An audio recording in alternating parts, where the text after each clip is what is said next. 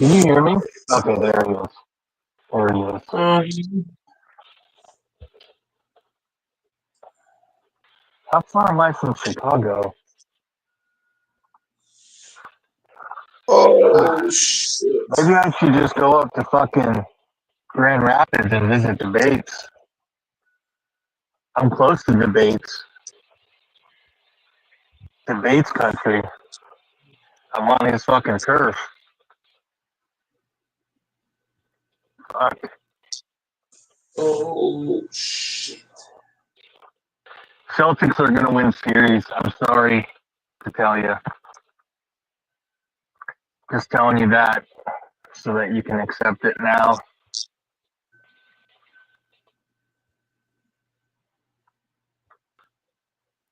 We win game 6, we're alive again. Yep. Cornette's never gonna have a game as good as that. Derek White's gonna probably never put up 35 again. But we could win game 6. I don't know how we're gonna do it. But we'll try. The Knicks are playing better this series. They, close games. It doesn't matter if you win at the end or the beginning. The point is you won the game. So in 40 and 60 minutes. So although one of them went to overtime, we lost in overtime. So we'll say 65 minutes. But the point is the Knicks have played well. I'll give Michael that and his, I can't take that away from his Knicks. And when I said good luck to him, I sincerely meant it. Now, obviously, I'm a Celtics fan. I still would like my team to win, but if his team wins, well, I hope you guys win the title.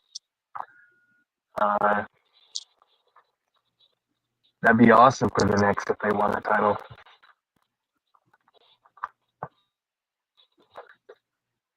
So that'd be cool if the Thunder won their first title. Not that I have any ties to Oklahoma at all, or know anything about Okie people. But good for them. And then who else is in it? The Wolves. That'd be their first. Cool for them. I don't have anything against people from Minnesota.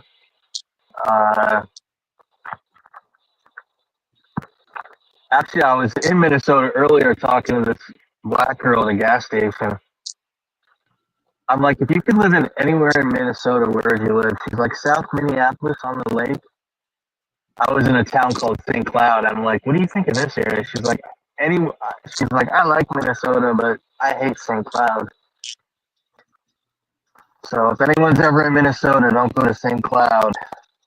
Oh my God, I thought of you, Mike.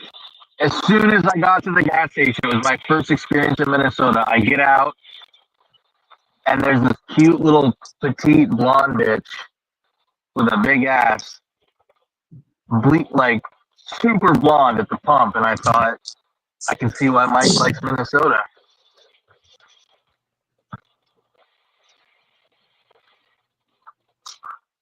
Okay. You're gonna fucking go fast and then go slow, you cocksucker, and these fucking tailgaters are so fucking aggressive, you little faggot, because you have to wait a fucking second? Well, go on then, faggot. Jesus Christ, the speed limit's 70.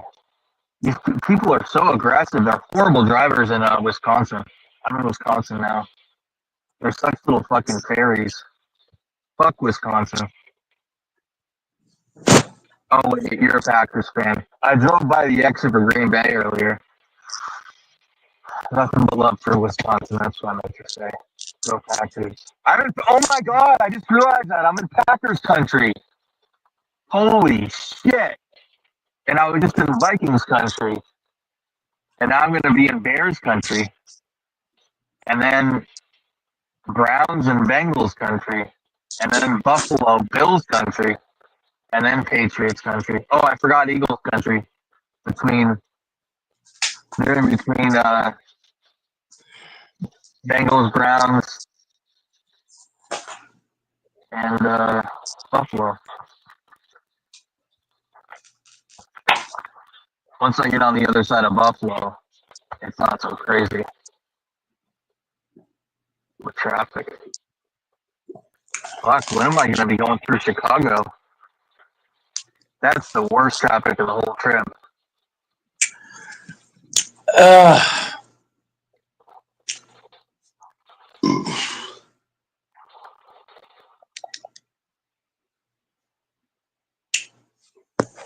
Oh shit. Fuck, I'm only 2 hours from Chicago. 39-minute delay. Wow, that's racist. You know what? Maybe I should take a pit stop at the next rest area before Chicago. Because I don't want to go through Chicago at 6 o'clock. The next rest area. I'm 95 miles from Chicago.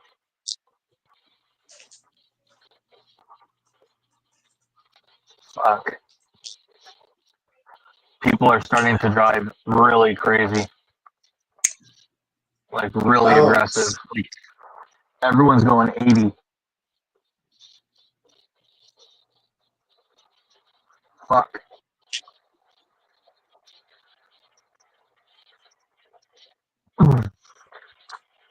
So if it's 4 o'clock here, it's 2 o'clock in Seattle. So I have an hour and 40 minutes to my conference call. I have to hop off for a conference call at 3:30 Seattle time, which is 5:30 Chicago time.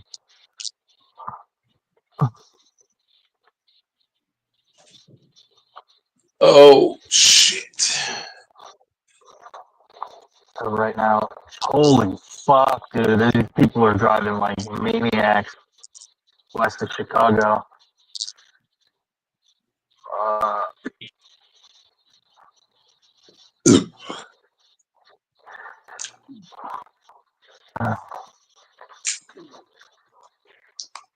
I got a question for you.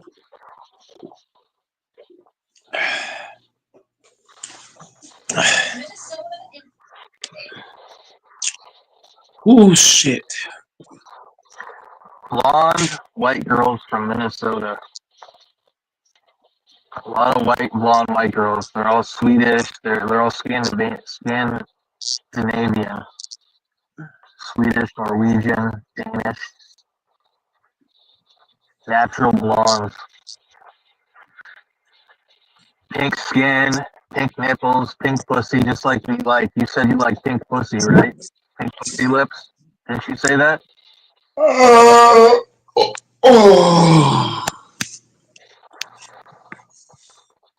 Oh my god.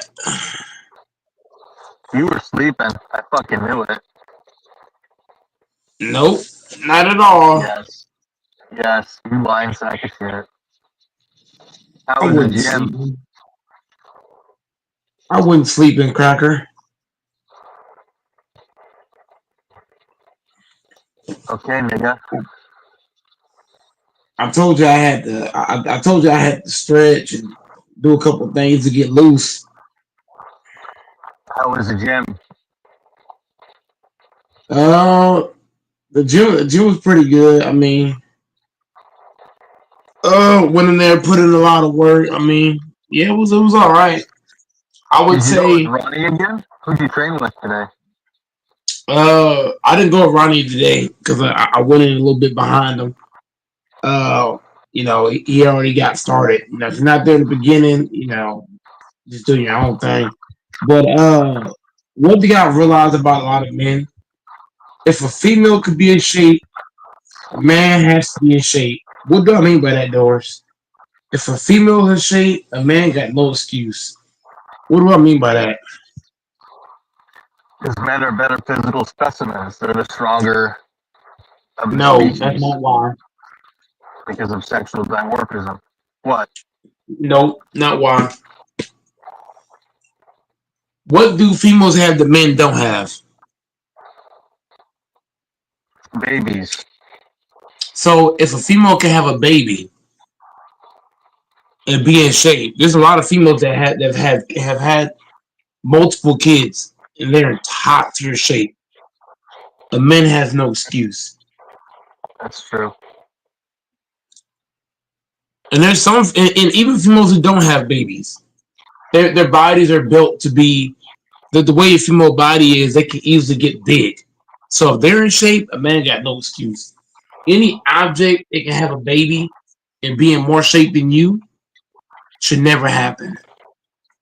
Which is Why do you say why, they're built to get big? Why do you say women are built to get big? Because they're shorter and they have babies? Why? What do you mean? no, it's not about shoulder. It's just the way they're built because they have eggs. So You mean they're the bottom woman heavy? has eggs, huh? Go on, I'll listen. When a woman has eggs, they can easily get big. Because some women, if they have a baby, they just get huge. But then What's the there's women that what? have there's women that. Well, all I'm saying is when a woman can get big because they're just not. It's the way it's their nature. Like they can like their bodies are not meant to be in shape because they do have babies and all the other shit. So when I see a man out of shape, is disgusting. A man should never be out of shape.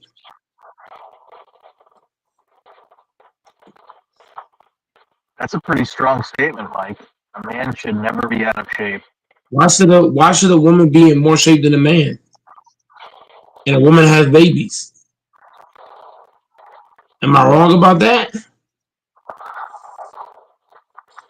The problem is we live in a society where most people spend time sitting in their chair or in their car or in their wherever. Yeah, but And that shit. most of the food we have access to on a convenient basis or affordable that's Oh, cheap, man. affordable is fucking unhealthy. Doors, you just went in a whole entire circle. I'm not talking about all the extra stuff you're talking about. What I'm talking about specifically, when you see a female that's in shape, as a man, that should motivate you to want to be in shape because females have babies. Females have Yeah, but eggs. you're talking about the men should be in shape. Well, what's the biggest way a man's in shape? Anyone says who's in shape, they say 70% happens in the kitchen, 30% in the gym. So if No, you want but to be no, in shape and be a man and you're not fucking 15, you need to be spending a lot of time thinking about what you're eating and eating healthy and nutritionally.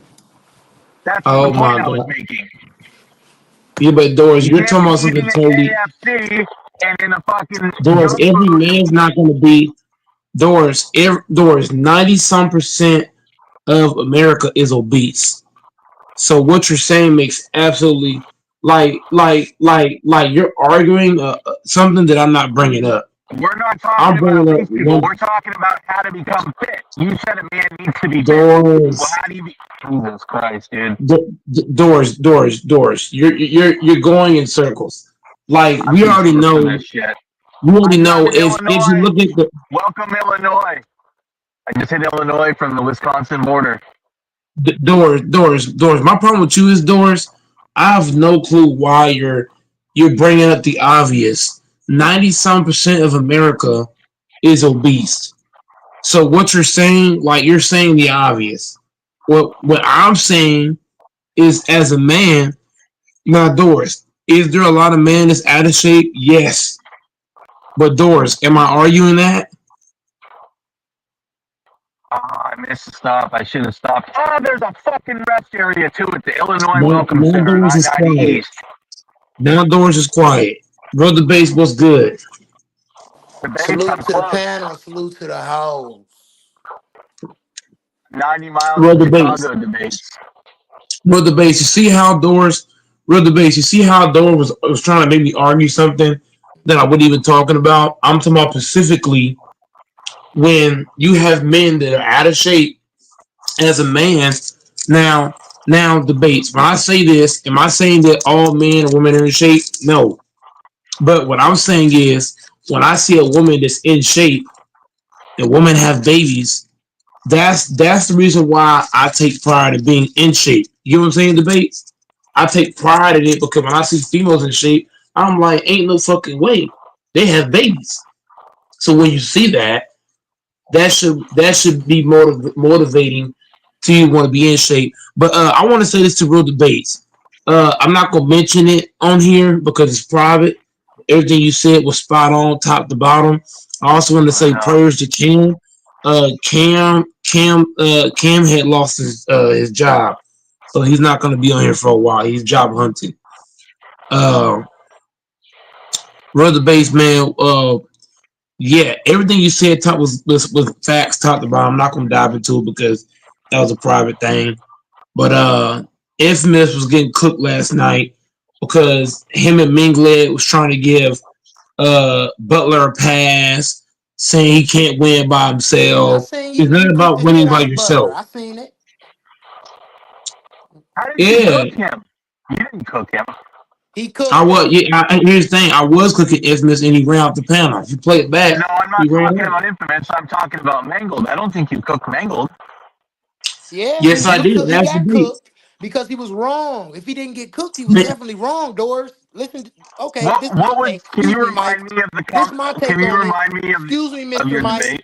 This is my take on the Doors. Listen to this. Jimmy Butler. He has never been MVP. I'm gonna just go down the line with these things before we even get to him losing it in Golden State, right? And I want the host and I want Doors to give me an answer every time I ask a question. Has Jimmy Butler ever been an MVP? No, No, No.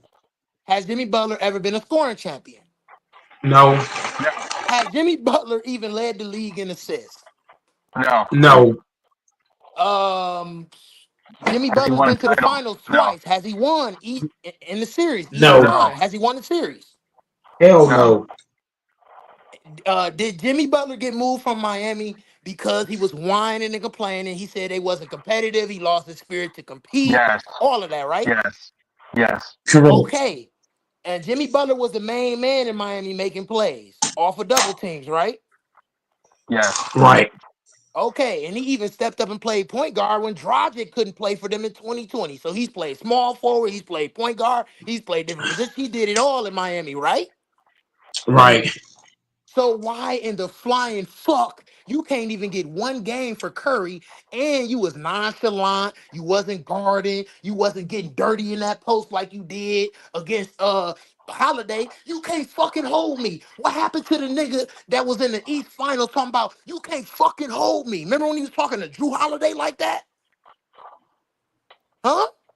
Cause see, this the thing. You don't want a nigga like me up here. You know why? Cause I'm really witty and I really know a lot. And that's a dangerous combination. He shot the Dangerous. ball, and the thing too debates. If you watch the last two games of the series, game four, 9 shots, game five, 11 shots. Let me answer this real debates. If you was Steve Kerr, if you was the head coach of the Golden State Warriors, and Curry's out, your second best player is Butler, and he's not being aggressive, what are you telling him? You better get aggressive for your ass hitting the bench because I'd rather just roll with everybody else that got a lot more heart than you be out there dragging your ass fucking up the team. Oh. You hear what I'm That's saying, facts. Doris? You know how I know that's brother base real quick. You know how I know that's facts debates because real debates indoors. Did y'all watch Kawhi when Kawhi was in the finals? Remember that finals where Kawhi he didn't want to shoot and it was costing the team and pop kind of nudged Kawhi in his chest. Remember that he nudged him in the chest and said, "Hey, shoot, motherfucker, shoot that shit, nigga." And Kawhi started shooting everything from that point forward. When Pop told him to start shooting, he started shooting everything. How come Steve Kerr didn't tell Butler, hey, Butler, we need you to get aggressive? Fuck Penaransky, fuck these other niggas. You Jimmy Butler. You been to the finals. You supposed to be a, You know why you go, know what I Mike? mean? You know why go, Mike? Because Draymond and Steph Curry like Jimmy a lot and liked what he's been bringing to the table since he came to the team. But Steve Kerr figuring that, Jimmy Butler been to the finals twice without him, did a bunch of shit, been shipped around a bunch of teams, had to prove itself in Miami, bring them out the ashes. You should already fucking know. that you got to be putting up 20 plus shots and be a dog on both ends like Jaylen Brown. You might have to play making. You might have to be the Jimmy Butler we seen. What was that? Game 2 or game 3 against the Lakers in 2020 when he dropped that 45. No, it was game 4, I think. He dropped that 45-point triple double. That's the Jimmy Butler we needed to see. The 2020 45-point triple double, that Jimmy Butler that went against the Lakers, that Jimmy Butler is the Jimmy Butler we needed to see. We didn't see him. We didn't see the Miami Heat Jimmy Butler. This nigga gave us a teenager, 17 points. Well, LBJ, he 40, about to be out of here. He gave you 22 at 40, nigga. You telling me a nigga that's like, well, how old is Jimmy? 35, 36? How old is this nigga?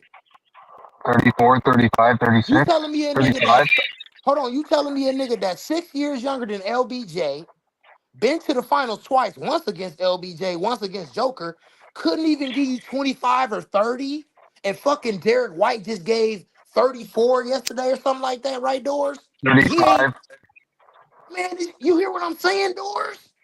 Hold on. That that Luke Cornett got more heart than Jimmy Butler. He's a bum. He's a bitch. Get him out of there, Steve Kerr, before he fuck you over next year, too. Well, yeah, I that's didn't and say probably the win then, the best game series, Luke Doors. Cornett's I ever said give going me to play. one That was game. a fluke. Don't mean to cut you off. My apologies. I didn't Don't say give Luke Cornett that much credit. That was a fluke. And because of no, that no, no. But game, what I'm and saying maybe is, one or two more, he's going to get a contract now and he's going to leave us.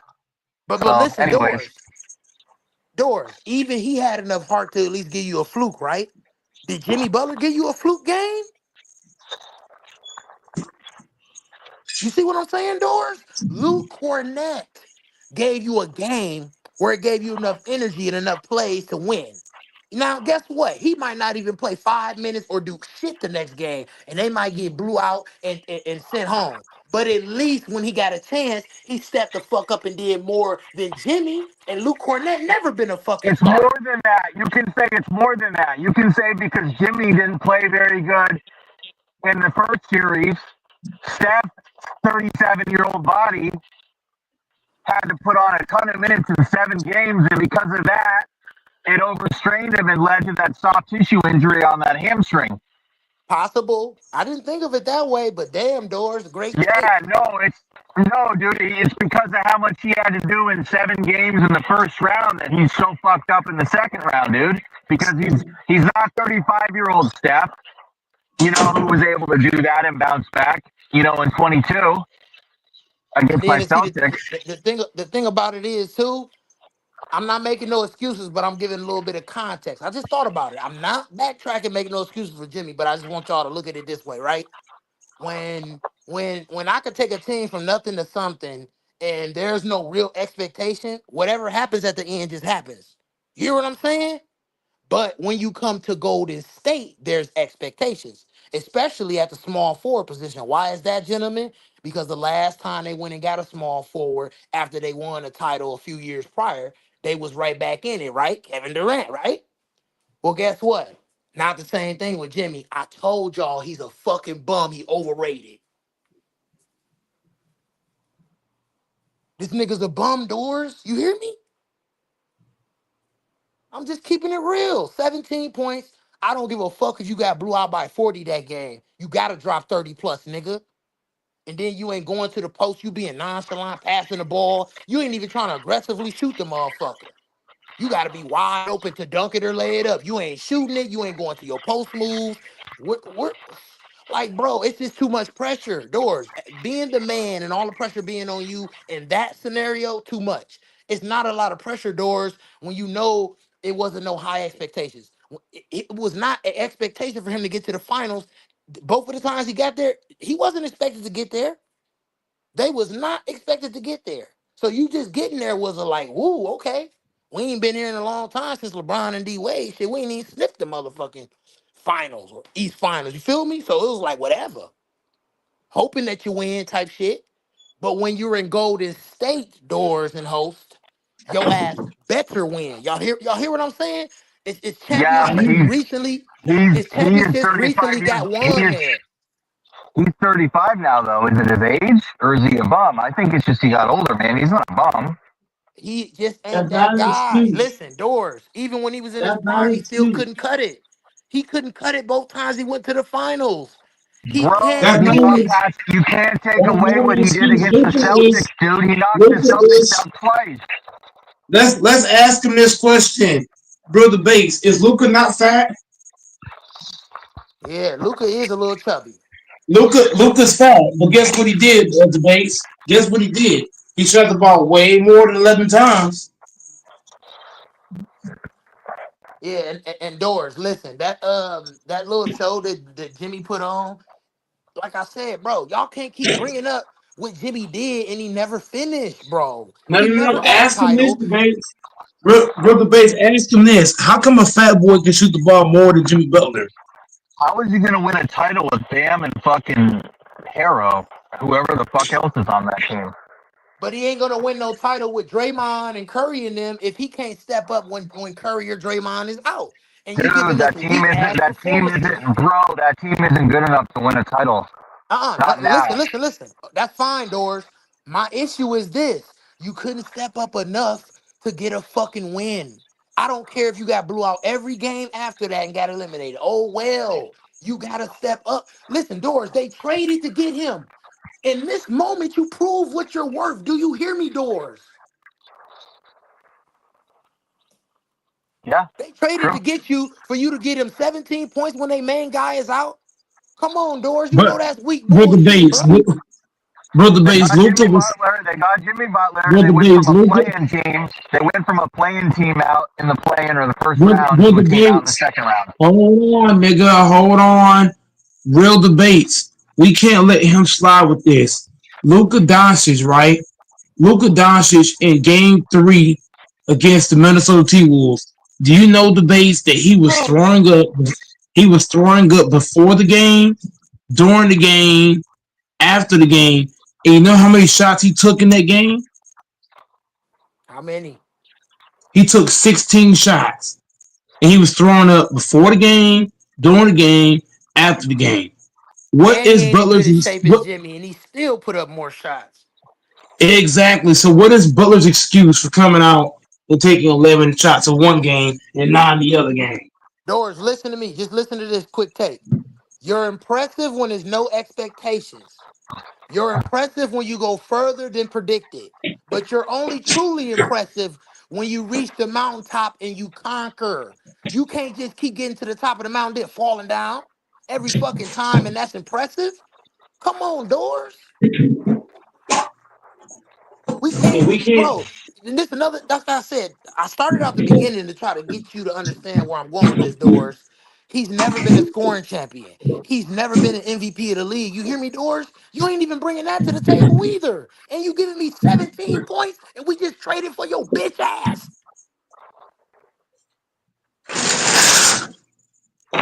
and I'm defending this I'm gonna say it bullshit. again for Doris. And I'm gonna say it again for Doris, debate so Doris can understand. Luka Doncic was throwing up before the game, during the game, and after the game. How come a fat white boy that's throwing up during the game, before the game, and after the game can take 16 shots, but you're taking 9 shots one game, 11 the other? Make it make sense, debates. That's what Dora's not understanding. Bro, Luke Cornett only had 10 points, I think, and fucking like 8 rebounds and 7 blocks. He still was far more effective than Jimmy, bro. He just had more heart. He was willing to make plays, put his body on line. He was just out there doing whatever it fucking took. Even though he had a reputation for being a bench guy or whatever kind of guy. He came out there and showed y'all something different tonight. He showed y'all what it Derek he White in the showed last Derek White in the last 2 games, he took 17 shots in one, 17 shots in game 4, and he took 18 shots in game 5. So you mean to tell me Derek White could take more shots than Butler? And Derek White never been That's the crazy leader of work. no team. He never been the man. Doors, That's you nasty cooking, you work. cooking, you getting cooked. Doors, you was getting You cooked. getting cooked, Doors. You might as well be quiet, Doors. You getting fucking fried. Ain't no defending Jimmy. I don't give a fuck if you got Johnny Cochran in this bitch tonight. I don't care if you got the Kardashian lawyer that died. Ain't no defending Jimmy. I'm on his ass.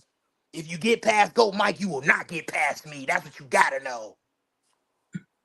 Yeah. That's facts. He's getting fried. You can't defend Butler. Butler is too good of a player to come out and take a 9 shots and 11 shots. This is why the Warriors should have respected Klay Thompson because Klay might go over 18, but at least he gonna take them bitches. Hey, and I'm gonna finish it up with this, Doors. Check this out, Doors. Ain't no getting around this. Jalen Brown showed us what happens when you've been looked at as the main guy, but they don't really think you're the main guy, and the main guy gets, is out the game, and you need to get a game. They might not win the series, Doors, but he proved he ain't no bitch. He proved he can get it done at least one game in the series and hold that shit down for Tatum. Jimmy couldn't do that for Curry. Curry done blessed you with the team. Okay, you came over and did what you did. You said they was a player team, and then Jimmy took them to this. You tried that, Doors, but you know damn well Steph Curry and that team been that team before KD and before Jimmy ass. So I don't even know why the fuck you said that about the little play-in shit. I don't even know why you said that. You just doing too much for Jimmy. And Jimmy ain't doing enough for Curry and the team. That's what I'm trying to get you to understand. Y'all niggas doing a lot of glazing for Jimmy. Meanwhile, Jimmy ain't hold no D. He's supposed to be a defender. Meanwhile, Jimmy is being nonchalant and not aggressive in the post. You supposed to be like Michael. Nigga, you ain't nowhere near like Michael. I'm deep He's frying the niggas same bring up guy. Michael Jordan What name and makes this motherfucking Jimmy Butler in the same sentence. Niggas gonna get what deep makes fried this and worse double dipped. debates, bro, brother base. You have to brother base. You're hitting the base, brother base. You're hitting doors with body blows. Now you got him with head blows. Isn't Jimmy Butler the same guy that played for the T Wolves and he called the T Wolves soft? He called Yep. the whole organization soft. He should have came into Minnesota and said, "Watch this bitch ass niggas. I'm gonna cook your ass." Yep. If You anything, you supposed go to against a show former them. team that got rid of you and you had bad blood. This is like, okay, Doors. It's just like if Jimmy Yeah, Butler exactly. was. Now cook on Think that about door this. debate. I'm gonna Cook just on throw a that. random shit out there. I don't know who to choose. But if any other Eastern Conference team was going against, let's say the Bulls or the Miami Heat, and Jimmy was on that team, Jimmy's supposed to be dropping 25 or 30. Jimmy's supposed to be going off because emotionally and psychologically, you supposed to be on that to show them this is what the fuck you said you didn't want. This is what you said you didn't need. He didn't do none of that. He didn't do none of that for himself. He didn't do none of that for his team, Doors. You, Mingle Jester, and everybody else, y'all ass getting barbecued today. If you come with that Jimmy Butler shit, I'm gonna fucking barbecue your ass like I'm in Texas at the grill. You hear me? You called the organization soft. The sad I hear part you. is the sad part of the base. He brother base. If you call, he's the guy that called Minnesota soft. So he's supposed to go in there and show them they soft. Shit crazy. And then I You seen supposed to Ant show niggas they Man. soft. Man, I swear to God, I seen Ant Man, Jalen McDaniels. I seen fucking Mike Conley too. Niggas just pulling up and Jimmy just like not guarded. And the fucking thing about it is, bro, if you off offensively, you can't play, make, or defend. That tells me you didn't give a fuck and you too old. It's a combination of both. There go your And then answer, they say Doors. he was sick. He didn't Then give they a say fuck he was and sick. he's too old. You know why he didn't give a fuck? Because he like, fuck it. If we don't win, it's all on Curry. Remember, it was a all bets is off. It didn't matter type of thing in Miami. Because the expectations wasn't LeBron and D Wade, because you ain't got LeBron and D Wade on the team, nowhere near, right? The expectations is hope you can get to the finals again. Whatever you can do, right? Hustle us to the best position you can. That's not acceptable in Golden State. And that pressure fucking crushed him this series against Minnesota. Mentally, he could not do what he needed to do to rise up like Luca did against his former team. You supposed to rise up and crush them motherfuckers. He ain't got no And heart, then they man. said, He ain't nowhere near related to Michael Jeffrey Jordan. And I don't want to hear no fucking body say nothing about it again. and then they said Butler was sick. The sad part about it is, how come a fat boy in Luka Doncic, like Luka ain't the best defender, but he played better. He played better defense Yep, he than sure did. Butler, and he shot the ball when he was sick. This man Luka, the base, am I wrong? He was on the bench throwing up on the bench, and he Crazy, still bro. he still took all those shots. I'ma just ask Doors, who's better, Derek White or Jimmy Butler? Derek White. Mm-mm-mm. I'm asking Doors. Uh oh. Go ahead, Doris. Uh oh. God, I don't even know how to answer that question. Yeah, I'm you not do. You do qualified know to how to answer answer that. that.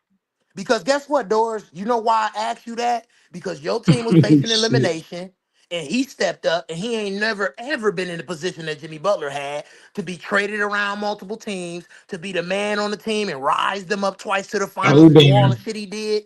To have this performance, and then Derek White to not have no resume outside of the Olympics and his title, that motherfucker rised up, bro.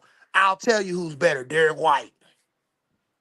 Yep, straight like that, bro. Because, like I said, if Jimmy, you don't gotta win, you gotta show effort. Same thing with Jalen Brown. Listen, like I said, y'all can lose this series. You will not fucking hear me dissing Jalen Brown saying he's a bitch and he couldn't hold it down. You hear me, Doors? You will not hear me saying that. He showed effort and he got the win.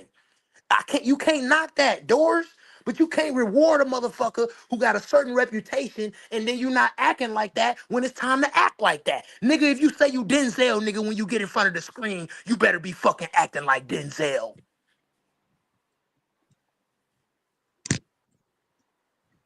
What's your take on that, Doris?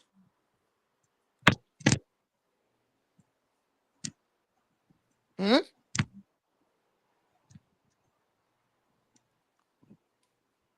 What's going on? I really need Mingle Jester up here because he got away. He slipped away. He ain't gonna get away with me because I'm gonna irritate him and make him stay there, flip it around and barbecue his ass.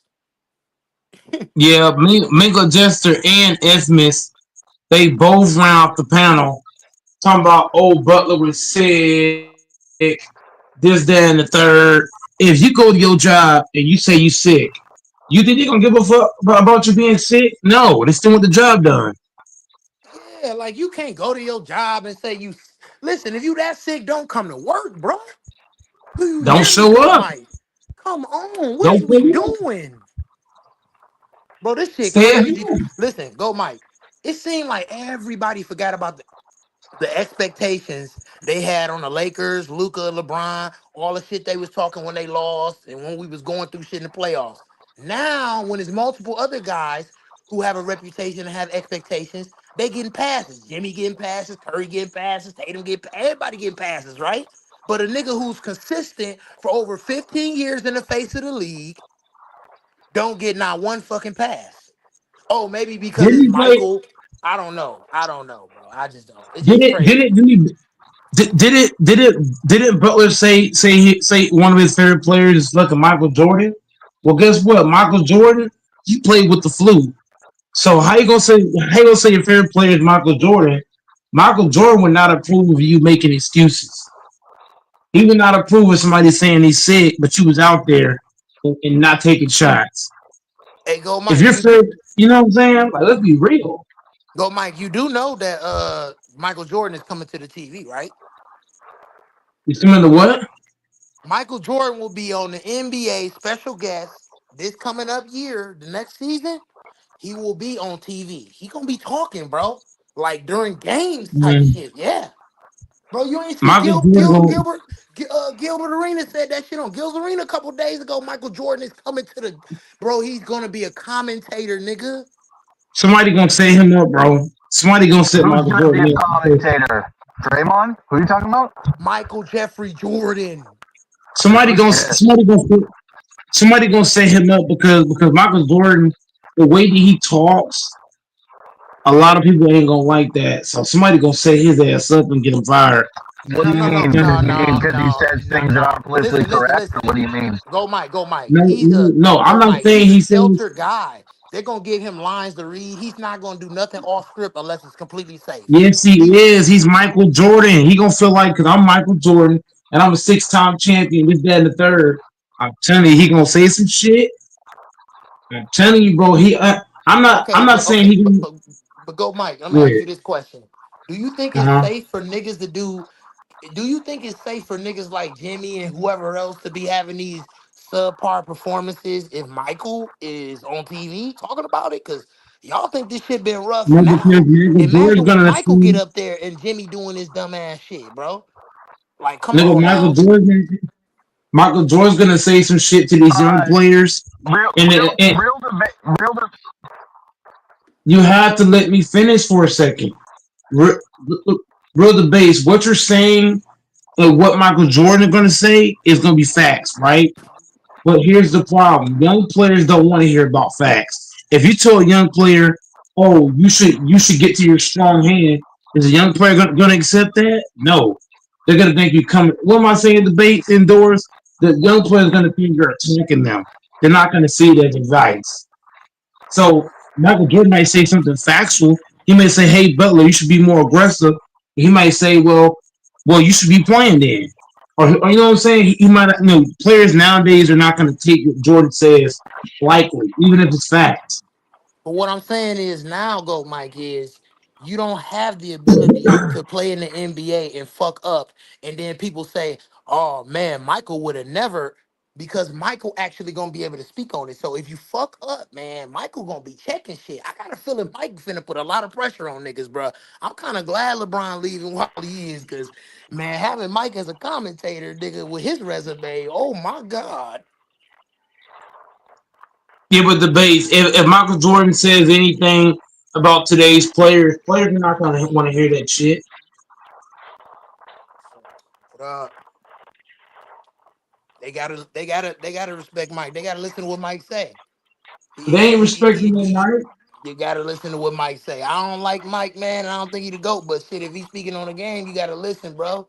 How We ain't got they a how chance they to hear that, respect man. We ain't nobody got a chance to hear him. I don't care if that nigga sound like a Tasmanian devil when he start talking. I want to hear Michael Jordan because I ain't heard that nigga talk. Point blank, period.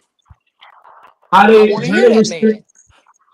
how they respect Mike and Kobe when you got players crying like babies. Like for example, Jason Tatum tore his Achilles, and he kept on saying, "Why me? Why me?" Well, if you get that Kobe Bean Bryant in you, you fight through that shit. Like these players ain't built like. Bro, MJ going to offend a lot of people.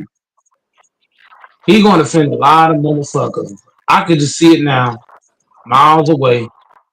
But see, but He, but see, Jason Tatum did that to himself, go Mike. Why did he? How did he do that to himself, go Mike? Well, first of all, you wore the Kobe band the year that you lost the finals. Remember that? When they went against Golden State, he was wearing the Kobe stuff. They had the picture side by side when he was in his like his summer league gear and Kobe was in the summer league gear. They was comparing it, all that, right? Kobe trained him before Kobe died. We know all of that. Okay. Then you follow that up years later now with the MasterCard commercial saying that you Superman. You feel what I'm saying? Superman don't break He has a legs. commercial. He has a commercial where he says he's Superman. Yes, Superman does not have Achilles tear, a knee rupture, nothing. Superman is Superman. So that's what I said, bro. It's like a MasterCard commercial, but it's like he's Clark Kent, he's Superman. Bro, Doors, you ain't seen that commercial, bro? It was playing the whole fucking No, I time. never. I never even heard of it. When did that come out? Bro, that commercial been out for like ever since the Celtics been in the playoffs, bro. Okay. But what I'm saying is, you got a commercial like that. You take after Kobe, and I'm not coming at him for crying about the whole injury situation. What I'm saying is, when you say you take after a certain guy, you gotta be built a certain way, bro. In order for us to believe that you even in that elk, that you even cut from that cloth. But I can't believe that you cut from the cloth of Kobe when you doing the shit you be doing and saying the shit you be saying, and then you was just so emotional about it, bro. The end of the day, Kobe was pissed. Most of the time I seen Kobe get injured and he couldn't be on that court, he was pissed because that competitive drive. Ain't no crying about this shit at all, bro. Save them tears from when your ass retire. That's how Kobe and Mike think. I'm just keeping it real, Doors. I'm listen. Jason Tatum, a great player. I'm not taking that away from him. He was fucking shit up before he got injured. At the end of the day, he injured. His team is on the brink of elimination. Y'all held it down for one game, but what I'm saying is he really got to reevaluate his image and saying certain shit and then doing certain shit and you're not following up. Just be quiet and set an example. Stop doing so many commercials. Stop trying to push yourself into image that you're not. You trying to be face of the league. You trying to be Kobe. You trying to be Mike. No, be Jason Tatum. You feel me? I feel like he's just doing a little bit too much. I feel like that's not Jason Tatum's style, all that flashy shit. He more quiet and he just do what he do. And he trying to come out of his shell and he getting exposed when he coming out of his shell. He not looking better, he look worse. Hear what I'm saying, Doors? This is my observation. This is observation.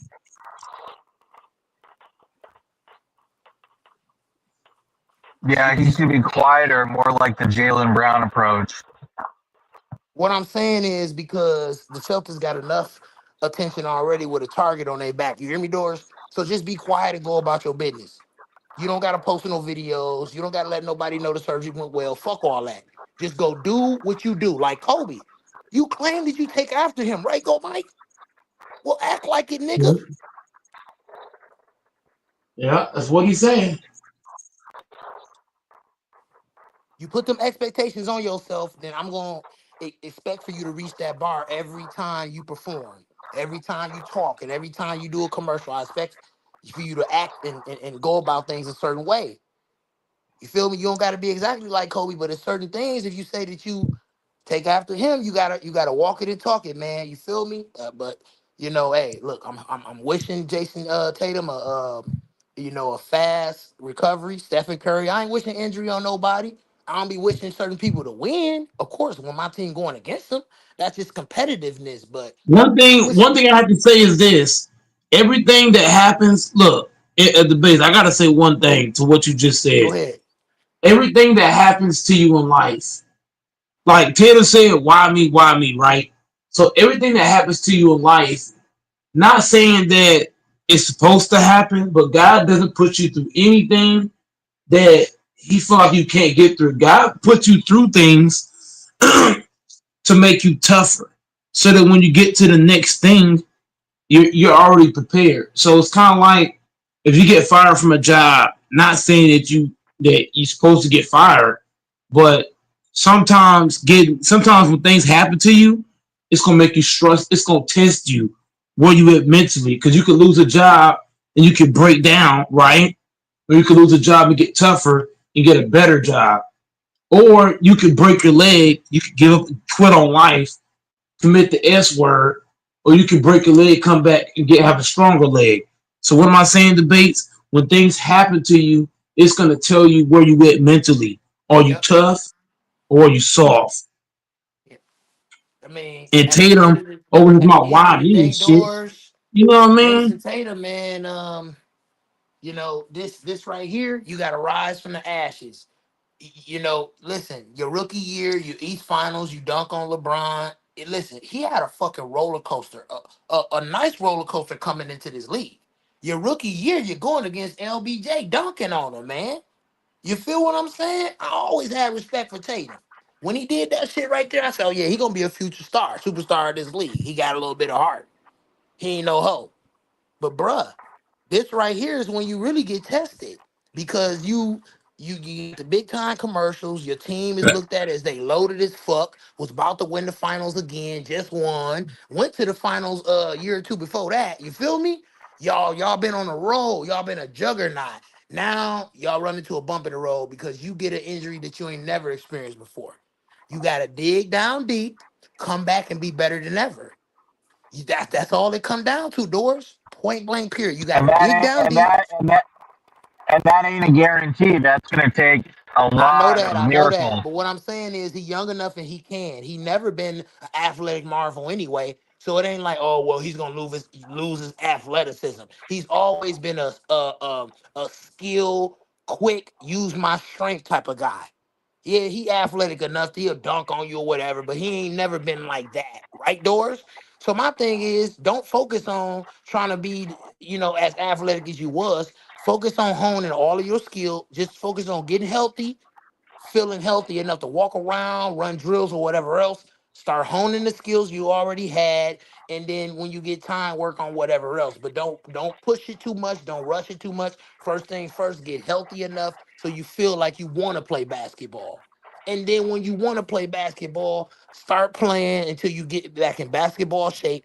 Get and then play enough to where you feel like okay, I'm ready to come back into this shit. I can help my team win. I'm just about right there where I was, if not better.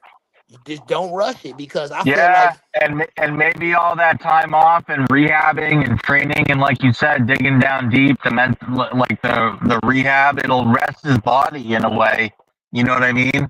and he need a break from the team outside. Listen, he went through a lot of bullshit last summer, doors with the Olympics and all that shit. He got drugged through the mud, man. He just need a break away from the team, like all that.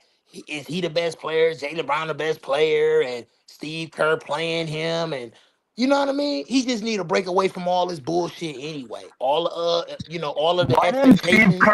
Why didn't Steve Kerr play him? I don't know. I don't give a fuck. At the end of the day, we listen. Yeah. He went and got a title after that. You feel me? He went and got a title. Uh, he's an NBA champion. He did what he needed to do, man. I feel like he didn't get a chance to prove what he was worth on that team. He could have brought a lot of things to the table. Steve Kerr felt like he didn't bring some things to the table, or he was just trying to fuck him over. It don't matter. What happened is what happened. He's still a champion. He's still a great player. He's a top 10 player in the league, in my opinion. And when he's healthy and he really doing what he need to do, I feel like he should try to hone his post game and mid range a little bit more and lean into that. If you say you really fuck with Kobe like that, because I feel like he just go away from that too much. You're very great at shooting threes, but when they not falling down, you don't go to your mid range or your post, and then it just be a disaster for the team. When Jason Tatum is shooting threes and they ain't going down, and he keep coming down doing that shit and forcing his team to play defense and get long rebounds and all that dumbass shit that he be doing, and he do be doing that, doors. He be acting like he fucking Steph Curry and he's not. He gotta stop doing that. He gotta learn how to, get on fire and shoot that bitch with confidence. Stop trying to just come out of nowhere and shoot threes like Curry, bro. Like a lot of dudes need to stop doing that shit. Like you could be so much better in the post. Bro, you like 6'8.5", 6'9". You're fucking skillful, you quick. Bro, it's a mismatch with damn near anybody that's from one all the way to three in the post. Bro, take advantage of the post. What the fuck? Get to the line. Drive that motherfucker. You feel me? Draw double teams like Jaylen Brown. It's so much more he capable of doing. I feel like he don't do it consistently enough. He got the capability of doing it, got the talent, but he don't do it consistently enough. So, Doors, I feel like this right here is an opportunity to take a step back from the pressure and expectations, take a step back from everybody else in your ears, and just get healthy, get better, and come back better than ever. That's it. Just Why forget don't about the you think he Celtics. does it as much as he should? Why do you think he's inconsistent with it and afraid to do what Because you he just don't go said to to the mid drive? range and the post enough, and he could be deadly there because of his size. And he just feel like because it's a 3-point shooting league, and they shot so many threes and won it last year. Now, listen, I'm not giving an excuse for it. You asked the question, so I'm gonna give you the answer, Doris. If you just shot a bunch of threes and won the title last year, and you were shooting a bunch of threes before that, but it finally fell through and you won a title, wouldn't you just keep shooting a bunch of threes though, right, Doris? Yeah, it's easier. It's not Right, as but but demanding. but at some point, Doors, when you call yourself a superstar in this league and you kind of like between like a veteran and your prime, you got to understand you got to kind of mold your game to the team, not the league. Mold your game to the team. So he need to mold his game a little bit more to the team. And you got away with that based on certain injuries and whatever the case may be. Fine, you got the title. This year, you're injured. Come back better than ever and come back with some new shit. Don't come back just shooting them fucking threes like that. Cause the team is about to be different. And I feel like he need to add more to his game and get better. Because the team might be a little bit the team might not be as good. And in order for them to be as good as it was when he left, when he come back, he might have to get better. Do you hear me, Doris? Because the team might Yeah. because Drew Holiday, Porzingis, you know what's up with y'all contracts. It ain't no guarantee that them guys gonna stay, and if they leave, there's no guarantee who you replace them with will be as effective. So that means it's up to who to get better. It's up to Jaylen Brown to get better. It's up to Jason Tatum to get better. If the other dudes don't step up and the other dudes that leave don't get replaced by better players, that's any team, right? Hmm. That's what I'm saying. So just focus on getting healthy. Focus on getting better, man. Forget about Jaylen Brown. Forget about trying to rush back. Like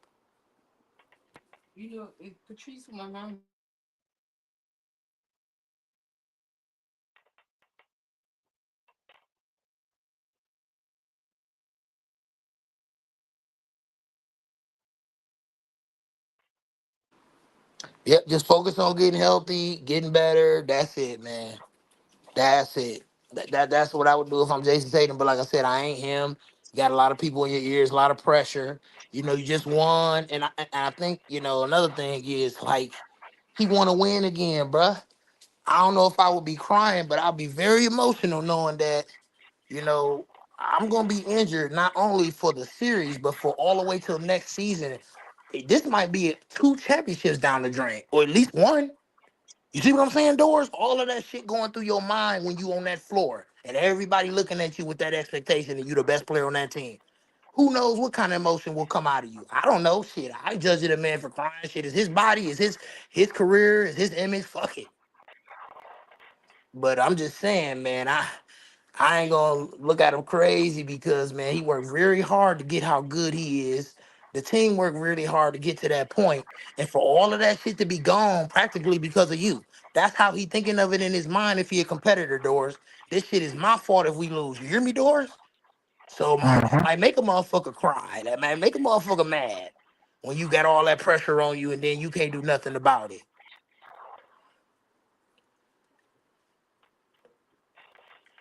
That's all I'm saying. I'm not making no excuses for him crying. I'm just saying I'm trying to give a bit of a visual concept as to why he may have been crying. Outside of the injury, everything that comes with that. What goes through your mind? You did so much work to get to this point. What goes through your mind when all of that shit get thrown in the garbage can out of nowhere? Y'all hear what I'm saying?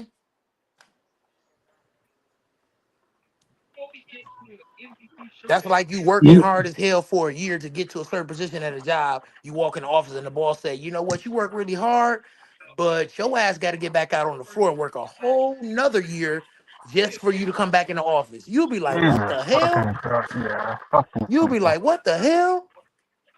You just told me, you know what I mean? I'm just trying to get y'all to understand, bro.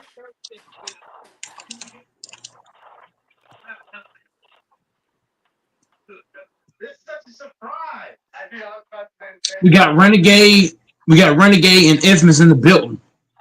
Oh shit. Oh, go ahead. I mean, I've been up here just running my mouth. Go ahead, salute the infamous and Nah, everything you're with making everybody good else. points.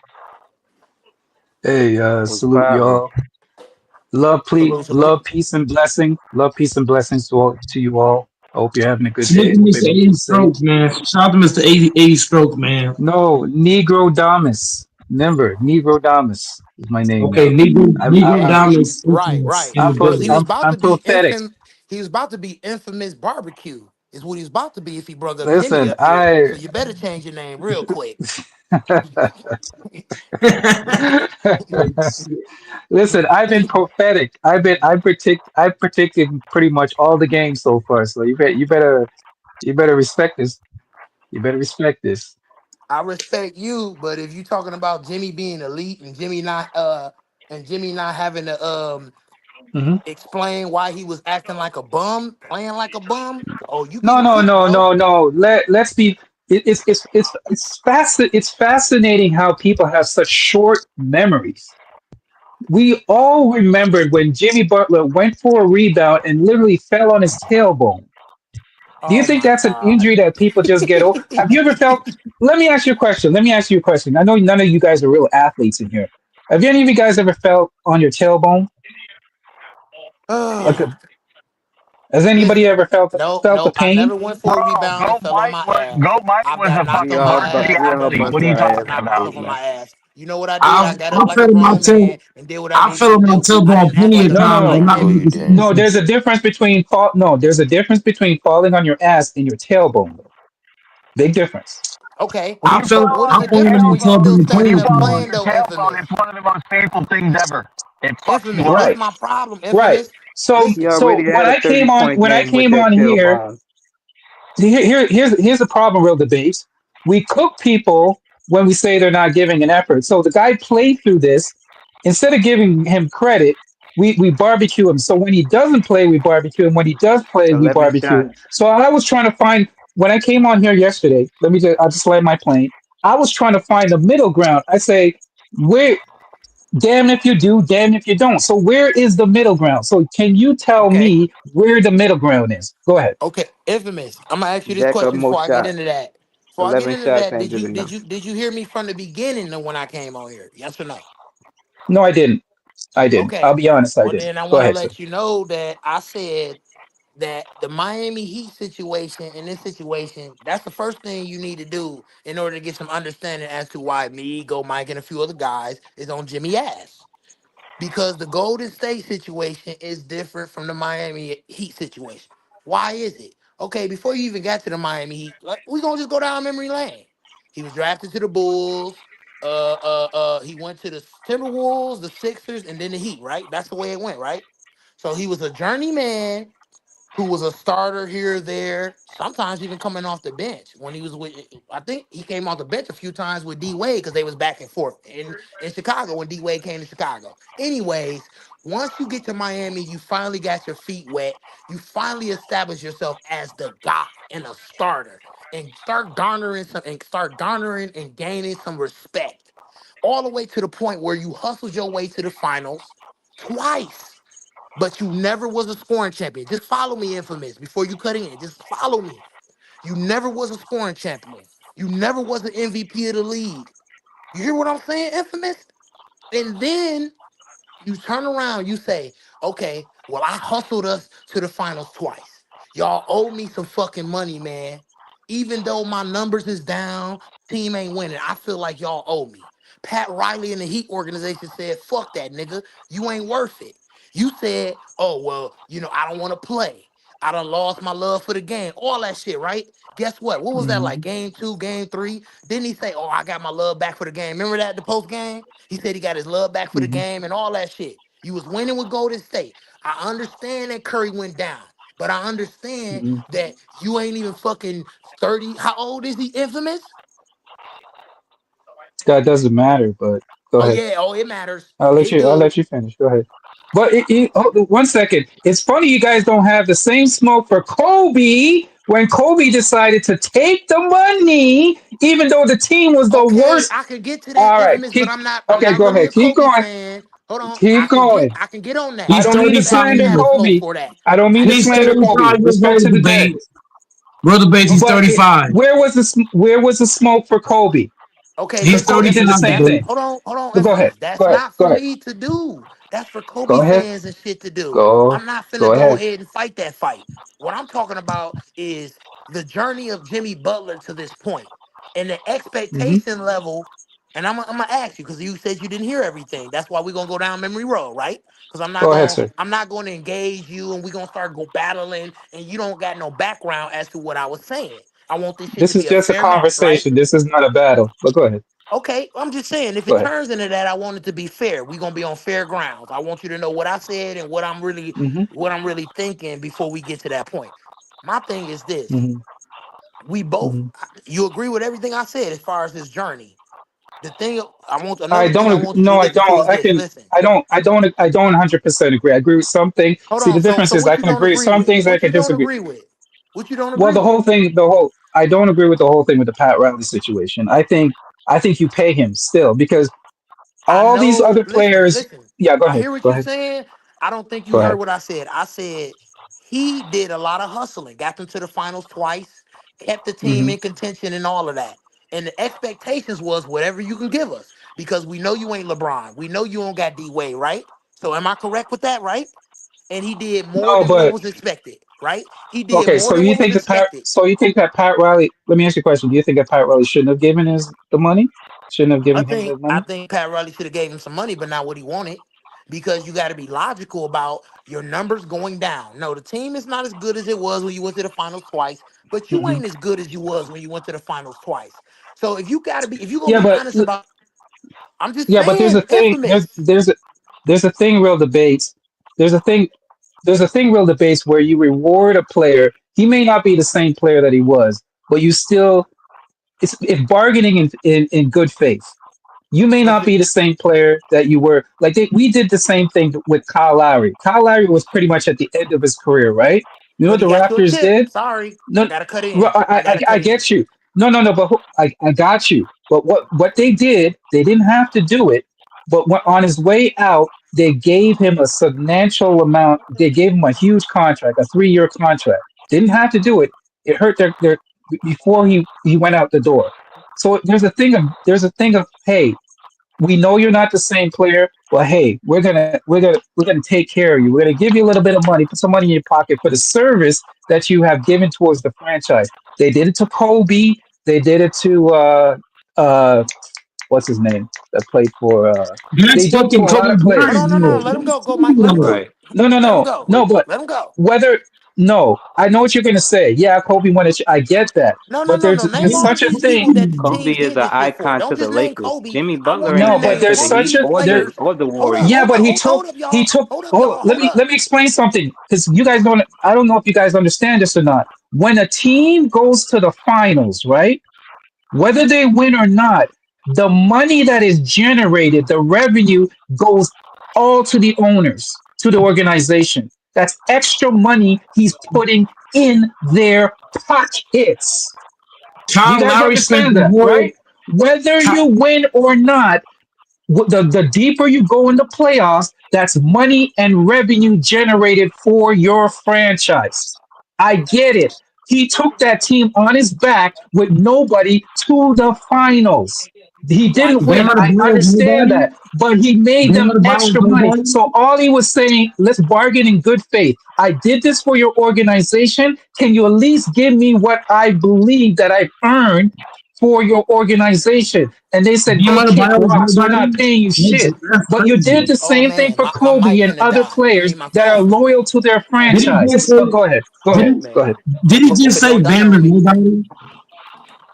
Bam on the Biles are all star Oh caliber man. players. So how's that Oh god. nobody? Bam on the Biles are all star. So how is that nobody? That's crazy work. I ain't gonna I lie. never. Who Bam said Bam was a on the nobody? I Biles didn't is no say that. nobody. Where did I didn't say Bam that? on Who the did that? Biles Who said? Bam on the Oh, Biles are all star You said caliber he players. single-handedly took the team to the finals No, he and put did. them on No, his he back. didn't. He had You that. said he put them If on Jimmy his Bam back. took had a them. star, Jimmy took them to the y'all are finals twice. disrespecting. Not just once, but Y'all, twice. y'all are You said on his back. disrespecting. On his back. Here's my problem. No, no, no. Y'all are disrespecting Bam Adebayo. Bam That's Adebayo not a is the disrespect to only. Bam Mobile. Yes, y'all are because you said he took them by himself. Was Bam Adebayo not putting up 20 points a game during that whole Are we forget? stretch? Yes, Are he we was. forgetting that series where Bam disappeared? Bam We're Adebayo was not. playing See how defense. people have You're short looking at, you're memories. looking at, you're looking at points by infamous. You're looking at strictly points. I'm looking at the No, overall I'm package. not. No, I'm not. Bam There Adebayo, was a. yes you are, Go ahead. yes you are, because you brought up the first thing you brought up. Yes you are, because the first thing you brought up, infamous, was well he disappeared. When you say he disappeared, you're talking about points. Bam Adebayo, Bam Adebayo don't just get How you buckets. He how you gonna plays. He tell me? plays. How you gonna tell me With how I Bam did? Adebayo, let me fucking finish. With Bam Okay. Adebayo, I'm I'm finna bet glad you. I'm FYF finna has bet to you. agree with me on this one. I know he hates me. I know Let FYF me hates finish. me, but Infamous, you FYF, have please to cook. stop. That's like Infamous, Kobe shut the leaving fuck the up, you Lakers and Canadian asking bitch. Toronto You to have give to him the stop. money that he Renegade, please feels that stop the cutting me Lakers off, owe sir. him for being Renegade, an please icon stop to the cutting me. Lakers. It's not the Renegade, same. please stop cutting me off, sir. Renegade, please stop cutting me off, sir. Renegade, please stop cutting me off, sir. What are FYF you talking, will agree nigga? with the Don't make only me go guy I off. know. I'm gonna add you in the backstage, you bitch ass nigga, so you cut me off with my shit. No, I'm talking. Y'all niggas is letting Ismus say bullshit. This man just told me that Butler took the team by himself. That's bullshit. Bam Adebayo is an all-star caliber player. He made the all-star team more than one time. What are y'all niggas talking about? Bam Adebayo out here get buckets. He defended. He rebounded. He playing his ass off. But y'all said Butler went by his damn self. Y'all acting like he had not one all-star on the fucking team. And if we're being real, Tyler Hero should have made at least one all-star team. Tyler Hero was playing like an all-star, giving you buckets, knocking down shots, playmaking. Y'all niggas out here just saying like he played by himself. No, he didn't. He had Tyler Hero, who was playing at an all-star level both of Tyler those Hero was years. he was injured. Oh, go ahead. Go ahead. Tyler He was Hero, injured, when he sir. was Tyler Hero was on the roster. He was on the roster, and when he was playing, he was playing in that finals. When they got to the finals, he was in that finals. So what are you talking about? When they made the finals, he was in that finals, and he was playing his ass off. Him Go and ahead, who's the F. other kid? It was him and Duncan Robinson and them Yeah, boys. then John Them Tyler and Hero and Go Duncan go Robinson ahead, was FY, coming off an FYF, NBA bubble in what are FYF, we never 2020. talking about? Go ahead, FYF. Go ahead, FYF. FYF, a Go ahead. question real We gotta quick. stop the FYF, bullshit. If I Now, recall, who was didn't the Tyler point Hero and guard? Duncan hey, Who was the Robinson point go on guard they in Team USA 2020 in before Jimmy 2020? became point guard and went into the Wasn't finals? Goran Dragic an all-star player too? FYF no, hold on. Goran Dragic also an Yeah, you all-star hold on. player? What y'all saying? What y'all saying about Jimmy Butler? In Listen, this FYF. kind, hold Oh, on one my second. bad. Let him talk. Let Go him ahead. talk. Go ahead. In this sense, they right about Jimmy Butler as far as Jimmy Butler self-sabotaged in Miami. He because here's the thing. Miami has a track record of not paying older stars. Yep. They didn't even pay D Wade on his way out. D Wade gave them a Nope. championship, and they didn't even pay D Wade. You know, if you thinking about the contract and you talking about the contract that they gave Kobe because of what he did in the past, well, they have a track record of not paying you for what you did in the past. They only will pay you for what you can do in the future. Jimmy Butler knew this. Jimmy Butler intentionally self-sabotaged in Miami to get traded. He got exactly what he wanted. He knew Miami wouldn't pay him, but he also wanted to be able to get to a team this year where he can compete. And so he self-sabotaged. And so when he goes to Golden State and when his number gets called to show up to win a game, you got to accept all the criticism that comes with a move like that. And I think the criticism is just due. I think I even said on my show, he should have been able to win at least one game to buy Steph Curry time to come back. He did not do that. He completely fell apart. Come You on, went there, FYF. you said you Preach. got your love back, and you choked. You got to get this criticism now. I They agree fell with this. apart I because agree. the I agree team with FYF. and the team that But he you're was the playing against. same one. Hold on a second, Mike, because he just did something. You can go back on his live from yesterday, and you contradicted yourself because you said, "Damn if a player does, and damn if you don't." Didn't you just say that on your live yesterday? No, Because I listened to the whole live. what I was talking about yesterday was good organizations and bad organizations. So the context of what I was talking about yesterday was there are some organizations where you know who they are. They will deal with you in good faith or they won't deal with you in good faith. What Miami does is not a secret. They did not pay D No, Wade. no, that's not. No, that's Hold on. not the Listen, let me argument. finish That's what I'm not what saying. you said. Hold on, let me Please, finish what I'm saying. Let me go finish what ahead. I'm saying. What I'm saying is if you know who Pat Riley and the Miami Heat are, then don't act surprised when they don't give you that contract. That was not no No, that's not surprise. what you were talking about. You were talking about players and being But injured. I know, You say because what you you're doing, criticize players when they infamous. play. Hold on one second. What you're doing Okay. is you're convoluting a completely different topic No, no, yesterday, no, trying no. to blend People, it with go this. back and listen to his live. I'll timestamp it. I'll timestamp it and Oh come my back God. here and You give it say, to you. damn So I'll if you leave the do. live right now and I'll I didn't. We timestamp were it. talking about I'm gonna something say I will completely this. different. I will timestamp I'm it. gonna say Go this. ahead. That's a false narrative. Hold on, I got something to say about damn if you do, damn if you Okay. don't. I'll When you be say back damn in a if you Go, do, second. Mike. I I'll did put the not. when you We were say, talking timestamp. about something when you completely. say, We're not talking about no Jimmy Butler. hold on, F-Way. I got one thing to say about damn if you do, damn if you don't I statement. didn't say Damn that. if And we you were do, talking about something completely different. Go, Mike. God Jimmy, damn. but no, but here's what I'm saying, Infamous. FY, to cater to your point, when you say damn if you do, damn if you don't, Butler didn't do anything. In No, the we last weren't two talking games, about that. We were he didn't talking do. about the media. You're damned if you do, damned if you don't. Okay, so I'm Not not the gonna address team. FYF, but I'm saying if Miss Kim on here said when you say damn if you do, damn if you don't, that means that if Butler had dropped 30 and they lost, that you know what I mean, that's fine. But he didn't do anything the last two games. No. So if Miss can't say that. Yeah, but the problem with Jimmy Butler is Jimmy Butler put on this facade in Miami that he lost his love. Yep. He made it seem like Miami took his love for the game away from him. I said this, He FYF. forced a trade. Now you go to a team and then you publicly say, I got my love back, and you all smiles Yes. and giggles. And now when Steph Curry goes down, and all they needed him to do, Jimmy, we've seen you do it before. Just give us one game. Just help us get one game so we can get to that game 6 and we can have Steph and we can have a chance to win this series. He disappeared in every single game that where they needed him to just for one. Yep. And so when we talk about this right here, you have to hold his feet to the fire because he knew what he was doing in Miami. He intentionally self-sabotaged. That's much different from a team that's not operating in good faith because Miami, the only thing that they did with Jimmy Butler is what they always do. They do not pay aging stars on their way out.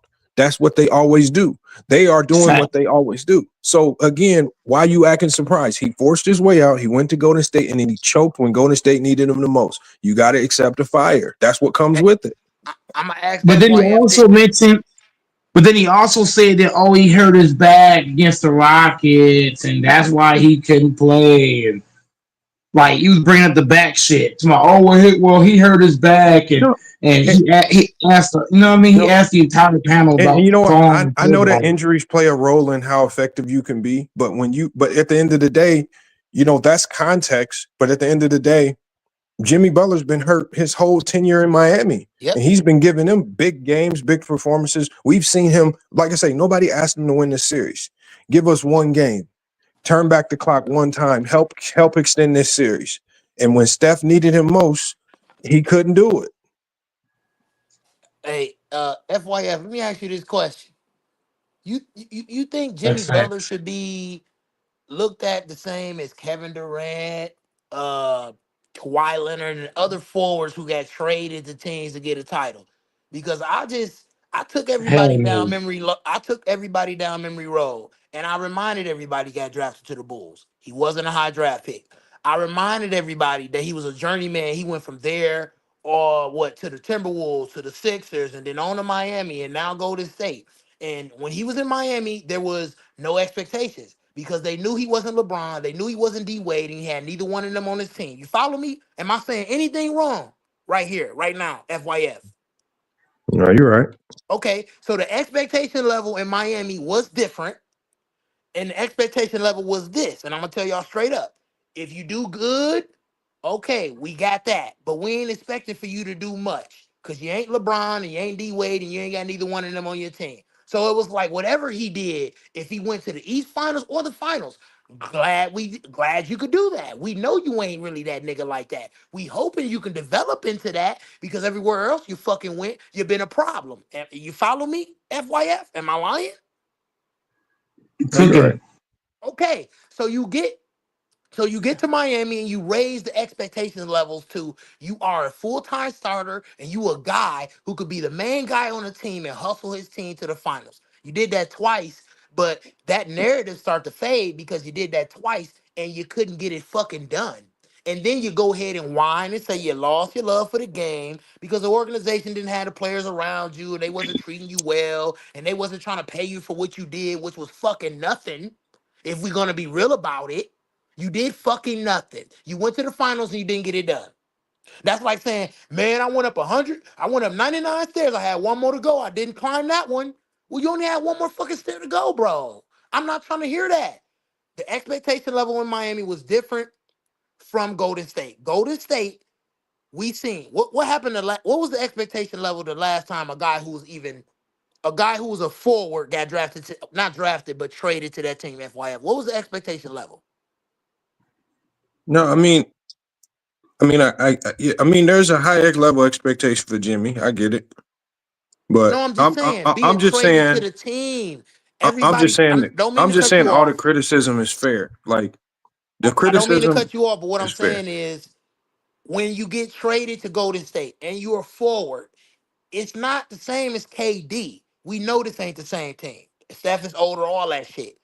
But you getting traded and then you say you got your love back, the team is winning, it's Golden State. It just start a lot of expectations pile on, and I'm not sure if he really understands that, vice versa of knowing it. You hear what I'm saying, FYF? He probably knew it was big time expectations, but he didn't expect for this shit to happen the way it happened. As far as but real debates. No, nobody goes to the Warriors thinking that in the middle of the playoffs, Steph Curry's gonna go down with a hamstring injury, and now you got to be the lead dog. Like his expectation was to go there and play behind Steph, which when he played behind Steph, it looked good. I think the criticism is fair because when Steph goes down, Okay, now you in an elevated position. All right, right? you getting paid the big bucks. We need somebody because it's not going to be Podziemski. He's not good enough. It's not going to be Draymond. He's not good enough. Nope. The only Nobody guy else on got that a team handle on the that could bag have except won Jimmy one on the game. floor. The only guy on that team that could have won one game and to extend that series would have been Jimmy Butler. And when they needed him most, he disappeared. And this is not, I mean, like I say, I don't think Miami did anything wrong. When you talk about operating in good faith, Miami did operate in good faith because they did what they always do. They do not pay older stars. That's Hey, that's what they check, do. check this That's out, not bad faith. FYF.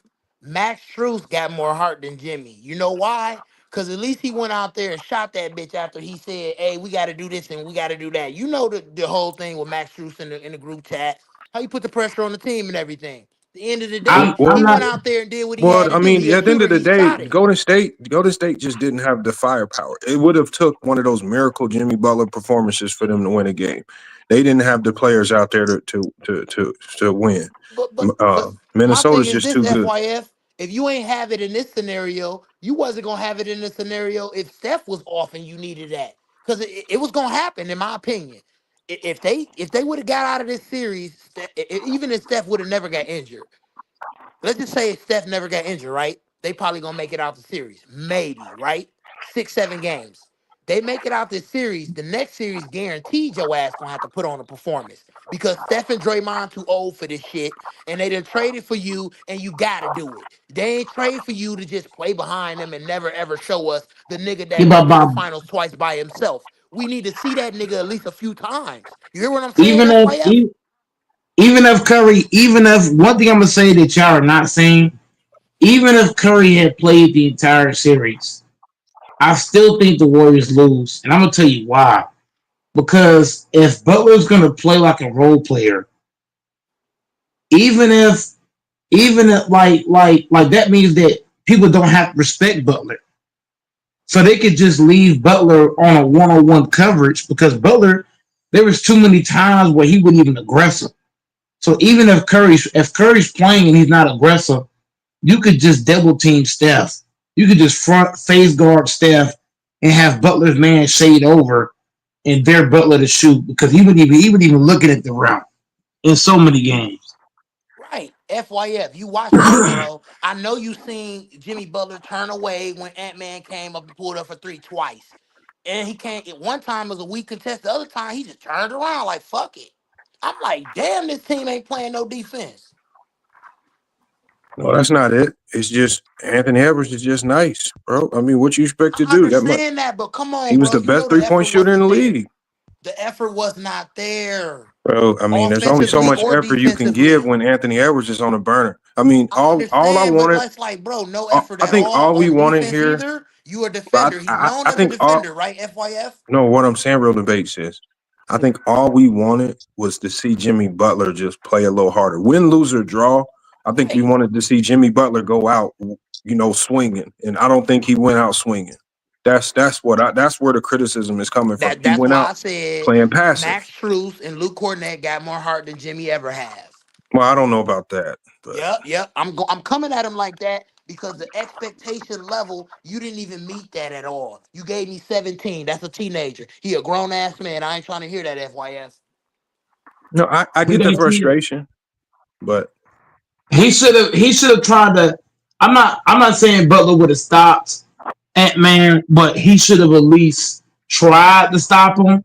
And then on the offensive end, he should have got the ball, told everybody get the fuck out the way. I'm Jimmy Buckets, and yeah. tried to go. He did try. Yeah. Well, I think what we forget though is Jimmy is older now. This is not the same Jimmy Butler of 5 years ago. When you You FYF, old, don't that want to shit know is this hard. older crack me shit. up. You about to crack LeBron's me 40 up. years old. I LeBron's know, 40 but years old. LeBron is He a still is good. alien. LeBron is not normal.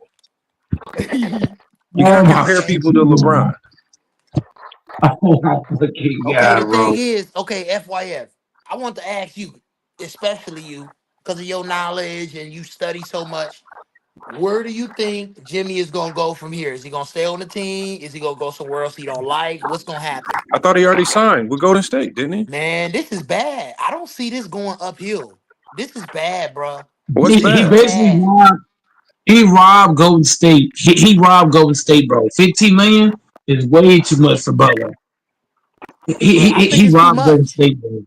I think it's too much. I've never seen Jimmy Butler perform like this in Miami, bro. This shit too much He for him, literally FYF. robbed them niggas without a gun or mask.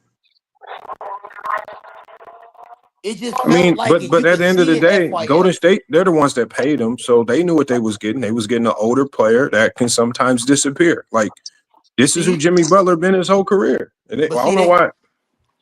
Shouldn't But Jimmy surprise you. thought that they could do a KD move again. We're gonna go get a forward that don't, whatever the case may be, we're gonna go get this guy. Nope.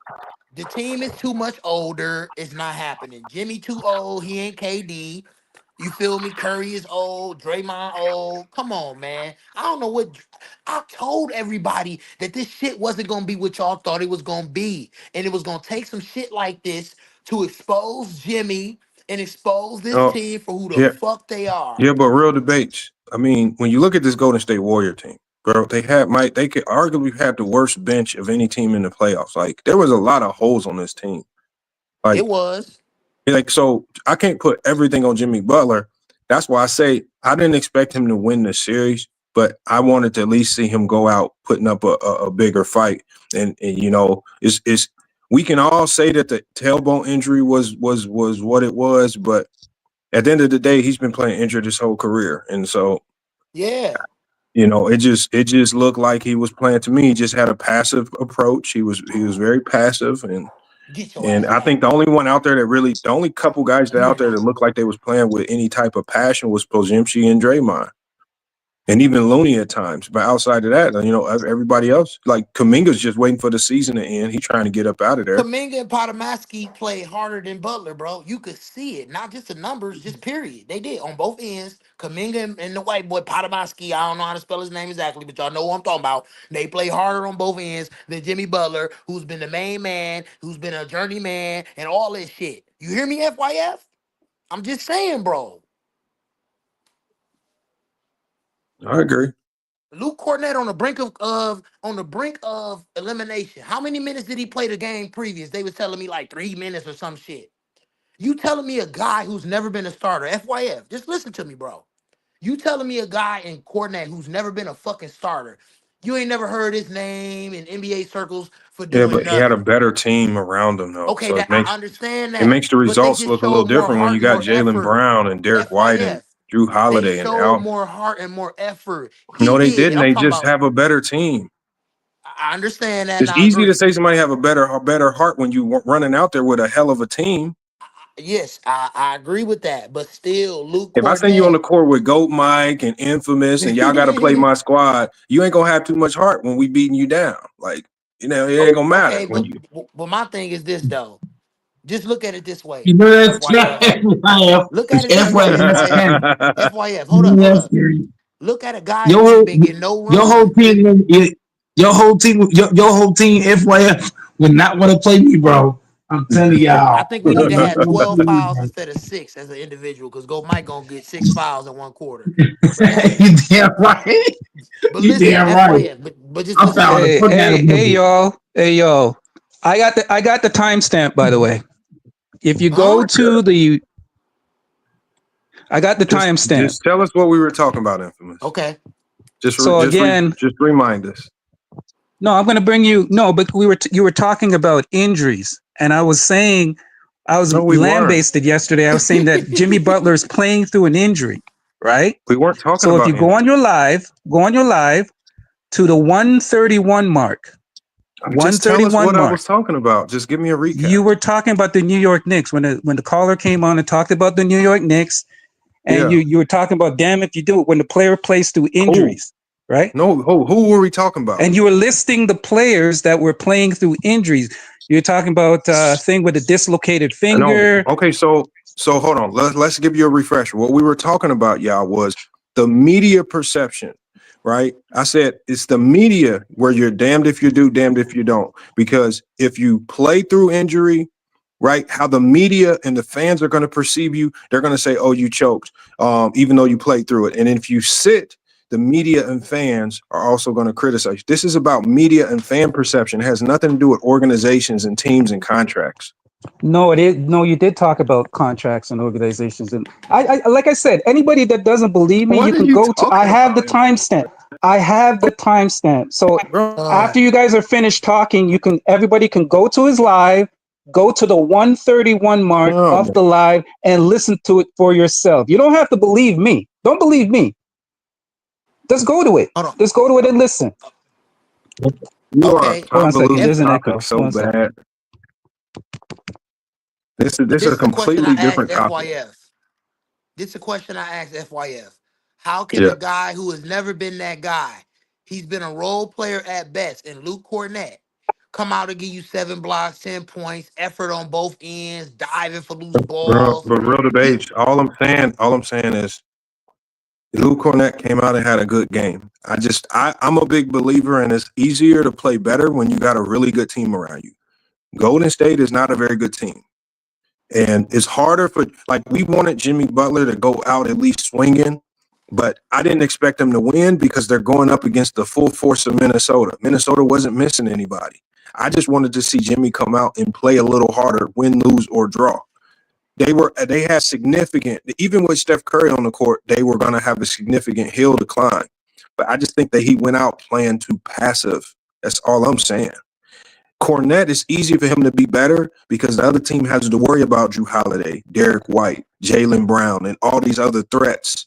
He's the last person that teams are going to worry about, so it's going to be easy for him to go get cleanup stuff and look better. That doesn't mean he has more heart. He just has a better team.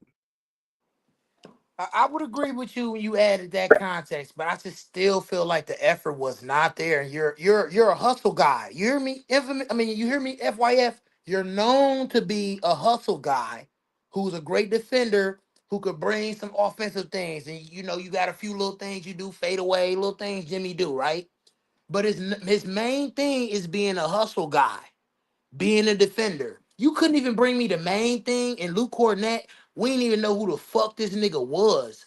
I understand he on a better team. But it's like, fuck, bro, your back against the wall. The best player ain't on your team. You step up. So you telling me Jimmy can't step up, but Luke Cornett can? I understand once again. Better team. But this is bullshit, FYF, and you know it. Listen, real debate. Sorry to interrupt. I actually agreed with FYF what he said on his show because you can go back and listen to it. I gave you the timestamp. You can go from the 129 mark or you can go for the 131 mark of the live, right? And I was agreeing with it because it was the incident. I didn't know about Jimmy Butler's injury until afterwards. It was after not the game, not the last game, but the game prior to, right?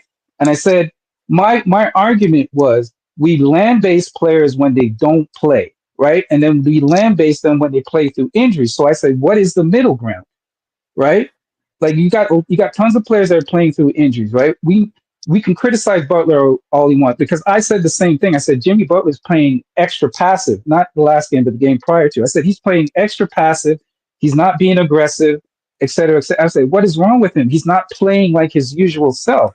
Then I realized he's injured. And that injury stems from that tailbone injury when he landed on his tailbone. That's not something you get over in a couple days, right? I'm not making excuses for him, right?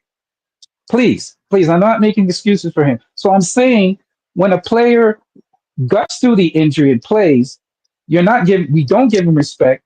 When he sits down, we call him soft. So I was just asking the simple question I was asking is where is the middle ground? Where is the middle ground where's the middle ground?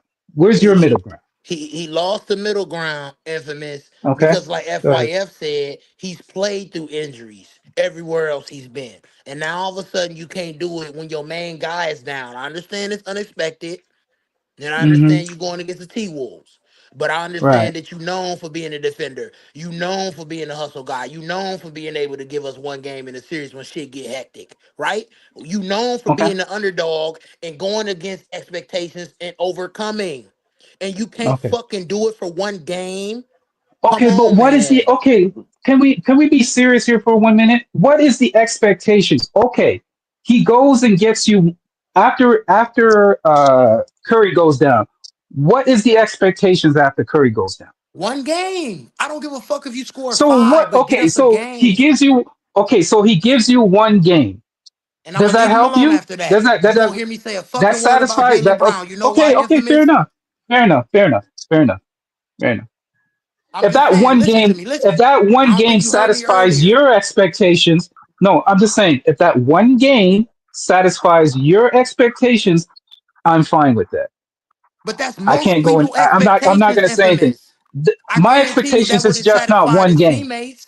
I guarantee you that would have No, satisfied no, Curry and no, everybody no, else on no, that no, team. no. He didn't say get one game. The base. You saw how he tried to do that. He's saying the Butler to get one game because if Butler gets one game, you give Curry a chance to return. Right. That's what he's No, talking about. no, there's no guarantee of that. There was no Yes, guarantee yes, there that was. Curry. Yes, there was.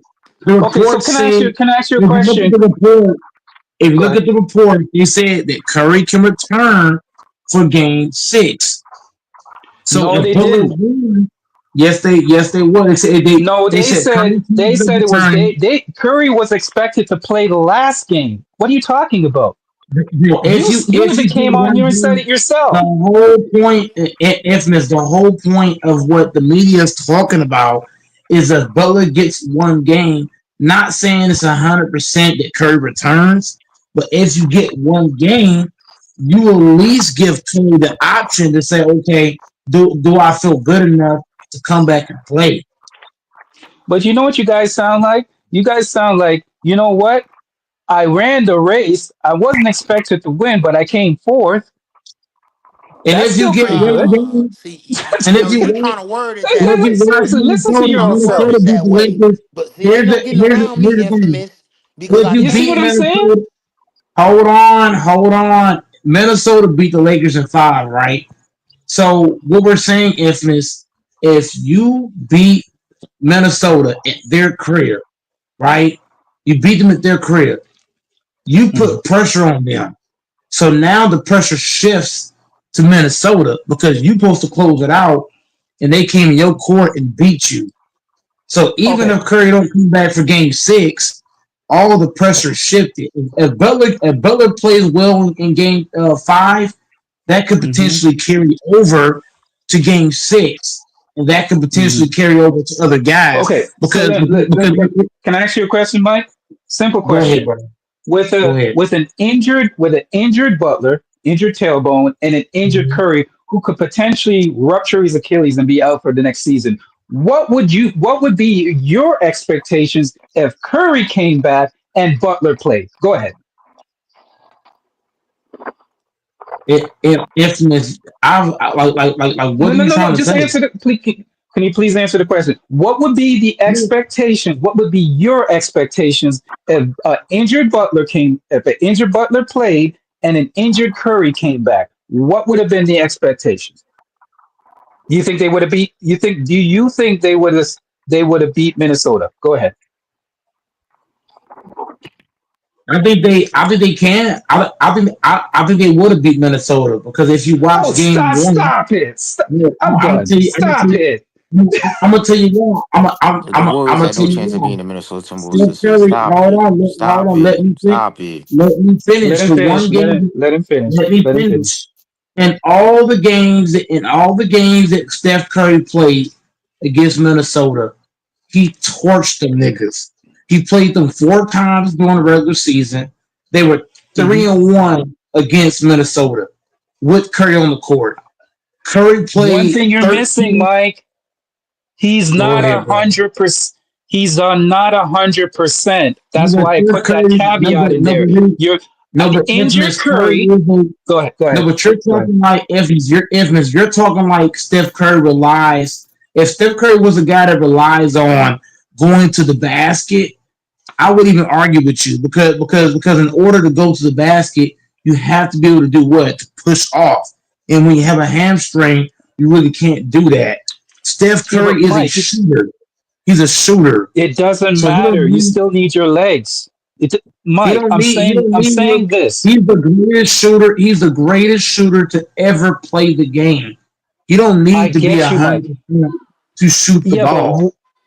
okay, so you're saying to me, think about what you're just saying. You're saying a Curry coming back. Remember, this is the playoffs where the everything gets revved up extra higher.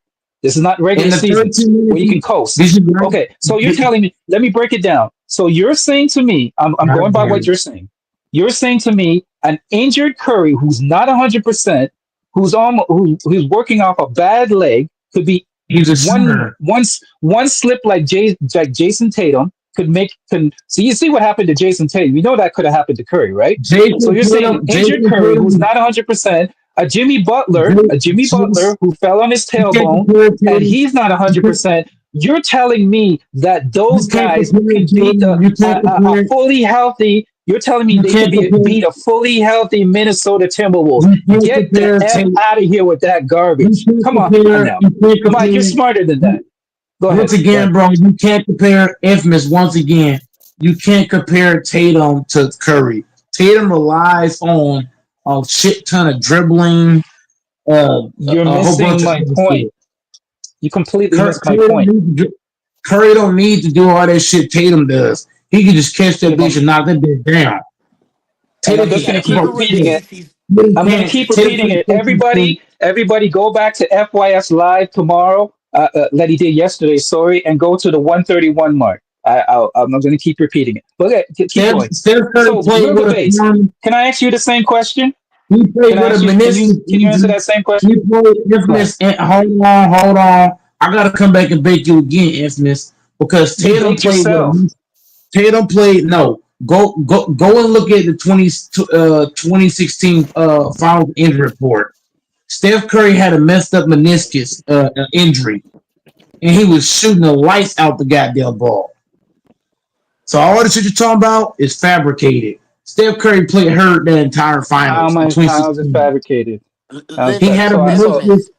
Here's how I'll because ask you you the know same question. because Go ahead. Steph Curry played with a meniscus.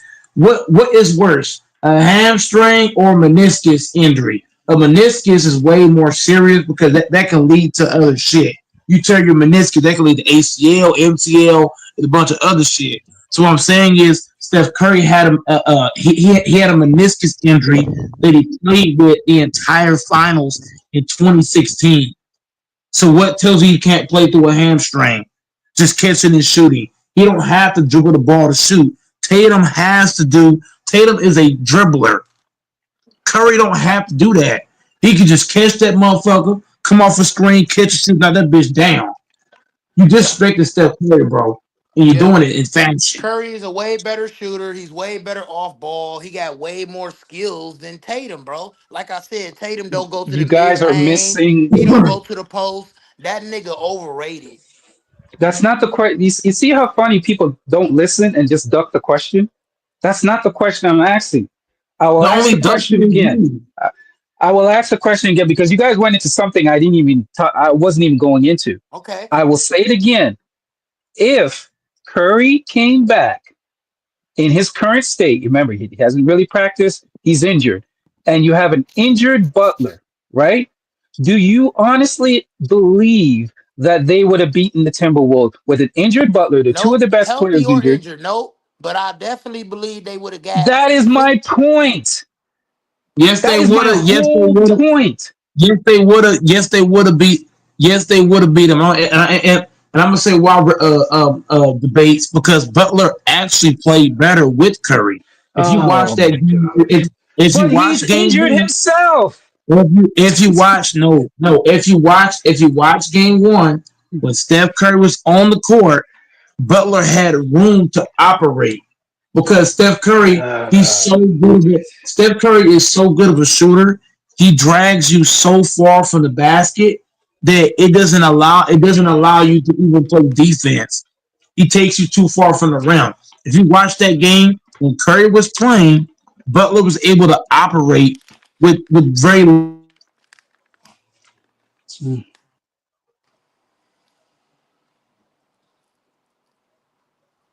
I think somebody went. What happened? I think he went out. Hello? Am I wrong? Am I wrong, You bro? went out for Debates. a quick minute. Your mic went out. he I didn't played hear you. better with Curry. Yes. It's easier to play with He Curry. played. But Why did he play better with Curry? Because Curry takes your defense where he takes it all the way to half court.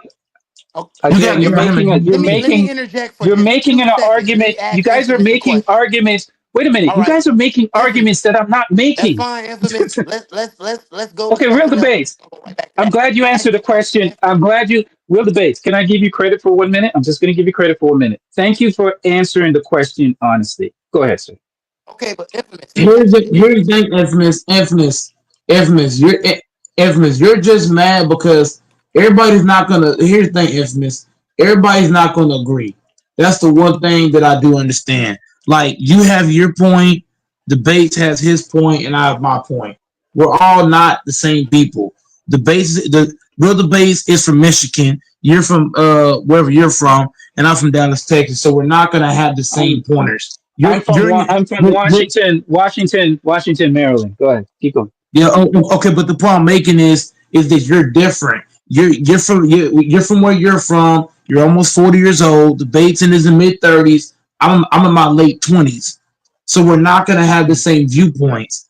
I I'm not agree. criticizing you, Infamous. You have the right to your opinion, so does the Bates. But I disagree with both of y'all, and we agree to disagree. That's all it But is. here's the thing, Mike. But that's what I said. I talk. Mike, here's one thing I do. I always revert back to logic. I'm a logic.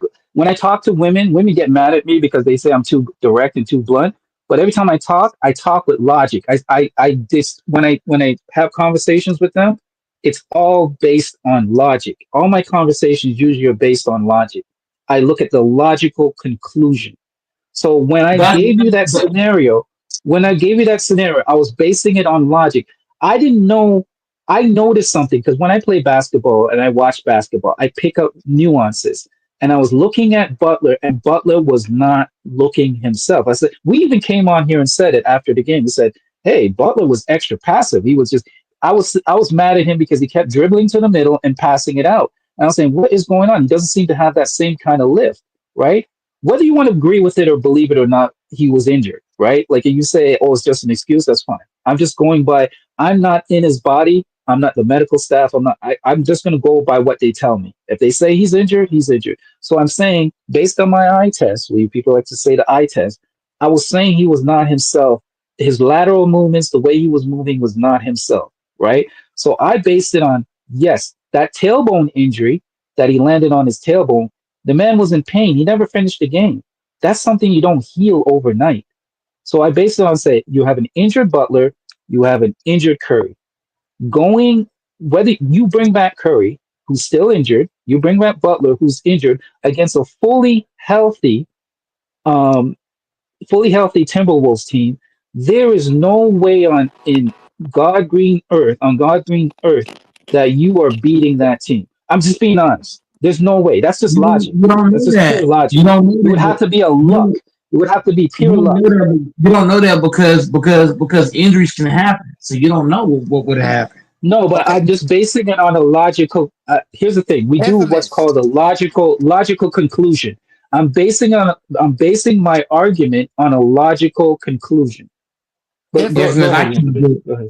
I Go can't. ahead. Infamous. I respect you in debate's opinion. I disagree with both of y'all. I Hold on. respect Yeah, you. Go, Mike. Go, opinion. Mike. Let me and ask Infamous a question. Infamous. What go is ahead. Jimmy Go ahead, Butler? real Is he base. a star or is he a superstar? I wouldn't say he's a superstar. I wouldn't put the superstar label on him. I would just say he's a Okay, star. so hold To up. be Wait, honest wait, with you. wait. Let me ask you another question. Is Yeah. Draymond Green a star or a superstar? He's a star. I wouldn't put him. I don't think he's a superstar. Probably, maybe a tad below a star. But I give him his respect though. Like he's Okay. probably one of the most important So players let me on ask that you another team. But go ahead. question. Do he got more Go do ahead, he sir. got more offensive prowess than Jimmy Butler? Who? Draymond Green? Yes. Um, that's a tough question, and I'll No, tell it you ain't. why. No, it ain't. No, no, no. No. Let me explain, and maybe when I explain it, you'll understand. Draymond Green is basically the quarterback of that team. Okay. Take away He initiates the playmaking. Fuck offense. that. Yep. Let me cut Okay, that off so right there. I'm just being honest. I'm just being honest. Draymond Green is pretty much the one that initiates that offense. Okay, we talking about He scoring, is Infamous. Let's get rid of that. just We talking just about strictly scoring scoring. prowess. Do Jimmy Butler have more No, scoring prowess? Jimmy Butler is a better scorer than Draymond Green. I'm not gonna take that. Okay, I'm then not gonna why did rise he off get the that. performance he gave and Draymond gave the performance he gave last fucking game, which was way better than Draymond, which was way better than Jimmy on both ends. The game that Draymond had, the last fucking game that they played, was better than the game Hmm. that Jimmy just played, and they had a fucking back against the wall. He is a Well, that is fucking some bum. that He's a that is. disappointment, and he got to leave Go ahead. Golden State immediately. Yeah, but the And base, you're you're entitled. comparing And here's the thing: you're the base. You're entitled. You are entitled to that opinion. yeah, but You the are fair. base, You're you're entitled to that comparing, opinion. but the base, I'm not you're going to going to disagree do, with you. I'm just but the saying base, you the can, only thing that I'm saying is I'm basing it on the fact of the injury. He was injured playing through an injury. So I'm saying, yeah, where's the middle ground? We yeah, criticize but, players when they play through injuries, here's the, and when they sit down, we how, criticize them. Hold on, So I got him, go, I Mike. don't I got him, go, understand. I'm Mike. confused here. Infamous, let me ask you a question. I'm really Okay, oh I my got him. I confused. got God. him, Go go, ahead. Mike. I got him.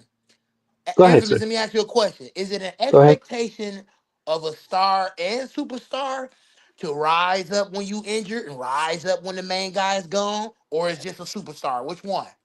I- Well, I'm not I buying the wouldn't injury base that stuff on with the I Jimmy. wouldn't base that on the fact that I wouldn't base it on the fact if the person's a superstar or not. I'm not in that person's body. It's not for me to determine that, sir. No, no, I'm asking you a question. I said, is the Yeah, but expectation, is it it's a expected for you to It's a question that rise up? cannot be uh-huh. I'm just asking, bro. Is it expected for you to rise up when your main guy is gone or you're injured, when you're a star or superstar, or is just a superstar? Which one is it? Yeah, you do take a level of responsibility when the superstar is out to elevate That's your why I game. said But if star you're not or on, superstar, and I ask you what he is, because I'm not trying to trap you. I'm yeah, simply no, just, no, I know you're not trying to trap me. I know you're not FYF. I know you're not trying to trap me. oh Um, man, No, tap in him, all on, trap his in, ass, no, trap no, his ass. no, no. Real debates argues in good faith. So I With the understand what you're base, saying. with the base, stop ass kissing. With the base, stop ass kissing. And treat this nigga. Yo, shout out to FYF. By the way, can I just segue for 1 minute? FYF, I got to give you so much respect about your Patrick Ewing take because as a kid growing up, I'm older than a lot of people here on the panel. As a kid growing up watching Patrick Ewing, I had the same sentiments about him, the same thoughts about him. But the thing is, as a kid, I didn't understand it as a kid at the time when I was watching him because I was saying to myself, why is people praising this Patrick Ewing guy? And he's a constant failure. And then when I would tell my friends, I go, because by the way, FYI, I had a pair of Patrick Ewings. I did too. I had a pair of Patrick Ewings. I used They to were pump him heavy, up with ugly. pride. You're right about when you said they're ugly shoes. They're some of the ugliest shoes you could ever wear. But at that time, that's all my parents could afford. So I got that was my first. That was actually my first pair of basketball shoes was Patrick Ewing. Them things are heavy. They were heavy and ugly as hell. But I enjoyed your take. I must say, I enjoyed your take about Patrick Ewing. You're spot on about that. He is a constant choker and a constant failure. But we people from that era continue to elevate him to conversations that he doesn't belong in. And I always Same kept But thing saying he with to did, myself as he a Jimmy. did kid, something. yeah, go ahead. Patrick Ewing did something that Jimmy Hmm. Butler couldn't do, and that's played through injury. Because Patrick Ewing, he didn't bitch about injury. He played through Come that on, shit. man. That He's man a with his real oversized different knee dude. pads, and elbow pads. I never At gave that least guy he, respect. at least he water bitches and fucking dominated. Jimmy Butler bitch Patrick ass Ewing He was one still of clocked the him most too. lost. overrated. He was one of the most overrated He center, and still I couldn't put lost. it to words as a kid, Patrick and I didn't Ewing got understand more what I heart was than watching. But Butler. even as He a kid, still I He got picked up lost. more He on heart it. than still Jimmy Butler. lost. Man. He Patrick still Ewing And they got lost. more kept heart putting than him in He Butler. still conversations lost. that he didn't Listen, He belong got in. Still more lost. So I have He to still give you lost. respect, heart hold FYI. than on. Butler. He still a I'm He Listen, giving got career one more loser. thing FYF I heart than did respect for say, that. Jimmy That's And what's that's up. FYF the and fact that he's Infamous. a I'm gonna career say it loser. again. He got more heart than Jimmy Butler. That's for damn sure. If I gotta F, draft Butler, I gotta draft Pat Ewing. I'm taking Pat Ewing. Pat Ewing FYF and got more Infamous. balls. Okay, fair He got enough, fair more enough. balls than Hey, Butler did. FYF and Infamous. I know it's petty, and I know Y'all that Hmm. gotta he was shut a this shit stupid up. motherfucker for saying it. But Draymond Green said guaranteed when Jimmy came. Now I understand Curry got injured, but bruh, Jimmy Butler Hmm. with his reputation, being a hustle guy, a defender, Hmm. getting dragging dirt all the way to the finals, and then Draymond guaranteeing it for this He shit had to an end all like star. We this. gotta stop saying drag dirt. Bama the Biles are Yeah, but all he was that an all I'm not guarantee star. was saying based that. on Listen, listen, that He was listen. an guarantee all was based on star. a healthy team, Don't though. You get can't dirt. do that. That was based on How a is healthy Bama team. doing dirt? But go Y'all ahead. calling Bam dirt? Y'all niggas Listen, go, wild as Mike. fuck I'm with not this doing shit. that. I'm just saying it in that way How because was he that? was. How was that dirt? Hold Bama the on, Bile go, was Mike. I'm dirt. not literally saying that. Just listen. Tyler I'm Hero's dirt. I'm not saying that, go, Mike. You taking it that way. I'm not saying it. What I'm saying is, That is wild. Listen, just listen. That neither one of those Miami Heat teams that got to the finals was expected to make it to the finals. Were they or were they not? Oh my God. I'm just asking a question, bro. Bama the Was they? Bio is Bama the Bio is a all-star caliber player. But was the Like, team how do expected to we get to the discredit this man? finals? Does Butler make the finals without Bama the Bio? Hell no, he No. don't. But he the best player on that team though, and you know it. Both times he Who was. who who's the second best player? It Bama the don't matter who's the Bio. best player. Bama the Bio brought just as much to the table as Butler. He played defense, he scored points, and he rebounded. He brought everything Butler brought, he brought. Outside the only thing Bam didn't bring that Butler brought was playmaking. That was it. No, he ain't bring So what are we everything Butler talking bought about? because hold on, I ain't trying to defend Jimmy, but something I said earlier, I'm gonna restate it again. When it was time to play point guard, Jimmy stepped up and played point guard, even though he wasn't a fucking point Who guard, was the right? one guarding the basket? Who was the one guarding the rim But getting still, rebounds? he didn't switch Huh? positions. Who was the one guarding the rim getting rebounds? Who was the one having to funnel the motherfucking perimeter guys into the guy to get the motherfucking blocks and rebounds? Bro, let's be real. Butler did not carry Scrubs to the final. We gotta stop that. Okay, fine. But he was the best player on that team, and they were an underdog team, right or wrong. He was the best player on the team, but Bam Adebayo played a huge role in that. And it was looked at as they hustled their way to the finals twice, right? That's the whole narrative everybody look at now, right? Salute young goat, salute Michael. I'm just But saying Mm. you either don't way got to it is, completely you agree with gotta it, but you you gotta can't give credit to disagree. Bam, bro. And Mike, can I give you a little bit of respect? I have to give Mike a little bit of respect here. Mike, I'm seeing growth in Mike. Mike literally came on and said, "Listen, I just you're entitled." You said, "Me and Real Debates are entitled to our opinion, even though you disagree." Now, in the past, you would have kicked us off, put us in the back, blah blah blah. I don't agree with you guys are talking nonsense, but that's showing a lot of growth, Mike, and I definitely got to give you respect for that. That's Yeah, growth. That's definitely growth. everybody's opinion is different. All I gotta do from now on, whenever Mhm. debates or you say some crazy shit and I don't agree with it, just smoke a blunt. Smoke a Why blunt. does it Listen have to to be shit. crazy? Why does it have to be crazy, Mike? Why does it have to be crazy?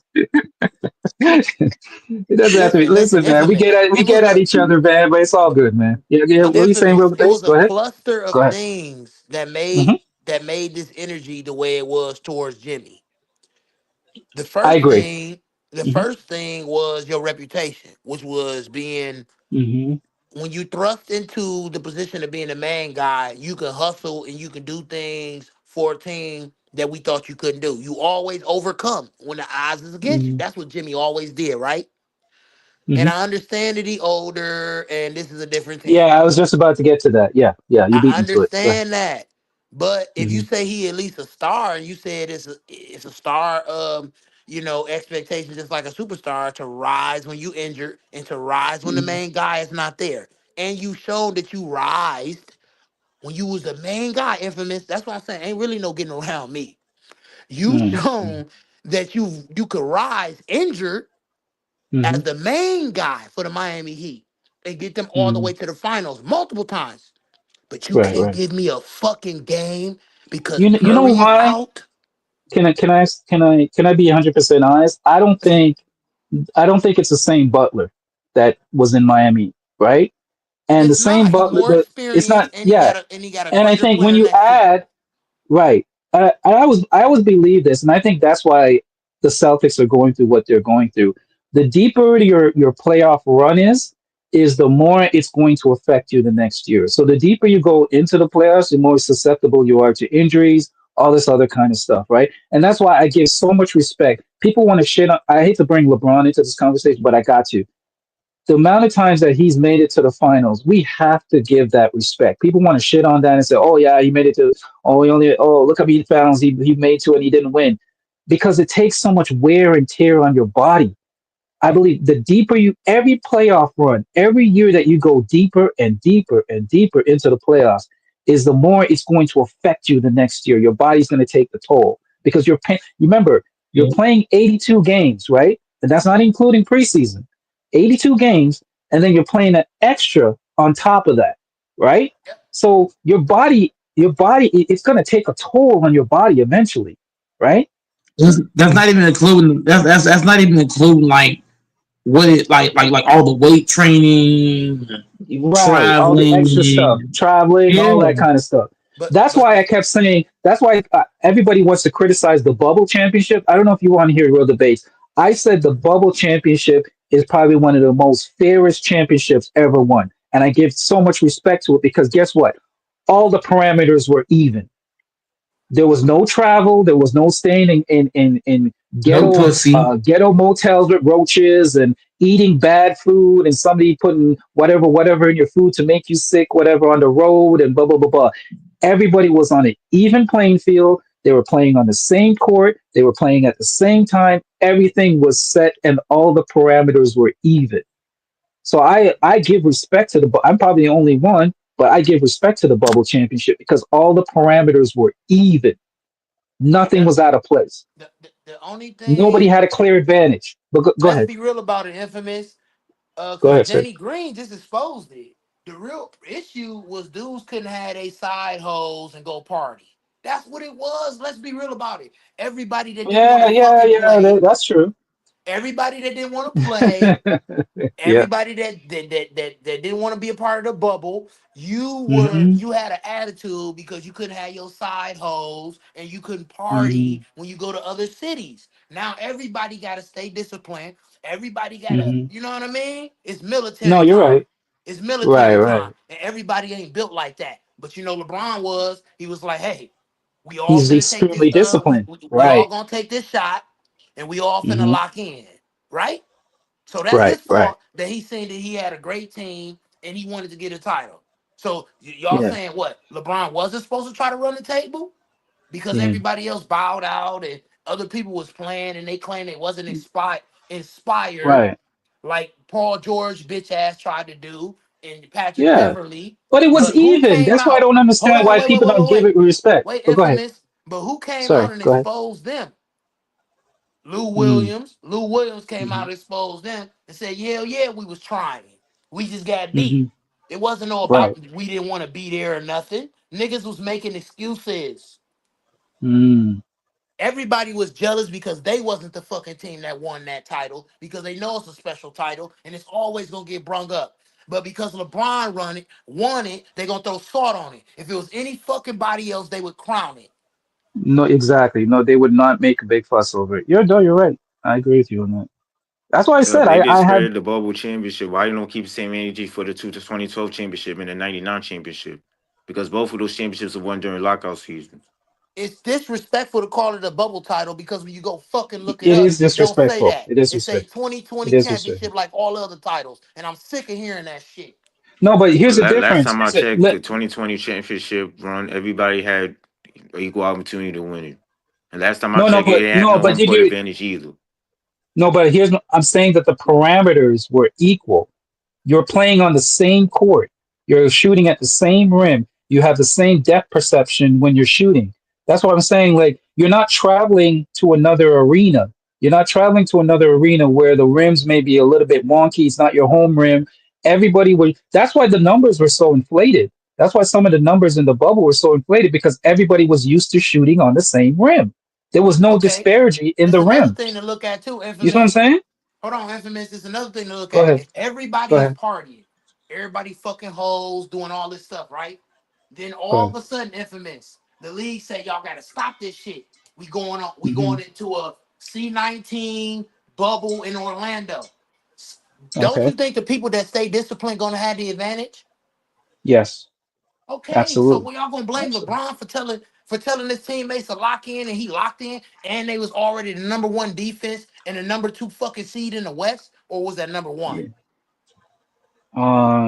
Number Was it? two, right? There's I number think it one in was. the seed before the bubble. Well, yeah, they was number one in the seed in the West, and they was like what number one defense Yeah. too, shit, in the Yeah. whole league.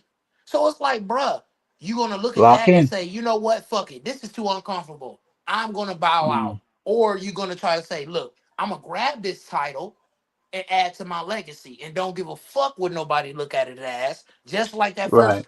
listen, just like that first in season tournament. Y'all can talk about everybody else that did whatever. LeBron got the first one. He got the bubble That's title. true. He got the first Yeah. one. He got a lockout title.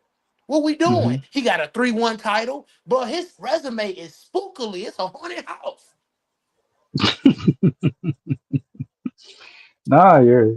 I can't disagree with that. I can't disagree with that. I mean, listen. The whole Butler thing. I will agree with this. Could he have played better? Yes. Could he have played better? Absolutely. Two LeBron things gave could you be right. 22 infamous and he's 40. Mm. But I'm gonna say he wasn't himself. He was injured, and I'm saying, let me ask you, real debates. Would you have felt better if he just sat out No, and but didn't the play? thing about it is, listen, I understand that you didn't. I want to say this too, because I'll be on bullshit sometimes, trolling y'all hmm and trolling these players. Injuries do happen and it do affect you. But another thing is this: Right. Jimmy Butler never came out and said he Michael Jordan's son. He never said he trying to be like Mike. But he let the Never said it. motherfucking Never he said it. let that shit ride though, didn't he? Just like Ant-Man. You wasn't trying to stick your neck out there and say you wasn't. So you let that shit ride because you thought it was cute, No, like we no. all did, Ant right? Man never claimed it, and he actually ran from it. He I said, ain't "I'm say not. he I don't claimed want it, to but be he the let it face of the league." ride, right? He Yeah, let it but ride. him saying that, yeah, but they did that with the implications that they wanted him to be the face of the league, and he's come out numerous times and said he doesn't want it. And you know what's funny, real debates? I don't know if you were on here or listening the other night. I was saying to him, it was interesting when a commentator came out and said, "Listen, whether he wants it or not," I think it was near the end of the game. He came out and said, "Hey, whether he wants it or not, we're going to give it to him." And I'm like, "What?" So they're trying to put it on him whether he wants it or not. They're saying, "Damn it, we don't care if you say that you're not. We're This, making you it, this and you're going feeds to back love into it. being a man, You're going to infamous. love it, nigga." Listen, listen. Yeah, go ahead.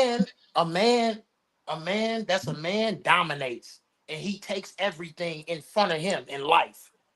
The only Mhm. time you don't take something in front of you is if your ass scared or you think you can't handle it. Remember, I told you that. Mhm. No, but you know why he doesn't want it? He doesn't want it because of this way the media acts, the way they treat. He sees how because he looks up to LeBron. He respects LeBron. He said it many times that he's actually came out and said, "Listen, look how you treat LeBron. Look how the media treats LeBron. This is one of the greatest players to ever live, greatest player to ever touch a basketball. And look how you guys talk about him." He said he doesn't want it because of that. Because you're Okay, going to I do the same understand thing that, to me. infamous, but Go ahead. you add to that, infamous, you add to that hmm when you say you lost your love for the game, they wasn't paying you what you was worth and all of that, right? And then you start winning and go to say you got your love back. This I'm just going by what he said, bro. I'm sorry. He said it out his own mouth, bro. And I No, understand I'm injuries talking and all about of that. Ant Man. What are you talking about? We're talking about two different things here. What are you Oh, talking about? Ant Man.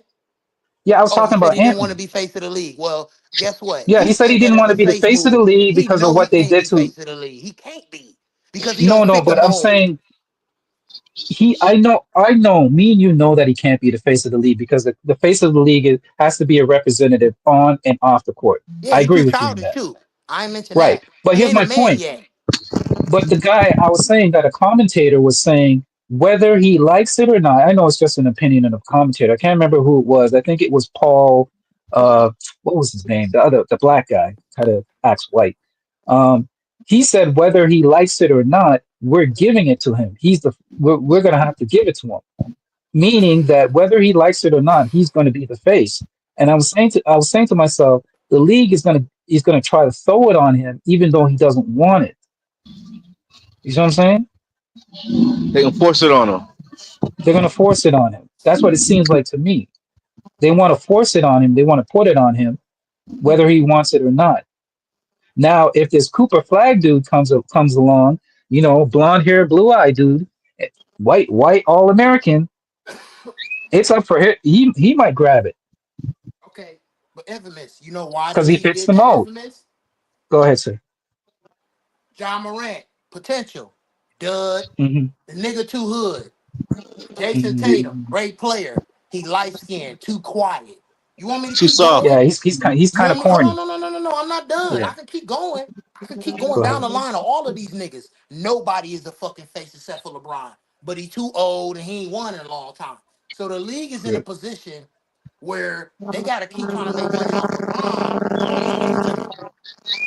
Just listen to me. Somebody has a bad mic. Go ahead. Go ahead. I don't think it's me, but the Okay. league is in a position where they still Mm-hmm. got to make money. They still need your bottom line. Whoever's the face, you Mm-hmm. got to juice that much as possible. Now, once you see the face is fading, now, now realize, gentlemen, I'm talking from a business aspect, right? Mm-hmm. Once you realize the face is fading, what you got to do? You got to start trying to fucking scrape and scrounge and find the next face. You don't want you Mm-hmm. don't want you don't want the league to have a dry spot like they did before Bird and Magic came in. Remember that? The league had that dry Mm-hmm. spot and all that shit, right? So the NBA Mm-hmm. is scared of that, bro. And I don't think a lot of people saying this. The NBA is scared of having another dry spot, and they know that the dudes that they've been trying to push into the face of the league status. Luca don't Mm-hmm. play enough defense, inconsistent. John Morant, he too much of a hood nigga, real entertaining, but he get injured. Tatum just got injured. He's never been a scoring champion. He's never been an MVP. That's another thing too. Dudes ain't even getting back-to-back scoring titles, MVPs and shit like that. Bro, you gotta have a Mm-hmm. certain resume. You gotta have a certain aura. You gotta have a certain style to be face of the league. Nigga, you just can't be good. You gotta be good and look I good while you're fucking doing it. And I LBJ is the agree. only one. If you Mhm. take every nigga right now, LBJ and Curry is the only ones that could be face of the league. Nobody else I is worthy. Nobody, I agree. nigga. I Nobody. agree with you. But here's where I will push back a little bit. I think in this new generation, you don't really need a face of the league because the global brand of the league. The league is probably the second. The NBA is probably the second biggest league in the world, next to soccer, in my honest opinion. I mean, we can say in North America it's football, football all day, but when you're talking on the global stage, right? We're talking about the NBA, and I think it's spread itself so far and wide as a global brand that you don't necessarily need a quote unquote face of the league because you can have multiple face of the league because you can now have access to favorite players in smaller markets. And people have fans of teams in smaller markets. They have fans of players that play for like a Shea Gilchrist Alexander can have his fan base. Um, a Lamelo Ball who's crazy popular on social media. He has his fan base. So you don't necessarily need one big top of the totem pole face of the league. That's an old, archaic way of thinking. I think in this new generation, you don't necessarily need like a quote unquote face of the league. I think we're good. I think the NBA is good going forward, and I think that's why they rigged the draft. By the way, because if we all remember, Amazon is taking over next season, right? And they want to look. Anytime a company switches over, right? You want to look good. The new company coming in and taking over, you want to look good for that new company. So you want to give them the biggest head start and say, hey, we're going to put you on the good foot. And I think them bringing in Cooper Flag and giving Cooper Flag to Dallas was the first step in them lining their pockets and showing good faith in the face of the new owners that are going to be taking over, the new people that are going to be pushing the league, which is Amazon. And remember, Amazon is a global brand, not just America. All right, and a lot of the games will be streamed. But hey, we'll see what happens, man. We'll see how it goes, man. I mean, it is what it is. It is what it is. You're the base. Where you get? Where's that dude? Did he go? That man disappeared. But wait a minute, is the game starting soon? When's the game starting?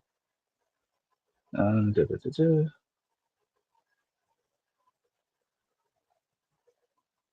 Let's see. Y'all still there? Huh? I can't hear anybody. Yep, we still here. I think everybody kind of just dipped off a little bit. Yeah, the game will start till 7:30.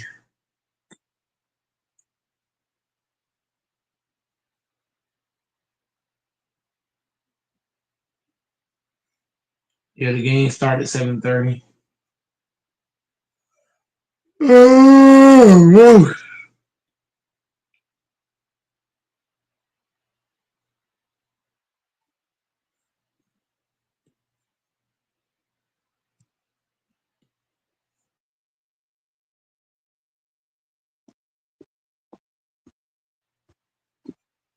Now it's me, Infamous, and Real Debates in the All right, building. I'm back in here, Infamous. I ain't hear everything, but I heard a good chunk before I had fell out because my phone acting weird as hell. The bitch got down to 1%. I didn't know. I plugged it up thinking it's gonna charge up some more. That motherfucker stayed at 1%. Got me scared. Like I'm gonna fuck my battery. I overthink a lot. I panicked.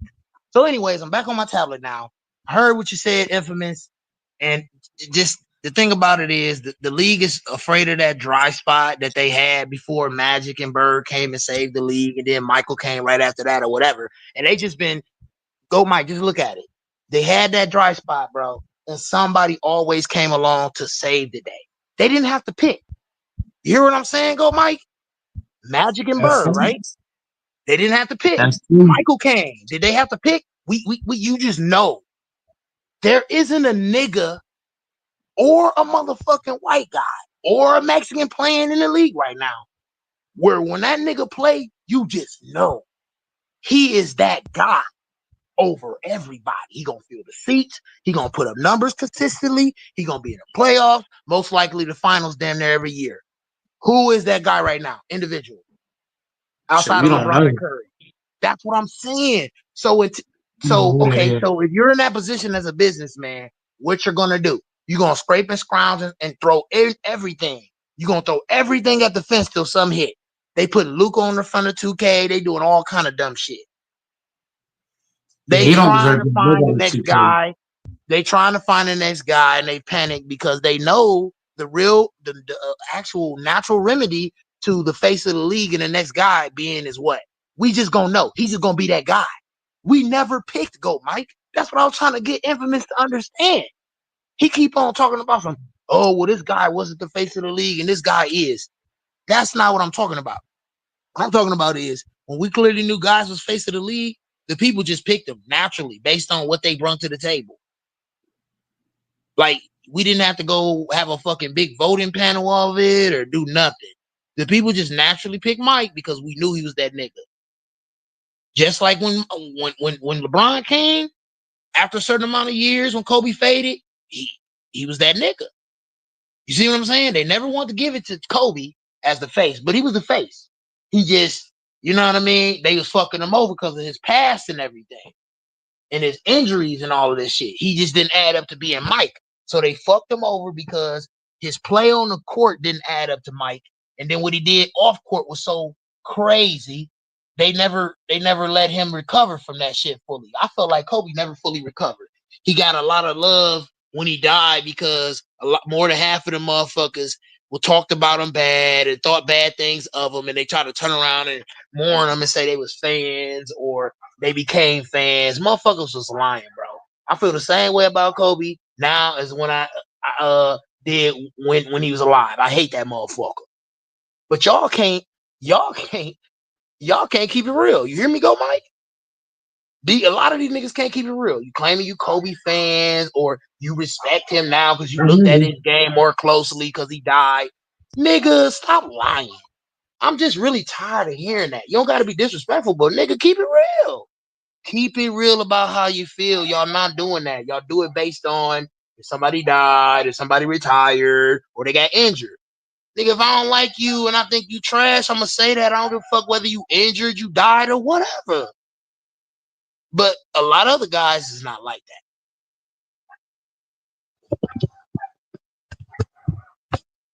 Yeah, this face of the league, we don't have no face right now.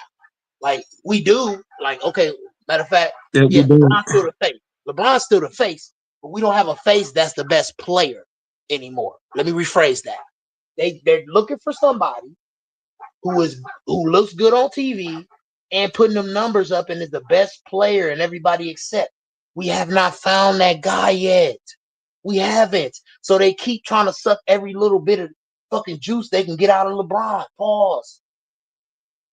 So what other choice would you? I'm just asking y'all, what would y'all do? Based on everything that done fucking happened in the league, would y'all continue to juice LeBron like they've been doing? Or try to thrust somebody else fully into the face and then you start losing money? Because wherever you send LeBron, it's a bag. He bring it back a bag. That's what you gotta know. You can't send Jason Tatum, John Morant, and the rest of these niggas everywhere, and they go over well with investors, China, or whoever. I'm just keeping it real. I'm not knocking their game. I'm not saying they ain't great players. They're just not great as LeBron when it comes to basketball and everything else too. That's why he's been the face for so fucking long, bro. Not just what he bring to the court, everything off the court make money too. Niggas ain't got enough personality. Did I mention that? Or your personality is too fucked up, like Ja, or it's too quiet, like Jason Tatum and Kawhi Leonard.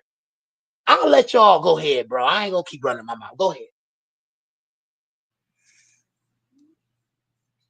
Man, I don't got nothing on it, to be honest.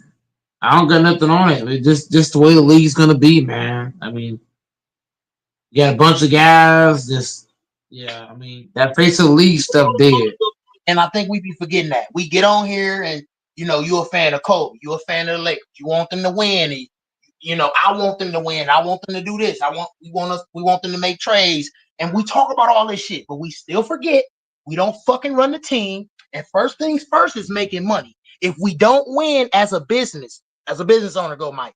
If you know it's a chance you won't win, don't you want to try to guarantee you're gonna at least make some money? Let's be real about it. Right?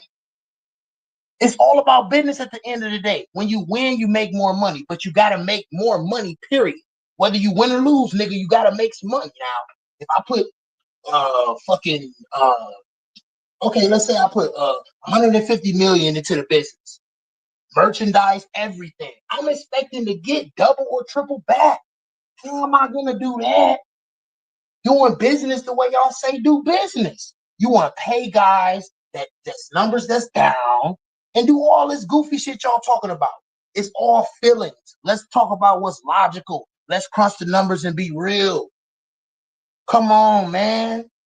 You got to make money. Come on, man. Y'all see that the NBA is already holding the WNBA hand.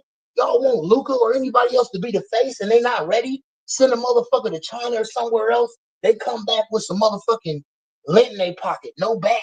Wherever you send LeBron, it's going to be a bag, bro. Feel how you feel. I don't give a fuck. But you know for a fact it's a bag, nigga. That's what you got to know.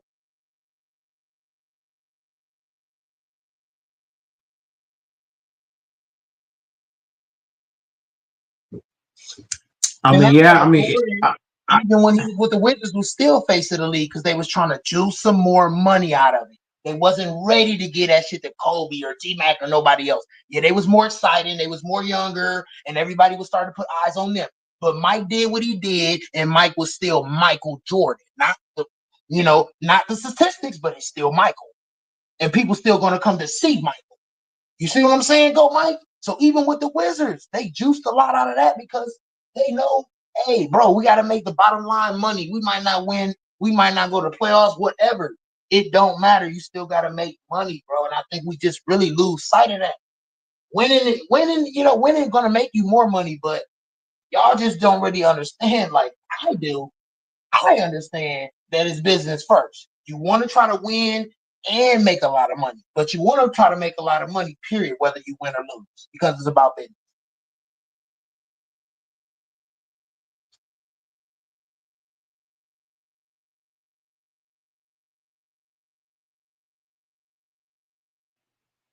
Yeah, I can't argue what you're saying, but that's the way the league's going. That's the way the league's going.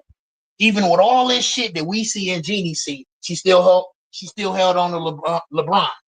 What reason you think she held on to LeBron for this long? How many titles he brought in LA? How long he been playing for LA? Go, Mike. Come on now. I don't think Jeannie Buss cared.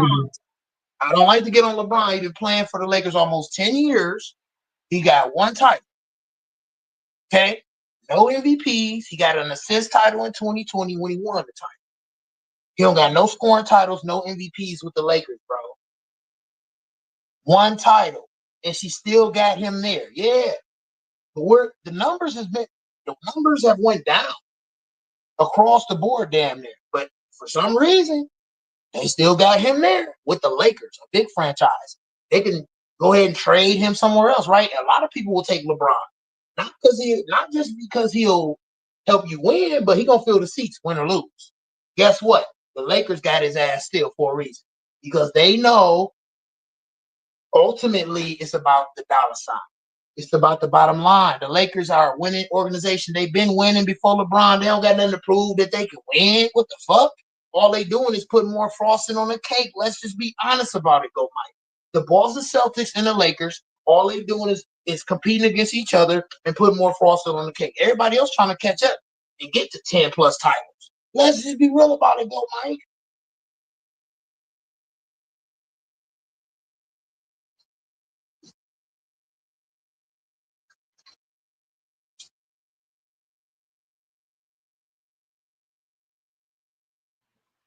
You disagree, go Mike?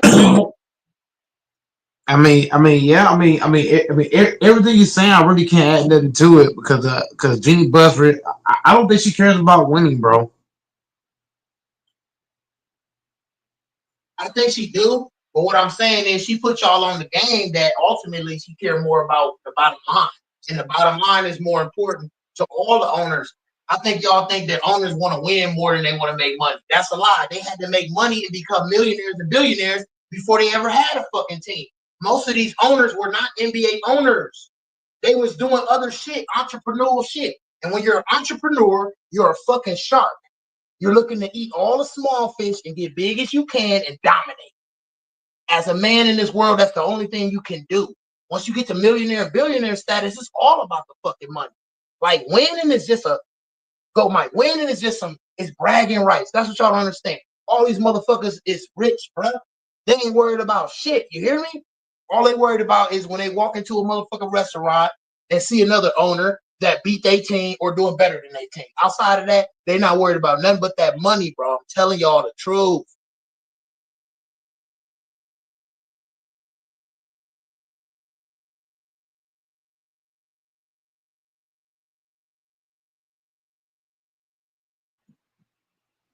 Yeah.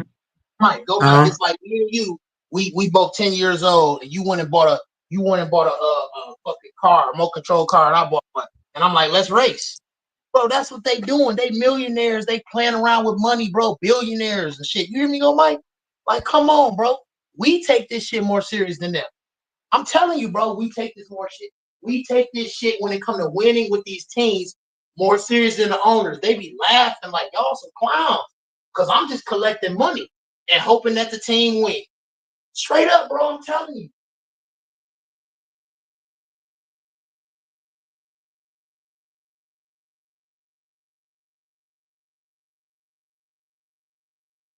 Which one would you be more mad about, though, Mike? If you lose your money that you invested for the year, or you don't make the playoffs? If you was the owner, Invested in the playoffs, or I don't even know how to answer that. I'll say it again. Which one would you be more pissed about? Losing all the money that you invested into the jerseys and all of the shit that you need to last throughout the year, right? To put on NBA games for your team, or not making the playoffs? Which one? The money. You see where I'm going with this, though, Mike? That's the shit I got to do for y'all to understand.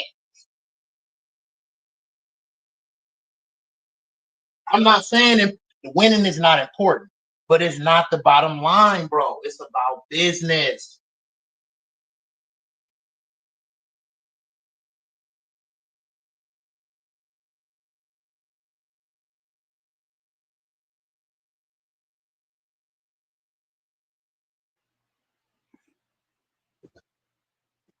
Yep, and that's why the Lakers ain't going nowhere.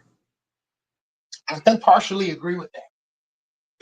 LeBron needs to take a pay cut. Luka need to get in better shape and have a mindset to really be more consistent on defense. Not for 1 game, 2 games, nigga, all season and the postseason, nigga. You playing next to LBJ. You say that you look up to him. Well, you got to be a two-way nigga.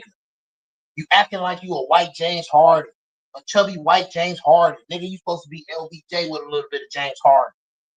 I don't know, man. I'll just be fucking talking. I'm going to shut up.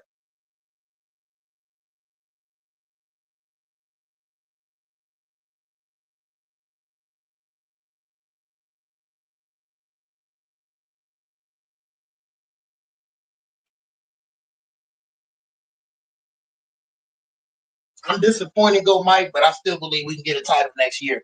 If Luka really get in shape and put his mind towards defense, if we retool this roster a little bit, what LBJ got in the tank, I still believe it. Yep. If he playing on his fucking team with Luka, I'm gonna believe. I'm not gonna say I'm a fucking fan and I don't believe.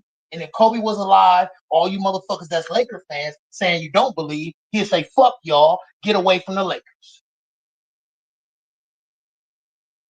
And I'm an LBJ fan first, but I know if you a real dog, you're gonna believe. As long as you lace them up, you gotta believe.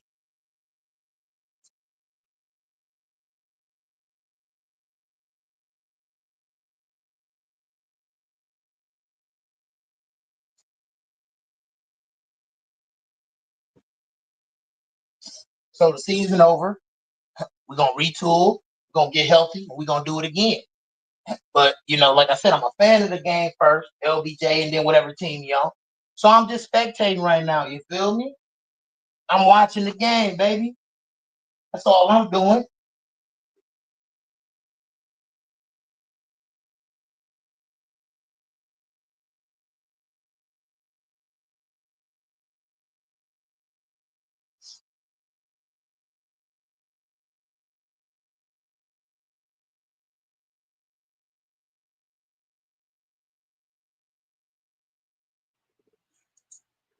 I'm just gonna laugh at that.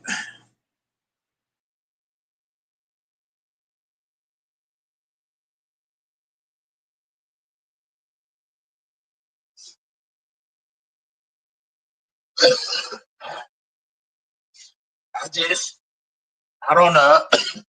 I don't say anything to come to my mind. I try to think about things logically and how it relates to the situation.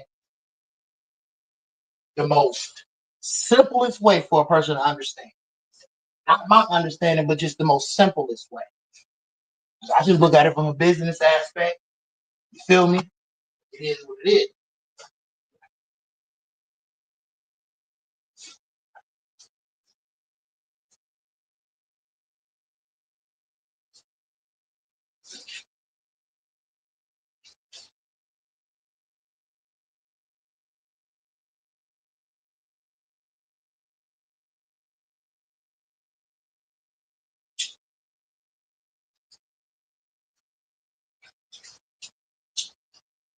See, go Mike, I told you I don't be liking this shit, man. I come up here, you know what I mean, bring energy and shit. Then everybody else supposed to add on. They just get quiet and leave off and shit, bro. I ain't trying to dominate the fucking panel. Every time I come back, they do this shit, man. Y'all be weird. Brother Bates, yeah, that's fast. I mean, a lot of guys pull up when they want to pull up. You know, they don't show up to the channel. I mean, there's nobody posting more content than Goat Mike. Not consistently. You know what I mean? And then I give an open panel, guys come on to speak. Nobody wants to show up. But the base, I'm gonna touch on your Laker point. I think the Lakers are finished because Luka, he been in the NBA 8, 10 years. He's never been in shape. He don't care about being in shape. He loves to eat. LeBron's too fucking old. I'm sorry. The team is poorly constructed. We got an owner that don't care about winning. The Lakers is going nowhere fast. We just got to keep it a beam. Like, it's one thing to have belief, but it's one thing to have false hope. And if you believe in this Laker team, you're having false hope because Luka don't believe in being in shape. Luka don't want to win a championship. He don't want it. The way, like, when you listen to a guy speak, you look at how he plays. Luka don't care about winning no damn championship. Luka can care less about a ring. Jenny Buss can care less. Rob can care less. LeBron's 40 years old. The roster is poorly constructed. This team ain't doing shit no time soon. We gotta call a spade a spade. But even Kobe Bryant wouldn't believe in this team. Let's be real. Even Kobe wouldn't believe in this team. These guys are lazy. They don't love the game, and it shows. LeBron, 40 years old. Luka don't want to work out or get in shape. The role players, they don't care. They play like ass when it matters. Can't fucking shoot worth a damn. Like, what kind of shit is this? But the Lakers are finished. Debates. I'm sorry to say it, they finished. Guys don't work on their game. Like, none of these players work on their game. Vanderbilt, you came back. You didn't work on your offensive game at all. Like, stuff like that. Rui Hachimura, you didn't work on your game at all. You play the same way. Austin Reeves, you play the same style of ball every year in, year out. Like, nobody on this team works on their game. Nobody on this team takes their training seriously. LeBron's too old. The Lakers are fucked.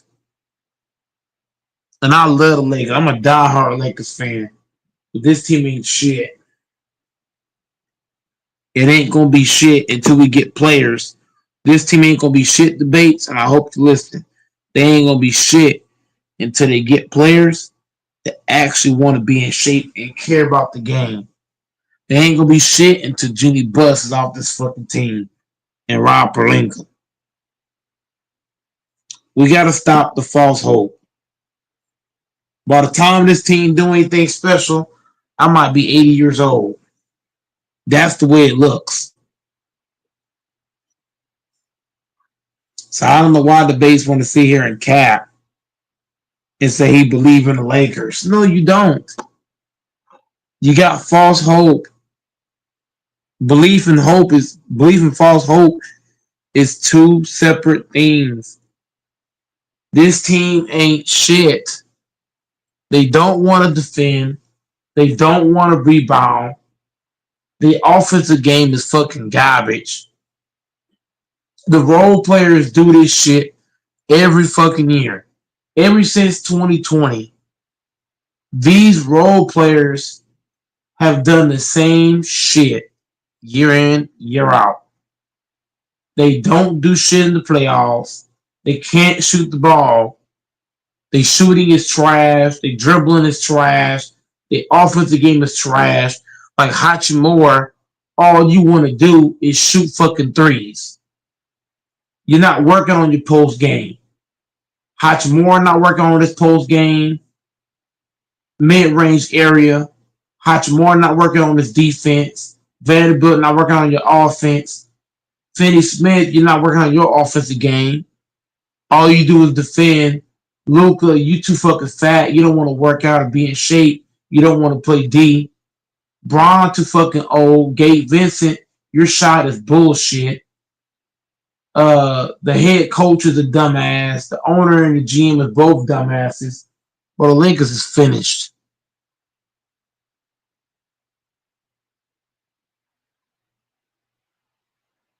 Hell no. Hell no. I don't agree with that, Debates. I'm sorry. I do not agree with that. The Lakers is fucked. The Lakers is fucked.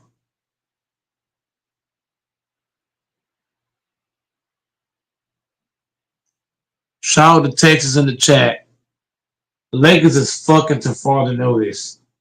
They got too many players that aren't skilled enough and not skilled when it matters. They got no fucking big man on the fucking team. You got a dumbass head coach. You got a 40-year-old LeBron. But the Lakers ain't going nowhere fast.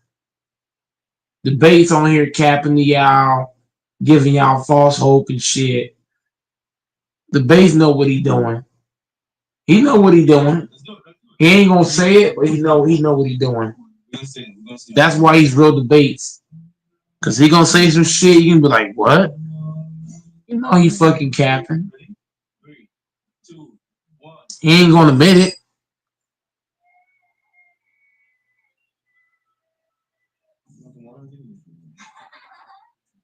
it. Look, yeah, LeBron took $52 million. but Luka Doncic is a fat boy. If you're the Lakers, you trade Luka. If the Lakers want to, if I was the Lakers GM, if I was the Lakers GM, I would trade Luka Doncic for Giannis. You got to get Luka off the team, bro. Fuck that. I don't give a damn about the fancy brain. You trade him and Austin Reeves for a package. All these niggas need to be fucking traded. All of them. Every last one of them.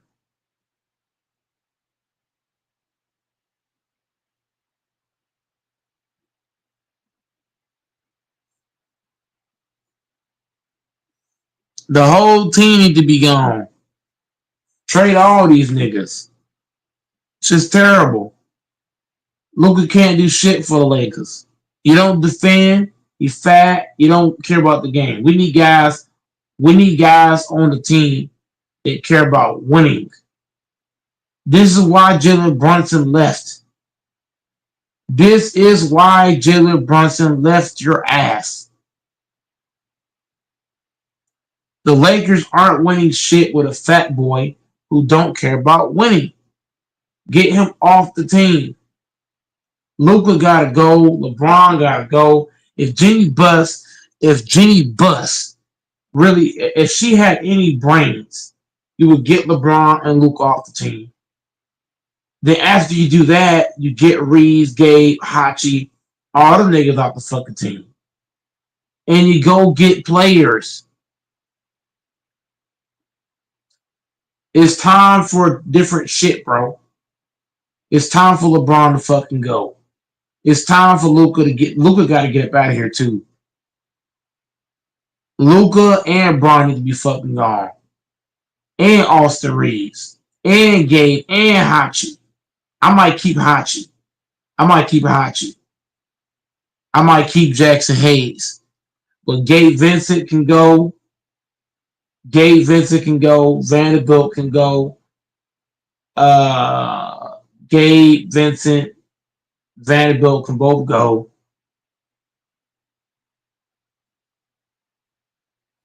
Kleber can go.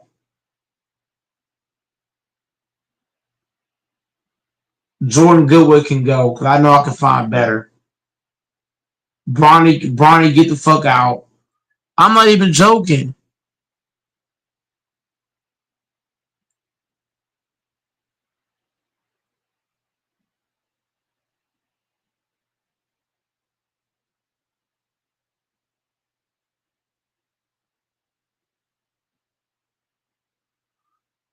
All these niggas gotta go, bro. They gotta go somewhere.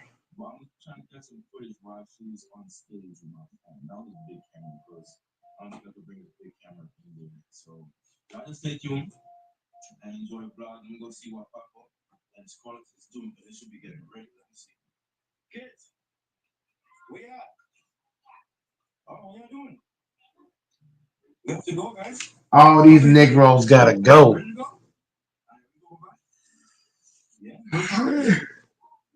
Really, the base gotta stop this shit. These guys gotta go, man. The base gotta stop. They gotta go somewhere. Too much button is going on.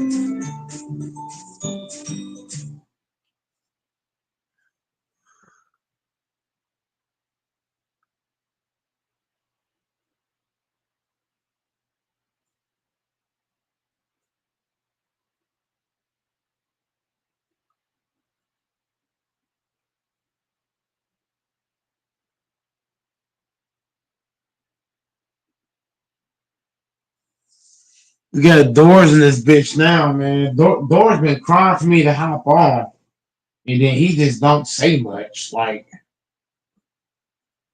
that's crazy. That's nasty work. You shouldn't be crying, nigga. How y'all crying and don't say nothing like that? Fuck.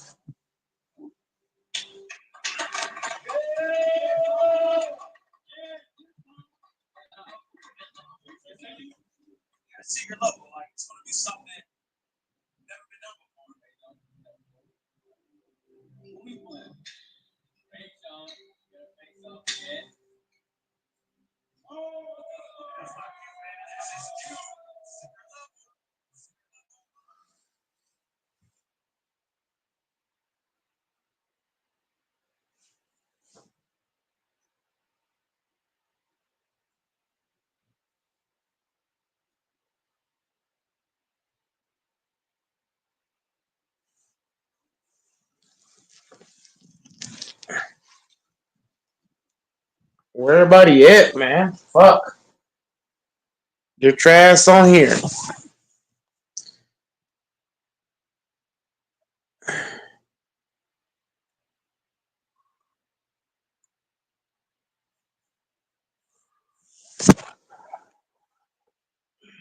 Man, debates in Texas going edit in the chat. What? Doors cry for me to hop on. Doors just Doors probably getting robbed right now, y'all. Doors might be getting robbed. Cause he ain't saying, Doors might be getting robbed right now. See, I'm sure I'm ready for Doors.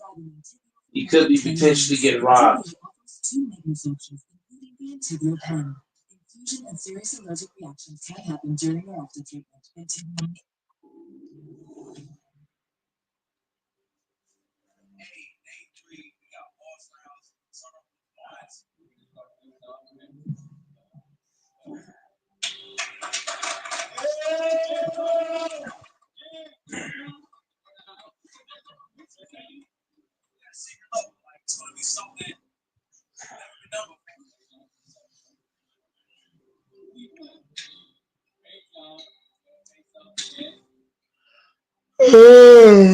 Yeah. Listen, oh, Mike and everybody else, it ain't nothing. This my thing. Texas used to be on the block. He used to be banging. You hear me go, Mike? Used to be drinking 40s. He used to be hitting licks and all that. And your bitch ass ain't in the house, and you've been in the house ever since. So I'm gonna treat you like a house nigga, since that's what you want to be in the comments. Straight like that.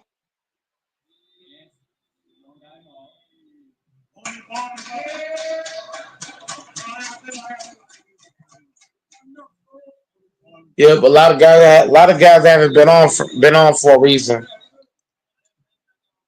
Texas don't want the smoke no more, and Doors don't either.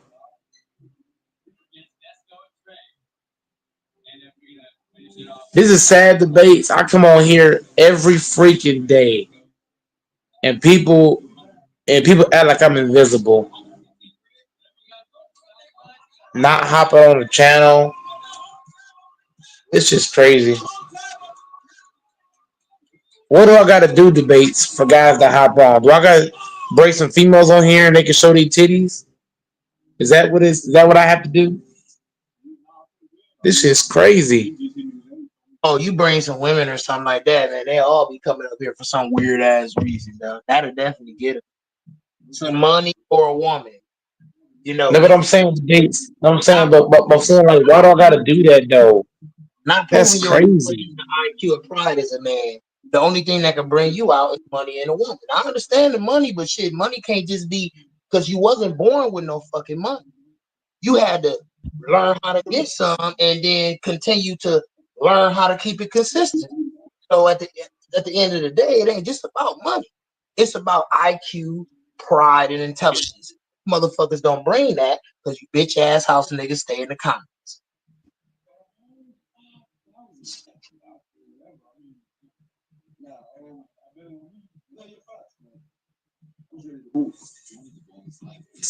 But here's the thing, debates.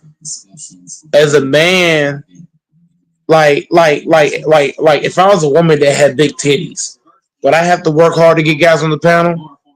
Hell no, because I could just hop on, turn my camera on, wear some small ass shorts and a bra, and I'm gonna get niggas on. A man gotta do so fucking. With the base, what I'm saying is a man gotta do so fucking much just to get, just to get people to fuck with him. That shit is crazy. A man got to bust his ass to get niggas on the panel. A female would have had all kind of niggas in here. That shit's crazy. That's like the one chick, Annalisa. She had all kind of people on her show regularly, and she didn't even have titties. That's the sad part. A man come on here every day, post content, and niggas just don't like. Oh God. I need to get me a co-host. I need me a co-host that's a female. Is my mic check? Mic check. Is my mic working? Yeah, it's working. I need me a co-host that's a fucking female. That's the only way I can get this channel to fucking. That's the only way I can get guys to hop on the panel. Well, listen. She better be really Texas on and put. Why don't you get Texas on and put him in a nice little skirt? Get his makeup done, his nails did, his hair did. He already done showed his panties in the comments. Might as well put a skirt No, on but, too. no, but Texas is one man though. Why is this? But the thing I'm saying is Texas is one man. This panel should be full, bro. There's no way I'm posting all this content and we only got a few guys on every fucking day, man. Y'all niggas watching. I know a lot of you is watching this channel. Y'all not hitting the like button. You can't, Mike. You can't be talking to people like how you talked to Mangle Jester last night. He's a decent, respectful guy. And Mangle Jester is one person. He's one person. And once again, you keep talking about one, maybe two people. That's not what I'm talking about. What I'm talking about is this bitch should be full. There's no way in hell this panel got 10 niggas on here. Do you hear me, Doors? In debates? There's no way it should be 8-10 people on the show.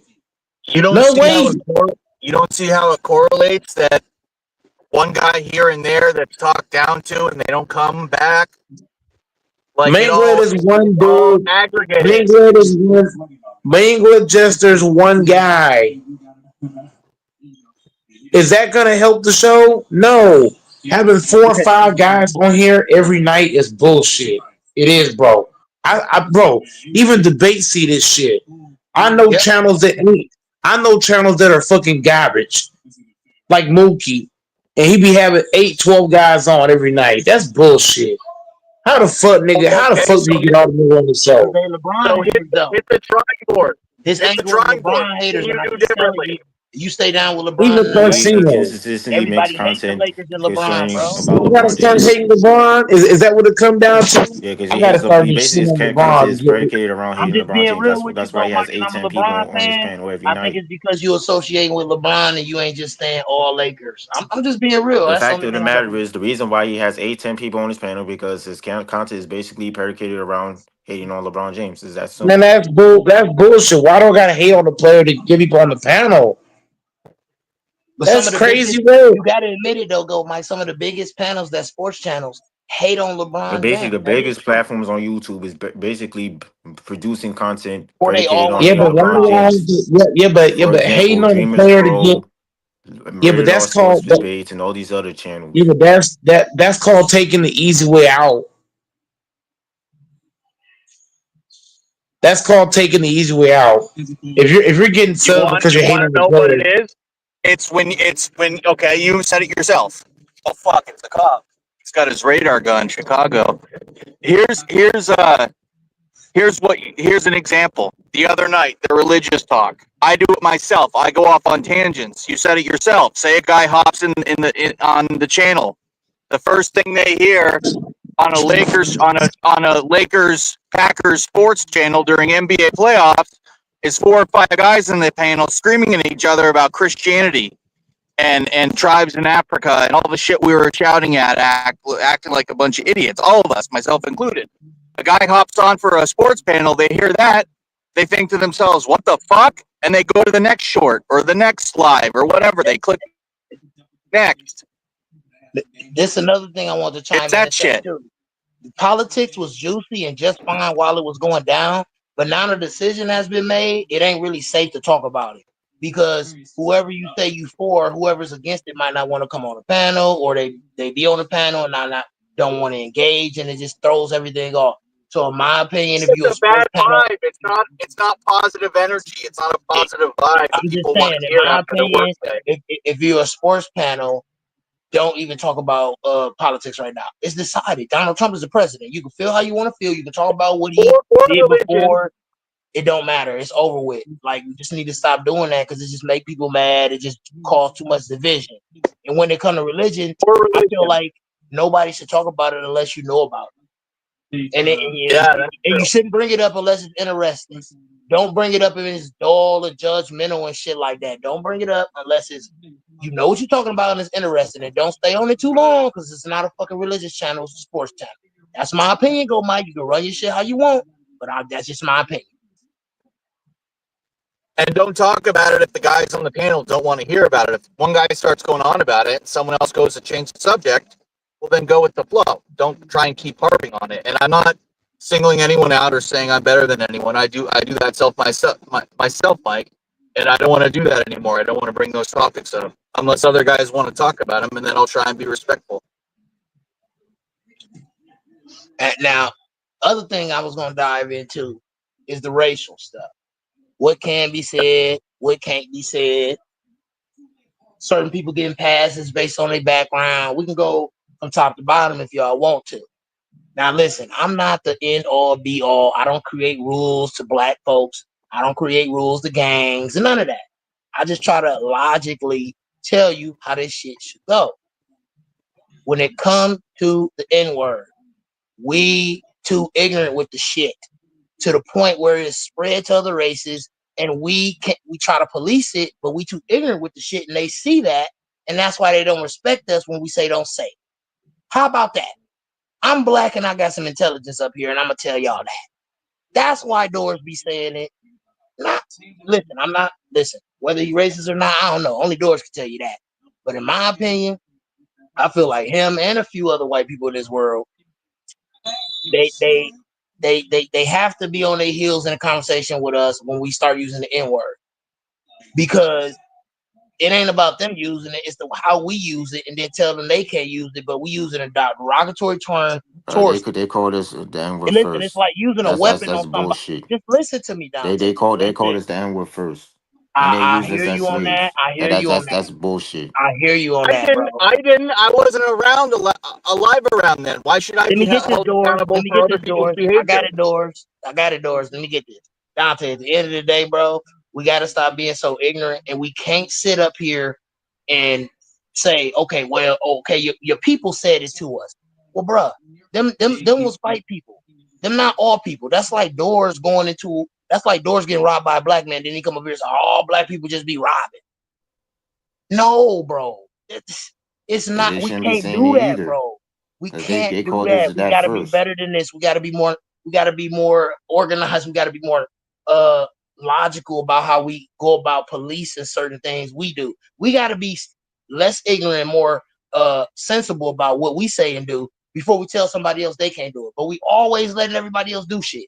Don't act like it ain't whites and Mexicans. We done gave passes to, and we let them say ignorant shit and do the ignorant shit we do, right?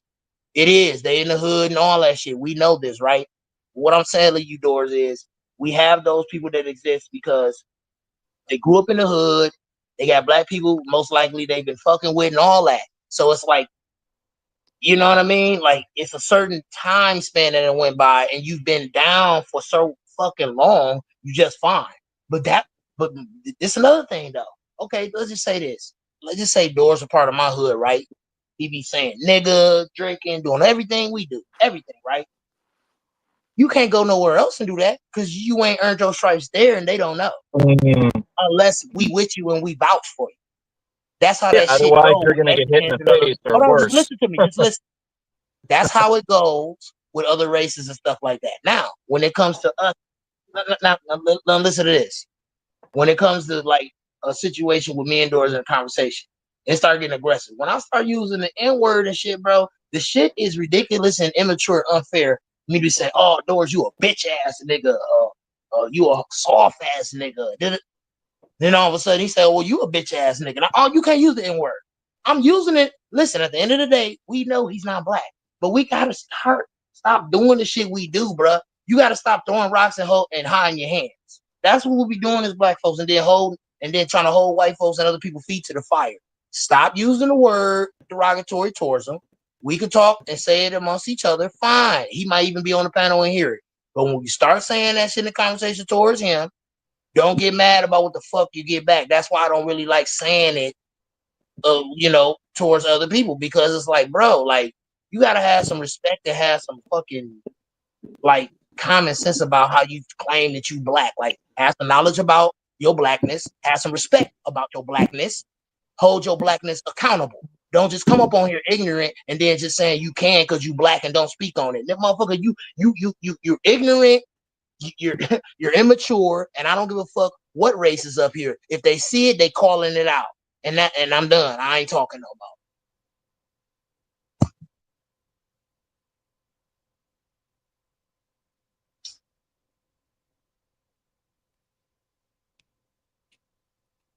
Should a white person be saying the GGA or ER when they ain't got that approval and they ain't been They down? shouldn't Hold be on, saying it, period. wait. Don't mean to They had cut you no off, my business. They brother shouldn't be Dante. saying it, period. I don't mean to cut you off, Dante. Let me add this. Should a white person say the hard They shouldn't be ER saying or the it, hold on, listen, just listen, bro. the NGR or the NGA. Listen, They I'm shouldn't be about to saying get it, into that period. right now.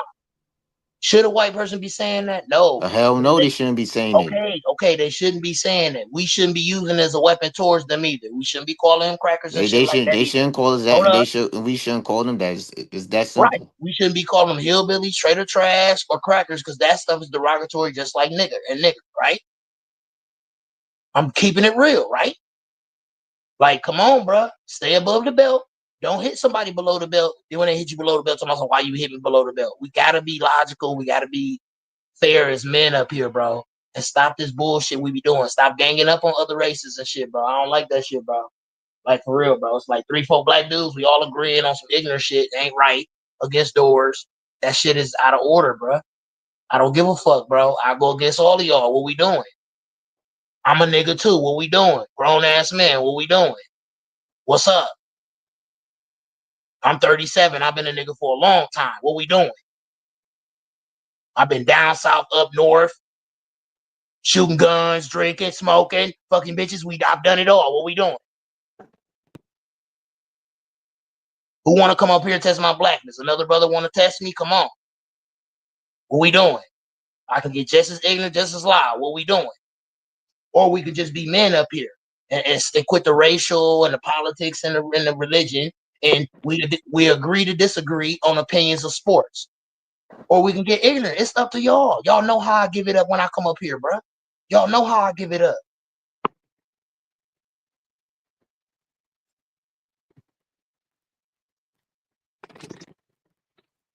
What's up?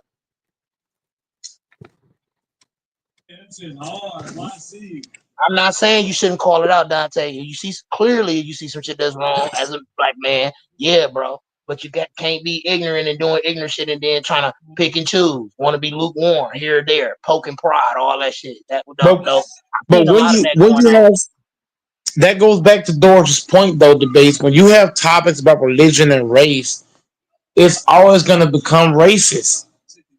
Yep. This is why it's good to stay on sports. I mean, yep, because at the end of the day, he is a white man. What you want him to wake up and want to be black? He want to be white and he want to be proud, and he should. God damn it, because that's what he is. And we shouldn't be trying to pressure him to be anything but what he want to be and what he is. I'm a real person at the end of the day. I'm a man first before I'm a gang member, a father, somebody's husband, whatever the case may be. I'm a man first, right?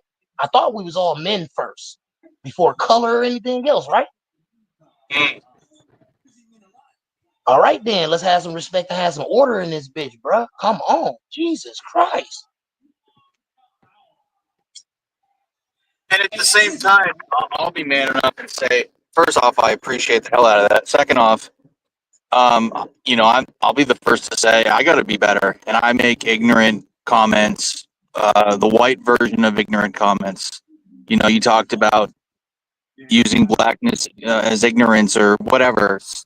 Where do you draw the line from ignorance versus pride or whatever? And I can make racist comments. I've made them. I can be ignorant, and I need to be better too, and more understanding about the experiences of other people. Because no, I don't know what it's like to have had these experiences of other people. And sometimes you just got to be man enough to say, no, I don't know what that's like, and I never will. How could I? But we can't be throwing our trauma and pain on every fucking body every time another race come around. Oh, I'm black. I've been through this. My people been through this. Shut the fuck up. Oh, your people did this. Bro, stop that shit, bro. Quit that shit, my brother Dante. Everybody else is black too. Quit that shit. If he don't come out and say anything offensive towards us, don't say nothing offensive towards him. If you say something offensive towards him, if he go below the belt, when he go to below the belt, be a man, nigga. Take it. Stop trying to run to the race car. If you call him a cracker first, and he call you a nigger, then it is what it is. Straight like that, bro.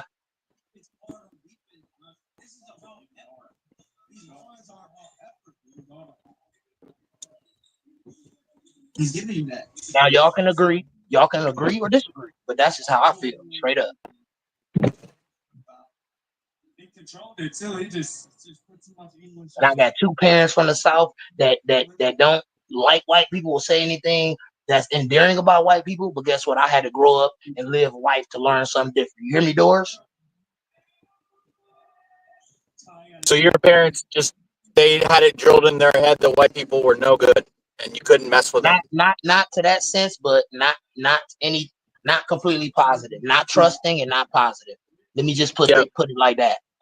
Was it based on experiences they had in their own lifetime, or based on experience and not being able to grow and know that everybody is not the same person as the people that you experience? Some people don't grow past that, Doris. I done grew past that. You feel what I'm saying? Yep. And not all people are fucking bigot white people from Georgia from the 1980s or whatever the fucking scenario was. You know what I mean? Yep. I just try to understand a person first, and all of the racial stuff come with it. Like just dating, right? If I'm dating a white girl, Mexican, or a black woman, you still got to understand the person first, though, before you embrace their race and everything that come with it. There are certainly racist white people. The question is, what am I? And it's white people that choose to hate on what they want to hate on. We got to stop using that word. Like, I'm really done with that word, because at the end of the day, people choose to not like and not understand and hate and be scared of what they want to. It ain't your job to try to label them. It's your job to leave them the fuck alone and handle them how you gonna handle them when you encounter them. That's what you do. Calling them racist, you can listen, you can see somebody that's racist doing some racist and call them racist. Is that gonna stop them from being racist, Doris? Nope. So what is this? Oh, you're a racist. Okay. If I see a Klansman and he talking about white power, ready to hang a motherfucker, he ain't gonna change because I'm calling him a racist and I say I don't like him and he gonna go to hell or whatever else I can say to try to throw him off. He on a mission of being racist. And that go for anybody that's black too, because blacks can be racist. I don't give a fuck if we was in slavery for 4,000 years. Quit capping. Motherfuckers is racist. And we be throwing around doing a lot of ignorant shit and then having everybody living in fear because we run to the, oh, well, I'm damaged and I'm traumatized and I'm mad for a reason, all that dumbass shit we be doing, bro. Quit that. We so far, listen, we're not removed, but we're so far removed from it to try to claim it. You can go back to it and try to get some sense about slavery and everything else, but try to claim it. I'm not claiming slavery, bro. I'm claiming what I got going on right now, which is freedom and domination, motherfucker. You hear what I'm saying? And that's me as a black man speaking. I don't speak for everybody else. And I can't speak for other white people, and I can't. Why should I be held accountable for what other people do? You know what I mean? Like, why should I be held accountable for the transgressions of other people? I should be held accountable for my transgressions. People don't know no better, and they're gonna react to what you say. Whether it's ignorant, it's stupid, racist, or whatever, people gonna react a certain way and make a judgment. It's just up to you to just do what you're gonna do from there. Like, once you say something, that's why I gotta be better. Because no, I gotta say something that's said, bro. It ain't no going back. But what you can do is work on being better. All you can do, like going over it over and over again, feeling guilty about it and fighting with people about it. Fuck that shit, bro. Just either you gonna keep doing it or you're not. You feel what I'm saying, bro? You're a grown man. You feel what I'm saying? That's all it come down to. We don't gotta have a big ass soliloquy about, okay, you said this is what you need to do. You already know that shit. You said something, you know, that some black people didn't like. You said you ain't gonna say it again. We done with the shit, bro. We done said some shit towards you and other races and towards each other that motherfuckers don't like. And we still up here fucking with each other, right? So it's like, bro, just leave it alone, man. We riding a horse and the motherfucker getting tired. I haven't heard that one before. It's a good one. Bro, I just try to simplify shit, bro. And I'm trying to make peace in the midst of war. So I feel like it's gonna be war with this type of shit. And it don't make no sense, bro. It don't. You gotta be fair in the midst of war. Motherfucker got a sword, okay. You got a sword, you stab a motherfucker. They got a sword, they stab you back. Don't cry when they stab you back. You can't do that. And that's what we be doing, bro. You feel me? We can't be doing that up here. That's why I be on mute or I don't come up here, bro, because I can't be a part of them shenanigans, bro. I can't be a part of it, bro. I'm 37, bro. I'm gonna be going on 40, bro. Feel me? I don't got time for that shit, bro. Arguing for no reason. You know what I mean? I'm gonna argue. You want to get heated with the debates as far as sports and all of that, but like on a personal tip, I'm trying to grow and I'm trying to evolve and do better, bro. Now, you know, everybody can have their opinion, say I'm just as worse as I was, or whatever the case may be. But I feel like I'm making improvements and I'm trying to do certain things to block myself from going going back and backsliding with my behavior and temper and shit like that. So I'm just trying to, you know what I mean? Now, is that gonna translate to anybody else? Hell no. I could be cool, calm, and collected. Everybody else can be on fire, ignorant as hell up here. I can't control y'all. I'm just saying, man. I got a question. What's the question? What is your thought process? We're basically the same age. I'm 2 years older than you, but my point is, do you hold someone? You mentioned age and the shenanigans and don't have time. Can't be doing it.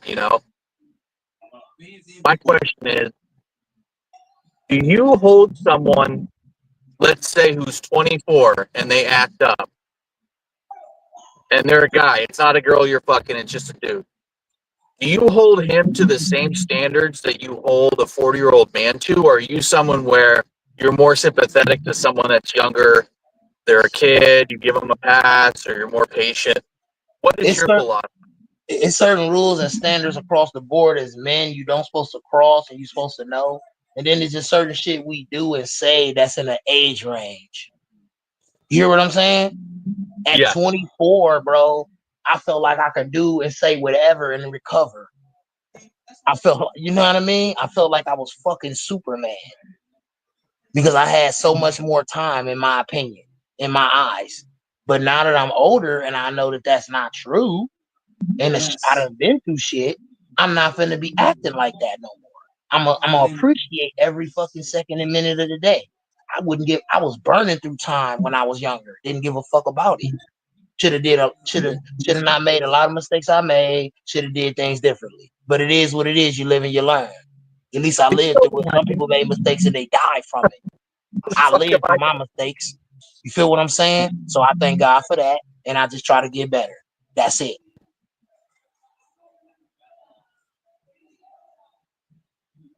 Yeah, 24, vice versa, 45.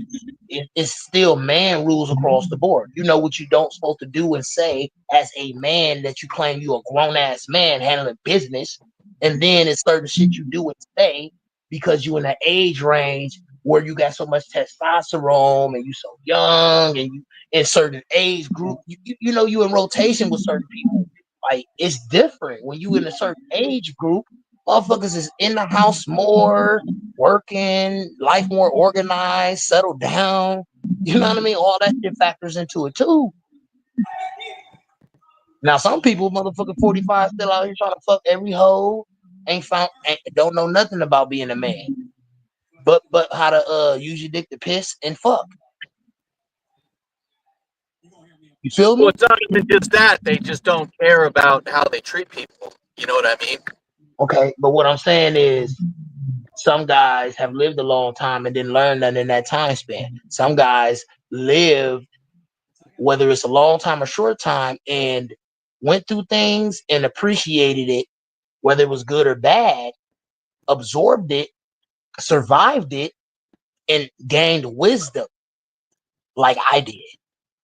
That former camp that you described, the camp that never changed and never learned, what do you make of them? Why do you think they never learned? What do you call that? Pride, foolish pride. The Bible talk about it, foolish pride of man, thinking he know more than God, know more than everybody else, and you end up not learning nothing and not living long, or you live a long, fucked up life. That's what it is. Point blank, period. Knowledge is in the world. You can attain it. It's always there. When you choose not to, you're a dumbass. Have you gotten a lot of the knowledge? Have you gotten a lot of the wisdom? Do you find there's a lot of pearls of wisdom from the Bible and your exposure to studying it and becoming learned in it and the application and this Yep. implication? That's kind of like my philosophy. Because the Bible really simplify everything. You think it's complicated, but it's really simple and straightforward. And that's why people don't want to deal with the Bible. They try to say it's complicated and it is so mysterious, but it's actually straightforward to the point where it convicts you and make you face your sins and everything else, and you don't want to deal with it, and you try to throw people off by saying it's too confusing, it's parables, and it's really telling you what you've been fucking up on, what you need to fix, and shit like that, and you don't want to be accountable. You hear me, Doris? So that's just what it is. It's judgment, and people don't want to face that. You don't want to be an adult. An adult is going to go to court when you get a summons to court.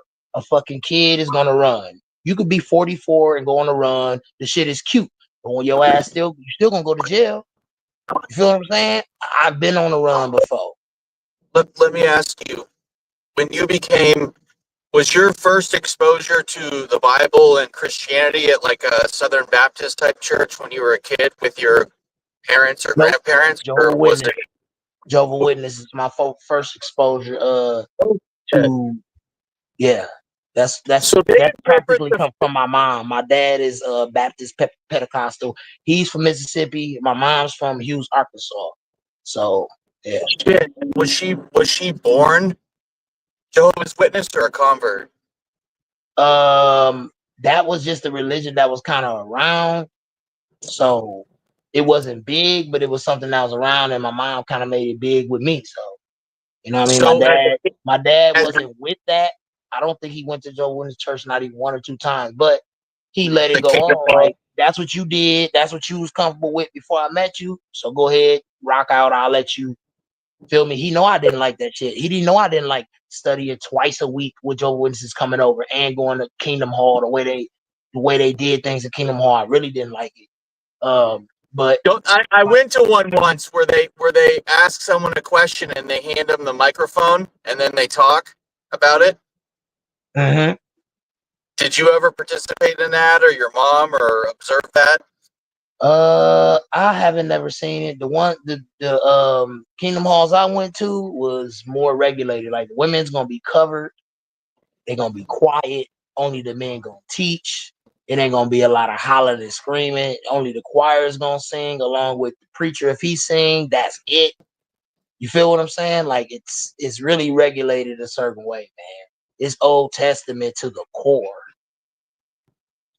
They're very particular about if they have to go to the hospital, they don't take blood transfusion, right? And I would say the northern Jehovah's Witnesses more than the southern. I'm just saying, because listen, don't take this offensive, but I just believe it's clearly more racist in the South. We talking about across the board, just racist people, right? In my opinion.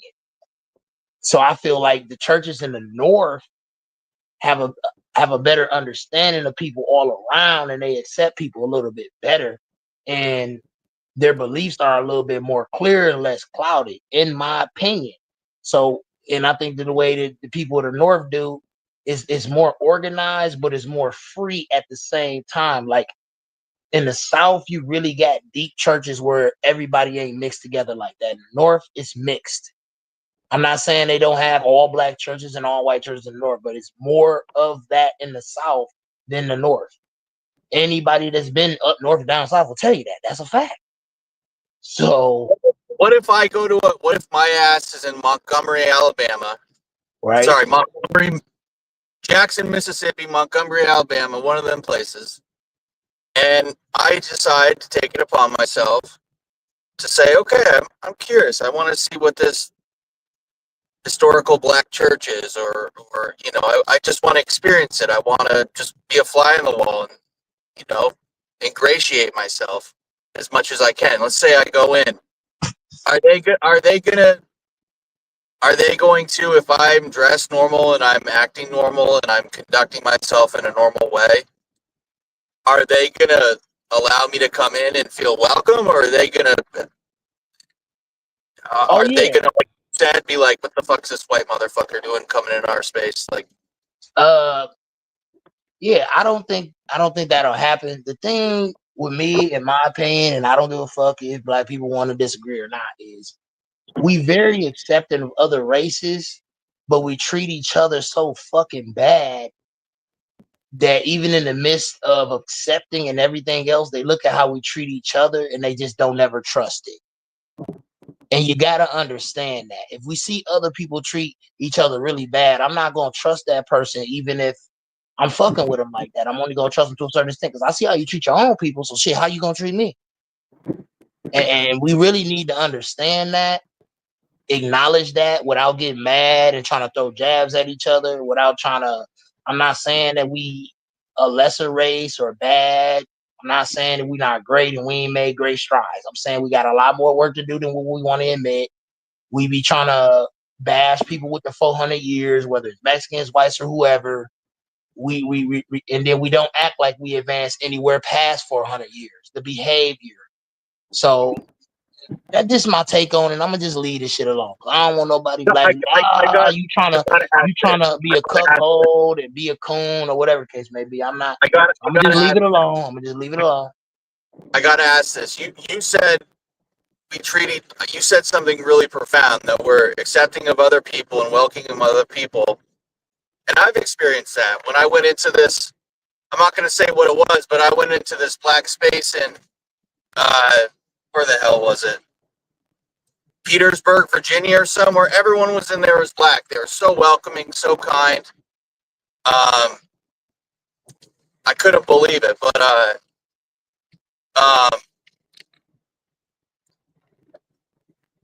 what my question is, and when I lived in Indiana, black people were so welcoming to me. Coworkers, people I talked to at the bus stop, people I just chopped it up with, like they were just so fucking cool and welcoming, man.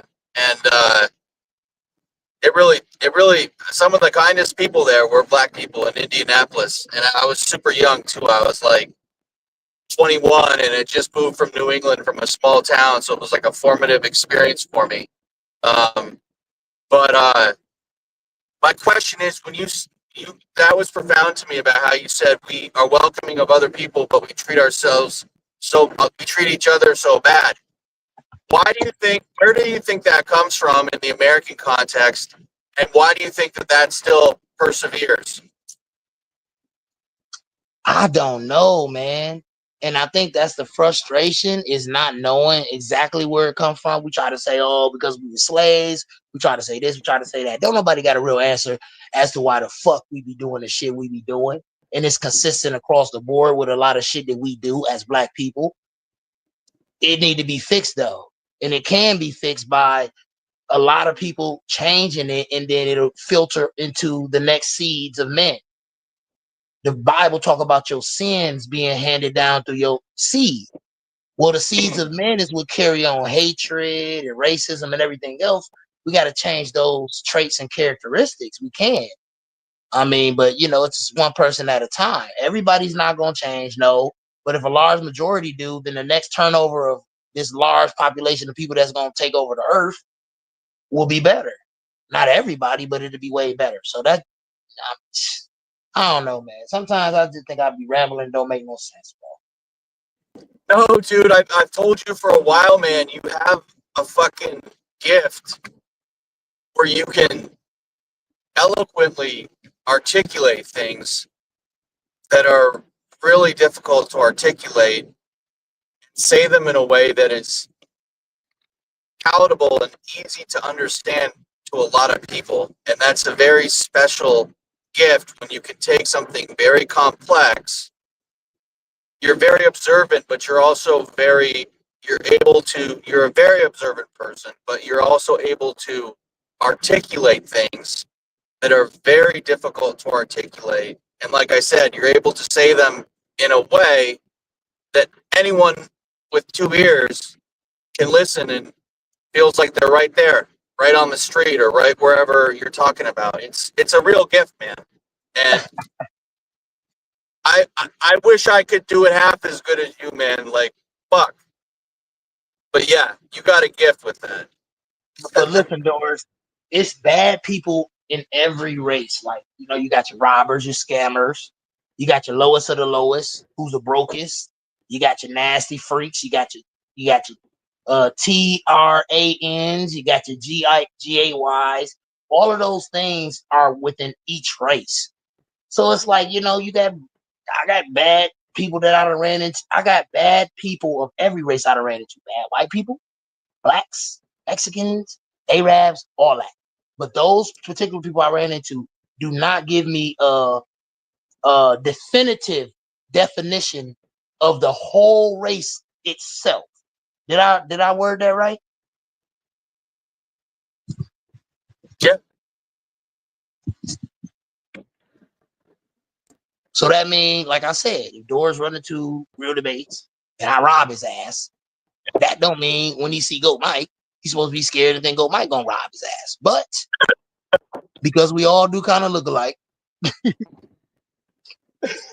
he just might get scared. Listen, I try to make a joke out of it, bro.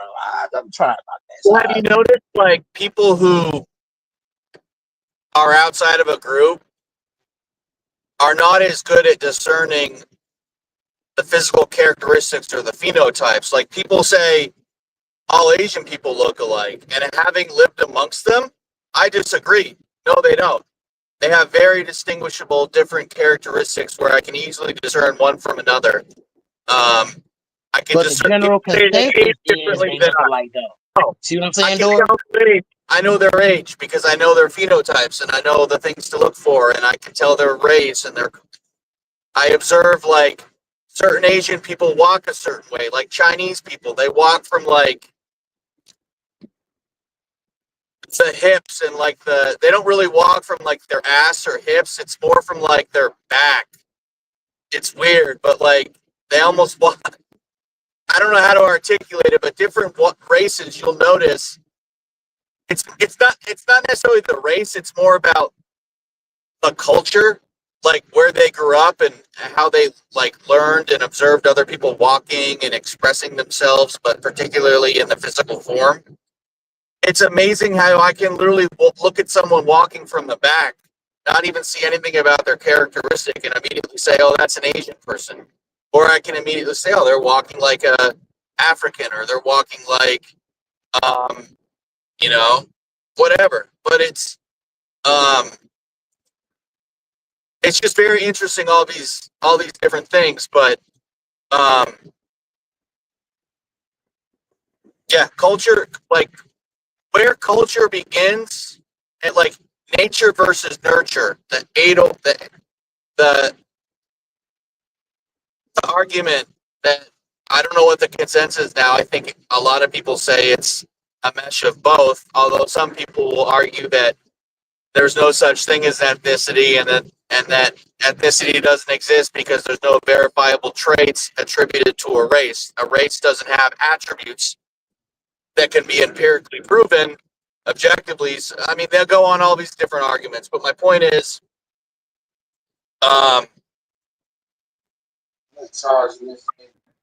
it's just interesting to talk about this stuff because I wish that we could all, as a people, as Americans, throw all this shit out there and have a real talk and throw all our prejudices out there and throw all our fears out there and all the bad experiences we've had and good experiences and be honest.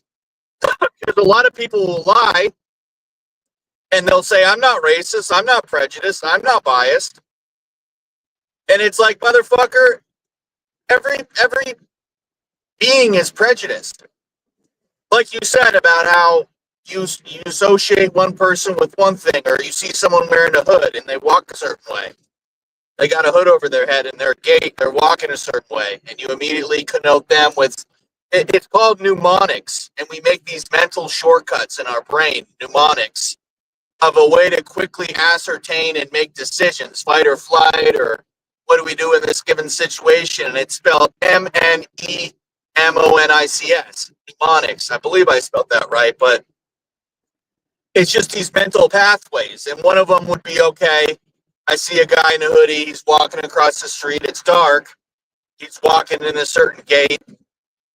I'm immediately going to cross the street. Instead of like spending like a long process thinking about it and really like having these contemplative thoughts, no, you just have these pathways you've created where you quickly walk across the street. And it's just this quick reaction that you've developed.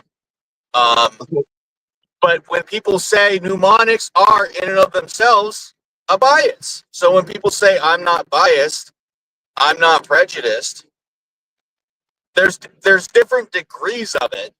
And there are a lot of people that are just all loving fucking hippies that really, they don't have a mean bone in them. But for the most part, most people, in my belief, it's just various levels or degrees of bias. And I do think people can change. I do think you can teach an old dog new tricks. I do think that people who are full of hate and racism can change. But that old dog is still gonna know the old tricks too. Them old tricks it ain't gonna get rid of. See what I'm saying? Even if you believe an old dog can learn new tricks, that old dog still gonna know those old tricks and do those old tricks too. You hear what I'm saying, Doors? So let's give an example. So apply that to someone. It's certain things over time that are embedded in you once you keep doing them. You gotta change before it get embedded in you. You hear what I'm saying, Doors? Like, But what okay, if about I'm like hold I've on, seen listen, these just listen to people? me. Just listen. No. I gotta say this. I've interacted with these people. They're former gang members. They were gangbangers. They were like into some rough shit. They were people you didn't want to fuck with. They tore some shit up. They caused Right. some hurt. They had an epiphany, a true epiphany, not a misuse of the word epiphany. They had a fucking epiphany, whatever you want to call it. They're a different motherfucker now. They Right. work with youth. They work with at-risk youth. They clean up communities. They remove graffiti. They're like amazing people, and they don't have that. I would argue some of those men and women, I guess, don't have that in them anymore. They literally have had a transformation. How would you apply what you just said to that person? Just picture that guy in your head. Picture that guy in your head, and now he's working with 12-year-old boys in his community, teaching them martial arts or soccer or whatever, or basketball, and at-risk youth. Whereas a couple years ago, that same guy was selling them drugs or trying to rob whatever their parents or whatever the fuck the situation was. You don't think that people can truly change like that and not still have those old tricks, But or see, you however said you worded it? old dogs. You see what I'm saying? I said you got to get rid of, you got to stop doing these things before they become embedded in you, right? It depends on the person and they will. Because a person could be gangbanging for 30 years and turn their life around. A motherfucker can gangbang 5 years and never turn back. They on fire. They gonna die for this shit. It ain't no turning back. It depends on the person. You hear what I'm saying, Doors? And then it's another thing too. I believe, a person can change, but okay, let's just say Real the Base was a gangbanger. I did a lot of shit. I robbed, I did this, I did that, right? Well, the damage I did is still the damage I did. Like you could try to go repair and you go teach youth whatever you want to teach them. If I kill somebody, mama or daddy, or rob the motherfucker and they really suffered because of that, bro, that happened. It ain't gonna be no erasing that. Like I'm going to do good deeds to show you I've made a change. I'm not erasing the past. You can't. You hear what I'm saying, Doors? And then there's another thing too. Like if you did certain shit, it could come back to bite you. Motherfuckers don't care. Motherfucker don't care that you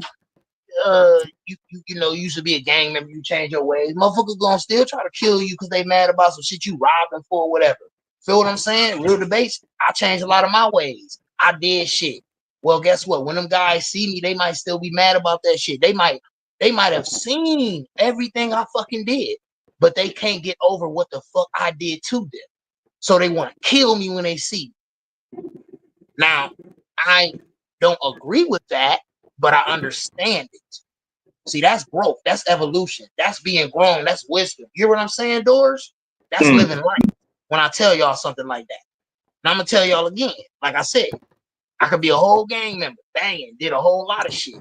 Ran trains on holes. Stayed out late nights. Drive-bys. Banging. And give it up. And don't do none of that shit no more. And start doing things completely different. It don't erase what I did. And it ain't going to erase motherfuckers that still see me as, especially when you got the tattoos and shit, you ain't get rid of them. I don't give a fuck. You could be on TV every day showing the world your ass changed. Them niggas that you was doing them drive-bys on, you killed their cousin, whatever, nigga, they still want to kill you, boy. They don't give a fuck about none of that. And that's why you gotta be conscious of when you do and say certain things, it's consequences, regardless if your ass made changes or not. Once you fucking make somebody mad, you can't control them. You hear what I'm saying, Doors? That's why you gotta leave people the fuck alone. Watch what you say, watch what you do. Because once you make a motherfucker mad, you do not have the right to tell them how to react. But all you can do is try to protect yourself. Get ready. See what I'm saying, Doors? That's the hard truth, but it's the truth. It gives you a better understanding all around about life and about gangs and about changing and everything that comes with change. It's a whole lot of good that come with change, but it's still bad that come with it. You did bad and you got to be held accountable. Yeah, you did bad and you got to be held accountable. Yep. you brought that into the world. That's an action that has a subsequent You can do reaction. better. You can't rewrite your wrongs. People just be saying that shit. That shit a lie. You can't rewrite your wrongs when it comes to certain shit. Some shit you can, but certain shit you can't. Everybody be kind of thinking that you could rewrite your wrongs when it comes to everything. No, you can't.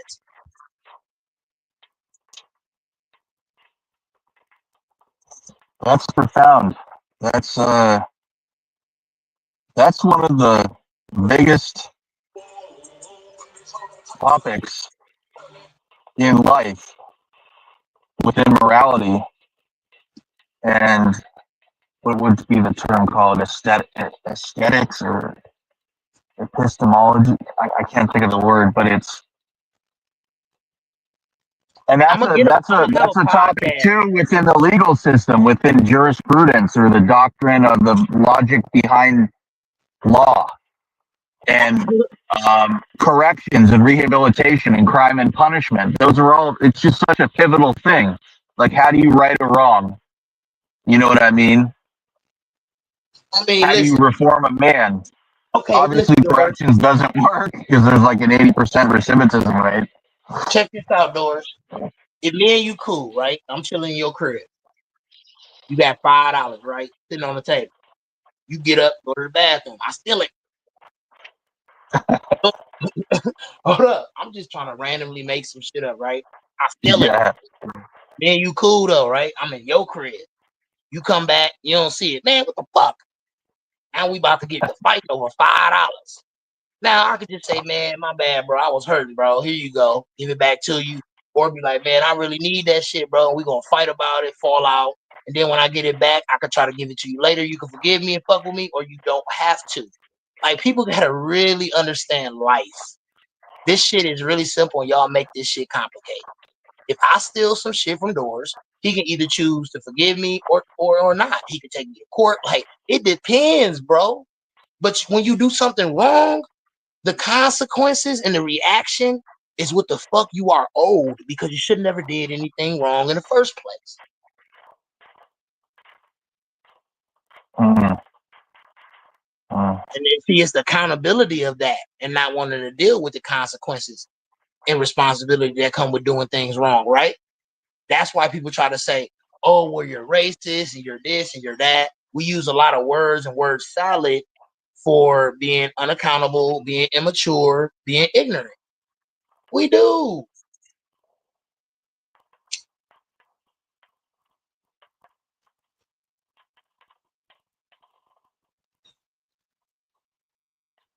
Like I said, in my opinion, ain't no such thing as a cheater.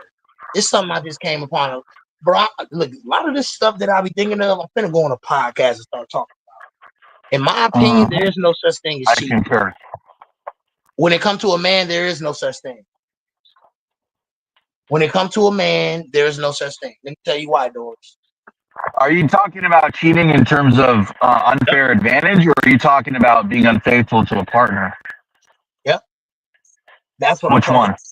Especially in this new age. When marriage was really under God and sacred and sanctified and being held accountable and not the world getting involved and it was a money grab.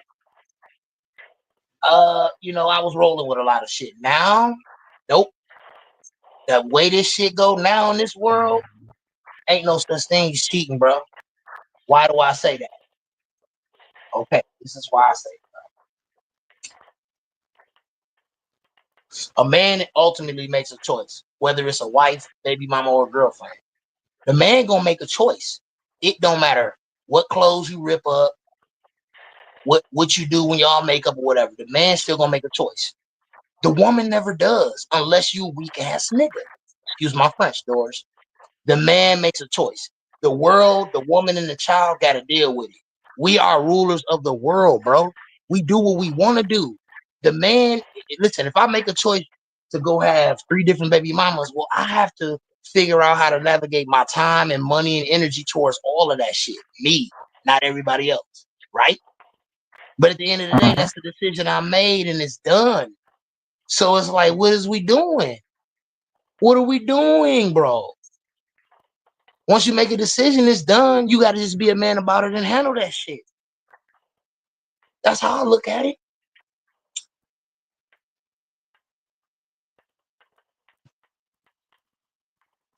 You got all of these different women. A woman, hold on, Doris. Like I said, I can go be with 100 women. I might not get one pregnant. You telling me a woman that can get pregnant gonna be with 100 men and she ain't gonna get pregnant by none?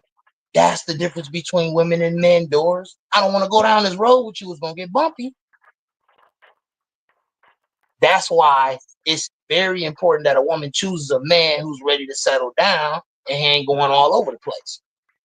But we still ultimately have the choice to pick and choose and do what we want to do. Every man in the Bible did it. Let's just be honest. And a lot of women too don't want to. You talk about accountability and stuff. Check this out. God chose Mary, not Mary, mama, auntie, or Mary chose to have Jesus' baby.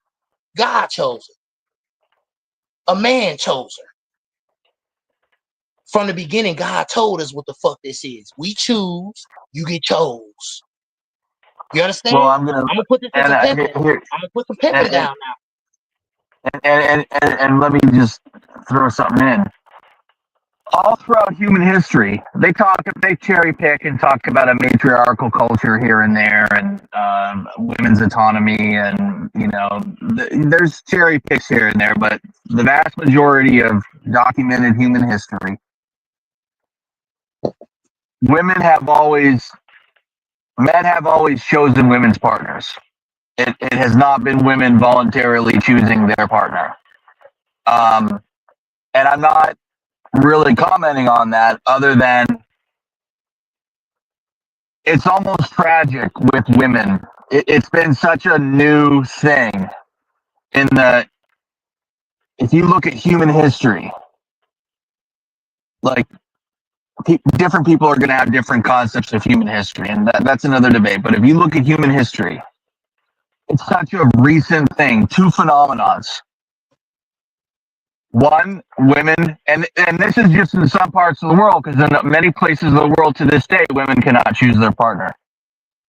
But, so I'm just saying, in places where women can choose their partner today, it's such a recent development, A, and B, there's another thing that's a recent development, is that all throughout human history, slavery has existed. And in just the last little, if it was like, I don't know how to describe it, but it's the last sliver of history that's so minuscule it wouldn't even show up on the graph. But it's both of those things, slavery, and women choosing their partners, sexual autonomy, procreate, they're in the sexual marketplace, so on and so forth. And the one I want to comment on is women, and it's not. People can agree or disagree, but I think it's almost tragic. And I really hope I don't have a daughter, because I'm going to start having kids pretty soon here, and I really hope I don't have a daughter. But the partners and men that women willingly use to date and or have relations with, or that, it is almost tragic how bad most of them are at finding men that are decent or positive. They have a good archetype of what it is to be a man and to provide for them in meaningful ways. And the other thing is, I just hit the border. I'm in Indiana now instead of Illinois. But the other thing I want to say is that a lot of women refuse to accept the reality that when they fuck around with all these guys, their worth goes down. When they so freely give themselves to all these men, they cohabitate with them, they let the man do whatever he wants to them. They eat his ass, they suck his cock, they have videos of it, it's all over the internet. They're so proud, swallowing his nut all over the internet, doing the most crude, vulgar. He owns her soul, basically. It's all over the internet. Most people, they have videos of their private stuff, and it's out there forever. But even if it's not, it's the point is that another man owned her, literally owned her, like her sexual energy, like which is such a fundamental thing in a human relationship and such a forever part of their psyche, and it affects subsequently the ability for a woman in multiple studies that affects their pair bonding with future men, whereas men can have a lot of sexual partners and it affects their pair bonding differently later in life. Guys can fuck a lot of women, to say it simply, and still settle down and be monogamous with one woman and commit to her and not have issues with.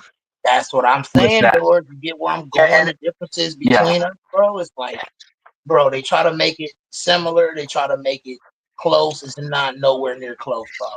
There's no similarities between us except MAN is a part of WOMAN. That's the only similarities we have, bro. We are so different, bro. That's why we need each other to create a balance. At the end of the day, Doors, I can get money, I can fight, I can do every fucking thing and jack myself off. Guess what, Doors? Women struggle getting money. They struggle protecting themselves. I can keep going. So at the end of the day, a man can survive in this world without a woman just fine. I swear to God. I'm not saying that to be prideful. I'm not being a womanizer or anything like that. No fucking way, dude. No fucking way. Wait. Doors, dude, Doors. men are not right. Men are not right in the head. Men are not right in the head. I would say a man can do anything a woman can do. And he can do it better. Wait. Anything, no. I gotta finish. Anything from cooking to physics to fashion design. Who designs women's clothing? Fucking men. Even the most stunted versions of us. Gay men. Yeah. But one thing I would say is when a man does not have a woman, does not have access to not just a woman, but access to sexual regulation, sex. I think a man is not right in the head when they're not having sex, at least when they desire it. When a man desires sex and cannot have that fulfilled in a way that satiates them, they're not just right. They're not right. Like they're gonna be fucked up, irritable, violent, depressed, like purposeless, like. And I think there's offshoots of that. There's other like that sexual satiation is such a fundamental human need. Like look at these priests and these people that are attracted to, I don't want to say the word, but these key people that are deviant to such a level, but look at like what a hold that has on them. You know what I mean? That's another topic. Discipline. I mean, that's what you're saying. What I'm saying is discipline comes into it too, because your body needs certain things, but you can't get you need it just enough of it. Not certain things your body needs, and it don't need too much. It just needs just enough. Certain things your body should not have at all. See where I'm going with this, Doris? So at the end of the day, have sex with a woman, and you can masturbate, and you're still gonna feel that you're right in the head. Right, but hold on, I got you. What I'm saying is this: a man can navigate through life difficulties and bounce back without sex and without a woman. Way better. Way better and way more consistent. Why, Doors? Because eventually that man gonna get on track and he's gonna get sex and everything else. The issue with women is this: when you get sex, it's gonna be a baby and feelings connected to it.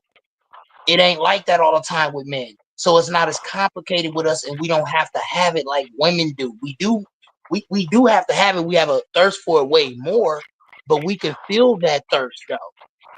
And have discipline. At least the elite man. I'm speaking for the elite man. A man can go a whole, listen, okay, you're gonna be irritable and this and that, but you're gonna be on a mission for a reason. If a woman go a whole year without sex, bro, her life is shambles. That's what you gotta know. Something wrong, bro. Especially if you ain't no virgin or something like that. Or listen, if you ain't a virgin or a widow and you've been sexless for a whole year as a woman, you trash and don't nobody want you. You got a disease. It's something, bro. I'm being real about it. There are women that Okay. are exceptions to Okay. that rule, though. Okay. And those are the It ones ain't that I'm good for the curious man to about be that I want alone, to but delve into. hold on, wait. It didn't say the Yeah, man it's can't another. be alone. It said that it's not good for a man to be alone. And guess what? It ain't say nothing about a woman though. You notice because they already know they covered, bro. They don't speak much about a woman being in jeopardy and all that because they know it's our job to always provide and protect. You notice that, Doors? We always coming to the rescue in every situation. Bibles, fucking kid stories. You feel what I'm I saying? know. Yeah, I know. Here's another thing on that topic. A lot of women, I know a lot of women have toys and the Hitachi magic wand, and they can do all sorts of things to pleasure themselves in ways that men cannot do, in my opinion, with their hand or whatever. Like, women have so many more nerve endings. They're able to get off in so many ways. Clitoral, vaginal, whatever. Think about this though. Hold on before you continue. No. When they doing that, what is they thinking of? What is they thinking of? Especially women that don't. Hold on. Especially women that don't deal with women. Heterosexual women are thinking of a man and hitting That's them. what I'm saying. Right. So it still No. ultimately Let comes me down finish. to a man. Let me finish. There are so many women that I know, and I believe them. They don't masturbate. They haven't had sex for 3 years, and they say, when I'm not in a relationship, I don't think about sex. I don't crave it. I don't need it. But when I'm in a relationship, I'll have sex 4 times a day, and I love it. And I say to myself, what the fuck? You can go 3 years without sex and you're 24 or whatever, and you're able to do that? It's a few of them here or there that can do that. And that's because they ain't been so they have not been so polluted and poisoned by thinking, okay, I need to jump it right into another relationship super fast. I got to do this. I got to do that. They take time and get better and figure out why that didn't work out and not just blame the man. That's why those women go from man to man, and they is the way they is when it comes to sex and stuff like that. Because their whole mind state is the shit went wrong with the last man all because of the man. Don't take no accountability. So you never grow and you stay in that same immature space. And the childish space is always thinking sex and crazy physical things is going to lock a person down. Or, like I said, a baby. When a grown person know better than that. A real adult know a baby ain't gonna lock nobody down. Acting crazy ain't gonna lock nobody down. None of that shit. It's not. What's gonna lock a person down is doing what they like consistently at the right time in the right place. It's all about timing, bro. Like a lot of people that say they fell in love at first sight and shit like that. It was certain they was at a certain point in their life, they looking for love and they was open for it, and the other person was. True. That is true. To a degree. It's about timing and luck. It's a lot of things that factor into this stuff, bro. Sometimes though, there's just an energy. It's like a chemical energy, man. It's like physics, man. It's like supernatural, and it's not even just a time and a place. It's you two have this energy, and you immediately see each other. It's not even a lust thing. It's just like there's this energy, and you catch eyes, and it's just magic. Maybe it's time and place, but there's also like this. It's a metaphysical thing. It's a very. But what you explaining is when you see a couple walk down the street, you see a beautiful woman with this ugly ass dude. Listen, and then you be like, "What the hell?" You don't understand what she sees in him, and the vibe she get from him. Just like you see a fucking handsome dude with this ugly ass woman, and you wondering why. Well, it ain't just the facts; it's who she is on the inside and everything else she brings to the table. But a lot of those vibes with the goofball, that wasn't like a chispa or Spanish. It wasn't a spark. That was something that happened over time. I'm talking about the stuff where you literally catch eyes with a bitch and you guys are in love. Like that like. Right. It wasn't like you didn't have to put work in. It was just there. Twice that best in life.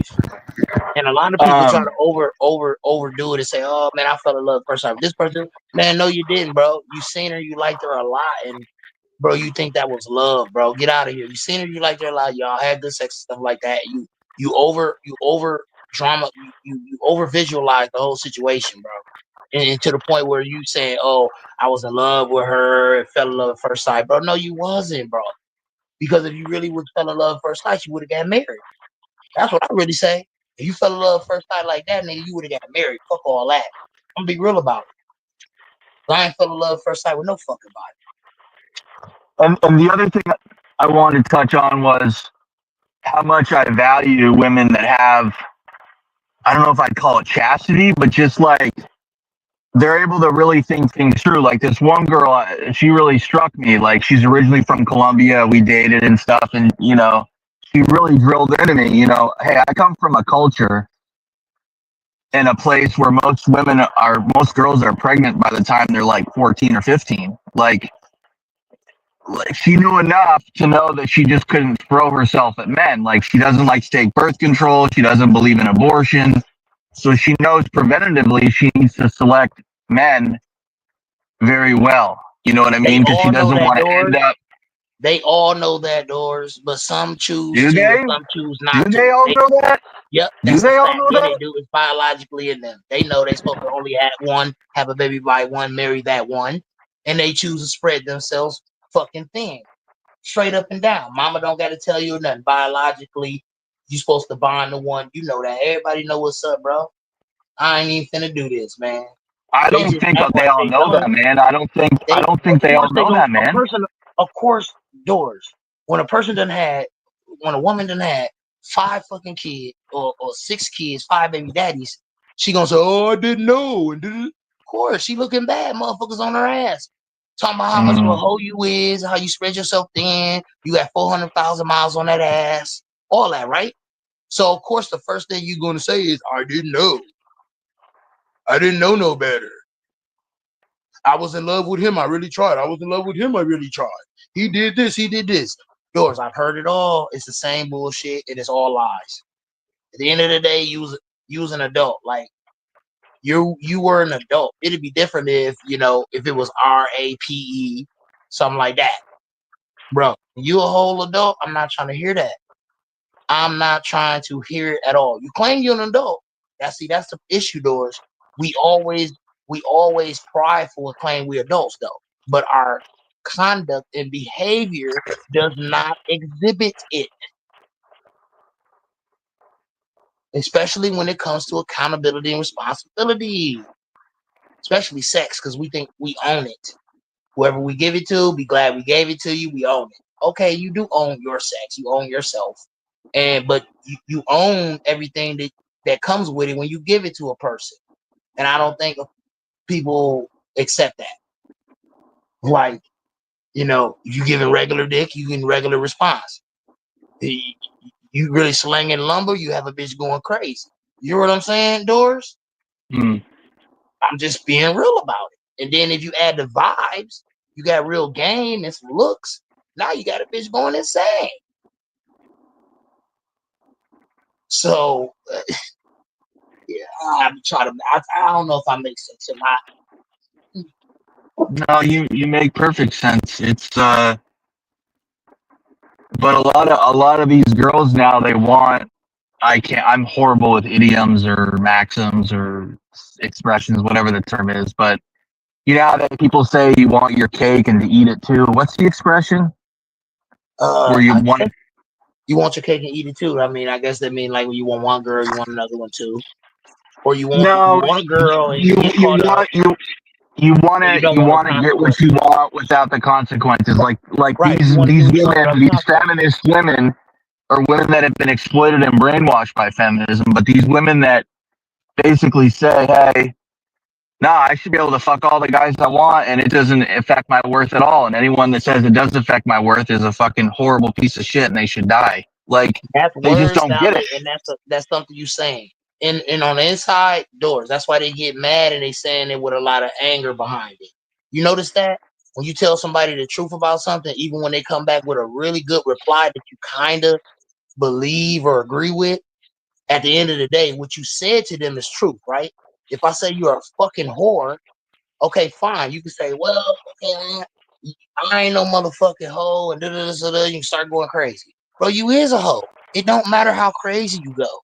It don't matter, Doors. You hear what I'm saying? It does not matter. The truth is the truth. You could try to reply any way you want. The Bible say when he sent his word out, it will not come back void. And his word is truth. What was the verse you just said? When what? I What ain't was gonna it? quote the verse, but I quoted a verse, but I don't I don't quote exactly what it is because I No, don't know. but what Like, was you it know you what I said? mean? The Yeah, Bible yeah, say yeah. But what was it when you he said? send his word out, it will not come back void. That means it's always true. It's always true, bro. So if something true, bro, is true. You can't be trying to make an excuse for it and go around it. Like if you got 4 baby daddies and shit like that, you do got 400,000 miles on your ass.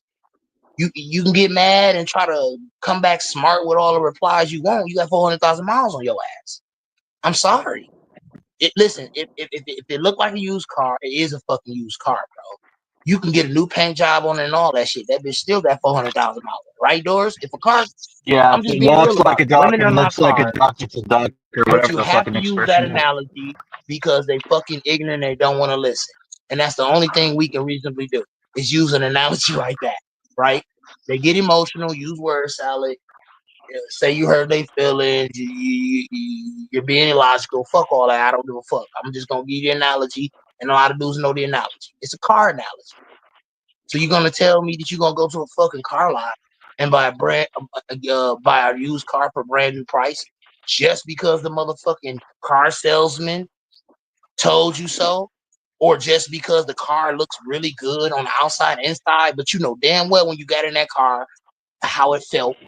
You know damn well that it had 400,000 miles on it. And once you really took a look at it, you knew it. It just got dressed up well.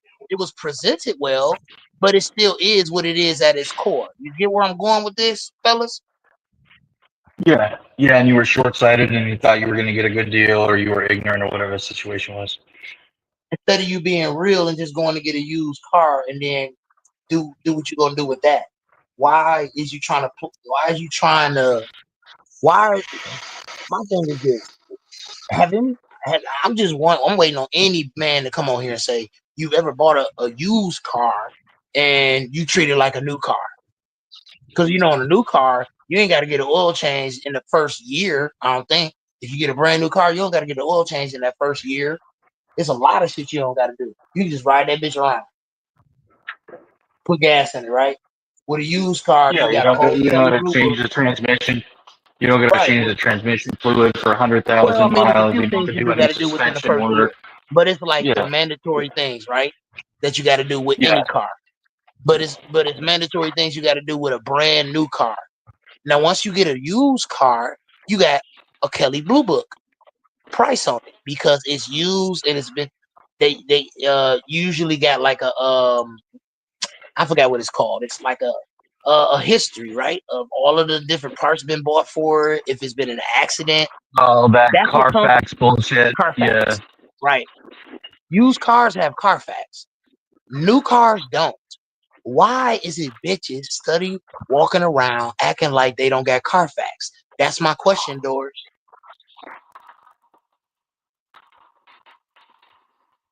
Because the only bitches that don't got Carfax is virgins. That's what you gotta know. That's well put. And And then then guys listen, want to make bad decisions. Guys want to make bad decisions with women and have buyer's remorse and act like they didn't know what they were getting their hands into when the whole time they knew. I'm not falling for the okie doke Doors. I don't care about a woman getting their feelings because I'm telling the truth or none of that shit. Listen, when I know it's the truth, I'm standing on it, and I will not be defeated because God gonna be behind it. He stand behind all truth. He gonna stand with you when it's the truth and you in the right. I'm just gonna trust in God. You can be ignorant all you want, holler and scream, say that I'm a sexist and I hate women, I don't love my mama. I don't give a fuck. Use any type of lyrical, spherical word salad you bitches want to do. It ain't gonna work on me. That's what you gotta know. Because I know better. I've been there already, falling for that. Thinking I was wrong in my way of thinking. Nope. I'm right in my way of thinking. Hell no. I'm not right. I'm talking about when it comes to dealing with women. I'm not talking about everything in general. I still got a lot to learn about life and about myself. But I'm saying when it comes to, how to deal with them, how to not to get finessed and played, not to just always bow down when they fall out and say they feelings hurt and shit like that. Sometimes when you say some shit to your girl and her feelings hurt, bro, she needed that. And you got to just let that shit soak. Do not say sorry, bro. Stop doing that shit, bro. Y'all niggas weak. If you really meant it, why the fuck is you saying sorry? Because somebody want to be a fucking immature and be a kid and say, oh, you hurt my feelings. No, see that I am disappointed or want something to improve or change, and do that, or don't fucking be with me. Don't sit up there and try to say I need to say sorry, cut off sex, do all that weird ass shit. That is not mature, bro. If I'm clearly saying something that you can change and you can change and you love me and you really want to be with me, then do it. If you don't want to, then clearly you don't fuck with me. That's how y'all got to really look at it, fellas, and start valuing your life, start valuing yourself. It's 24 hours in a fucking day. You're not going to live forever. Stop kissing ass, man.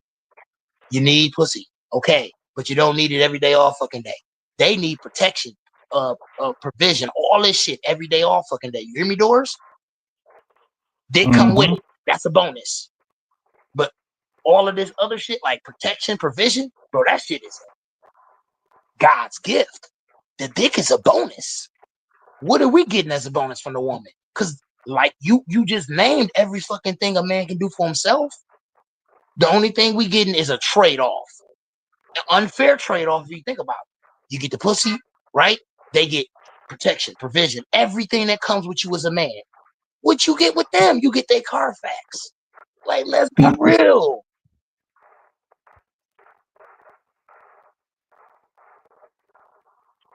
I'm not saying that this world is not important. Women is not important in this world, and the world don't need them. Men and children. But I'm just being real, bro. Like, I'm sorry. Hate it or love it. You know what I mean? It's a bitter pill to swallow, but it's medicine you need.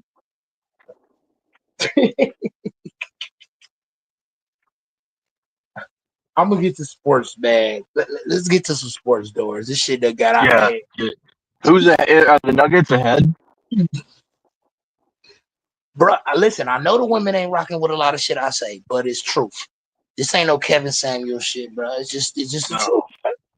I love my man. Listen, bro, my mom in the hospital right now. I called my mama today and everything else. Love my mama, my sister there with her.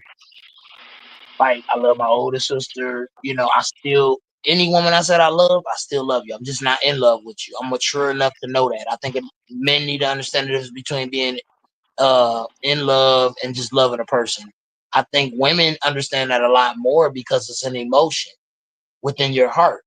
And we try to say they so emotionally weak and unstable, but when it comes to certain things, they are right on point. And we're not, because we so stone-faced, so blunt, so straight cut.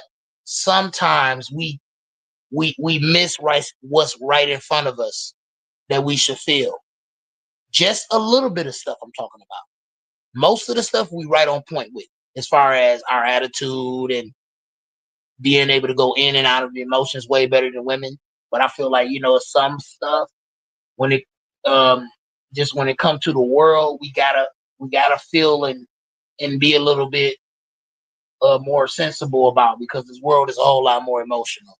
So you got to be well aware of your emotions and other people's emotions more than ever now. Motherfuckers ain't got no control over them. And they dangerous. They got GUNs and knives and everything else to go with their emotions. So that's another thing too. But let's get to sports. Let me see what's on the. Let me see. I ain't really looked at that. I've been on here rapping with y'all. You feel me? Like, everything is off the top, bro. I looked at some stuff here or there, lunchtime, and when I was on my way to work, bro, everything else for me is off the top, bro. It should be Nuggets Thunder at the moment. I ain't even looked at what time the game came on today, what game is on or It not. started like 30 minutes ago. It's probably first quarter is probably just about done.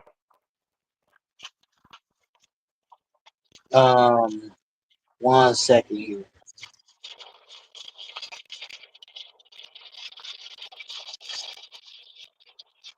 OKC, yep, OKC and Thunder. The Thunder 20, the Nuggets is at 30. Let's look at the box score.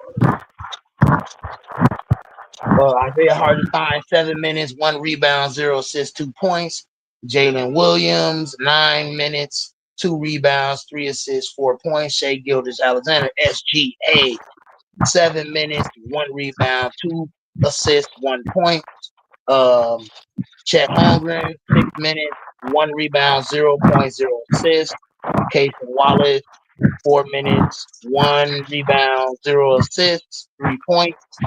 I went down the line, 6 people, 6 deep. Okay, let's go to the Nuggets. Nikola Jokic, 9 minutes so far, 3 rebounds, 2 assists, 6 points. Christian Braun, 9 minutes, 2 rebounds, 2 assists, 7 points. And right now we are in first quarter, 2 minutes, 32 seconds left. To let y'all know.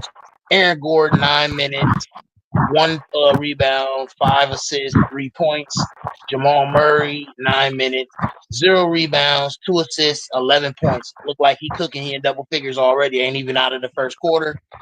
And then nobody else besides that. That's where we at with the Nuggets and the Thunder right now. They start. Russ is still coming off the bench for the Nuggets, right? It's looking like it because Russ ain't got nothing recorded. He ain't got no minutes or nothing logged. So yeah, he coming off the bench definitely.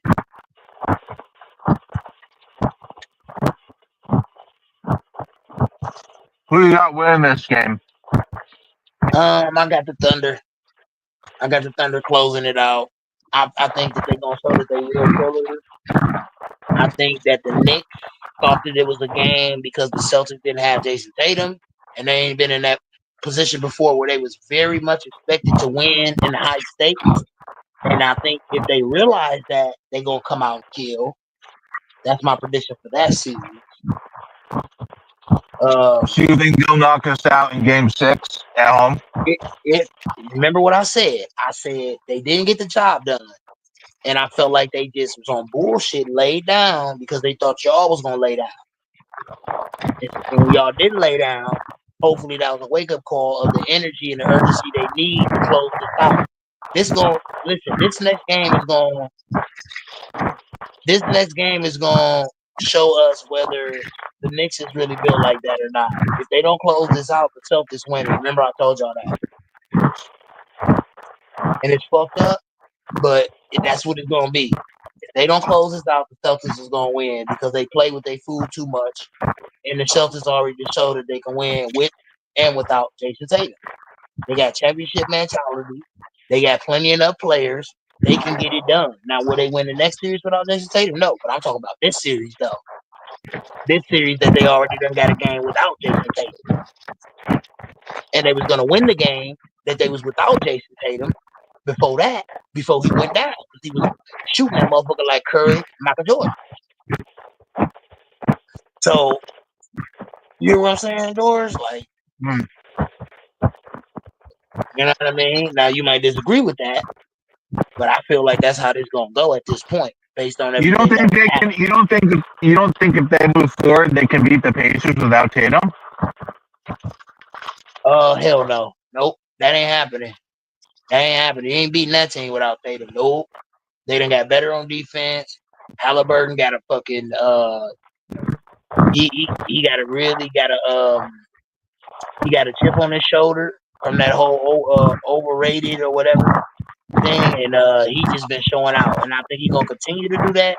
They went to the East Finals without Halliburton practically. They was in the East Finals without him. So now that they got him and he got a chip on his shoulder, they done got better defensively. They all been playing together for a long time. Like, is y'all not seeing this? Let me say this again, Doris. You have a star point guard who is emerging into a superstar. Gold medalist. Already been to the East Finals. Follow me here, Doors. They got better on defense, and they've been playing together for a long time. And they can score on your ass. They can score with the best of them. They dangerous, homie. They dangerous. So they could very well win a title this year. Hell yeah. It's open to anybody at this point without Curry and LBJ and KD and the regular dudes that we used to seeing there. Jason Tatum, you know what I mean? Like, it's open, bro. It's open season. But you don't think the Celtics have a snowball's chance in hell? If they got a chance from 0 to 100, they got like a 1% chance at this point, in my opinion, of winning. Of winning a title. Yeah, I don't see it happening because the teams that they're gonna face is gonna be fully loaded, and the only way they're gonna be able to get over the hump is if one of their stars end up like let's say if the Celtics was to get to the finals, right? If they go against OKC. I think it's going to be OKC or Timberwolves, right? And one of those. You got OKC over the Wolves? Yeah, I got OKC over the Wolves. I don't see the Wolves winning the damn game, but they might win a game or two. I might be wrong, but I don't see them winning the series. That's for certain. Because Mike Conley gonna get his ass wore the fuck out right away, and they gonna have to double. SGA gonna make you fucking pay. And you're gonna pay every fucking thing you have in your account. But that's another story. The thing with the Boston Celtics is, can they get to the finals? Yes. They cannot win the title because the team they're gonna go against in the West, if they healthy, is gonna be too much. If they're not healthy, I'll give them a chance. Like if they go against the Timberwolves and Ant-Man go down, I'll give them a chance. If they go against the Thunder and SGA go down, I'll give them a chance. Outside of that, y'all dusted, bro. You hear what I'm saying? Like y'all formidable team, even without Tatum, but you gotta be logical about this. The other teams is too fucking loaded. It's just too much to ask, bro.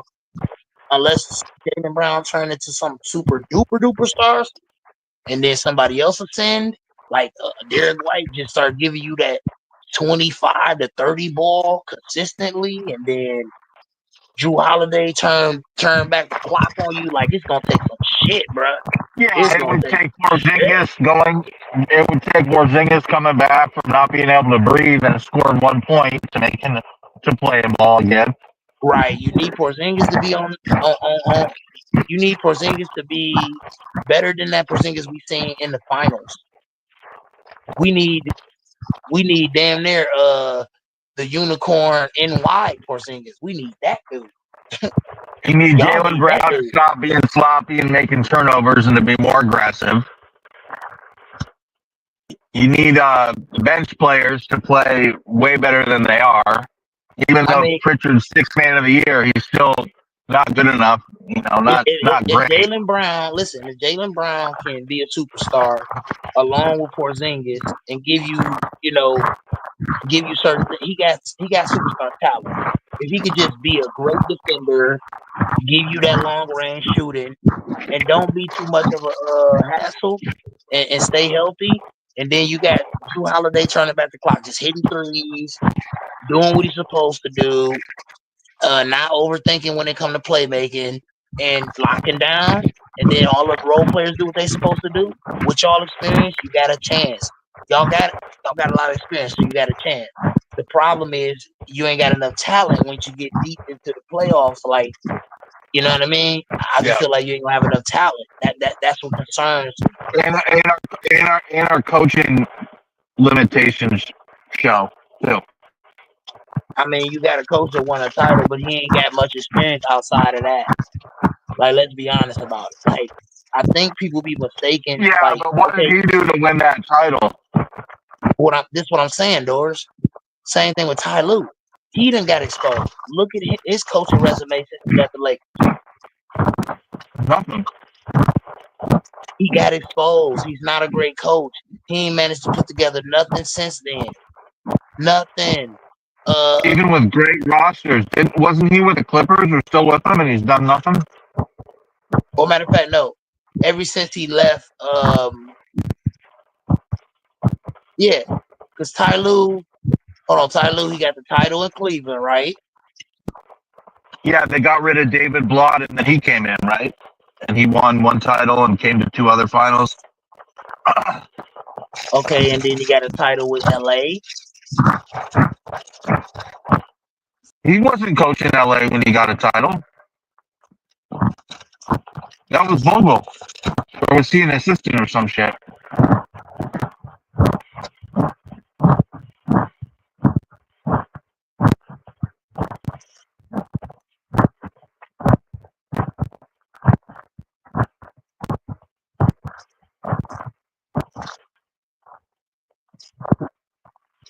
Doc Rivers got exposed. Tyronn Lue got exposed. Holy fuck.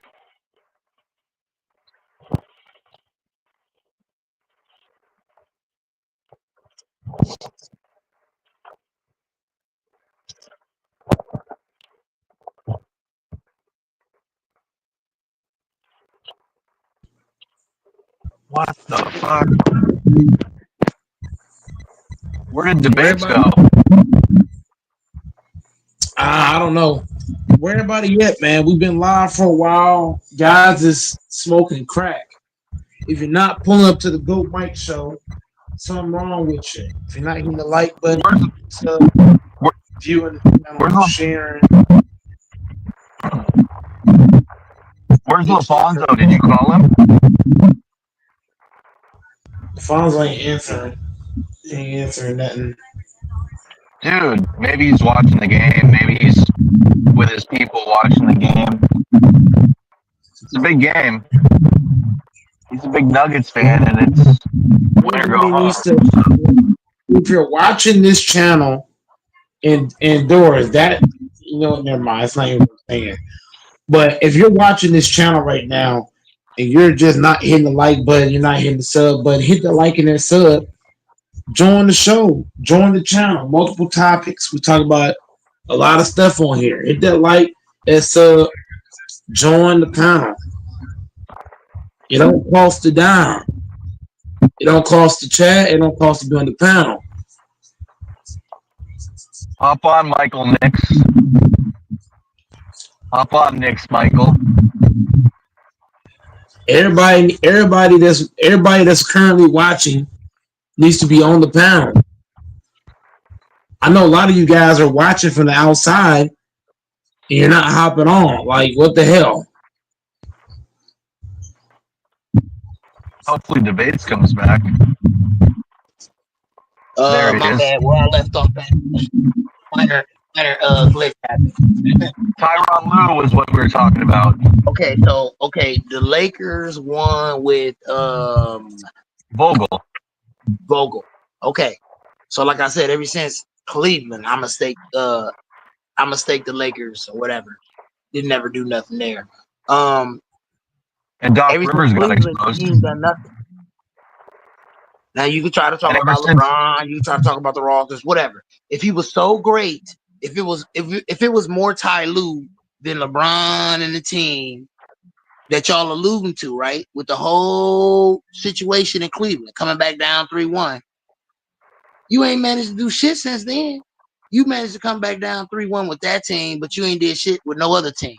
So it tells me it was more about the team than you, because Pop has consistently been good. When he gets something good, he work with it. It's good. It's viable. It's consistent. It's a threat. To me, Ty Lue done had pieces. He done had this, had that. He ain't did right, bro. He made bad coaching decisions. Just a clusterfuck of mistakes and signs that he is not an elite coach.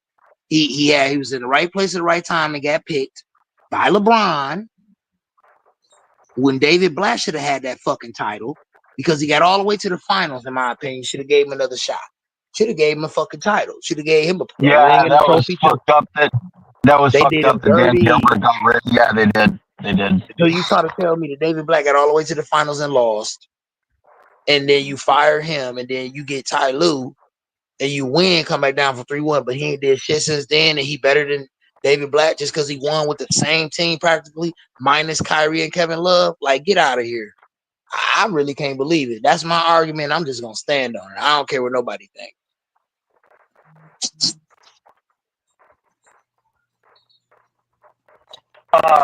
What do you think about Doc Rivers in Boston in comparison to Tyronn Lue? Yep, same thing. He could never get another title. He got back in the finals, couldn't win it. You could try to point to injuries. I don't give a fuck, bro. He still ain't. He done got to the East Finals, couldn't get it done. All kind of dumb shit he done since then. Had opportunities and great players, ain't get it done. He didn't do shit with the Clippers. Well, I'm saying he done had great players, good rosters and shit to go deep. He ain't get it done. He couldn't do anything with the Bucks this year. I'm just saying, man. If a person try to get around my argument saying a coach ain't a one-hit wonder, show me proof that he ain't. Besides his one hit. Motherfucker got one hit, and then you want to sit there and argue. We talking about, no, he got 4. But every time I look the motherfucker up, he only got 1 hit. Like, bruh, that's how I feel about this, Doors. You feel where I'm going with this? Dudes got 1 hit record, and you want to convince me that they have more based on how you feel. Or they was still rapping. Okay, but they ain't got no motherfucking more hits. Like, come on with this dumb shit, bruh. That's the way I gotta simplify it for people.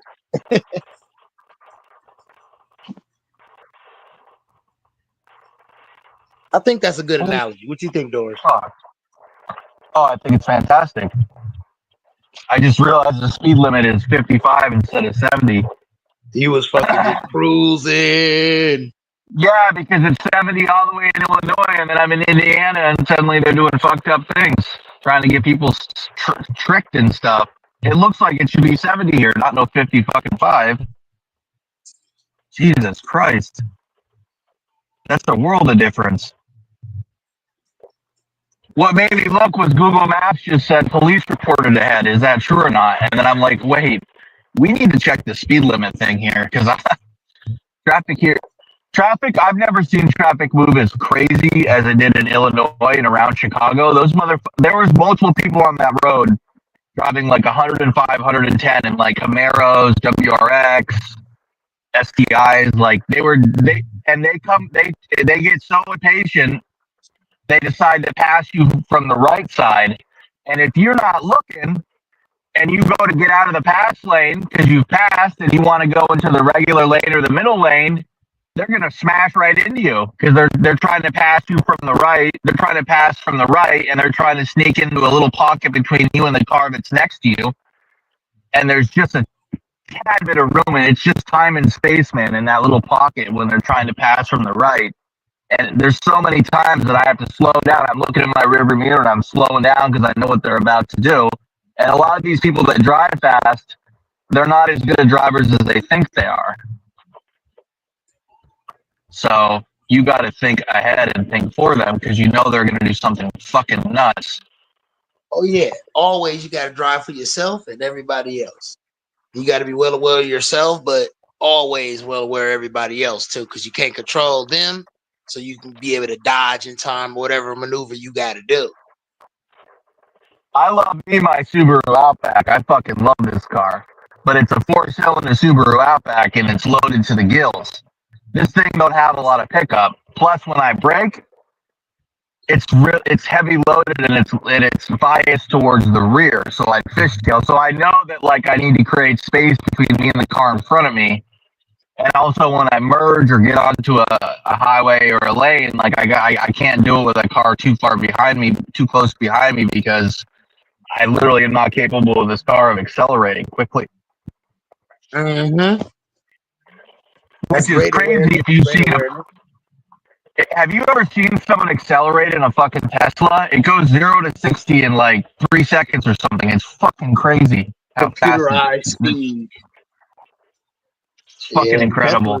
Yeah, it's a nice car. I wouldn't mind driving a lot of these cars, but to me, I really do. I got nice stuff and live a certain life, but if I was to come into money, like some real money, I'm only gonna have like a few cars. I'm not gonna have all these cars. First of all, you can only drive one at a time, and it's like it's redundant at some point to have all these fucking cars, bro. It's redundant as fuck, and they're not an investment. They depreciate, so you don't need to have 10 of them when you're never in them.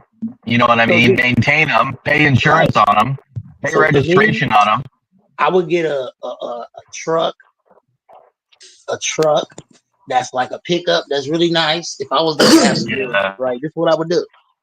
I would get a truck that's really nice, pickup. I yep, would get a foreign yep. car, and then I would get an old school car, and that would just be a perfect mixture. Oh, Like, what else do you need? there's nothing like a truck, dude. You can do anything with it. That's The what way I'm new saying. trucks are now, they're sexy as fuck. They got leather seats, they got a Yep. moonroof, they got a Big great ass sound screen system. and all that.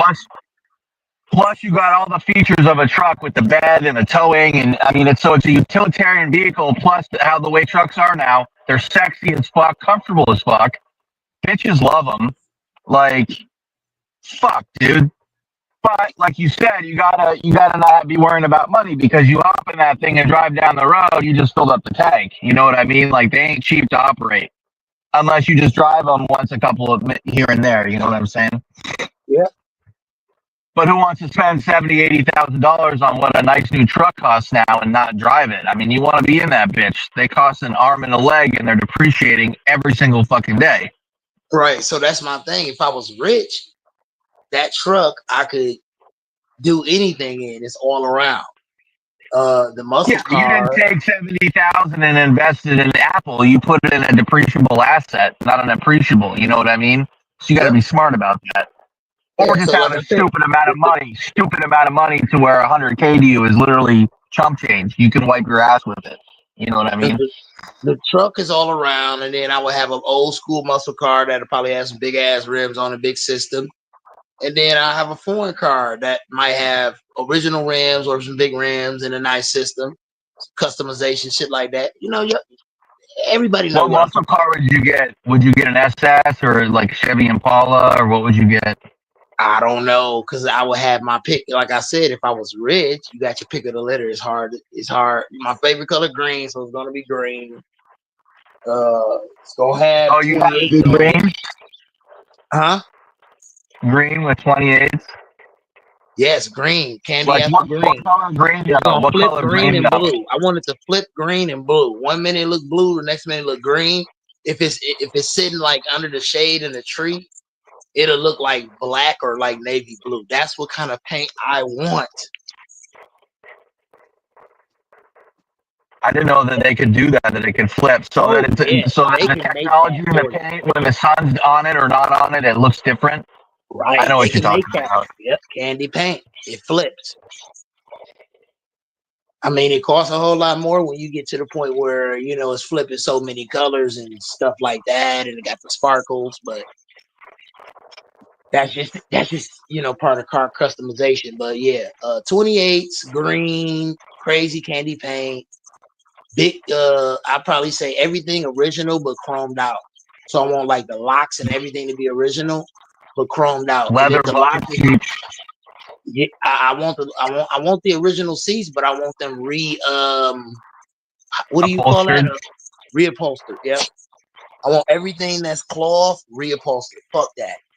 It could be original as far as the outline of it, but I want everything that's like the whole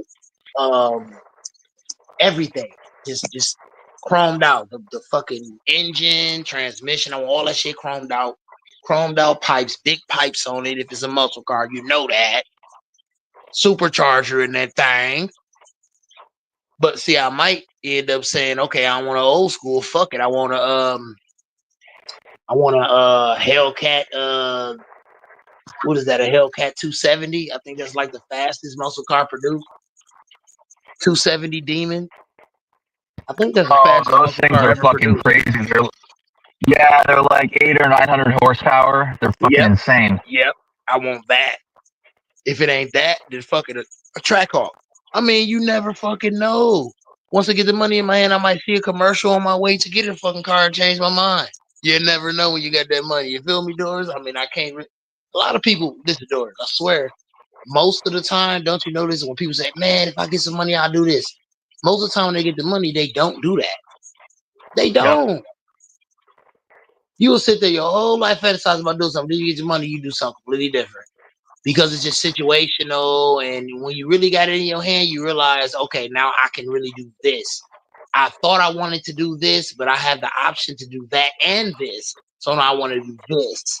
You know, that's how I go. It's freedom with the money to do multiple things, not just the one thing you wanted to do. So you might end up not doing that one thing. You might do it, but you will do it a different way. I might say I wanted blue candy paint. Now I want green. And I wanted to flip 5 different colors because I got this much money. Vice versa, I've said, you know, if I had a certain amount of money, I might just settle for regular green paint. That's metallic or mate or carbon fiber hoods, and it depends on the price range. But I'm saying if I'm rich, I pretty much know it's gonna be a truck, it's gonna be a fast ass car, and then it's gonna be a foreign car. The foreign is gonna be a Lamborghini. It's no doubt in my mind. I don't want nothing else but a Lamborghini or a fucking Bugatti. There's nothing else I want that's foreign. I don't want no fucking Jag. I don't want no fucking Vet. I don't want a Porsche. No, I don't. I want a Bugatti Veyron, or whatever you call it, or Lamborghini Murcielago. Point blank, period. Or Aventador. What color would your Lambo be? Green? I ain't gonna make every fucking thing green. I think I'll make one car that's blue, one green, and the truck One would white, be, maybe. the truck Or would black. be like a black, because it's gonna get A rough and black dirty. blacked That'll be the out best thing to truck do. with black rims, black interior, tinted. That's right. And the only thing that's not black on it is the chrome fucking tailpipe. That's what I'm saying. Like, that's the best thing to do. It don't make no sense to get a pretty color on the truck knowing it's gonna get dirty when the most manageable color is black and it looks good. So why not just go with something simple? Then go for a color you really like and disappoint yourself trying to manage it. And get that dual chrome fucking exhaust. Yeah, I love the Rams, the new Rams. They're sexy, but you can customize them and do all sorts of crazy shit with them, dude. So that the bed, like in the side and the rails, it's got like a cooler, or all these things come out so you can have you can sleep in it, or you can just do so much customization now with trucks and stuff. They really are the ultimate vehicle. You can just hop in one, and if it's customized, go anywhere the fuck you want, dude. Live in that bitch. Camp in it, fuck in it.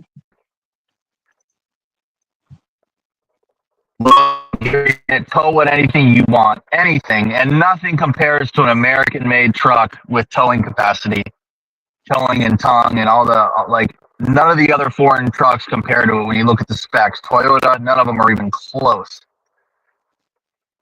Like, the utilitarian nature of a truck is just fucking amazing, dude. And when you're a man and you're in a truck, there's just something really fucking special about that, dude. It just all makes sense. I'm What the seeing fuck is this this idiot doing? Dodge Challenger SRT 8 Don't take my Hellcat fucking twin eye, man. turbo, 1,000 horsepower, is the fastest muscle car in the world. Oh my god! Which one?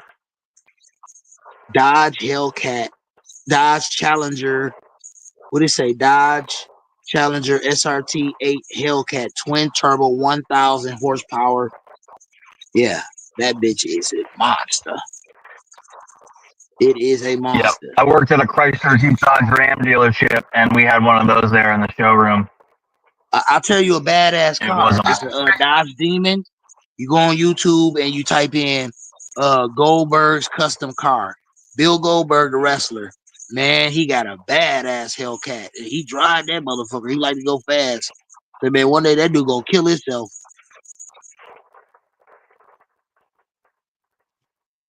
Dodge Demon. Okay, I've heard of that. I'll have to look that up again. Yeah, it's a motherfucker, bro. It is a motherfucker. My favorite I've ever been in, I think it's a 70 Chevy Impala, dude. What a just beautiful flight. It was black on black, just fucking beautiful. vehicle, dude. Every motherfucker that saw that, it turned fucking heads. This guy in Dodge, Indianapolis, Chevy Impala. it's Dodge Demon 170. That's the one they claim is the fastest. We talking about with no modifications. That motherfucker is a beast. Yeah, stock right off the fucking factory floor. Yes. There's no car ever made stock right off the floor, no modifications. Faster and more dangerous than that fucking Demon 170. And that's why they stopped doing the SRTs and stopped doing those demon cars. The motherfuckers was stealing them and crashing, and yeah, it was just too much. It was crazy. They made a lot of money and there's a lot of bullshit came behind it. Everybody wanted a fucking Charger. Everybody wanted a Challenger. Everybody wanted a Hellcat. Everybody wanted a Scat Pack. But everybody don't know how to drive responsibly. Everybody don't know how to handle speed. No, That's when the car wants to go 100, when it 100 in that car feels like 30 in another car. It just the car wants to drive fast. It just wants to like. Yeah, and another thing is like people don't understand. Fast cars really is not meant for everybody. I swear to God, it's not. No. I don't give a fuck how. Dude, when you're in like a Beamer or some of these cars and you're in third gear and it's like going 70 and the RPMs are like at 1800 or 2000 and then you're like, holy fifth gear is like. Yeah, it don't matter how good you know how to drive, bro. It's a certain feel and the mentality that comes with controlling a fast car. It's easy to get if I drive a sports car, I'm just gonna get myself in trouble. I know that. Like it's just, I know myself. You know what I mean? It's just I'm gonna want to let it rip. You want to hear that fucking noise when that thing just fucking purrs, man. It's just, I think it'd be hard enough with a pickup. These big V8s, Hemis, it's you got to control yourself because I don't think it's as impulsive or crazy as a sports car. But the same thing with these V8 Hemi trucks, they want to go fast. Going 80 in them feels like going 40 in a car. Like you don't even realize you're going 80. Like your foot's barely on the fucking pedal. And you look at the odometer and it's like 85 and you're like, what the fuck? The car's hardly shaking or moving. You hear no wind noise because of how it's engineered, how well it's engineered. I just looked at something. The legendary 1968 Dodge Charger RT took on a Dodge Demon, bro, and got fucking dusted. And anybody that knows that motherfucking Charger RT 68 is a classic and it's a monster too. It is a monster. And for that to get beat the way I just seen it get beat, bro, that Demon is dangerous. You could kill yourself easily in it.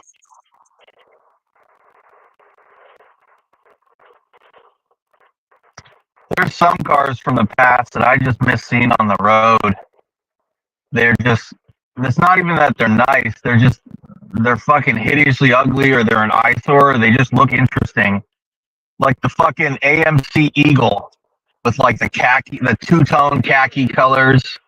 Yep. I remember seeing that from my childhood, the AMC Eagle, people driving that around. That's such a distinguishable car.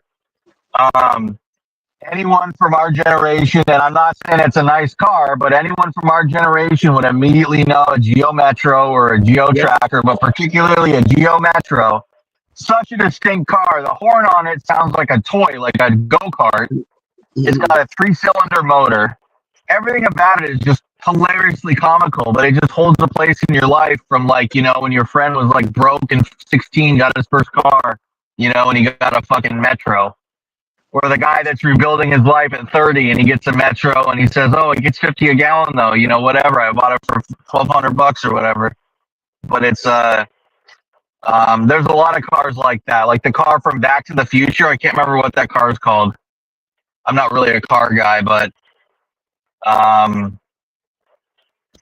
like to get me one of those. The cars from or some of the 80s Porsches or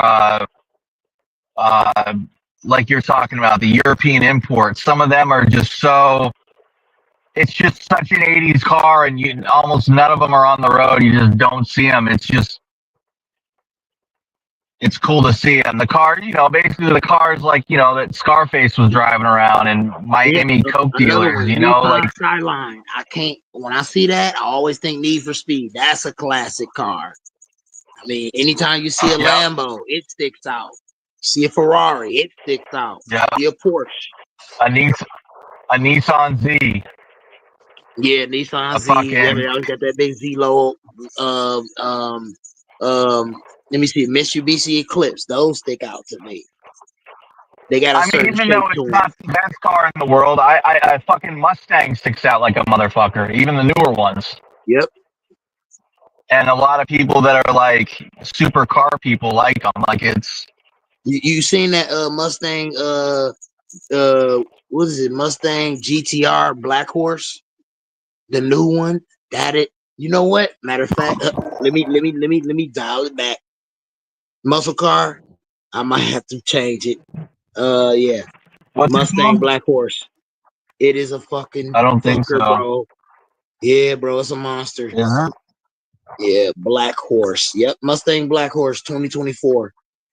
It's a certain version of the new Ford Mustang, and it is a motherfucker. They got a suspension, everything. It's my yeah, that's the car I want. I forgot. Yep, for certain. That's the one. If it's a muscle, I want that. I'll probably get like 20 folds or 26s, whatever. It's gonna be 20 something, probably over 22s. But if it's fucking with the suspension and the turning, I gotta get it raised and do all that extra shit. Then I'll just stay within range. I'm not gonna try to do all that extra shit because it'll fuck with the natural look of the car and the feel of the car where you gotta get it raised up and all that extra shit. We talking about a new Mustang Black Horse. You take that new car, then you go get it raised up, put big ass rims on it, instead of just getting some decent sized rims and still being able to navigate the car pretty well. So that's what I'll do. Yeah. Yep. But Yep. yeah, 2025 Ford Mustang Dark Horse. Dark Horse, my bad. That's what it's called. They got it. Yeah, it's 2025. It's out, bro. It's a I'll monster. look it up. Is it pretty sexy? It's my favorite. Yeah, it's my favorite because I think the first color you'll see is be like a gray or a black. I love gray. Okay. I love black. I Them are love like my gray too. secondary colors. Green my favorite, but I'll go with gray and black too. Blue, gray, black, and blue. Them is all my go-tos if it ain't green. You can't go wrong with black on a car, man. Like, it's so much, like, they look better when they're dirty, man. Like, I could never have a white car, man. Like, they're so hard to keep clean. Every fucking scratch. Well, I guess you could say that about dark cars too, but I guess it's how the paint looks when it scratches. It's not just a color thing, it's the technology of the paint. This dude supposedly, I'm looking on his channel. It's called Vehicle Virgins. I don't like mentioning other channels while on the channel, trying to push this channel, but I done it. I done said it already. Vehicle Virgins. I was just scrolling. He's in some type of fucking Bugatti or something like that. Talking about he done did 0 to 60 in 1.7 seconds. This was a year ago. That is ridiculous. That's too fast, homie. I'd be scared. I just be looking at a lot of different car stuff or whatever. The stuff that I look at is what I'm interested in and what I want to learn. Everything else, I feel like is bullshit. It's if I run into it and I feel like it applies and I can apply it, fine. But you just don't got time for everything. So you just got to really focus on what you need to learn and, what you need to work on. And then everything else you run into, you just try to go from there. That's how I live life, bro. Because you're not going to wake up every day and get all the information the world got to offer you. But you can get the most information you can and go from there. Yep. And once see how you obtain wisdom, like I said, is through the knowledge of experiences that you survive, you go on and evolve and get better and have a testimony. That's how you get wisdom. You don't get wisdom from fucking getting gray hairs and being old and you've been around for a long fucking time. You're not wise because you old, bruh. I know a lot of old people that's dumb as hell. Very true. Who give you the worst advice ever, and they live in the worst life ever. How you got wisdom from me because you're older They're and you ain't even doing dumb. better than me? They're dumb. They're simps. They're bitter, jealous, envious, dishonest. Yeah. They'll put anyone else under the bus. They haven't learned anything. They're still little fucking snakes. When I was growing up, it was easier to attain wisdom because there's more wise people around. Now you gotta go through experiences and obtain wisdom more yourself. Most of the wisdom you attain in life, most of the wisdom you attain in life, you have to go through experiences and obtain it yourself. You can't get it from the OGs and stuff. The OGs passed away. We had so many wise people, dude, when we were young. So many wise people. Motherfuckers that had survived the Depression, people that had served in World War II, people that grew up without power, like people that really knew how to fucking survive. Tough motherfuckers, dude. Hard motherfuckers. Motherfuckers that went through the Depression, dude, that like fucking went without food, dude. Like, if you survived the Depression, holy fuck. The level of hardship then, people in soup lines out, fucking hundreds of feet long. Those are crazy times. The level of men that they made back then. They had this thing where they did, Roosevelt did it as part of the New Deal. Part of it, he put money in this thing called the Civilian Conservation Corps. It was mostly young men. They put them to work, building roads, building trails, making buildings. A lot of like national parks, state parks, recreation parks to this day. A lot of the pavilions and buildings and stuff, if you look at the mortar and stonework and roads that they hewn in, it was by those dudes, the CCCs. And you look at the quality of work they did, these were like fucking 18-year-old kids without half the tools we have now, the mechanized tools and high-quality machining and stuff. Did a lot of it by fucking hands, heavy-duty stonework, dude. And fucking miserable conditions. A lot of it, they would have had to use mules or fucking horses.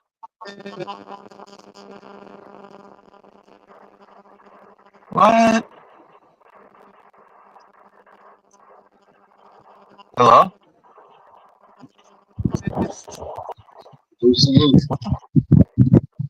I'm listening, but I got a little busy eating right now, rolling up. Yeah, I'm just talking about those guys, dude. Those dudes, like the men that they used to make, like the level of rugged and tough, and men that just knew how to survive and thrive in the most difficult situations. It makes me feel like such a bitch, dude. Like they didn't have to, look on YouTube or look it up. They just knew how to fucking do it. And they knew they had their backs against the wall. They knew, failure isn't an option. And that teaches skills. It teaches skills. What do they say? Tough times make hard men. Hard men make good times. Good times make soft men. Soft men make hard times. I don't know if any of that's true, but anyways, what's up, Ambo? I think the Nuggets are going to get eliminated. Yo, is that Mike? Mike, somebody's mic is really fucked up.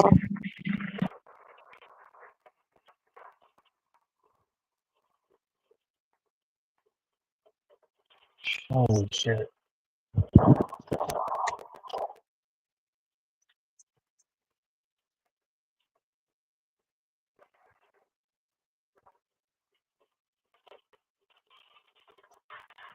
Oh my God.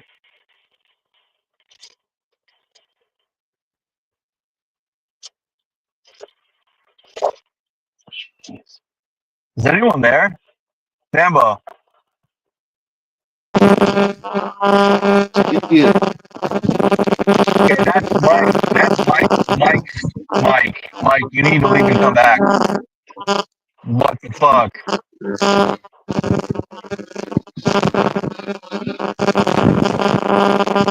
What's the score?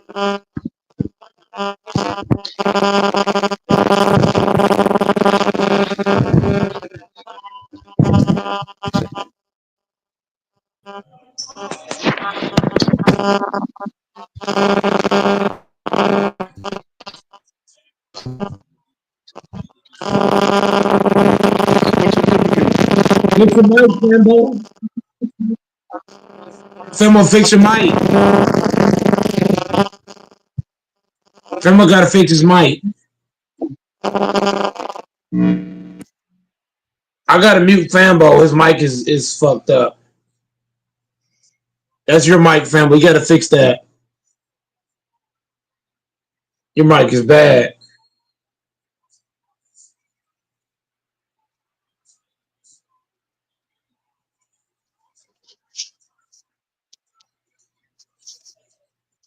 What's the score to the Denver game?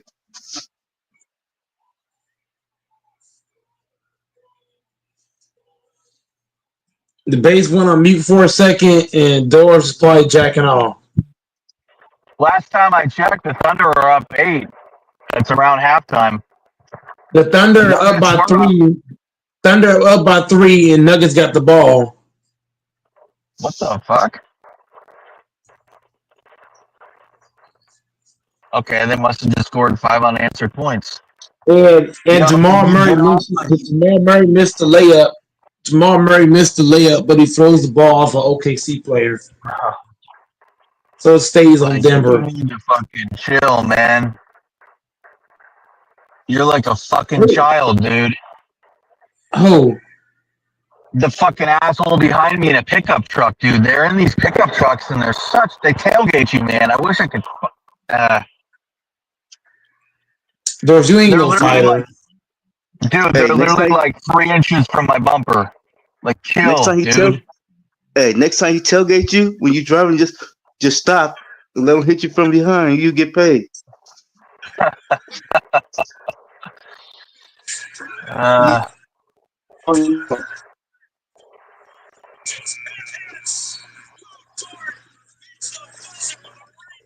He must be drunk because he tailgated me. I let him pass, and now he's going 10 miles an hour slower. Luke Dort beats the buzzer. Thunder by 3 going into the half. I'm on the other side of Chicago, Fambo. I'm in Indianapolis. I'm in Indiana on I-90 East. Okay. I'm trying to make it to at least. Yeah, I got another like 12 hours to my trip, but I'll be going through Cleveland probably in a couple hours. What times compared to where you coming from? You almost there. Yeah. Well, something remarkable happened. I just looked at my phone, and now I'm in Eastern Standard Time. When I started driving this morning, I was in Fargo, fucking North Dakota, dude. Crazy. The day before, I was in Montana in North Dakota, and it was cold as fuck in Montana. And then I get to Fargo, North Dakota. I get out of the car, and it's like 80 degrees. I'm like, what the fuck? Chicago, I can see why they call it the Windy City. The Windy City. Holy fuck, dude. The wind is ridiculous. There's dirt and wind and fucking dust. And it's hot as fuck in Chicago. Fuck, it's hot and humid. Going in the wintertime. Yeah? It's worse. Oh, it must be fucking miserable with that cold up that lake. You gotta do it with the cold and it's windy. Fuck that. That must be brutal. Is that fucking guy in the truck again? How did he get behind me? He's got to be drunk. I think he's sent from hell. You should go to Naptown. Fuck, I'd like to. I think Naptown's south of me though quite a bit because I'm on 90. I don't think 90 goes through Naptown. I think it goes through what's the town in Indy that 90 goes through? Terre Haute, I can't remember. Either way, they're North Bend. Either way, these people are about to be real happy if the Pacers win a title. Yeah. They're gonna be celebrating like a motherfucker. It's that truck again. He's from New York in a Chevy pickup. I think he's drunk. Cause I don't think this will be their first title. First title. I think they went to 2 finals and lost in the 90s, right? Or early 2000s, Yes. 90s. Did they lose to the Bulls twice, or the Bulls once and the Lakers once? I can't remember.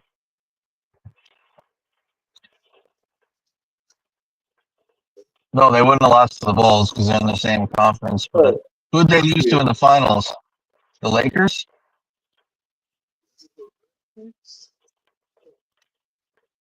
The Rockets? I don't fucking know. Or did they never get to a finals? I thought they went to a finals and lost when they had Reggie.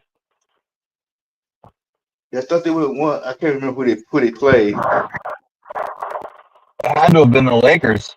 Man, it's crazy as hell, man. On my phone, they talking about 80 mile winds, man. Thunderstorm coming, man. Talking about getting shelter on the fucking phone, man.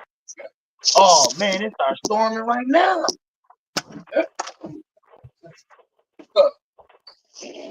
Where are you? And it's gonna storm in Michigan right now, Grand Rapids.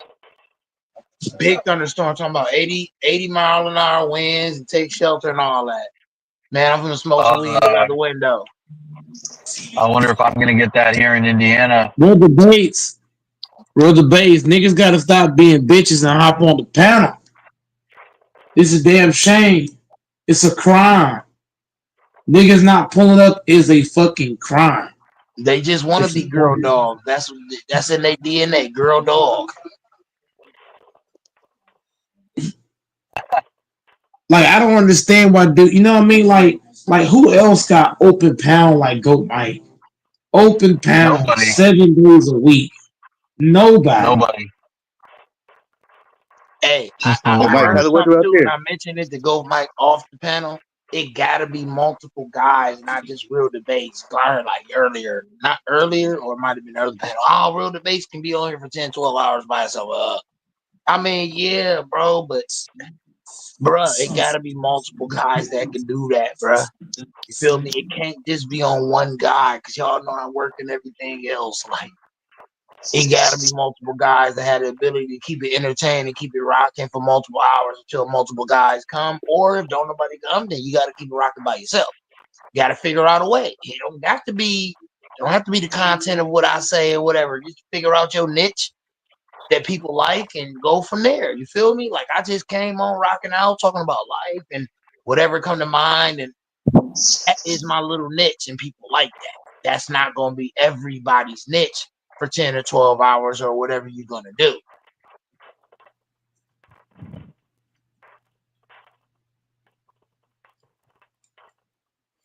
Yeah, dudes gotta like, you know what I mean? Like this is the only panel where you will have allowed to go on for 10 plus hours and do it for 7 days a week, and there's nobody, not more than 5 guys on. That's disgusting. Nasty work.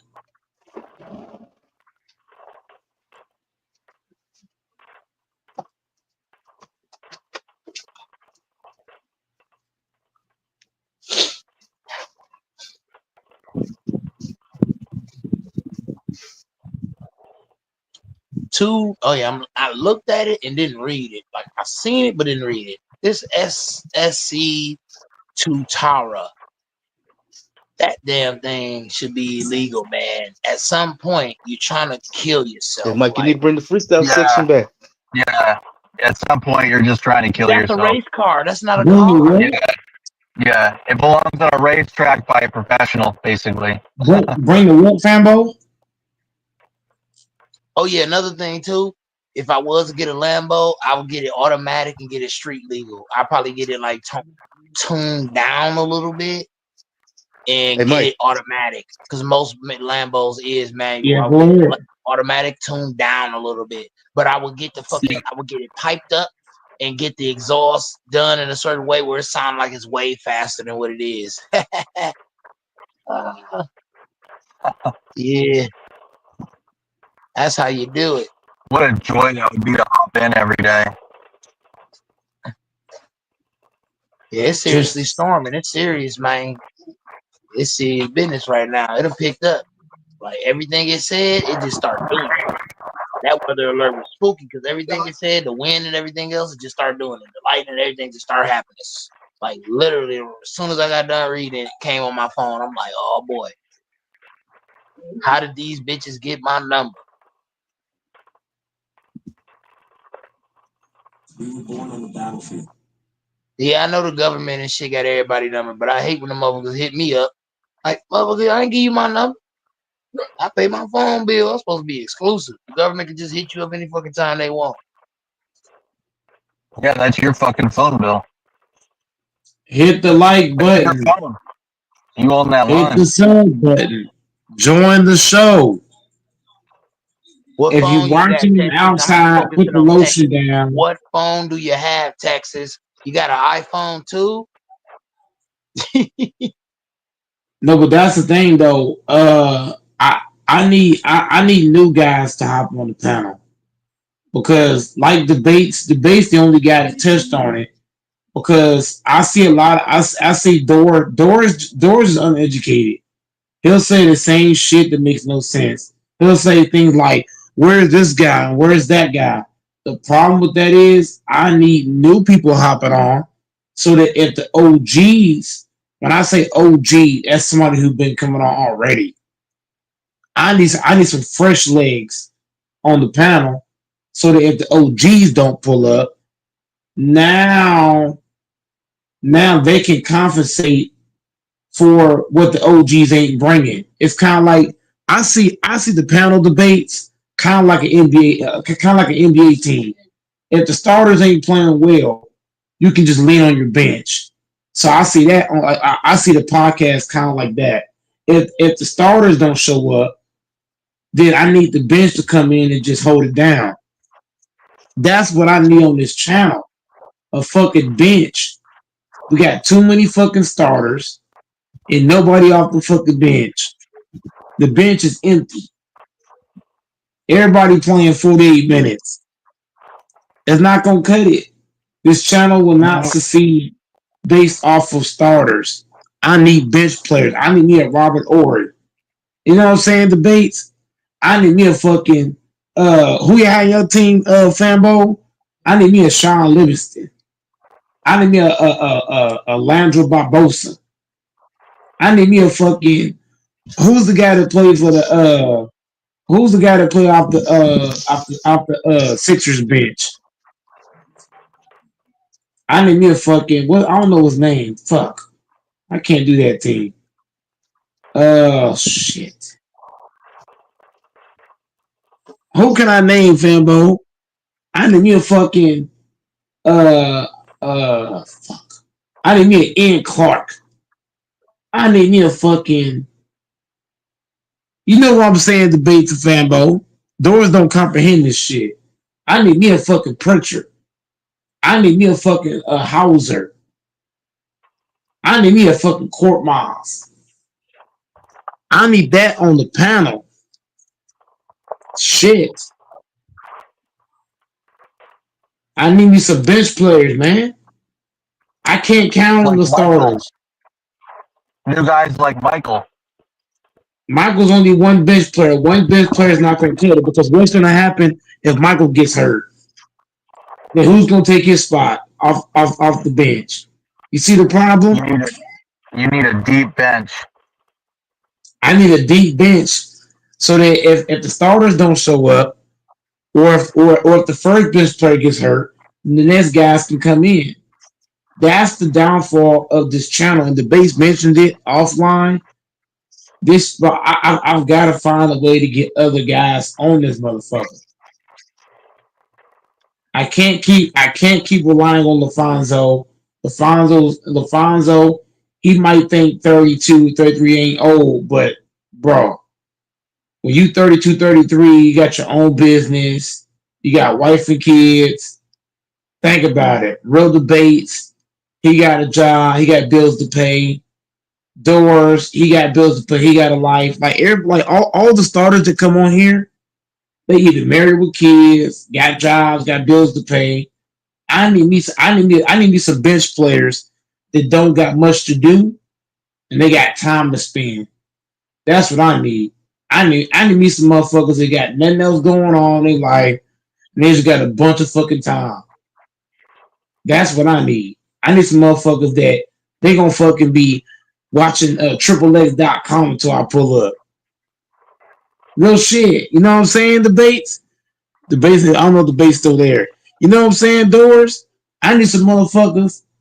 They're gonna be in the damn comment section asking, when the hell when are you coming back on, Goat Mike?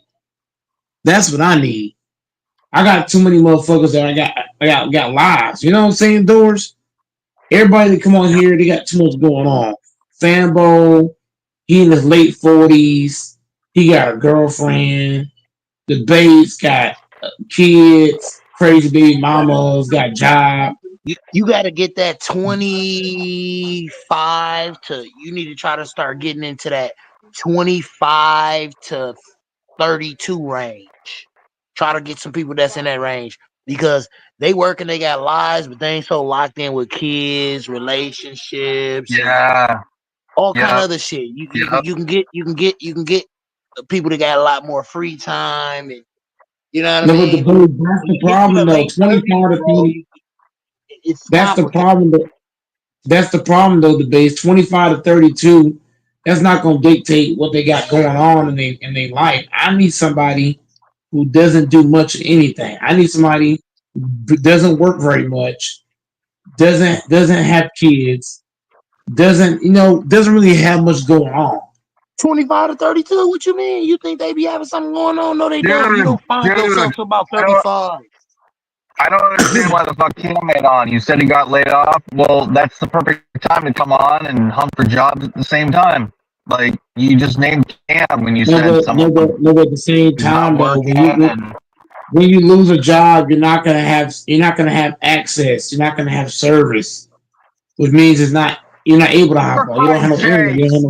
Like, he's not sitting there playing fucking Xbox right now, dude. He's got service. Chill. No, he's not. I've actually talked to him behind the scenes, and he can't do shit without no job. Cam, bro, we need you on, man. Yo. I ain't gonna lie to you. Man. But that's the problem, though, is you're relying on. You see the problem debates. This nigga relying on the same people. Like, that's a problem. I need newcomers in here.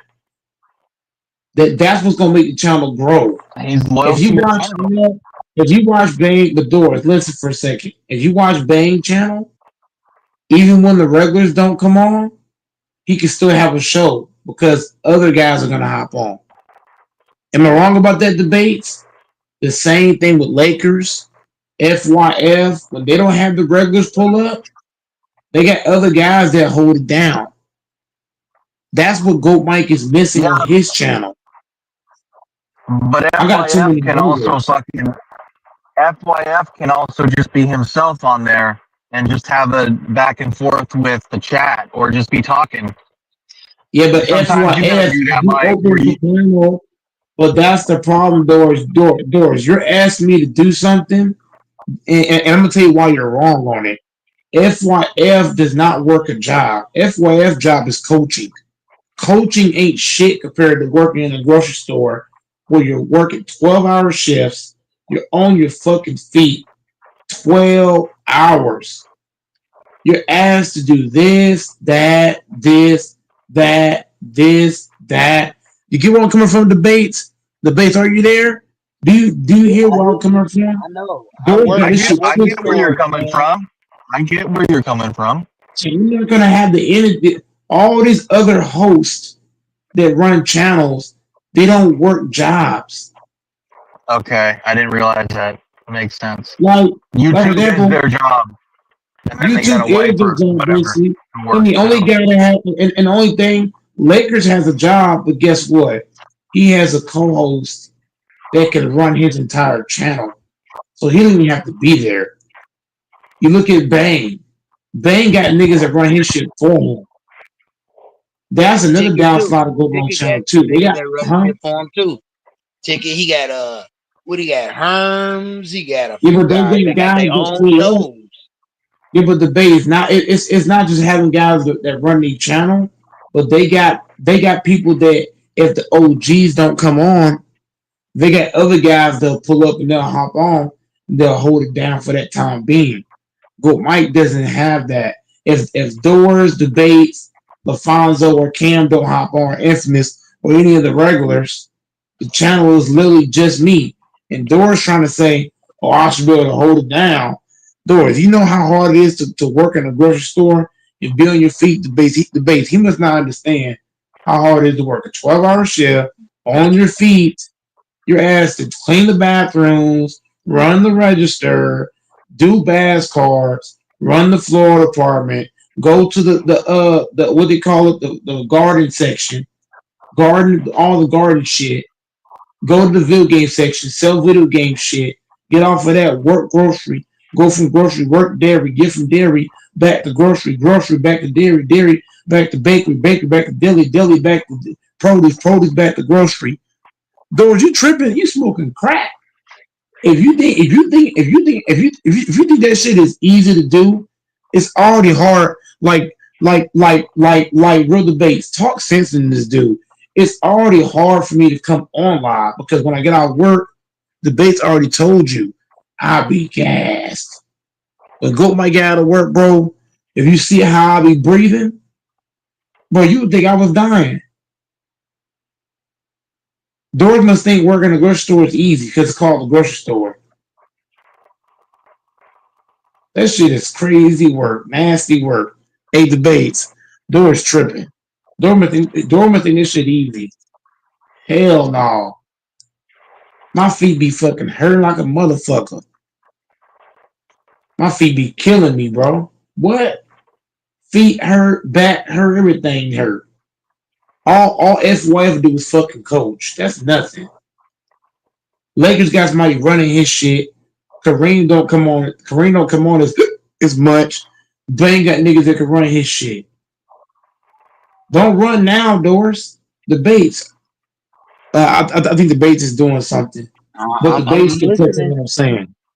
Yeah, Debates. This nigga, he think this shit easy. On those panels that hold it down or got their own shows and keep it going all the time. It's continuous. It's never a dry spot where it's just the host unless they doing a special segment or something. It's always somebody else too, and that is important because if it's looked at like you by yourself all the time, that's exactly where you're gonna get left. People want to be a part of something that got people. People want to be a part of something that other people want to be a part of. If ain't nobody a part of what you got going on, it ain't gonna make nobody want to be a part of what you got going on. Brother Bass, you gotta touch on Brother Bass, you gotta touch on Brother Bass, you gotta touch on this.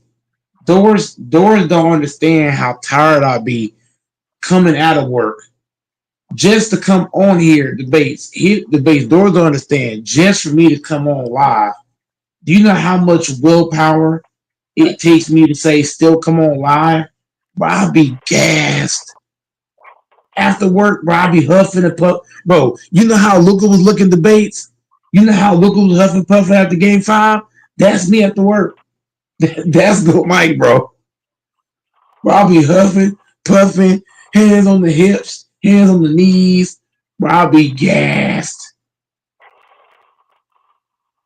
Ask my grandparents. Debates. Doors can ask my grandparents. Goat might be gassed. I'd be gassed. And you want me to come on live with no fucking energy and try to hold it down alone after having to do so much shit in a grocery store on my feet? Real debates, tell this nigga. He must think that shit sweet. That shit not. It's not easy to say still go on live. Hell no, it ain't. Y'all niggas, you know it's crazy debates. Doris be the main one tomorrow. Go Mike fall to sleep on the show. Hell yeah, I be falling asleep. My ass be tired, nigga. You think it's easy to go to work all them damn hours, doing multiple different things, and still have the will, just like Doris got me heated debates. He must think this shit's sweet, bro.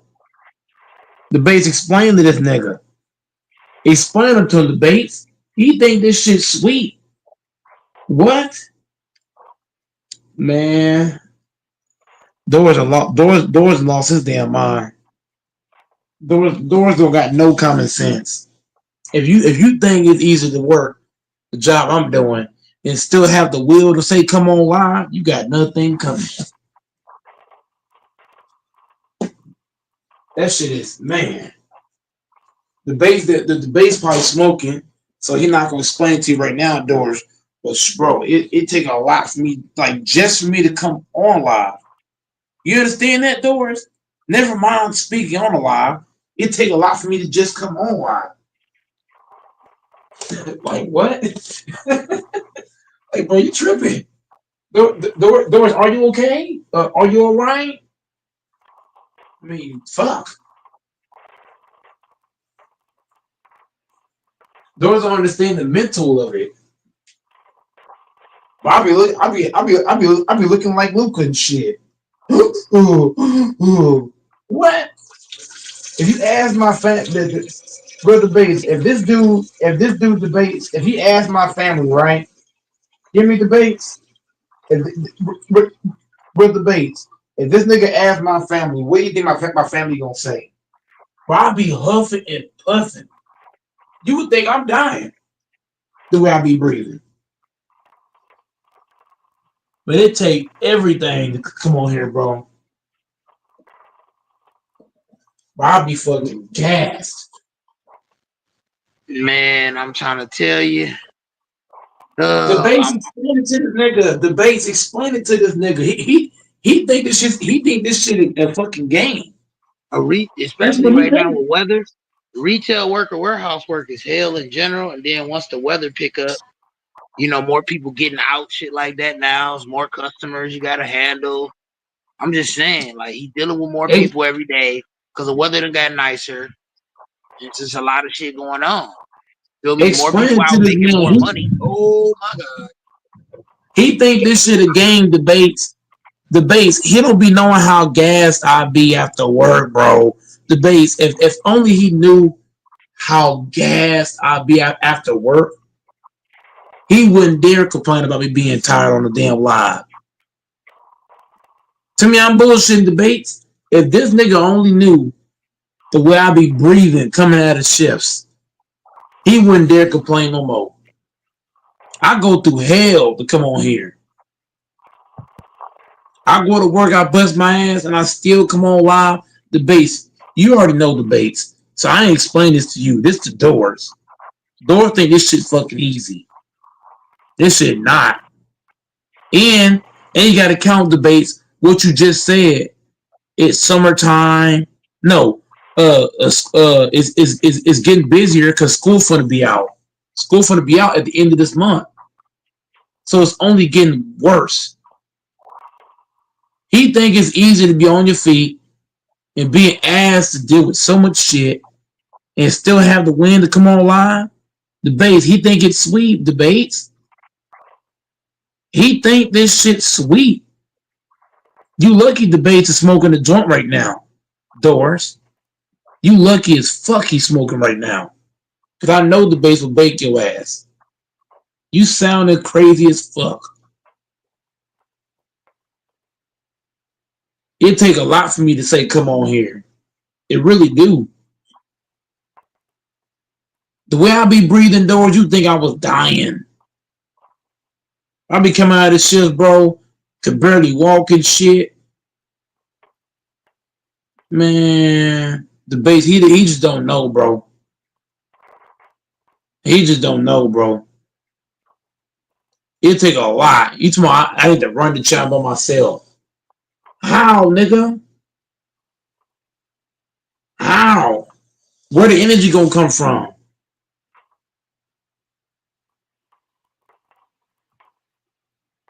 Well, why don't you bring the energy? I hear what you're saying, but why not call the rest of this game? I guarantee guys will hop on. No, but those you got me pissed right now because you think this shit's sweet. You think it's easy to go to damn Walmart and come on here and go live. And that shit got me a fucking unnerved. It do. There ain't nothing easy about it, dude. I always say there You ain't got nothing easy you got about me pissed up. You got me sick, Doors. You do. You got Goat Mike sick right now. If I can it. slap you through the damn neck, I will. Oh fuck. You think it's easy to go live, nigga, after working on your feet, nigga, for hours? You think that When shit's did I sweet, say it nigga? was easy? Look at what you said. You said that I need to hold it down and just do like FYF do. I can't Yeah, do I an guess I did FYF. say that. FYF don't work a job. FYF is a coach. They ain't no fucking job. I work in a retail business. I work in a grocery store. You know how hard that shit is, nigga? Go work in the grocery store Doors and tell me that shit easy. Go and do it. It The definitely hell? isn't easy to be on your feet. It's not even it's not even just being on your feet. You're being asked to do so freaking much while being on your feet. You think it's easy to do all that shit Doors and then still say go live? Are you crazy? Like, bruh, just to come on here Doors, it takes me so much, bro. Like, you don't understand. Like, it takes a lot for me psychologically, mentally, physically, emotionally, just to say still go live. This is why I'm pissed off that nobody's hopping on the panel or hitting the like button. This is disgusting. It just is. In the half court, a dunk by Hornstein. OKC up by 2. In the half court, Eric going with the ball in his hand. Eric Gordon, 1-on-1. Eric Gordon up the court. Eric Gordon to Murray. Murray off the screen. Murray getting fouled by Caruso. Murray in the post to Gordon. Gordon back to Murray. Murray drives the lane, goes up, misses it, and a foul call is made.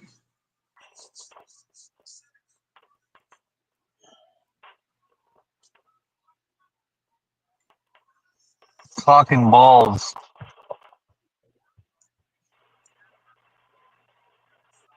What's the score? Fucking balls.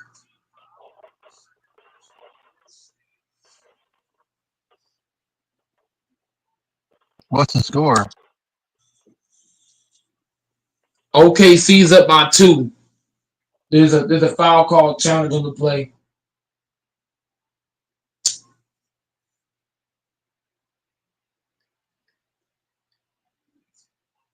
If the foul stands, then Brunson will shoot 2 free throws. I mean not Brunson, Brown. Christian Brown.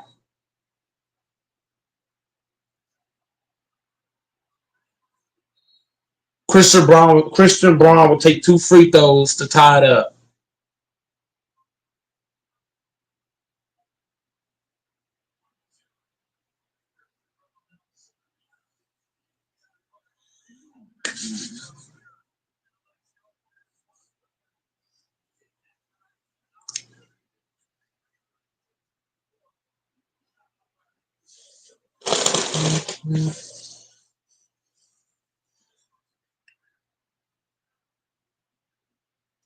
Christian Brown makes the first.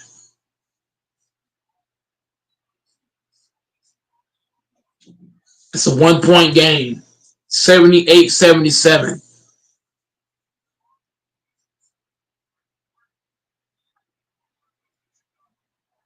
Christian Braun makes both. It's tie game, 78 apiece in the half court. OKC. Around the court, OKC. OKC in the paint. OKC backs it out. OKC. Pass it around. OKC looking. Dribbling. OKC gets blocked. And Christian Braun gets the rebound. Jokic with the ball. Jokic to Porter. Porter off the screen. It's no good.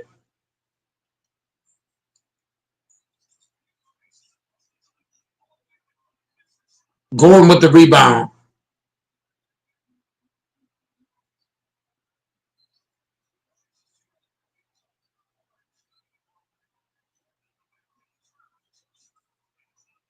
And Gordon with a bad decision.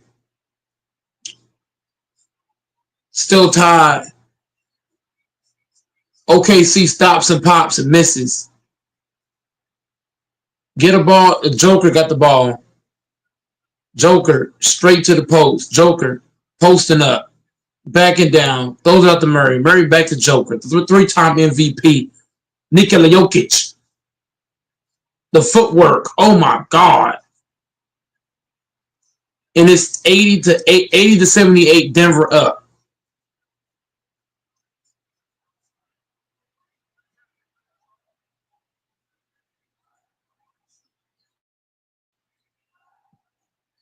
OKC swings it around, misses it.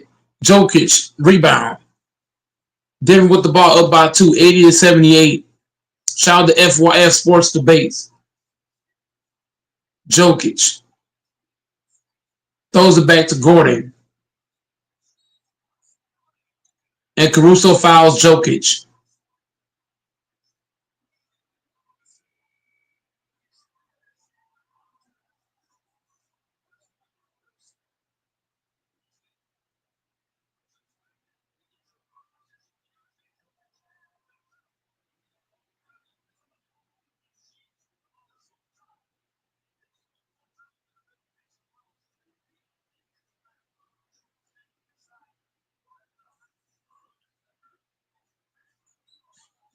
Jokic to Christian Braun. Christian Braun. Russ with the missed layup. And Russ is fucking it up for Denver. Denver holds a 2-point lead. OKC drives in. And the lob is off.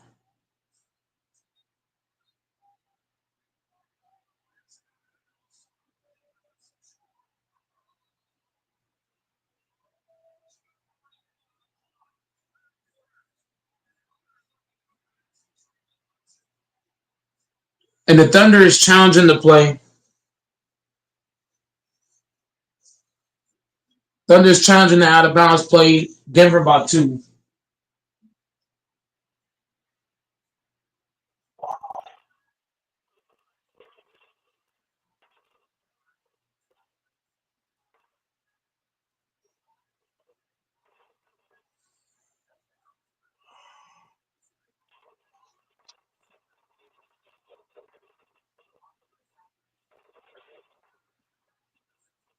I am 207 miles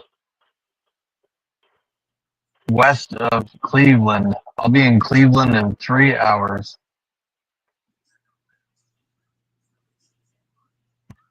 I may sleep the night in Cleveland.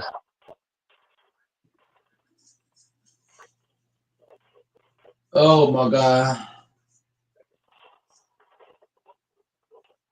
Oh wow, there'll be some pissed off people in Cleveland. The Cavs were supposed to win a title and they went out in the second round. Tempers might be short.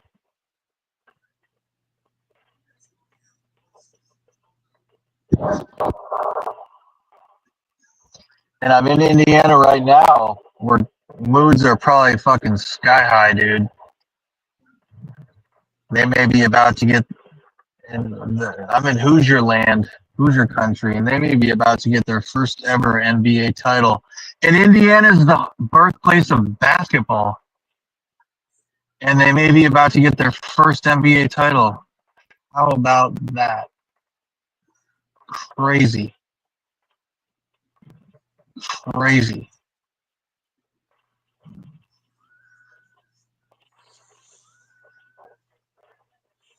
And don't be talking so much nonsense. I'm about to do some fucking push-ups, man. You got me fired up right now. Do Mike Tyson ones.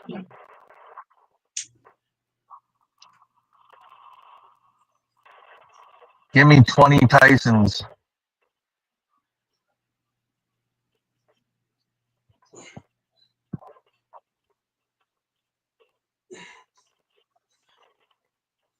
Down. Toe tap to toe tap. I can't remember how it goes. Then they jump back up. Mike Tyson. That's one.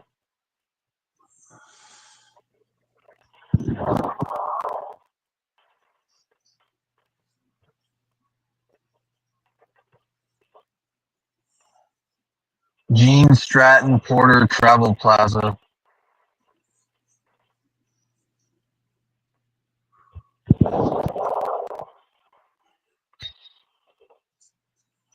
I should have stopped there. Fuck. I really gotta piss.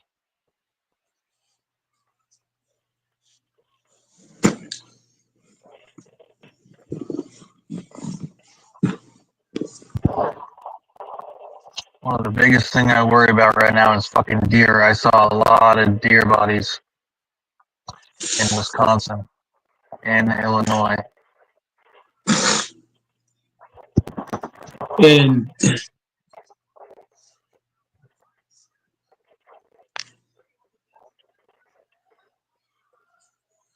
Easy, baby.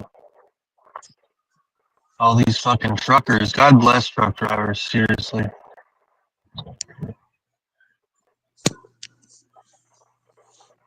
and Denver's up by 2. Christian Braun with the brick. Christian Braun with a huge brick. And OKC is pushing. Shea got 4 fouls. In this tie game. A lot of people say that Jokic's going to have like a LeBron James, the J.R. Smith game performance, which is like some people say is the best single game performance of all time, at least maybe the best postseason performance. And people say that Jokic, Nikola has to almost have like a LeBron level performance to beat the Thunder. That's what Nick Wright was saying. He's like, maybe it's not in game 6, but it's got to happen in 7, where he just like becomes Superman for a game or something.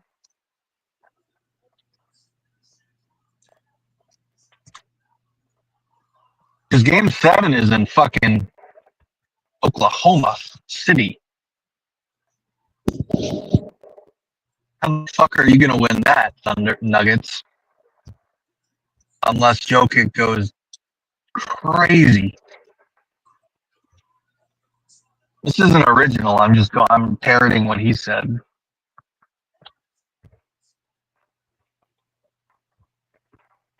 On this long trip, I've been listening to Nick Wright, and he's got another dude on his show,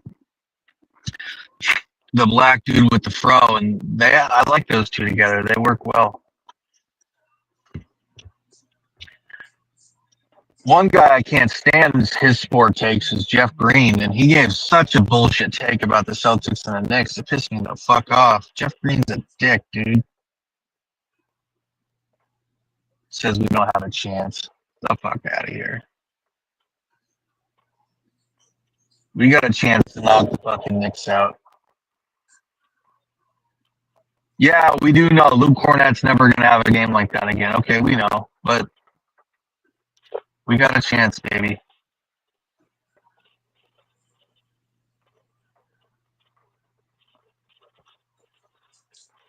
And I want to do it without any Knicks getting hurt. I don't want anyone getting hurt. I want to beat them fair and fucking square without Tatum.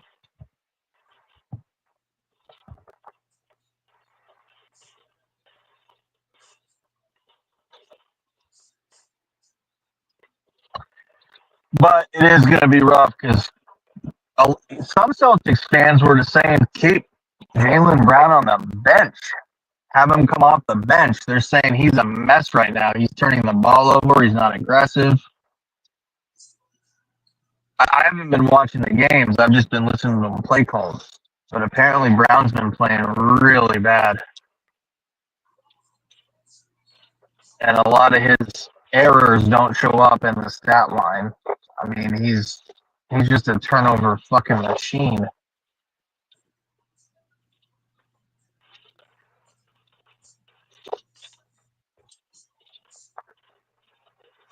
A Marcus Smart. Turnover Marcus. Oh, man.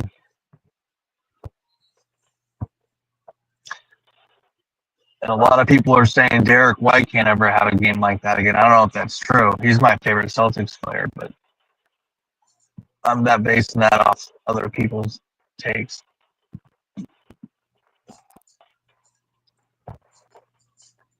Derek White.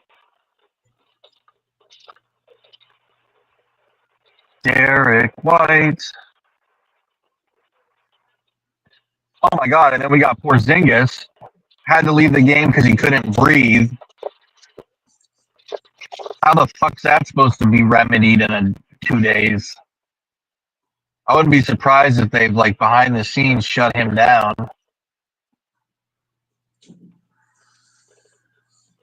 Without Porzingis, I mean, no, we're not. The only thing Cornette did was buy us a game and get himself a contract somewhere else. If he replicates that, I mean, that'd be fucking cool. But a lot of people are saying it's never going to happen again.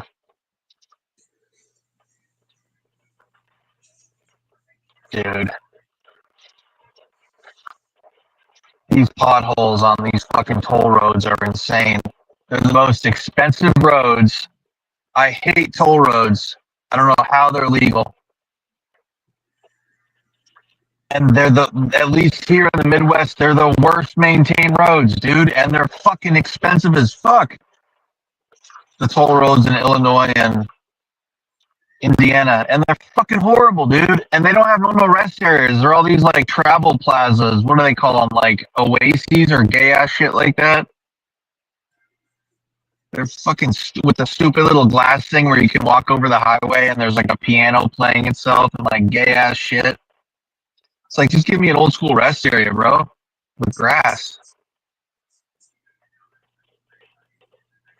Where I can fucking stretch my legs and just chill for a minute under a little fucking gazebo or whatever it's called, a little pavilion.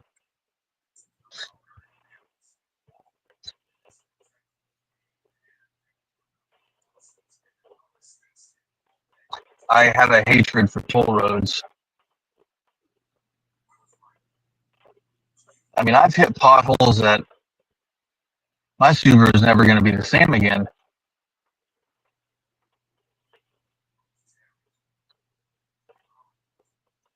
Toll roads. Fuck you.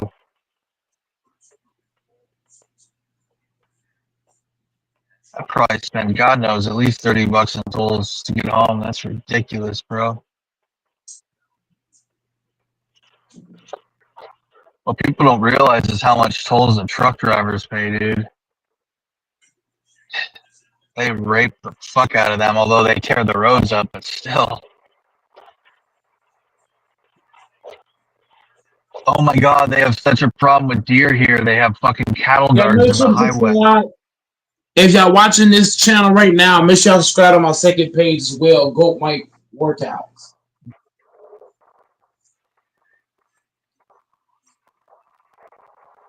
Goat Mike Workouts is my favorite channel. I already had one channel taken down that was named Goat Mike Workouts, so I got a new one up. The new one I got up, it's a lot of basketball on there. I've been balling. Public enemy number one, Goat Mike. The G-men are after you. The Prohibition men. The G. Oh my gosh, another pothole, dude. These fucking. Dude. I felt that one in my fucking soul. Dude, I-90 East through Indiana is fucking horrible, man. This whole toll road is fucking shot. And I-90 East in Illinois too. And they're charging us an arm and a leg, and it's fucking horrible shape. And their travel plazas are fucking creepy.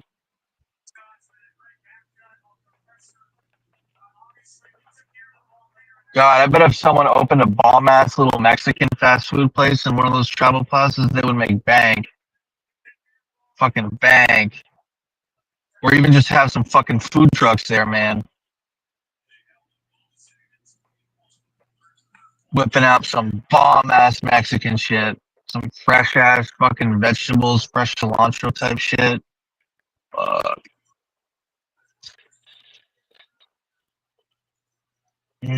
Mexico.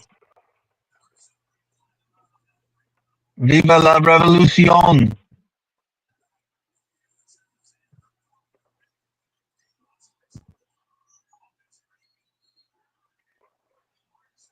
Libertad. Libertad. Libertad. La raza.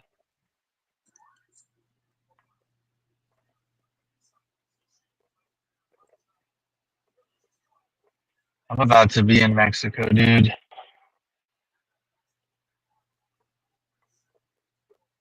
Mexico.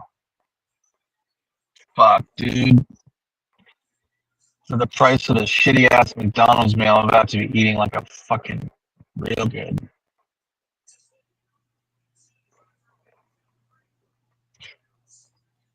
Actually, the shittiest food in Mexico is actually fast food American bar food. It tastes like fucking shit there, and it's expensive. No offense, but at least the Mexican places I went to, they can't do chicken wings or shit. They can do everything else. Bomb. Just not American food.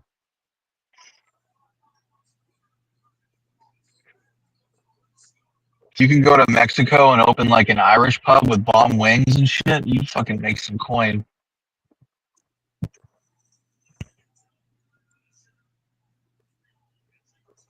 Because a lot of them are curious in American like pub food that it's been marketed to them.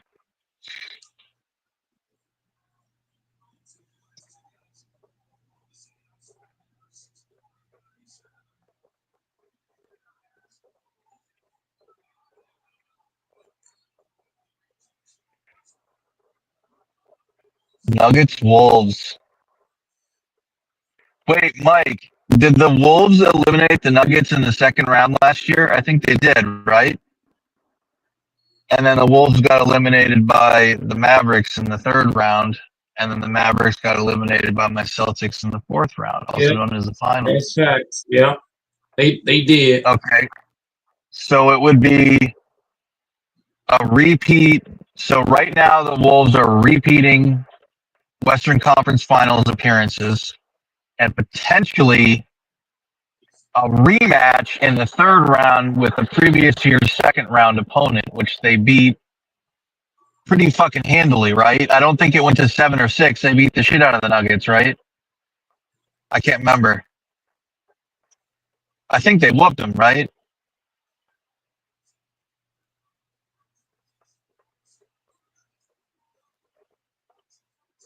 And then everyone with that, I just remember everyone last year saying, "Oh my God, the Wolves are going to win a title. They're unstoppable." And then they went up against the Mavericks, and it was like a tale of one series. They got fucking smoked. And then everyone's like, "The Mavericks are going to whoop your Celtics, bitch. You don't have a chance." Kyrie and Luka. And then we handily beat them in 5 games or whatever it was, 6 games.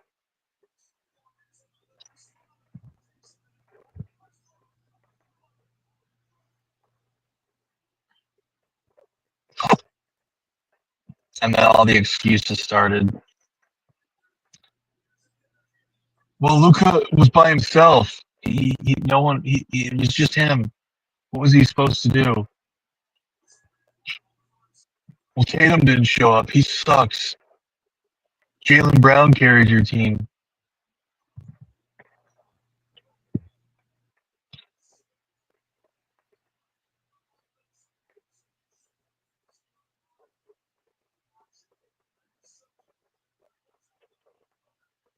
I swear to God, those construction workers intentionally, they have it down to single lane here, and I think they intentionally did it so that every single person goes over that pothole.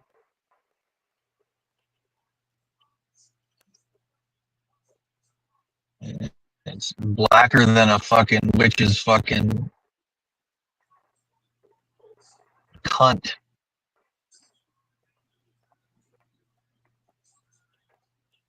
What's the saying? Darker than a witch's wart or some? I can't remember. Blacker than a witch's heart? I don't remember.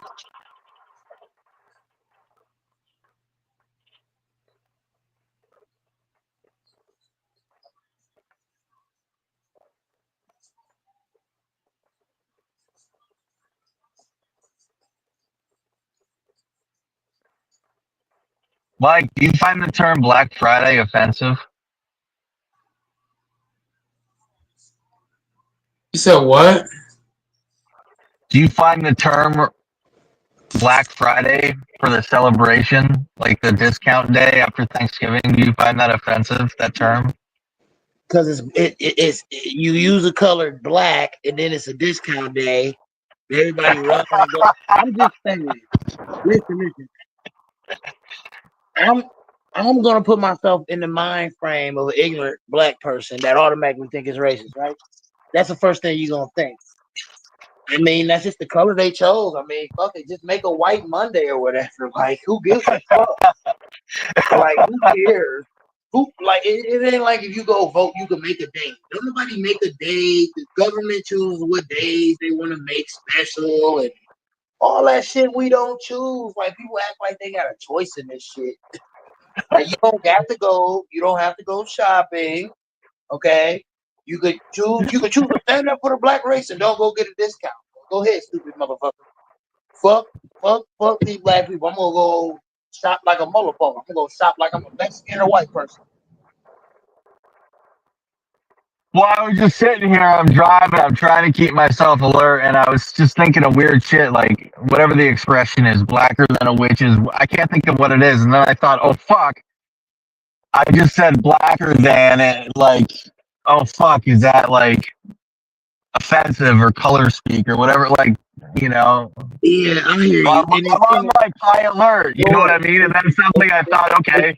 It's a trained mentality and a thought that gotta get fixed or erased altogether. Kind of similar to where we was as men when we was able to say something in the conversation without having to say pause every fucking time to clarify you're not gay. I remember it was a time in life. I don't do that. I don't do that. Have to do that. Other men in the conversation would just naturally know you're not gay. They wouldn't call you gay or anything like that. Now you got to pause or you're gay. Infamous says that at least 5 times every time he comes on, and God bless him. It stops the conversation and it makes it seem like you're overcompensating for you actually being gay or something. I start thinking, okay, well, you must be because you just overcompensated to that. Oh my God, it's raining. Horrible. It's like Infamous. You're cool, man. We know you're not gay. You don't need to specify pause, bro. Like, it's fucking juvenile. Like, I'm not better than him. I do all sorts of juvenile shit. Pointed out, but I'm just saying, like, the fact that all these guys can't like be comfortable with each other as men. We have to be conscious about if we're being faggy. That's an attack on men, dude. That's an attack on us. We shouldn't tolerate that. Like, we know we're not fucking gay. Gay is fucking gay, dude. It's obvious. Like, men trying to support each other in a fraternity of men and bond and have solidarity. If that's gay, then you're fucking crazy, dude, and you need counseling. Like, fuck. The fuck? When is men helping men? Men lifting up other men? in solidarity and support. When the fuck did that become gay? Or complimenting other men. You compliment a man, hey bro, you look good. Hey bro, like you look handsome in that, you know, you nice suit, bro. Like, oh nice, you look good. Like, if that's gay, dude, then nah, dude, you should be uplifting your fellow men.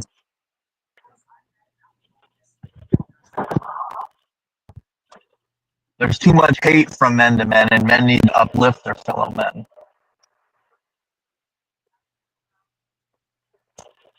Men are out there fucking destroying each other for fucking women.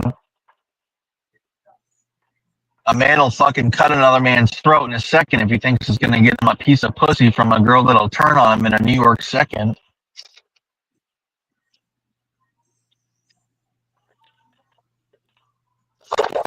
Holy fuck, dude. I'm gonna have to turn my high beams on. Sorry guys, but these potholes are just outrageous.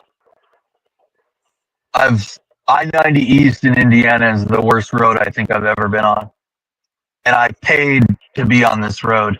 I paid like $25. I'm gonna have to replace fucking ball joints. Jesus Christ. I should send this fucking cocksucker a bill for my suspension components. Fucking cocksucker.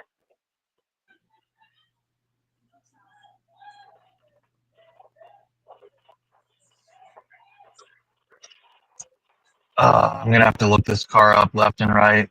When I'm getting home, I'm gonna replace my wheel bearings myself and my front control arms.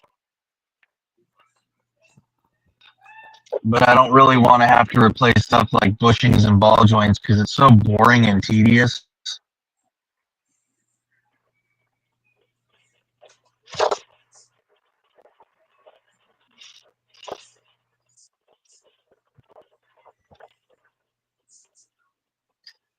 And I'm a little fucking Jew, so I do my work on my car myself.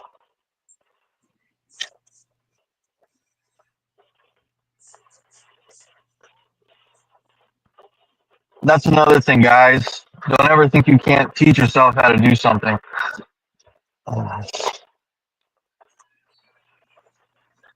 Guys used to make fun of me and say I didn't know auto mechanics and stuff. And then I took an interest in it and learned how to do it and taught myself. If I can learn, anyone can learn, dude. If you played with Legos as a kid, you can work on your car.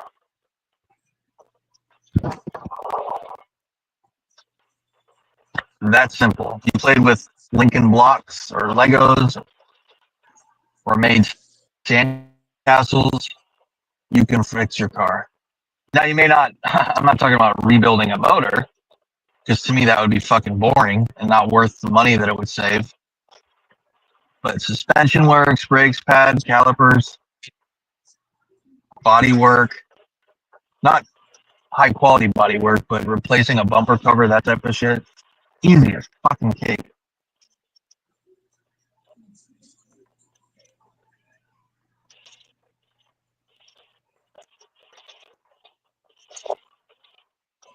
Body work, though, that's a fucking art. Body work is an art. I bet a good body guy can fucking make himself rich as fuck. Absolutely. People seek after you, and you can charge yourself whatever you want if you can do good body work. A good body guy, man, it's incredible what they can. They're literally magicians. They're fucking crazy.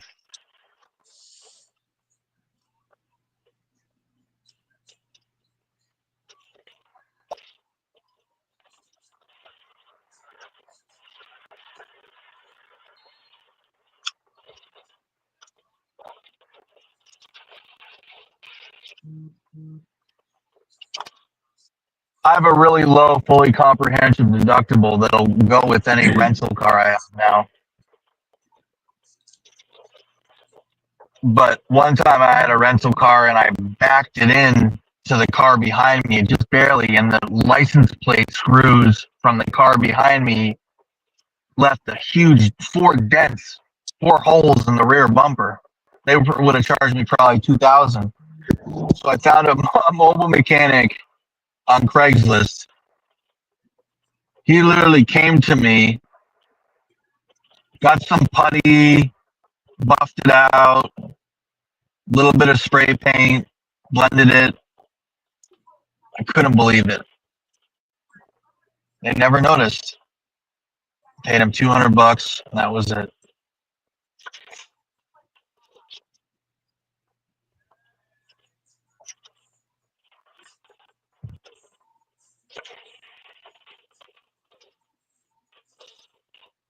They have tools. You can get them yourself to Harbor Freight where you can just literally pull dents out, pull all sorts of damage out. Never even knew it happened. Never even knew the fucking metal got all fucked up. But paint, it's hard to cheat a really good paint. Like paint, you can tell. You got to take that to the body shop.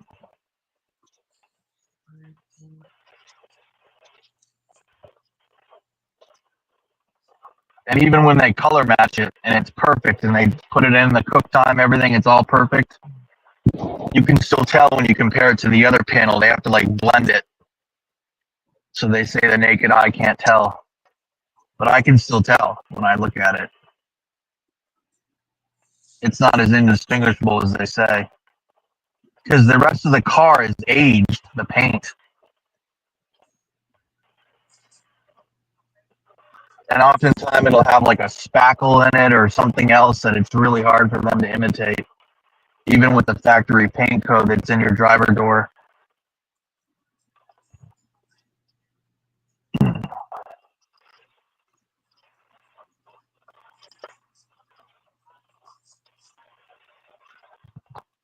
Anyone ever driving I-90 East or Indiana, do it during the day. This is a shit show. They got it all single lane with cones. Some of the cones are in the middle of the fucking lane because someone's hit them. You're basically playing like fucking Mario Kart.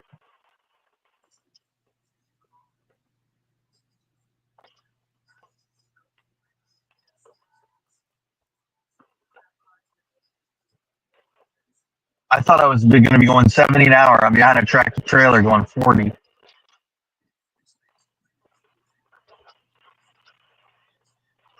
Bryce James will be in the NBA before I get to fucking New England.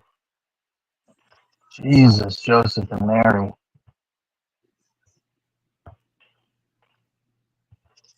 I may try and get there tonight, which would be 29 hours of straight driving on 4 hours of sleep in Fargo, North Dakota. But I think I got it in me. I feel alert. What's going to happen, though, is I'm going to hit Cleveland, and I'm going to be like, do I want to hit Buffalo? Do I want to hit fucking Buffalo? But once I get on the other side of Buffalo, I'm in the fucking clear. Then I think I go through Troy. After that, it ain't shit. Northern New England, I could drive with my eyes closed. The only thing you got to watch out for there is fucking deer. There won't be a fucking car on the road.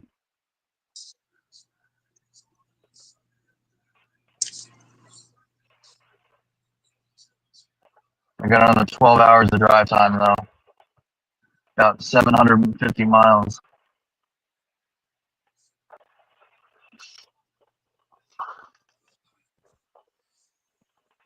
But right now, I'm just putting one city on at a time as my next destination to see if I have it in me. Right now, it's just Cleveland, 178 miles. That's my only task. Cleveland. After Cleveland, we'll go from there.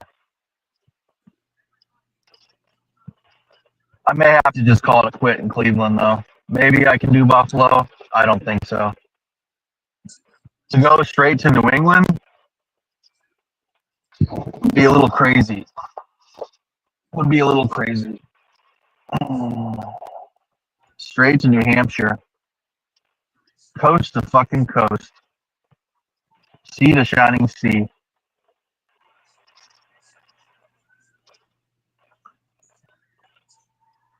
This is probably like my 30th cross country trip. Not round trip, but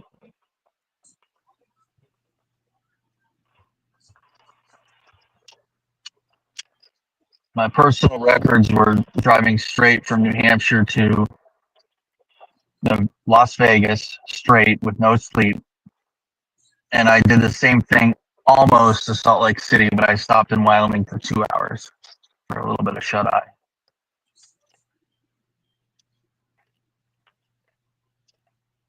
Those are literally biblical to do that. Biblical. That's like 34 hours, 36 hours of straight driving. Not many human beings can do that. You'd have to ask yourself, though, why the fuck would you want to do that? But sometimes it's like I have a goal in my head and I want to fucking execute the goal. And it's just kind of a rush.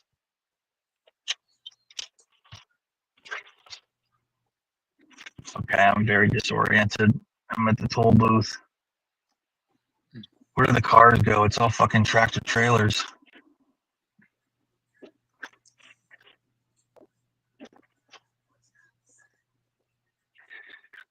I should just whip out my dick and take a piss here in the line. I gotta piss so bad.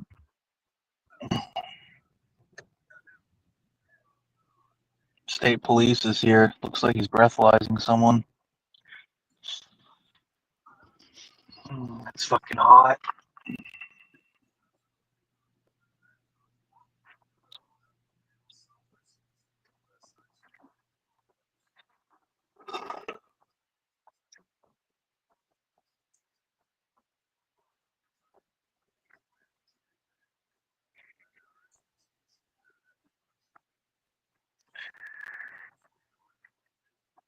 Me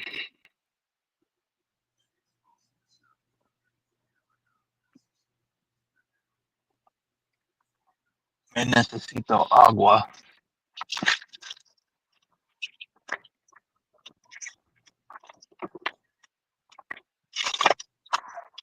It's kind of a conundrum because it's like I need to hydrate. I'm thirsty and dehydrated, but I really gotta piss.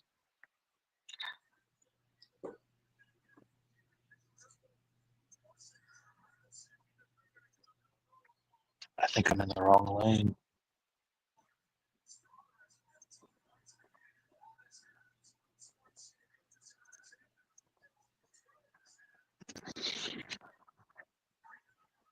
Yeah, fuck it. I'm not gonna drive all night. I don't think I can do that.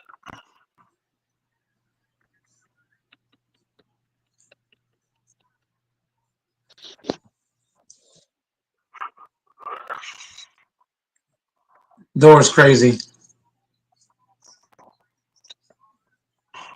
I can't do a motel room tonight. I can't chance it. Too many of these towns are too sketchy. There's too many drug addicts. I got way too much stuff in the car, and then I got like totes and all my cargo carrier basket and my fucking roof. And I'm not about to haul those into a hotel room and unstrap the ratchet straps and bungee cords and shit. I just can't afford some fucking tweaker to steal what I got in this car. So that's my conundrum. Because it's like, with how packed this car is, I ain't gonna get much sleep in this car.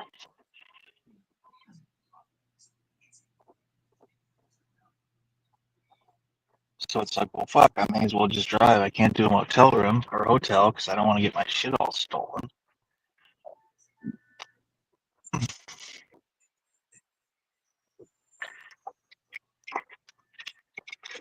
I got all my shit stolen from my friend's truck, Flagstaff, Arizona, many years ago. So I've been paranoid ever since.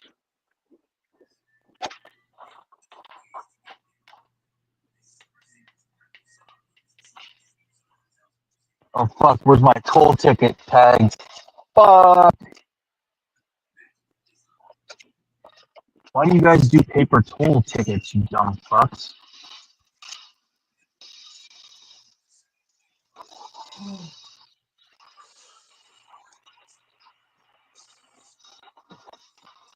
Dude, where do I scan the ticket?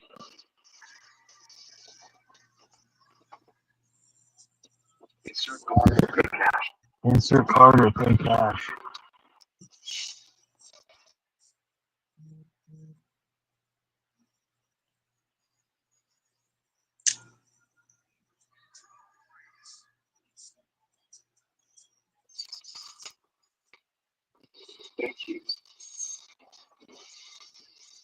$11 to get all those fucking potholes on me. Fucking dick. Toll booth Willie. Oh, dude.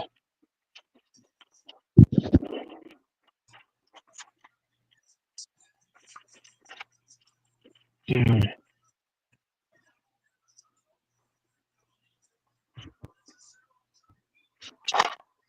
West by God, Virginia. Yeah, I'm not driving all night. The night is dark with many terrors. How's it go?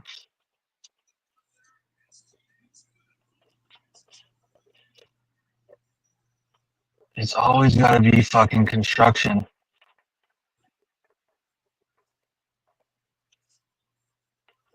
Where the fuck did the debates go? Like, seriously, dude? You can't help keep a fucking dude awake?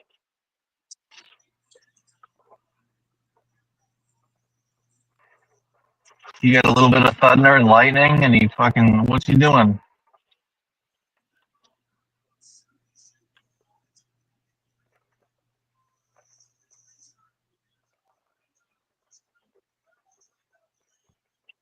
Is it going Wizard of Oz in fucking Michigan? See, that storm is about to break here in Indiana, and I want to get east before that happens. The question is, will that happen, and will it hit Ohio too?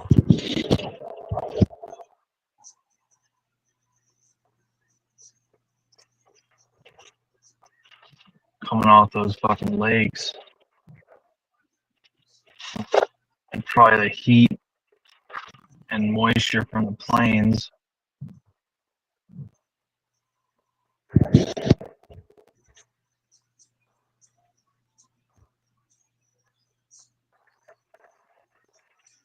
I'll tell you one thing though, Chicago was chill. Like Chicago, I guess I didn't get enough of a good look at it, but the wind, that ain't for me, dude. There was just dust and dirt and wind. And it's fucking, I was shocked how fucking hot and humid it was, dude, in Chicago. And it's not even mid-May. Like, no thanks. Like, it was fucking humid, dude. I didn't think it got that humid until, like, Missouri. But it was fucking humid.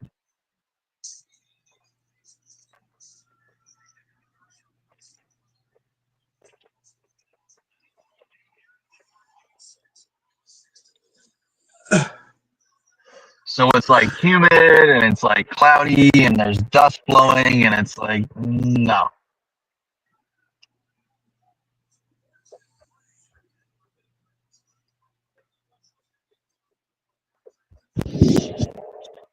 I get why they call it the Windy City, but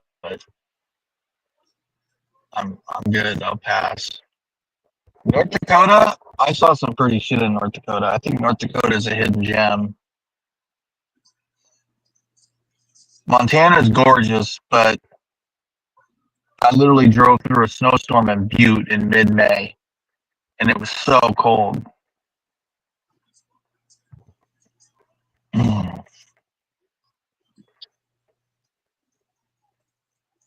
Wisconsin, there was a lot of fucking hillbillies in Wisconsin. Redneck boys, it seemed like. but that was only from a few rest areas. But it seemed like some gruff people.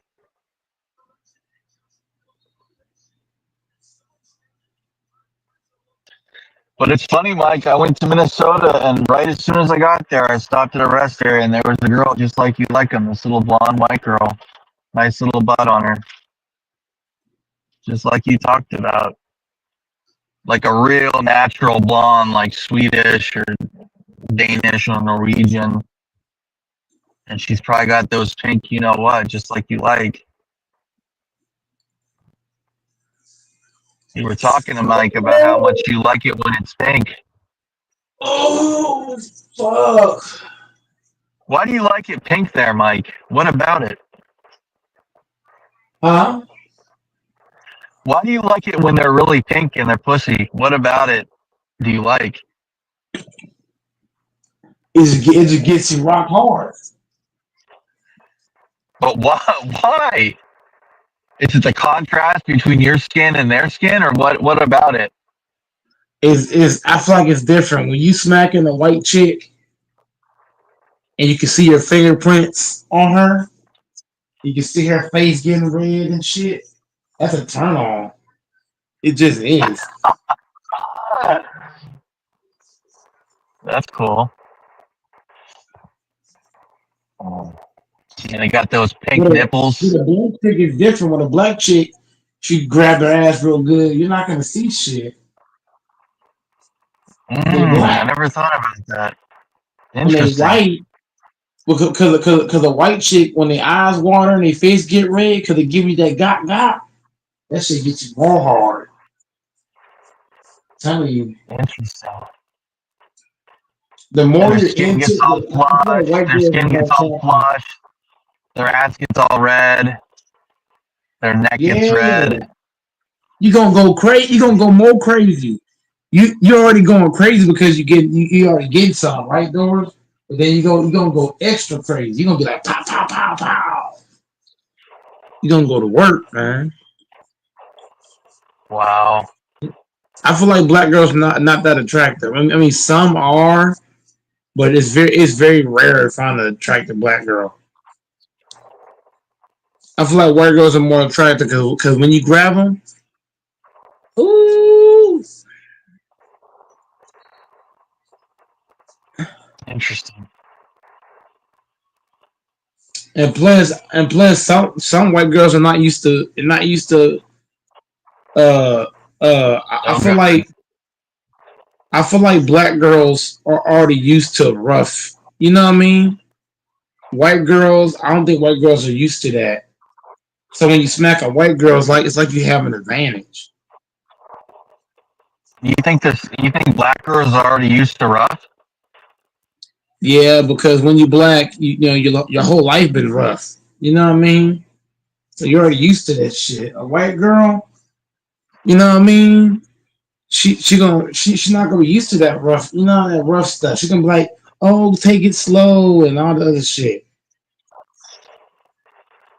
So when she gets a hold of a man that really knows how to please her, she's just gonna become addicted.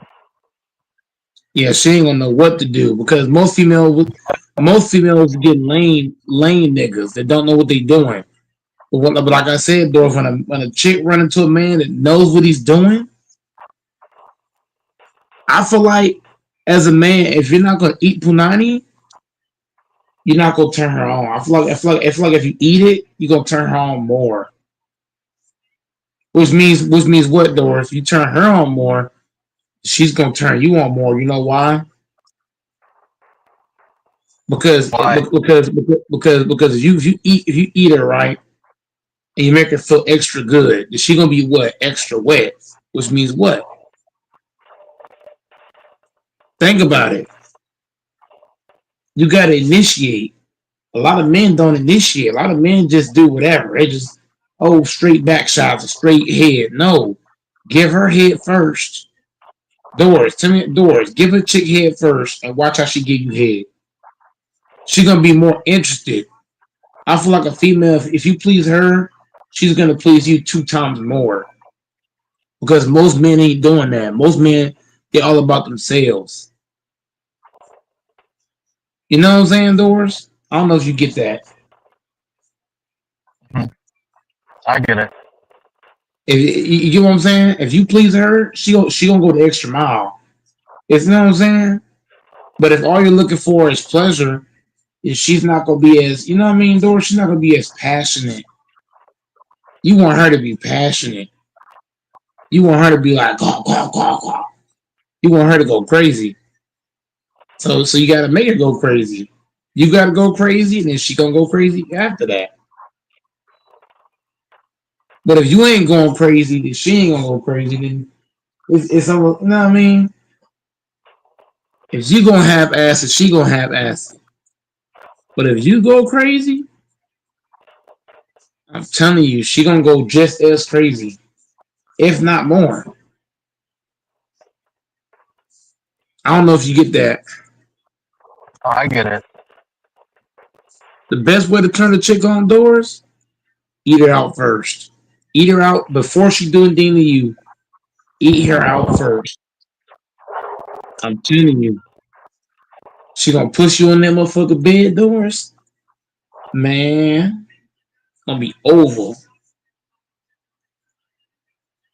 She gonna go crazy.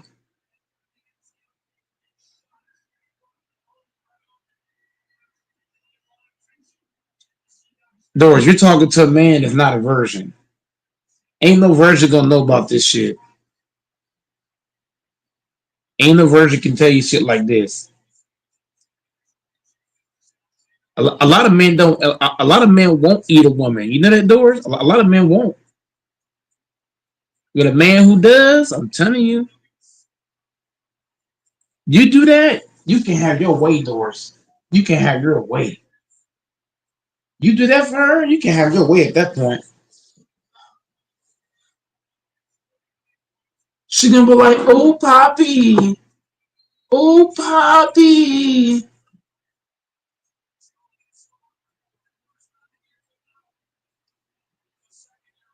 Hey, Doris. Hey, Doris. She gonna be like, "Oh, Poppy, oh, Poppy."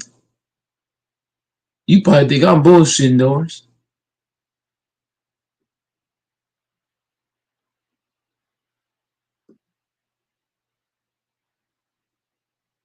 You think I'm bullshitting, Doris?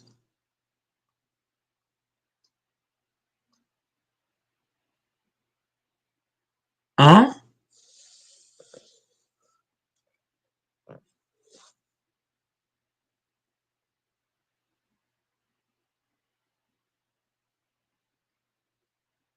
Telling you, Doris.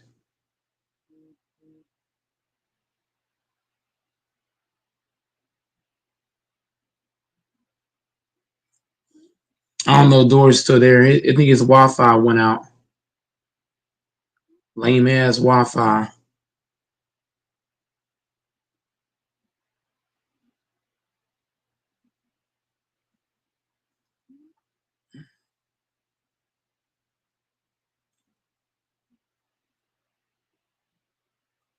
Doris, I guess your Wi-Fi dealt it out, huh?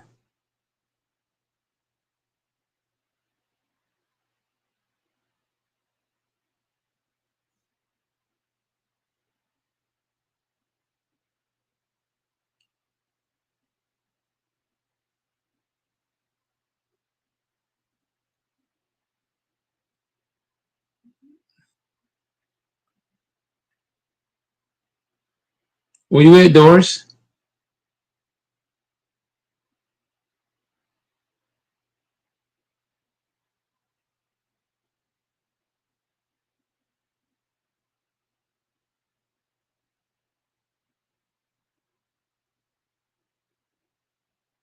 Where the hell is Nuggets won. Doris? Doris. Doris. Tell me what I'm saying is bullshit. Huh? Tell me what I'm saying is bullshit about that. Repeat the last part of what you said because my mic cut out. Can you hear me? Yeah. You got an echo.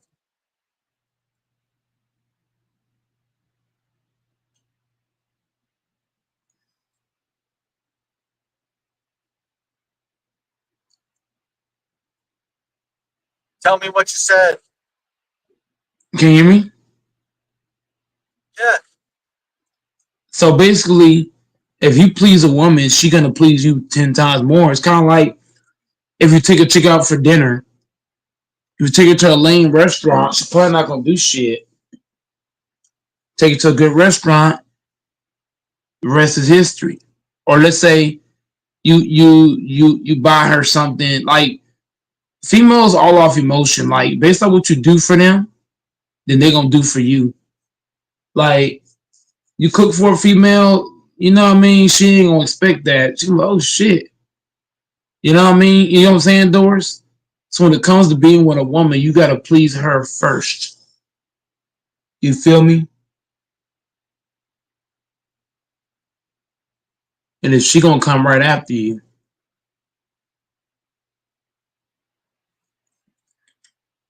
I don't know, Doris, get what I'm saying. I get it. You're right. Huh? Yeah. People want to please people that please them, you know, like she associates you with good things. Yeah. If you just get with a chick, Doris, next time you see the female you had in Mexico, before you smash her, eat her out first. I'm telling you, she gonna go crazy. Because females ain't used to that. Most men ain't doing that. They're not. First thing, what does most men, Doris, what do you think most men do when they first get some? They whip this shit out and they just, you know what I mean? Yep. They don't Yeah, do any that's all good. foreplay. Women love foreplay. They don't do any foreplay. They just want to whip it out, have her suck their dick, and stick it in them. That's it. You got to do foreplay because you gonna get her, you know, turned up. You do that shit, you turn her up, Doors. I mean, though you probably think I'm bullshit. She gonna go just dummy. She gonna suck the soul out your shit. You do that, man. Doors, you might finish, Doors. Let's say you finish. Guess what she's still gonna be doing? She's still gonna be going. You're gonna have to tell her to stop. Doors. You're gonna have her so turned up, you're gonna have to tell her to stop. You're gonna have to be like, okay, enough now. Like for real, bro.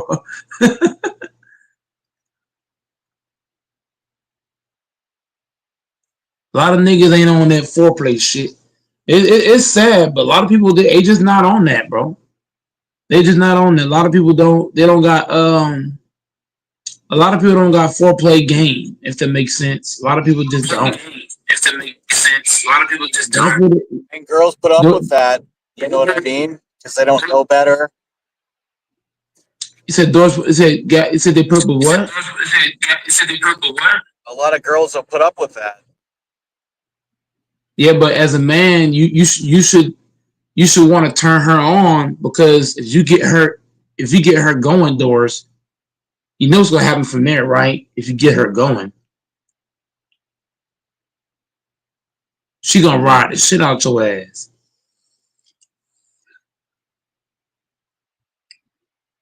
That's just me though.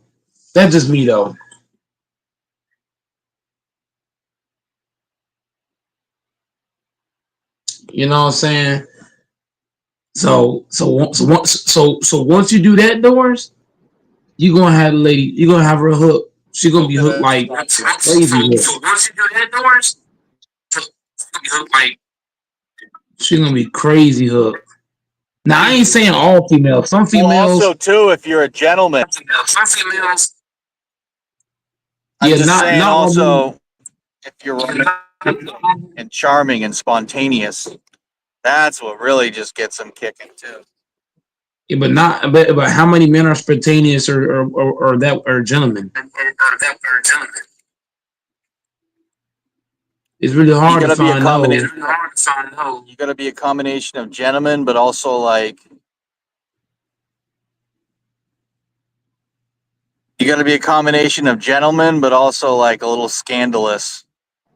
Kind of like what bro. Kind of like what James Bond. What do you mean by scandalous?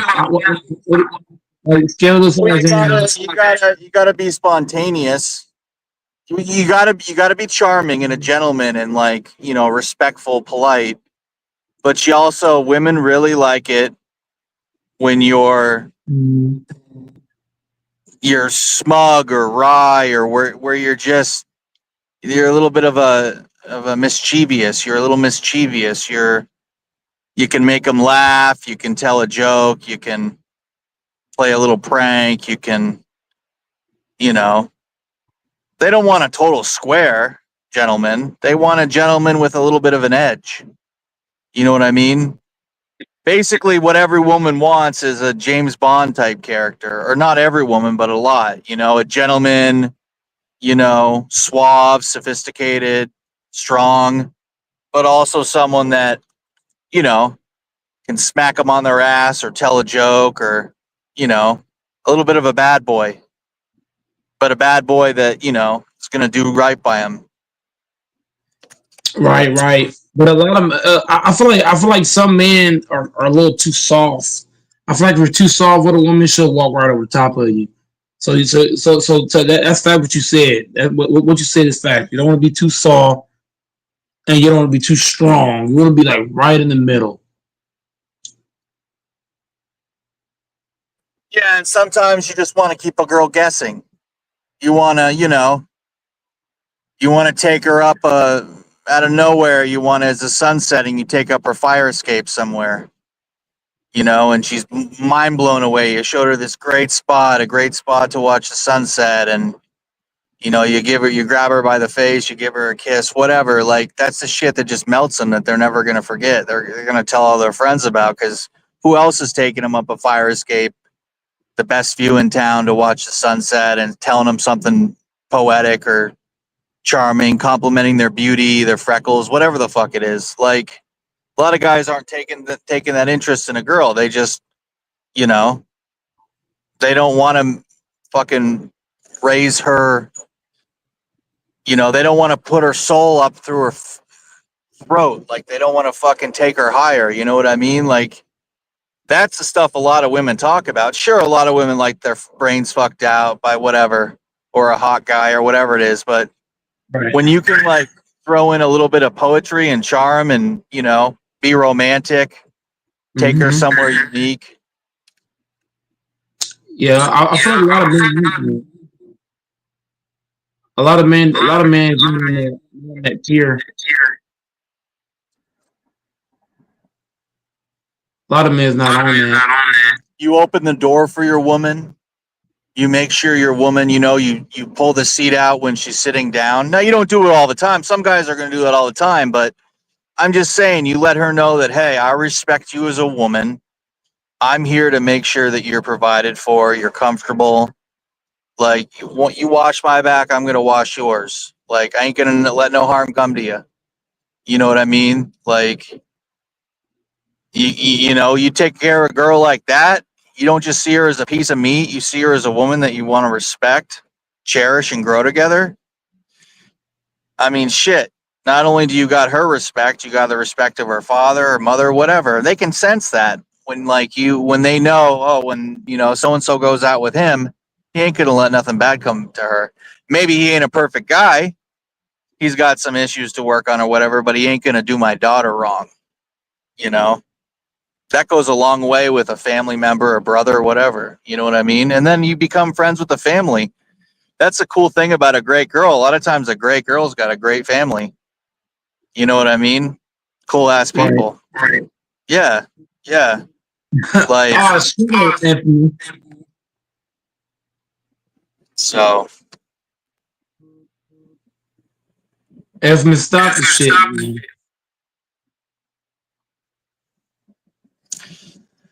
Yeah, but it's you want to be a good man. You don't just want to see her as a piece of meat. You want to see her as I'm sure you want that too, Mike. You don't just want to fuck. You want a girl that you can grow with, to have something real with. You know what I mean? I'm sure. Yep. You definitely want that eventually. You definitely want somebody you're gonna grow up with, and you're gonna grow together with, and eventually, I mean, once you find that and you follow your heart, a lot of people don't follow their heart. You know what I mean? Yeah, follow your heart, follow your guts, your heart, your guts, your conscience gonna tell you if the girl's right or not. Your conscience gonna tell you a lot of shit. It's gonna tell you if she's just somebody you can just smash, or she's somebody that you can eventually marry. Your heart will tell you that. Your heart, your conscience will tell you all that shit. All the girls that I've been with, none of them have been wife material, nor even date material. I'm saying that now, but none of them I've seen is like marriage material. It's hard to find a woman that you want to be with and marry, especially in today's day, especially in 2025. It's hard to find a woman. Boy, But if you work on yourself and you be the best version of yourself, those women will present themselves. They'll come out of the woodwork and they'll say, "Hey, who's this guy?" They'll just notice you. They're always watching. When you're doing the right things by yourself, Mike, people notice, and you'll be rewarded. Doris, let me ask you this, Doris. Are you betting on Game 6? Are you betting on Game 6? With you? No. I was on. I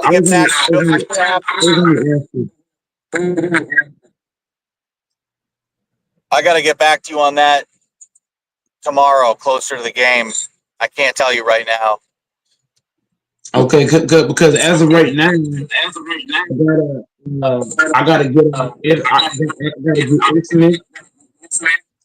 You're breaking up. As of right now, what? Well, for one, your mic is bouncing off of mine, so that's part of the issue. Part of the issue is that our mics are like colliding with each other. I gotta get Infamous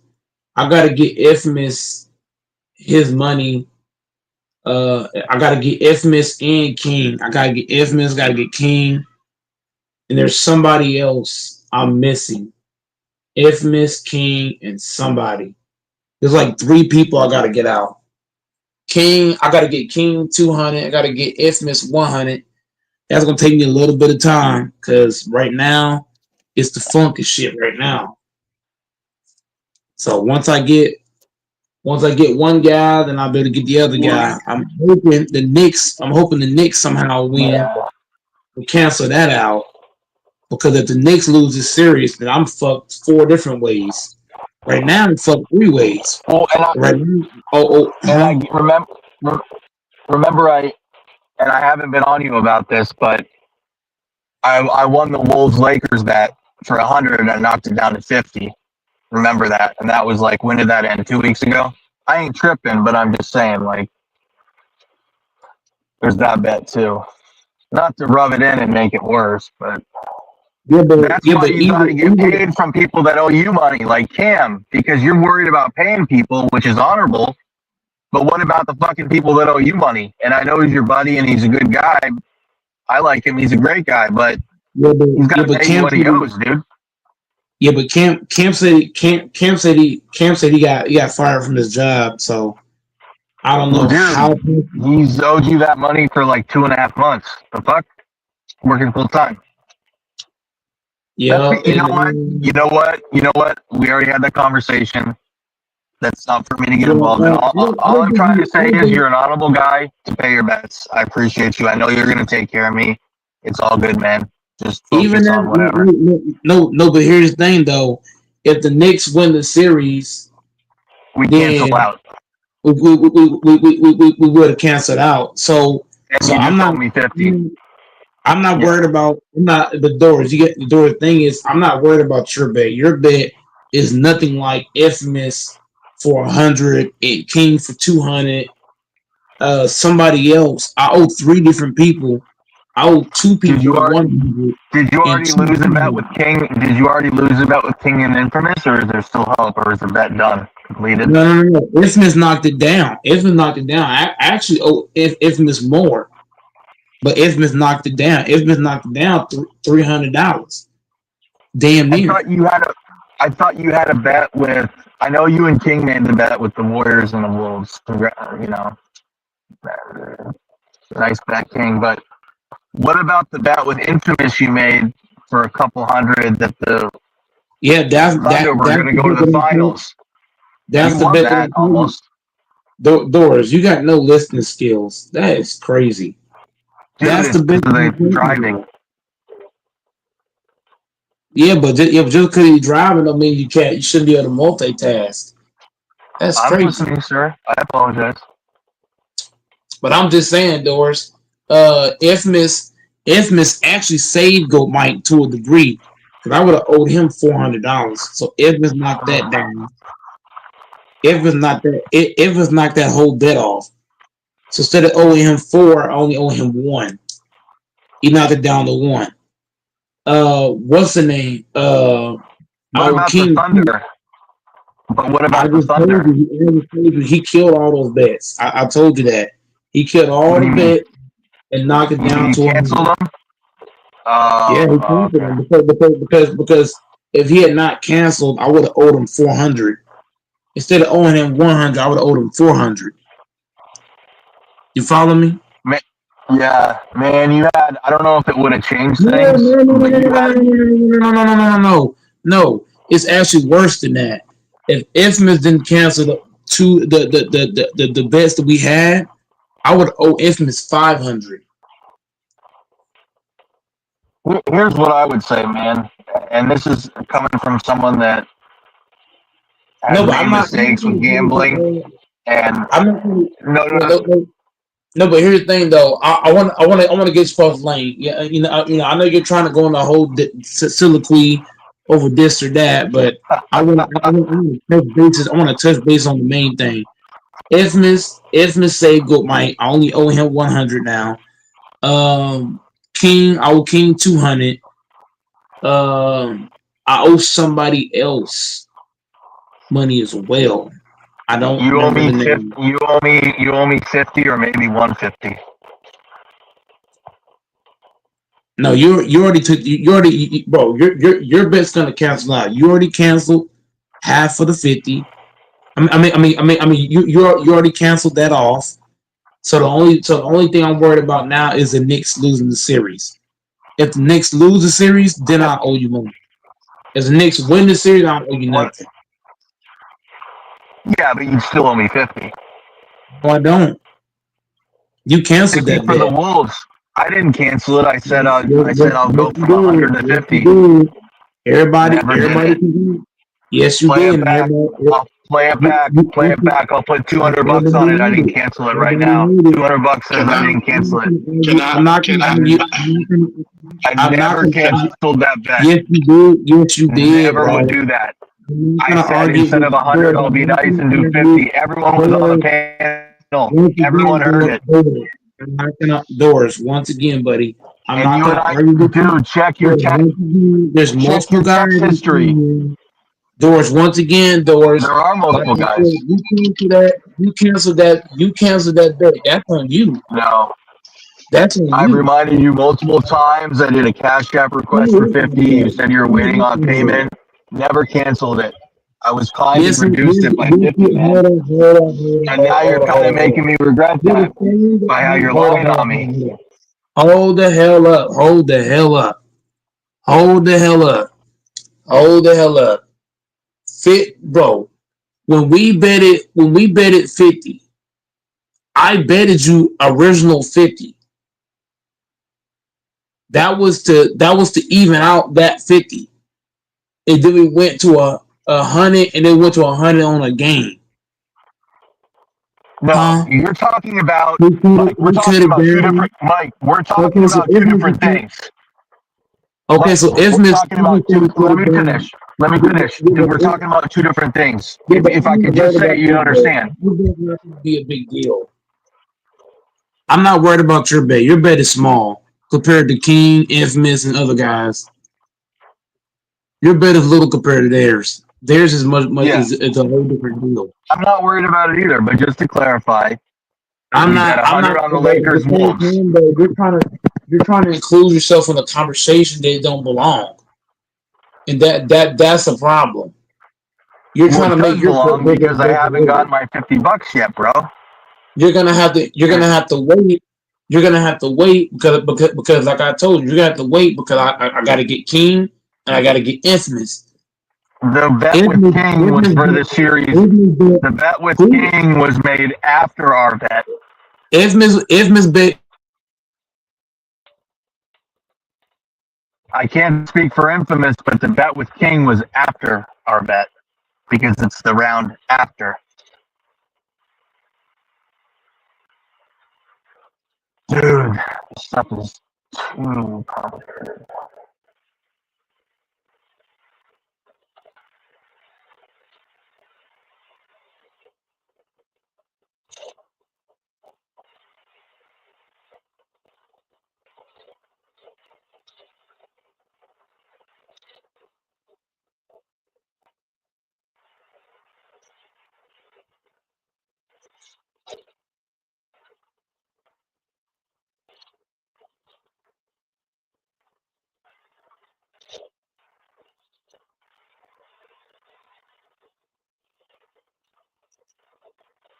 I don't even know. Okay, my mic's working.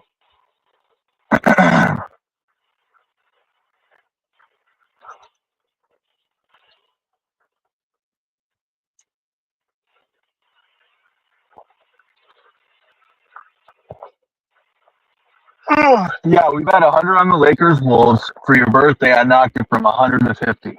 During the same bet, you worked something out too with Lafonso and Infamous. And then you and I bet 100 on the Knicks Celtics. And then we bet 100 on game 5. So if the Celtics lose, yes, those equal out. If not, you would owe me 100 for that. Oh fuck, no, if the Celtics win, you'd owe me 250. 1 and 50. The most important thing is I'm trying to say is, as someone who's been there and done that, if you've lost all these bets and then people that you won bets to aren't paying you, you got to take a break because you're losing when you're winning and you're losing when you're losing, and you can't be losing twice. So because you're making bets with people that aren't paying you, big bets like the 2 $500 bets and this $300 bet. And I respect the hell out of you for being a man of your word and paying people, but paying you when you win and you only make so much a week, well, you're kind of fucked. And you're just digging yourself in a hole. And I'm not saying that as someone who thinks they're better than you. I'm saying that as someone who's been there and done that and learned from it. Because I'm older than you. So you can't be betting guys and winning and letting them not pay you. That you can't be having that, especially for these big bets that you made with them.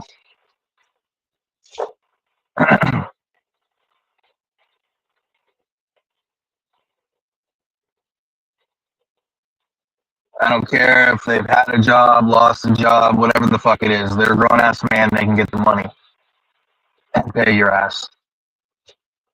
Because in a way, the people that have lost bets to you and not paid you, they're fucking over people like Infamous and me and King. Because now you're out twice. You lost in the bet, and then when you win, you don't get paid. So, Cam not paying you is affecting me because I've been waiting 2 weeks for the 50. Should have been 100, and you've been waiting for 2.5 months from Cam. So Yeah, but that's for being. But I commend you. The bottom line is, Mike, I commend you for being a man of your word and paying your bets, and I know you're going to take care of it. So, yeah. That's the one thing. To win. That's the one thing. That's the one thing you got to give me credit on is that I'll take long, but I will find a way. You know what I mean? It's not gonna happen. It's not gonna happen at one time. So, I You're a got man of your word, Mike. You got integrity. yeah, but And integrity is a lot. Yeah, but Cam, on the other hand, if he just got me that 205, I could have just sent that straight over to King, knocked out his 200, and then I would have been able to get Ifmis, and then go on from there. But it's like, It's not and then the even same just thing with that. Dante. Dante owes me Dante owes you 500 or 1,000. No, he don't. He owes me 1,000. Dante do. Yeah. Dante TJ owes owes me you 1,000. 200. He should have at least been paying 20 a week, and I Yep. could have been just sending that to y'all. Dude, he hopped on the panel and lied about making the bet, even though I was on the panel when he made the bet. And then he lied about making it, and then he started calling you a fat fuck when you corrected him. I was like, what the fuck? Not only is the guy not paying you, he's lying about the bet, and then he's calling you fat. It's like, that's 3 strikes.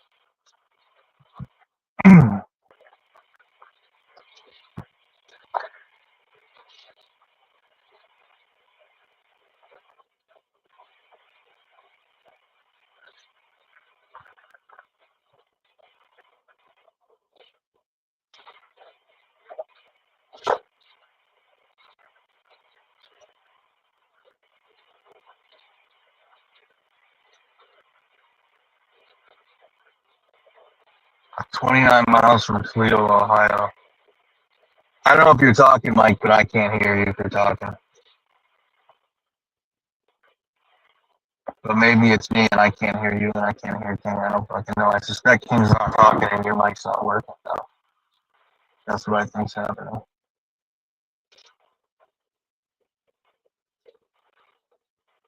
And apparently I pay tolls for the Ohio Turnpike, but there's no fucking bathrooms. Because I'm just driving east and east, waiting to see a fucking pull-off.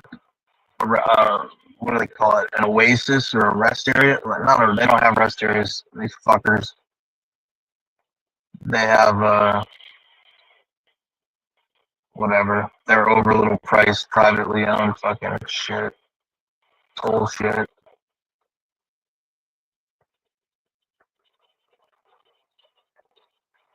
"29 miles from Toledo."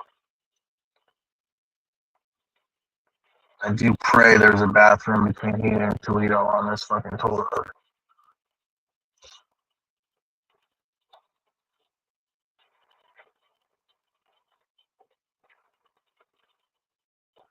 God, this country is broad. This country, every time I drive across it, I'm like, holy fuck, this is a big country.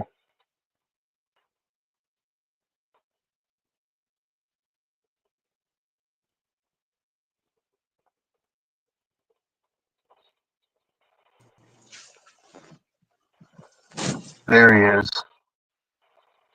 Man, the Wi-Fi is bad, man. My phone just died, so now that my phone's dead, I'm on the house Wi-Fi, and the house Wi-Fi is really bad. So I'm probably gonna fall out about 30 fucking times. I was trying to watch that Denver game on my phone, and my phone was using the Wi-Fi. I was using my hotspot while watching the game at the same time, and the battery drained too far.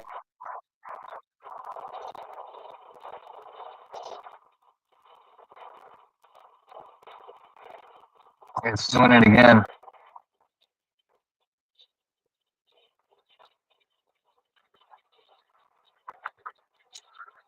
Your Wi-Fi knows that you shouldn't be betting.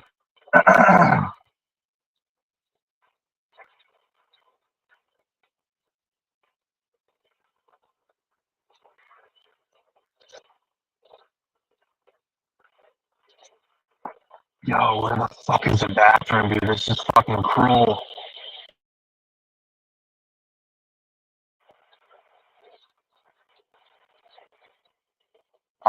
pull over on the side of the road, it just continues.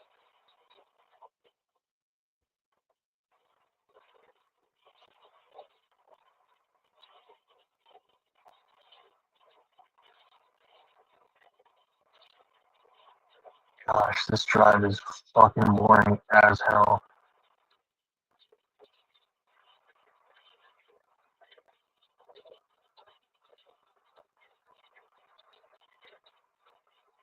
Although Wisconsin is a pretty fucking boring state to drive through, I'm not gonna lie. It was more boring than Minnesota.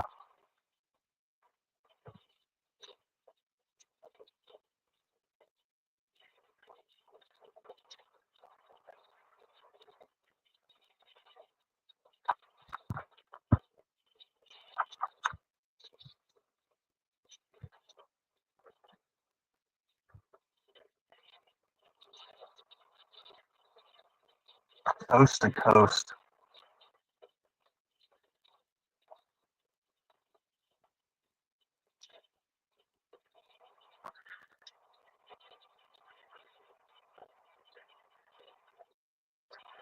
(127 miles east of Cleveland). Just left Indiana. Was in Illinois before that. Before that, Wisconsin, and before that, Minnesota. Before that, North Dakota. Before that, Montana. Before that, Idaho. And before that, Washington. So then I got Ohio, Pennsylvania, New York, New Hampshire, New York. Gotta go through fucking Buffalo.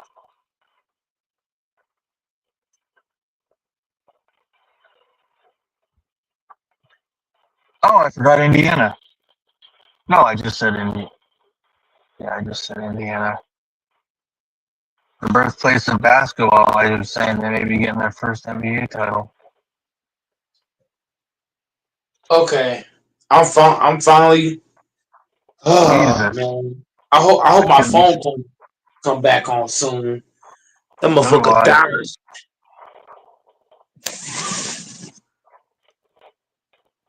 Maybe this is a curse for my sins. But yeah, man, like I was saying though, I'm gonna get everybody paid out. It's gonna take me a little bit of time.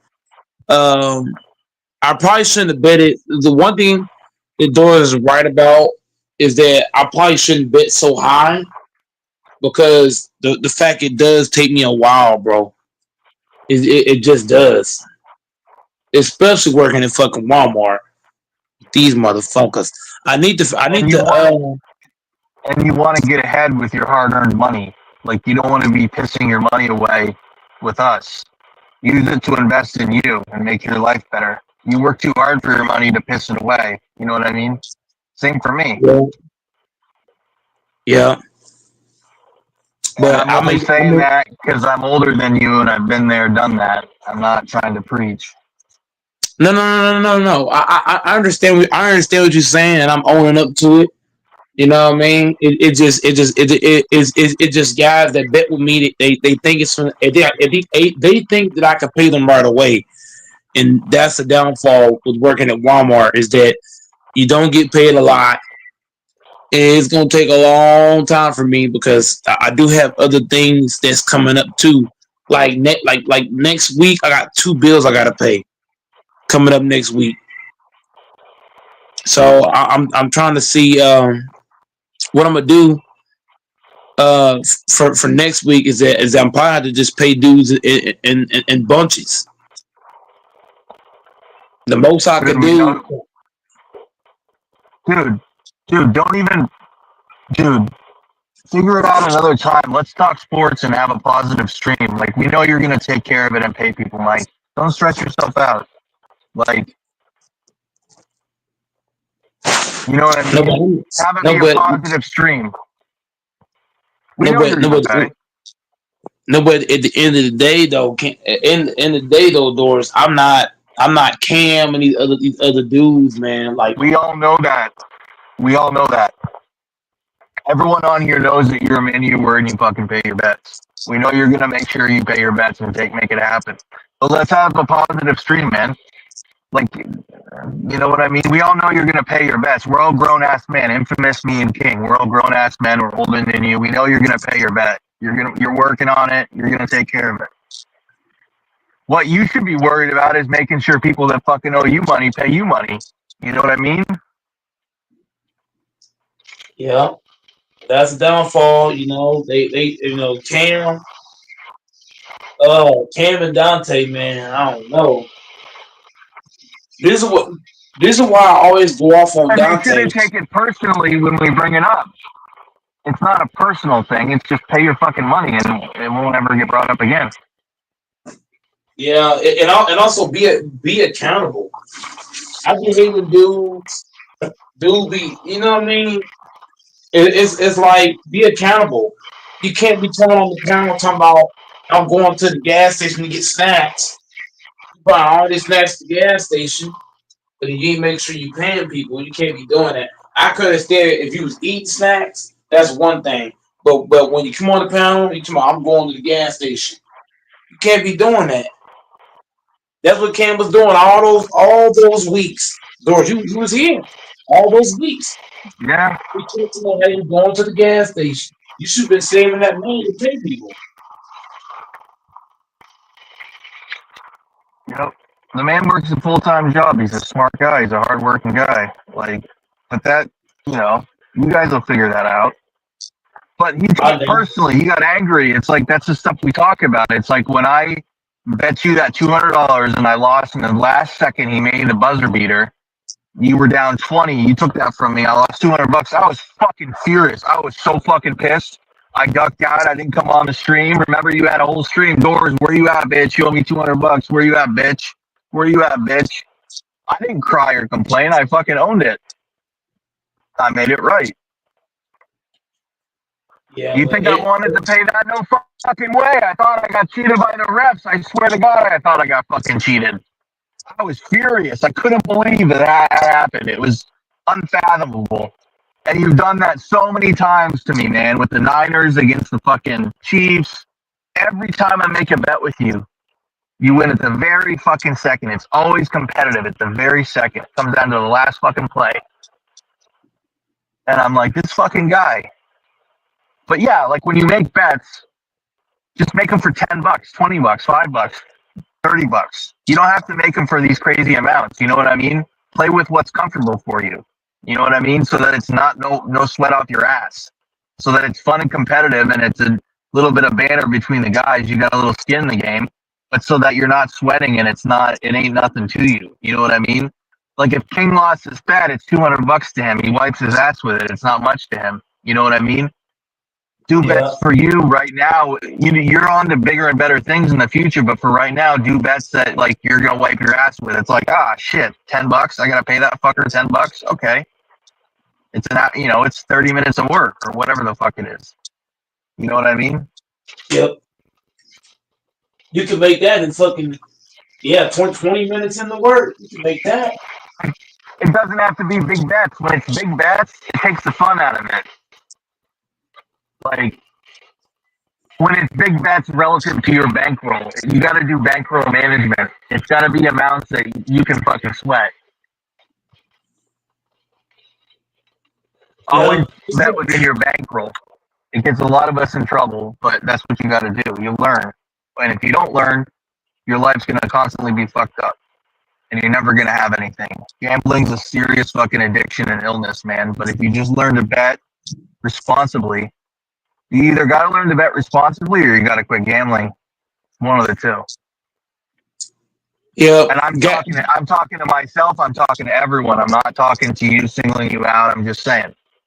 Like when you guys are making these $500 bets with these kids, and they are kids, you're all kids, like, dude, that's too much money for y'all. And then it's going to get crazy because guys don't want to pay that or they can't pay that or they're not about to. Y'all shouldn't be doing that in the first place. You know what I mean? If everyone just kept the bet small and friendly, none of this shit happens. Yep. Dudes let their head get too big, you know what I mean? And I'm also a victim of that. Well, do you think Dante ever had an intention to pay you that $1,000 when he made that bet? Oh hell no. Think about that. Hell no. Lord no. But he knew if you lost, you were gonna pay him. It might take you 2 months, 3 months, but he knew you were gonna pay him, so he won either way. Yep, that's facts. If he had won the bet, I would have been trying to find a way to get him. Yep. And I don't think Because Dante's a bad person, but it's just, he's making bets he's either can't pay or isn't going to. So yeah, you lose both ways. When you win, you lose, and when you lose, you lose. So you can't have that. Because if you were getting paid on all these bets that you were winning, you wouldn't owe any of us money. You'd have it in your pocket, you pay it, it'd be done. And then the other flip side of that is just make friendly bets. Like, you're the host, it could be your new rule, new thing on bets on here. They all got to be small and friendly, or whatever the fuck you want to do. You're the one in charge, What I guess what other guys do is between them, but still, like, when guys make bets on here that are too big, then they don't come on. Like, they don't come on for a while because it means too much, and they don't want to show their face, or there's drama or whatever. It's just, that hurts your attendance, that hurts your panel, that hurts, like, it's just bad for the business. You know what I mean? But if they're friendly small bets and guys are paying them, well, then it's friendly banter. You know what I mean? Do it like how Infamous does it with his sports betting. He bets a few bucks here and there. It's no skin off his ass, and he wins most of them. But, like, you know what I mean? right. Like, go on whatever these sports betting websites are, put $10 on the game tonight, or whatever it is, $5. It's a little bit of fun, or do a parlay, a 3-game parlay, or a three statistics parlay for $5, and maybe you'll win, $250 or whatever the fuck it is. That's really the thing to do, is to do those 2 or 3 bet parlays. Do a couple of those a month. Have a budget of $100. It'll pay for itself. You're bound to win them. At least 1 or 2 of them. I gotta start going on FanDuel. A lot of people have made thousands off FanDuel. I need to start doing my betting on there. Yeah, and then when you win, you don't have to worry about not getting paid. You get paid immediately, or however it works. They even got a deal on there, and you could lose, and you keep your money. Like, what? You can win Really? shit to FanDuel. Yeah. You can make thousands off FanDuel. Thousands. But You can lose and not have to pay your money? They got some deals like here and there where, like, if you bet, you don't, like, even if you lose, you really don't lose. But I'm saying, if you're a smart gambler and you gamble correctly more times than not, you're gonna win a shit ton of money.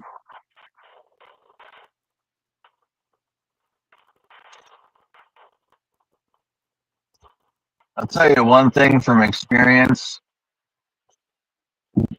Gambling causes a lot of people a lot of trouble, but it's not really talked about. It's the ultimate hidden addiction.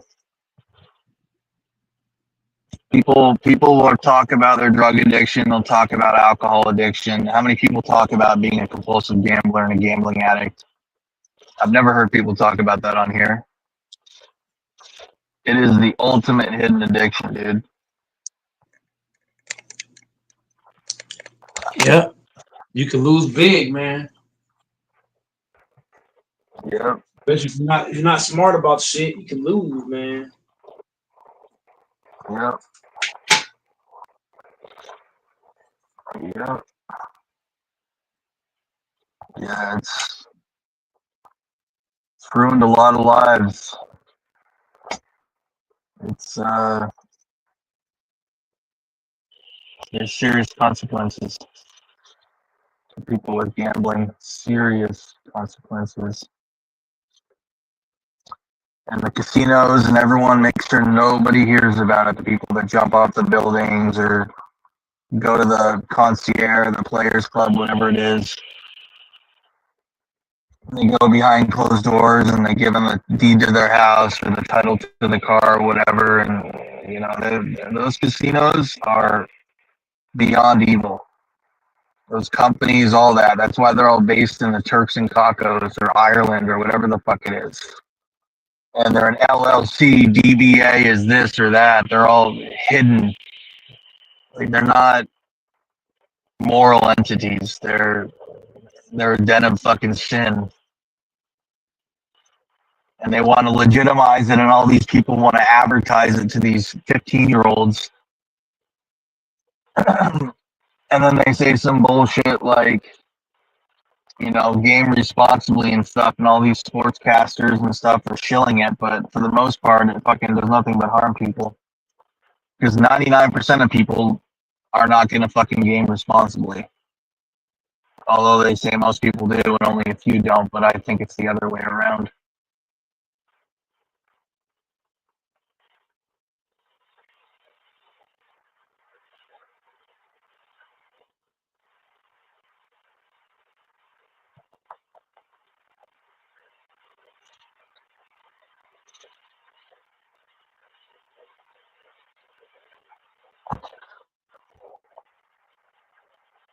Stocks, crypto.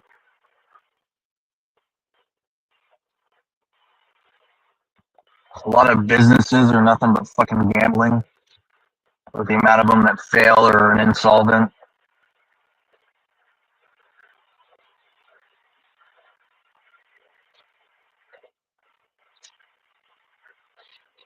And people say, well, it's your fault. You gambled, like you made a choice. You're a grown-ass man. And say, okay, yeah, well, what about the guy that's a heroin addict or a fentanyl addict or an alcoholic? They made a choice too. Oh, but we need to be sympathetic to them. That's different. Let's write a song about them and put them on TV. Because it's like cool to be a drug addict or an alcoholic. It's like sexy. And then get clean and release an album.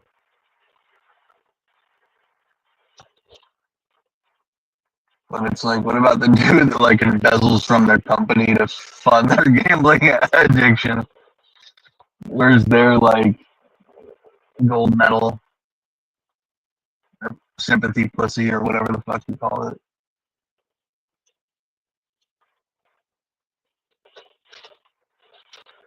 That's not Vogue.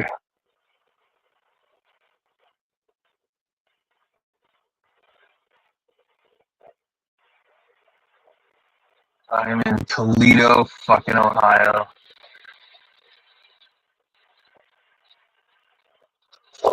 Attractions.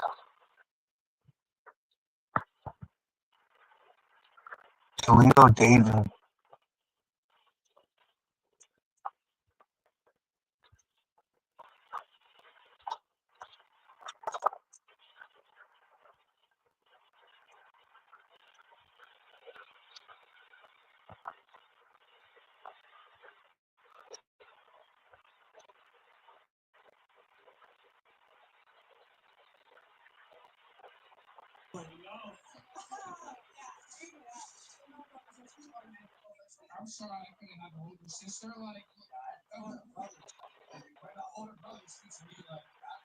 Okay, I'm back. The house Wi-Fi sucks.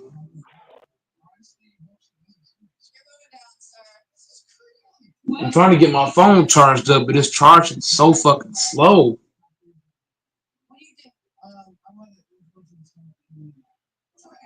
Like, damn.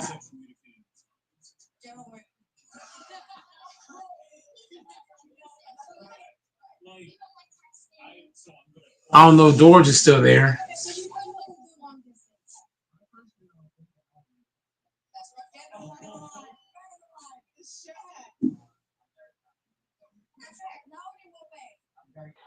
Yeah, I'm just putting in the distance to Buffalo. That's 300 miles. Fuck. But yeah, George, if you please a female, oh yeah, you doing good business.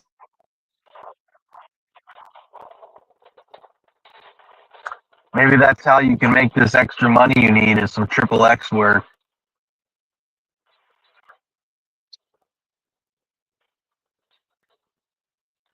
You can work your magic and get paid.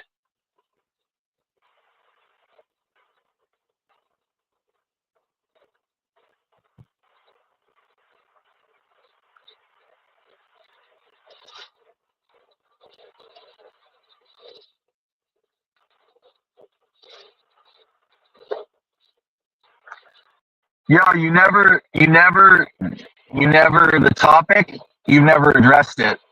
Knicks better wake up, and then their coach.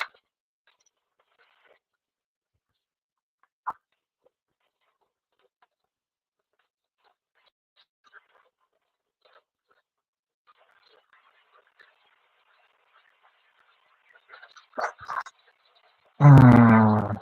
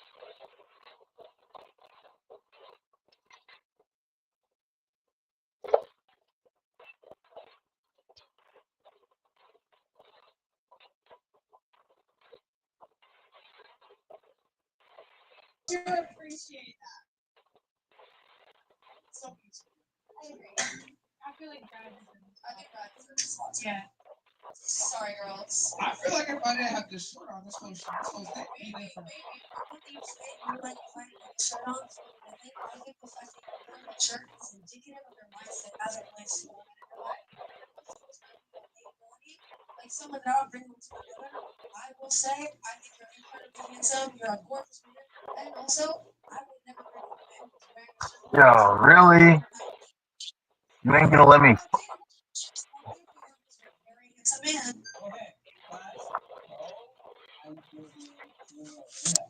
I should have got off here in Toledo, Ohio.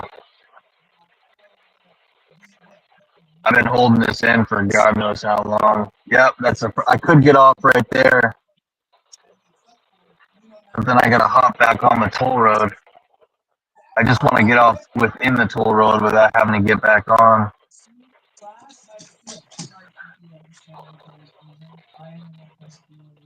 It's just crazy being on these highway systems and seeing all the freight. At the end of the day, it's always truck drivers, man. I mean, a lot comes on ships, rail. But if it wasn't for these truck drivers, man, if you and I buy it, we got it from them, dude. Like, these guys are fucking heroes. They're all underpaid, dude. It's because of all the load brokers and all the people that stomp on the hands and the truckers that are the ones that get fucked, even though they're the most vital people. My friend was a truck driver and then went back to school, and now he's in cybersecurity, but he was telling me about how truck drivers used to be the knights of the road. It was like a good profession. And those days are gone.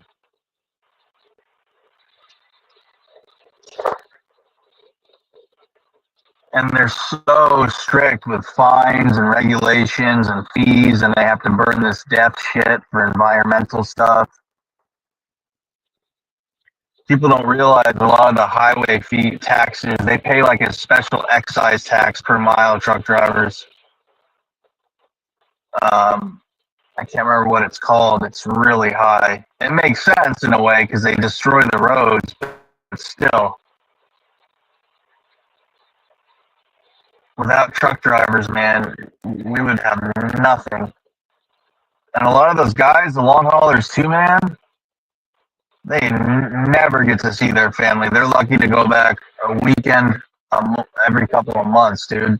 People don't realize that. It's brutal. Horrible for your health. Dangerous. Plus, when they get a citation, it goes to them, not the company. And a lot of these companies don't want to pay the money to properly maintain their vehicles all the time. But the driver's the one that bears the consequence of that.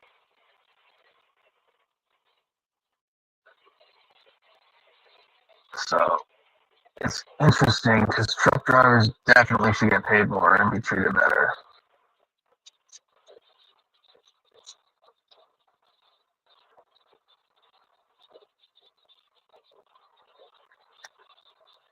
All right. All right, all right, all right. Is this my exit?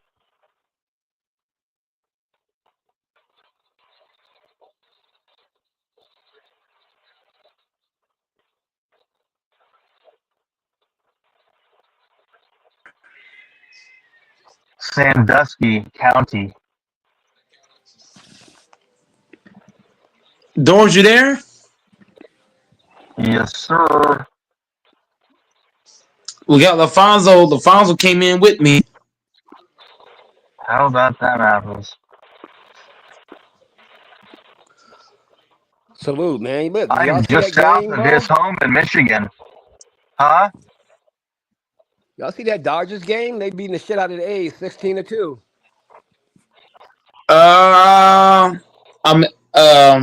I ain't gonna lie to you. I'm still amazed by the Joker game. Joker and Murray just went dummy in a winner go home situation. All right. I ain't gonna speak on it. You know why? I ain't gonna jinx us. I'm gonna wait till this game 7 before I say anything. I'm gonna wait till after that game 7. I'm gonna be humble. Okay. I'm gonna be humble on this one. All right. You think you're gonna be humble?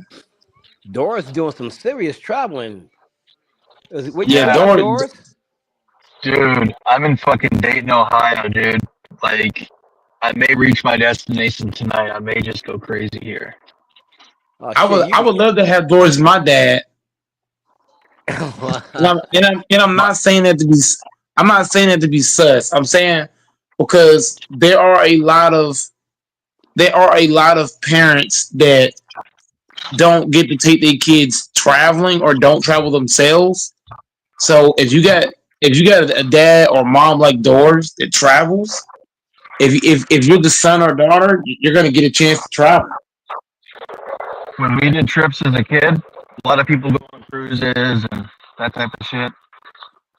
My parents had decent professions. My dad was an engineer and my mom was a nurse, but you know, they were very frugal and taught us meaning hard work. But when we on vacations, we'd all hop into the Subaru or a van, and we'd fucking drive from New England on school break, and we'd go to like fucking Montana or Utah or fucking Florida. So my dad taught me how to drive, like how to travel, and I guess it rubbed off on me. It was just the craziest thing as a kid, where you hop in the car and you wake up and you're in a fucking whole different world. It's the coolest thing, man. Like just how fast you can go from one environment to another. You know what I mean? You go from ocean and woods, plains to mountains.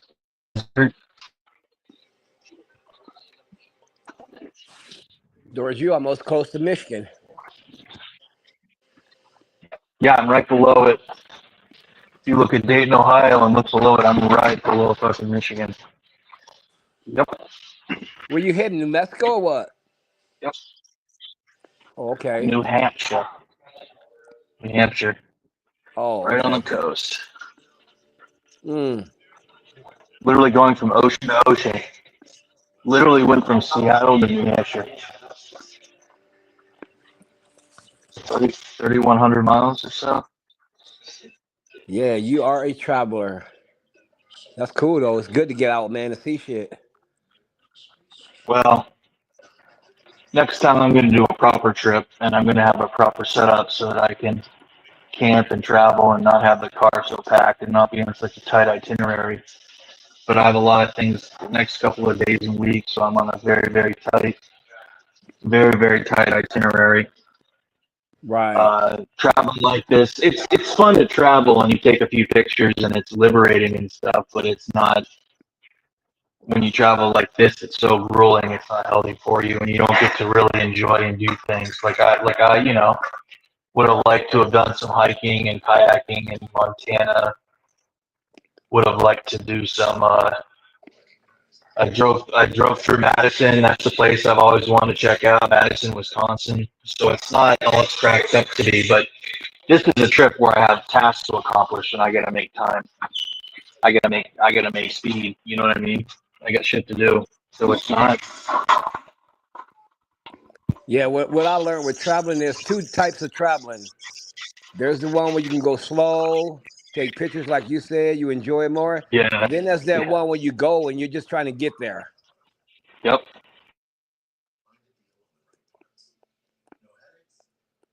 You just want to hurry up and get there because you just want to hurry up and get there and be done with it.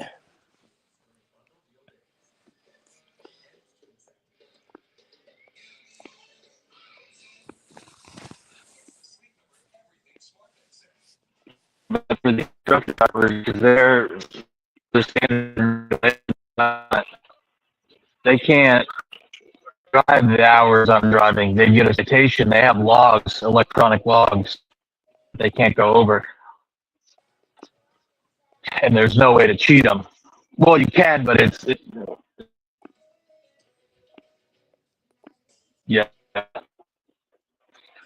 Whereas I can drive, yeah, I've done some crazy drives in my time. And one of these days, I gotta live stream it because it'd be fucking crazy to show someone else that, hey, I've really done this.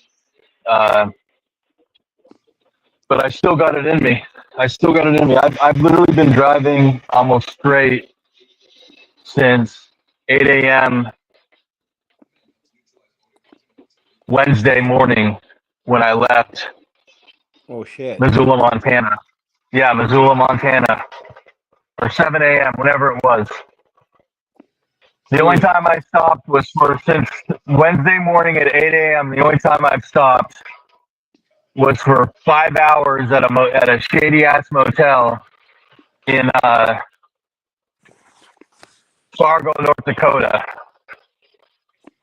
which is right on the border with Minnesota. And I was so paranoid the whole night someone was gonna break into my car. So I woke up at 5 a.m. and I'm like, I'm gonna hit the road again because I can't take the chance of someone breaking into my car. I have stuff in there I just can't lose. You know what I mean? Right. Yep. Yeah, and then it's hectic trying to unload all that shit to take it in the motel when you're gonna turn around and head back out soon.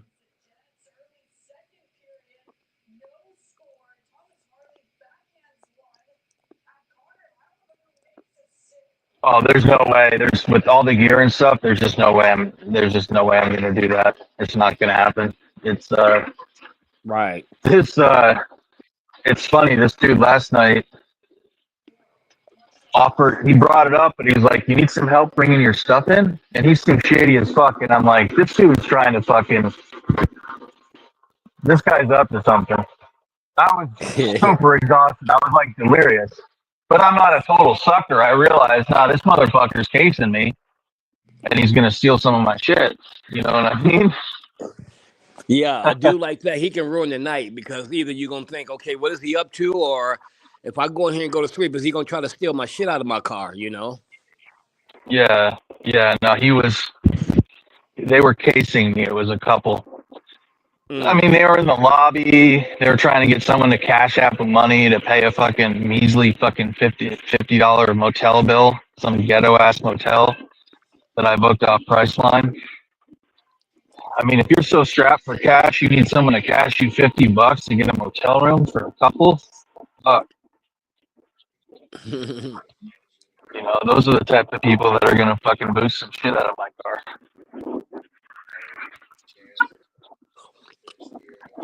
Yeah, that even lets you know more though for me that, okay, I know they ain't got no money, so if I got something valuable and they sit in the car, they might try to get it. Yep, they're gonna steal shit that you or I would never even occur to us to try and steal. Not that we would, but it just wouldn't occur to us. Right. Yep. The problem is, with that couple, I sense that they were addicts. And the problem is when you got a habit, you do a lot of crazy shit that you normally wouldn't do. Mm-hmm. And what a lot of people don't want to talk about is that most of this country at this point has a habit. Like every community in this country is affected right now by the drug epidemic. Every community, everywhere. Doesn't matter if you're in the middle of nowhere in North Dakota or if you're in the inner city. They all got habits, hard habits. You know what I mean? Hard drugs. Yep. That I'm just filling up gas, but where they're gonna do some crazy ass shit to score. Their next thing of whatever, particularly stuff like fentanyl. I mean, they're gonna do anything.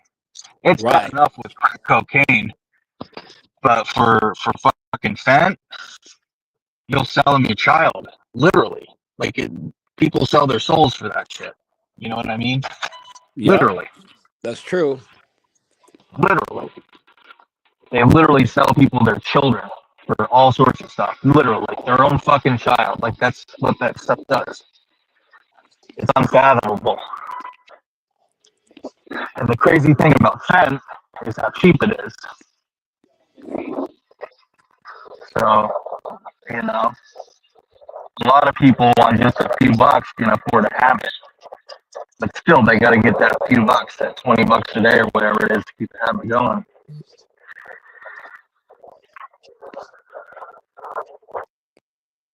Yep, bad habits.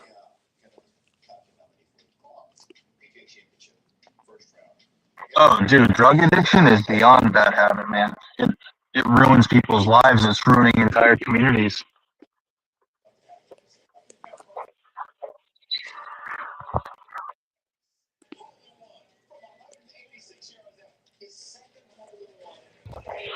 What's funny is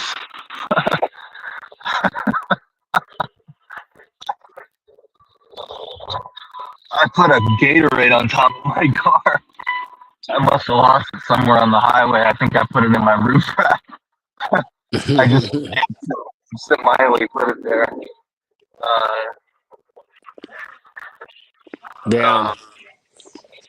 It is funny to see gas here in Toledo, Ohio is $3.11.9. Where I left in Seattle, it was $4, and that's if you went to Costco. So I ain't complaining about gas prices. I basically don't even look. I just say, okay.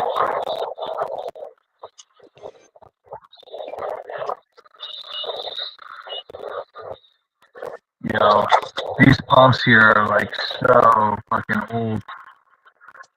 They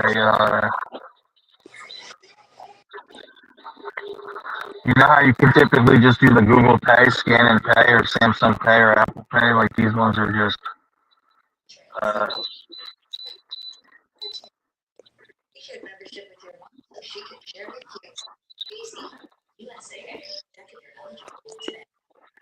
okay. I think we're in business.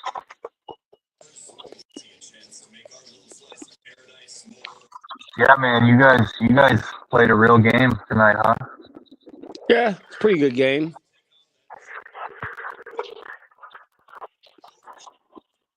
Something happened to me that never happened in North Dakota. Out of nowhere, I hit these mosquitoes.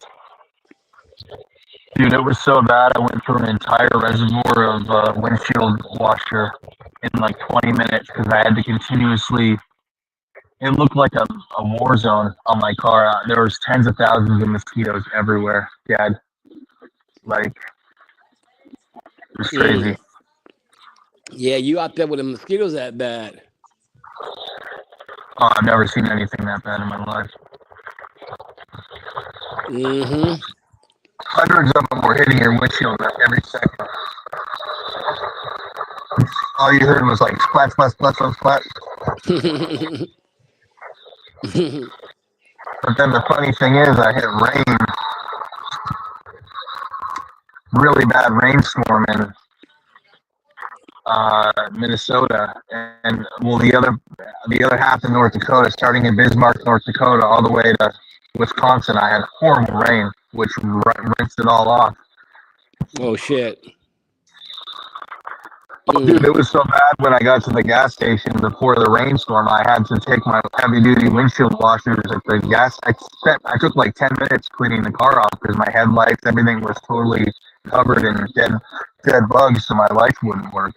Like, I'm talking like almost like a swarm, like something out of like what do they call it from the Bible? What's the word I'm thinking of? Not a swarm of locusts. What do they call that? Not a famine. I'm so tired I can't think of it. It's really call it. No, I know what you mean. Flight. Dude, why can't I think of common words?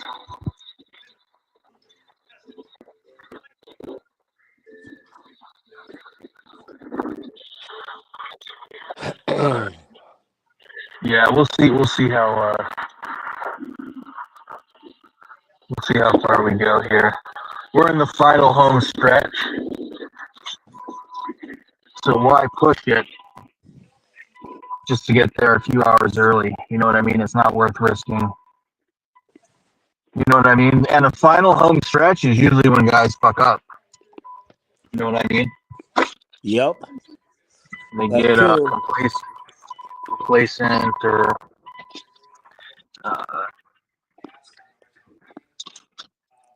these are probably all fucking Cavs fans. I should say, fuck the Cavs. I'm a Celtics fan, you fuckers.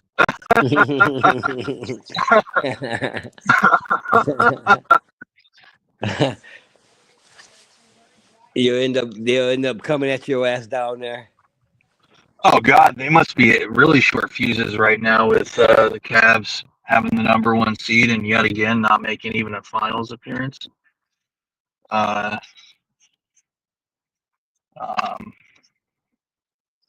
know my squad isn't going to win. Like I'm a fan. I'm hoping for a miracle, but I know it's highly unlikely. But just like there's probably a really good chance that Fambo didn't really think his Warriors were going to win. Maybe he sincerely did, but I mean, I think it was pretty obvious even before Steph got hurt that they weren't going to win the title. Who? Warriors? Yeah, even before he got hurt, it just wasn't going to happen. They don't have the pieces to make that happen. It's just apparent to watch. Yeah, I don't think they would have won it. No. Oh, nope. Steph now can't do what Steph just 2 years ago could do.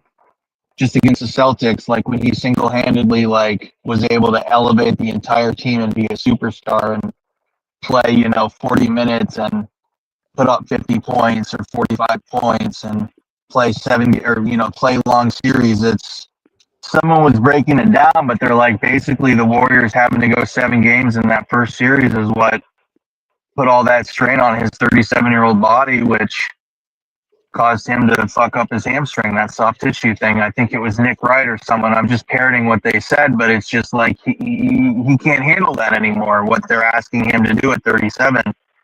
And clearly Jimmy Butler can't either. Maybe in the past he's put teams on his back or whatever, and done miraculous things. I suffered it firsthand against my Celtics, but clearly he can't do that now. Whatever reason you want to say he can or can't, I mean, we're seeing right before our eyes why it's crazy to trade for people that age. Like, it's Father Time is undefeated. You know what I mean? Like, there's miraculous people that at late ages can do miraculous stuff, like Al Horford and LeBron and stuff. But is 40-year-old LeBron doing what 33 or 34-year-old LeBron was or whatever when he was with the Cavs? Game 1 against the J.R. Smith game? No, Right. It's impossible to do at 40. He probably couldn't even have done it 3 years ago. Yeah, because Golden State got what? Steph, Butler, and Green all getting up there. All old as fuck. And who else do they have? They're all scrubs. Yep. They're not, it's not a championship roster. It requires, those two guys to be superstars and just play long minutes and just do miraculous stuff, and they just can't do that anymore. Except for, here and there, they can't do it in 7 games. Yeah, that's why I think we're gonna gas out sooner or later because all our series keep going to 7 games. That takes its toll after a while. I mean, our players is a little bit younger, but it's the fact that when you go to them grueling 7 games in a playoff that deep, that hard, and you're playing like these good teams, it wears you out.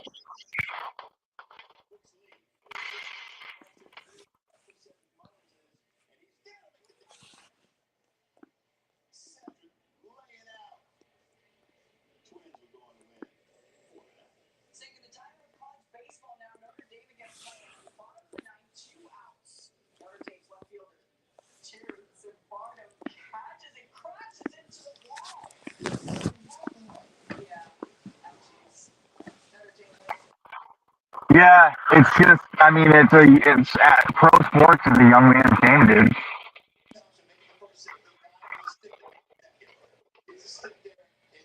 Who's going to be better at 37 than they were at 23? It's just not how the human body is designed. It is what it is. And there's no shame in it. And paying these old guys these huge contracts is just foolishness, man. It's not the way to win a championship.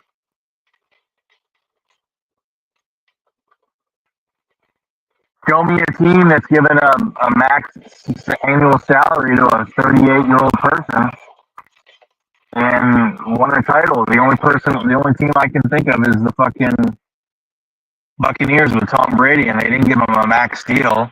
It was a respectable, modest deal. And he got him a title. But they had the working components of a team before then. They just needed,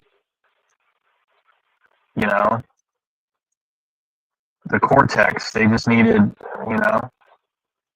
they needed to change a few things, but They got the right piece, and they took a 500 team or just below 500 team, and they won a Super Bowl their first year. And very well could have won a Super Bowl those last 2 years, but they just couldn't get further in the playoffs. But they were highly competitive, and before he came, they were fucking nothing. They were nothing. How often does that happen? Like, that's never, everyone tried to do that with like all these old people over the years when they got like Joe Montana after he left, when he went to the Chiefs. Like all these people tried to get these old people. I don't think they gave them huge contracts, but they tried to work magic with these old stars, and it just never happened. They came very, very close. I don't know how old Kurt Warner was when he won his first Super Bowl with the Rams. I think late 30s, maybe mid 30s. But he couldn't get it done with that second Super Bowl. I think he started when they lost to the Patriots. But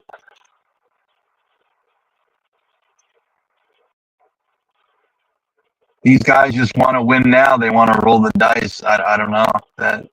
I don't think it takes a genius to see that Jimmy Butler trade was pretty crazy trade. I don't know what they gave up. I don't know exactly what Golden State did, but they went from a play-in team to a second-round team that got blown out, basically. Not blown out, but lost. I don't know what they gave to get him. I don't know what their future looks like, but the point is,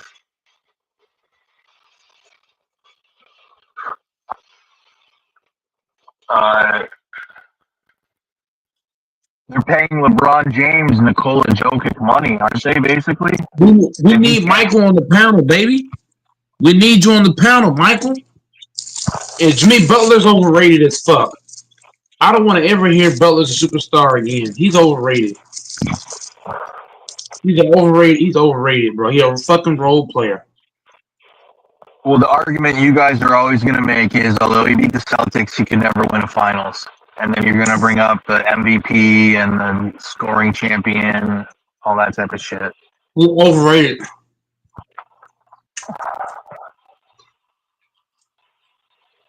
He never won a title. He's going to go down without ever winning a title, probably, most likely.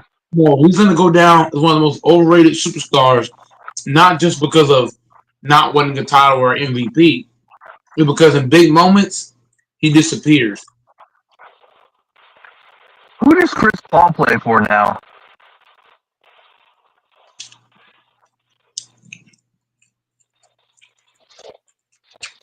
Yeah, what's up? Who does Chris Paul play for? Nobody. San Antonio. The Spurs. Okay. I mean, he's like pretty much close to retiring. I mean, he's going to retire. He's 40. And they're not paying him hardly anything, right? Just a couple million? I think only like probably $3 million he gets now. Yep. I mean, we got the Knicks fan in the building, baby. I mean, he's Knicks fan in the building. Oh yeah, they must win tonight. Did Russell Westbrook do anything in his last game with the Warriors? He's with the Warriors, right? No, the Nuggets. The Nuggets. Sorry, the Nuggets. Did he do anything today? I missed this game tonight. I actually watched the Thunder game, but Westbrook made mistakes. Yeah. Westbrook made a lot of mistakes, but he also made the right plays at the right times too. Though he did what Butler didn't do.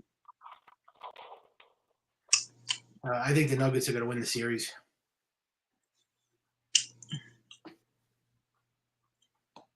Denver going to win it because of Russ. And you know who's going to be the happiest player when they win the series? It's going to be Russell Westbrook because that's his former team. Yep. I'm kind of a little surprised because I thought OKC was going to make it to the finals. They too little. OKC too little. I mean, Denver can just go with the paint whenever they want. Yeah. Well, Alexandra is a great player. They're too small.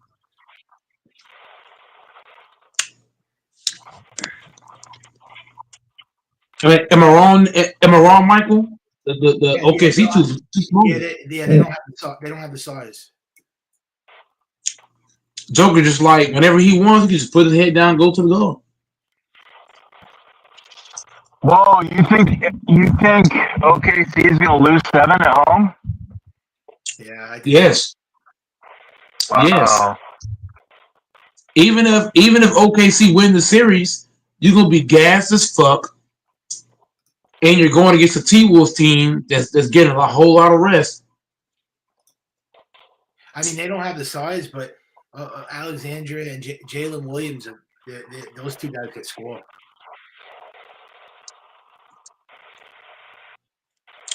Yeah, but Minnesota's a way better defensive team than Denver.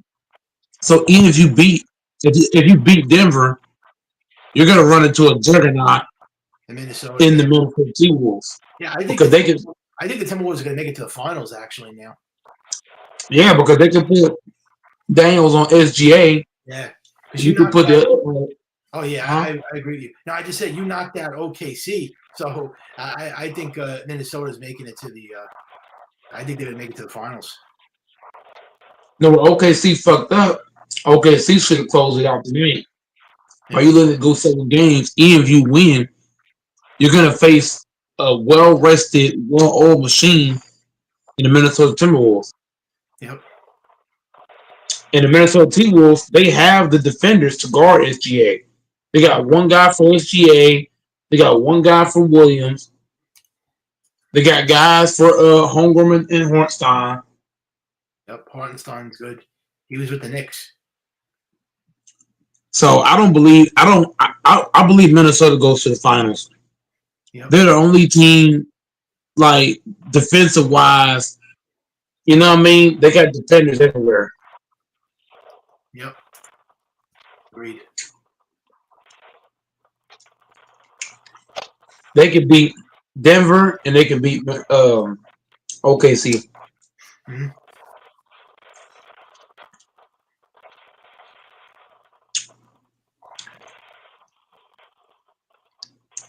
I got Minnesota and Indiana in the finals. Don't sleep on Denver too. I mean, they could win it again.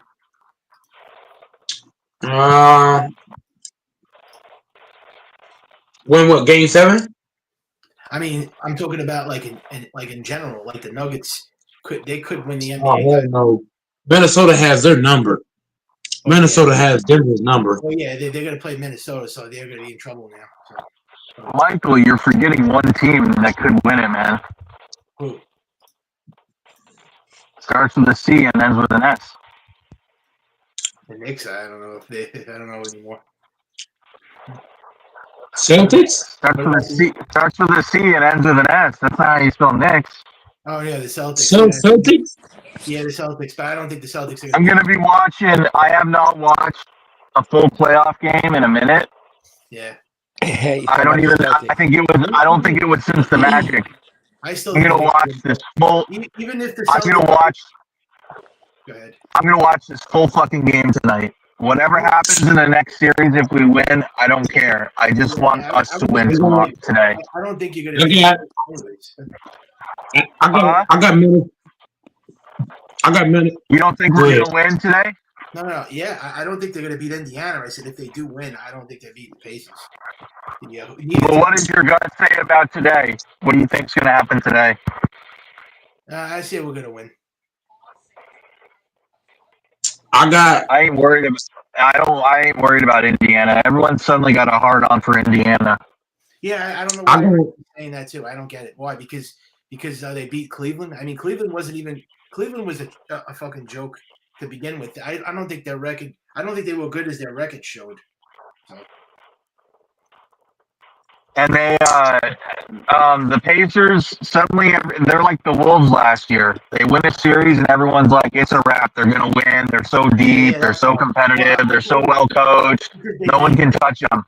Because they beat a number 1 seed. That's why everyone thinks they're gonna win. That's not true. There were some people talking about the Pacers during mid-season. Yeah, but they were a 6 The seed. Pacers are gonna be in the final. The Pacers and the T-Wolves are the only 2 teams left that plays elite defense. I ain't talking about average defense. I'm talking about elite defense. The only two teams left with elite defense is Minnesota and Indiana. I believe those two teams will be in the finals. I don't see the Knicks beating the Pacers. Celtics play really good fucking defense. Y'all are not the same. The problem with Boston is the Knicks are gonna close y'all out tonight. I'm telling you that home crowd is gonna give them life. Mike, In every shot. You said what? No, you just said yesterday the Celtics are going to win. Now you're saying the Knicks are going to win. You changed. No. I'm saying Boston. Look. I'm gonna keep it like this. Boston. If Jalen Brown can hound Jalen Brunson the way he did last game, hell yeah, Boston's gonna win. Mm-hmm. If the New York Knicks keep starting Josh Hart, if Josh Hart starts Game 6, I'm gonna give Game 6 to Boston. If Josh Hart's the starter, there ain't no Game 6. There ain't no Game 6. We're on Game 7. What is it? Wait, what? This is what? Game 7. This is Game 7. Game 6. It's Game 6. This is Game 6. Oh my God, look, am I fucking high? I'm tired. Hold on, Doris. Take a break so I can speak to LaFonso and Michael. If Josh Hart starts Game 6, I'm gonna say Boston wins. If Tom Thibodeau wakes up and he starts McBride, I give the game to the Knicks. The reason why I say that, McBride is shooting red hot. He's shooting red hot from the 3-point line. Josh Hart is shooting terrible from the 3-point line. Do you know the guy they put on Josh Hart last game? They put Korkmaz on him, and Korkmaz just dared him to shoot. The hell is Korkmaz? And every time Josh Hart shot it, you closed your eyes. And when he drove to the basket, Korkmaz just said, "Get out of here." If the Knicks want to win this Game 6, you have to start McBride. Fuck Josh Hart. Start McBride. Because he's going to make Korkmaz, he's going to have to come out and guard him, which is going to open up a driving gap for him. If Tom Thibodeau got any brains, you start McBride. Fuck Hart. Yeah, I think Josh Hart's been horrible. He can't start in this game. If he starts in the game, the Knicks are fucked. Yeah. He shouldn't start this game. You want to spread Boston out. You want to spread them all. If they're going to hound Jalen Brunson 94 feet, how do you counter that? You counter that by replacing Josh Hart with McBride. So now if you do that, all Brunson got to do is just get the ball to McBride. McBride can also get his own bucket. He ain't just a shooter. He can get his own too. Something that Josh Hart can't do. Because Josh Hart, if you watch him, whenever he drives to the cup, what does he do? He look around and then do what? Throw some crazy ass pass that gets turned over, or he'll shoot it and you're like, what the fuck? McBride, he gonna drive with intent to score. And that's what you need. If Korkmaz is guarding Josh Hart, he can't be driving to make a play. No, he needs to knock down the shot when it's there. If Korkmaz is gonna play off of him, he's got to take that shot, bro. If Tom Thibodeau starts him, Josh Hart got to believe and trust his shot, bro. You can't be driving into fucking 7-footers. Fuck that. If he gonna play off of you, make him respect you. Knock that shit down. Close your eyes, square your feet, square your shoulders, and knock that bitch down. If I was in Josh Hart's shoes, Michael and LaFonso, you gonna dare me to shoot the whole fucking game? I'm not even hesitating. As soon as I get the motherfucker, letting that shit go. As soon as the ball touches my hands, as soon as I sniff basketball, I'm already thinking shoot. Yes. Because when you hesitate, you know what happens when you hesitate? You got a higher chance to miss because you are hesitating. But if you just get it and letting it go and you're being confident about it, those shots start to fall. You can't be getting the ball, be hesitant, and then you drive to the cup and you're looking around and shit. You know what I'm saying, Michael and LaFonso? We don't need that. We don't need that from you. We don't need you driving in the paint looking around. We don't need that. If Carmine's gonna play up off of you, make his dumb ass pay. Make his ass come out there.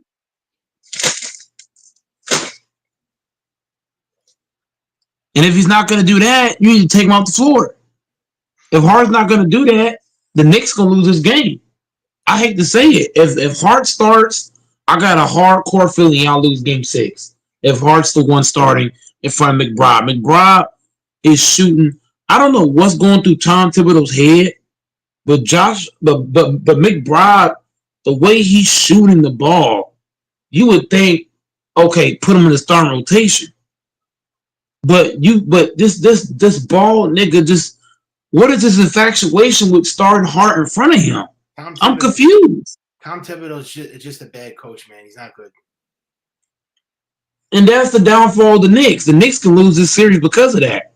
Yeah, because simple adjustments, simple stuff. Yeah.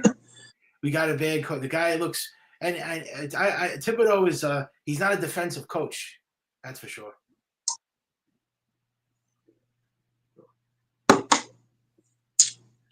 You say he is a defensive coach, or he isn't?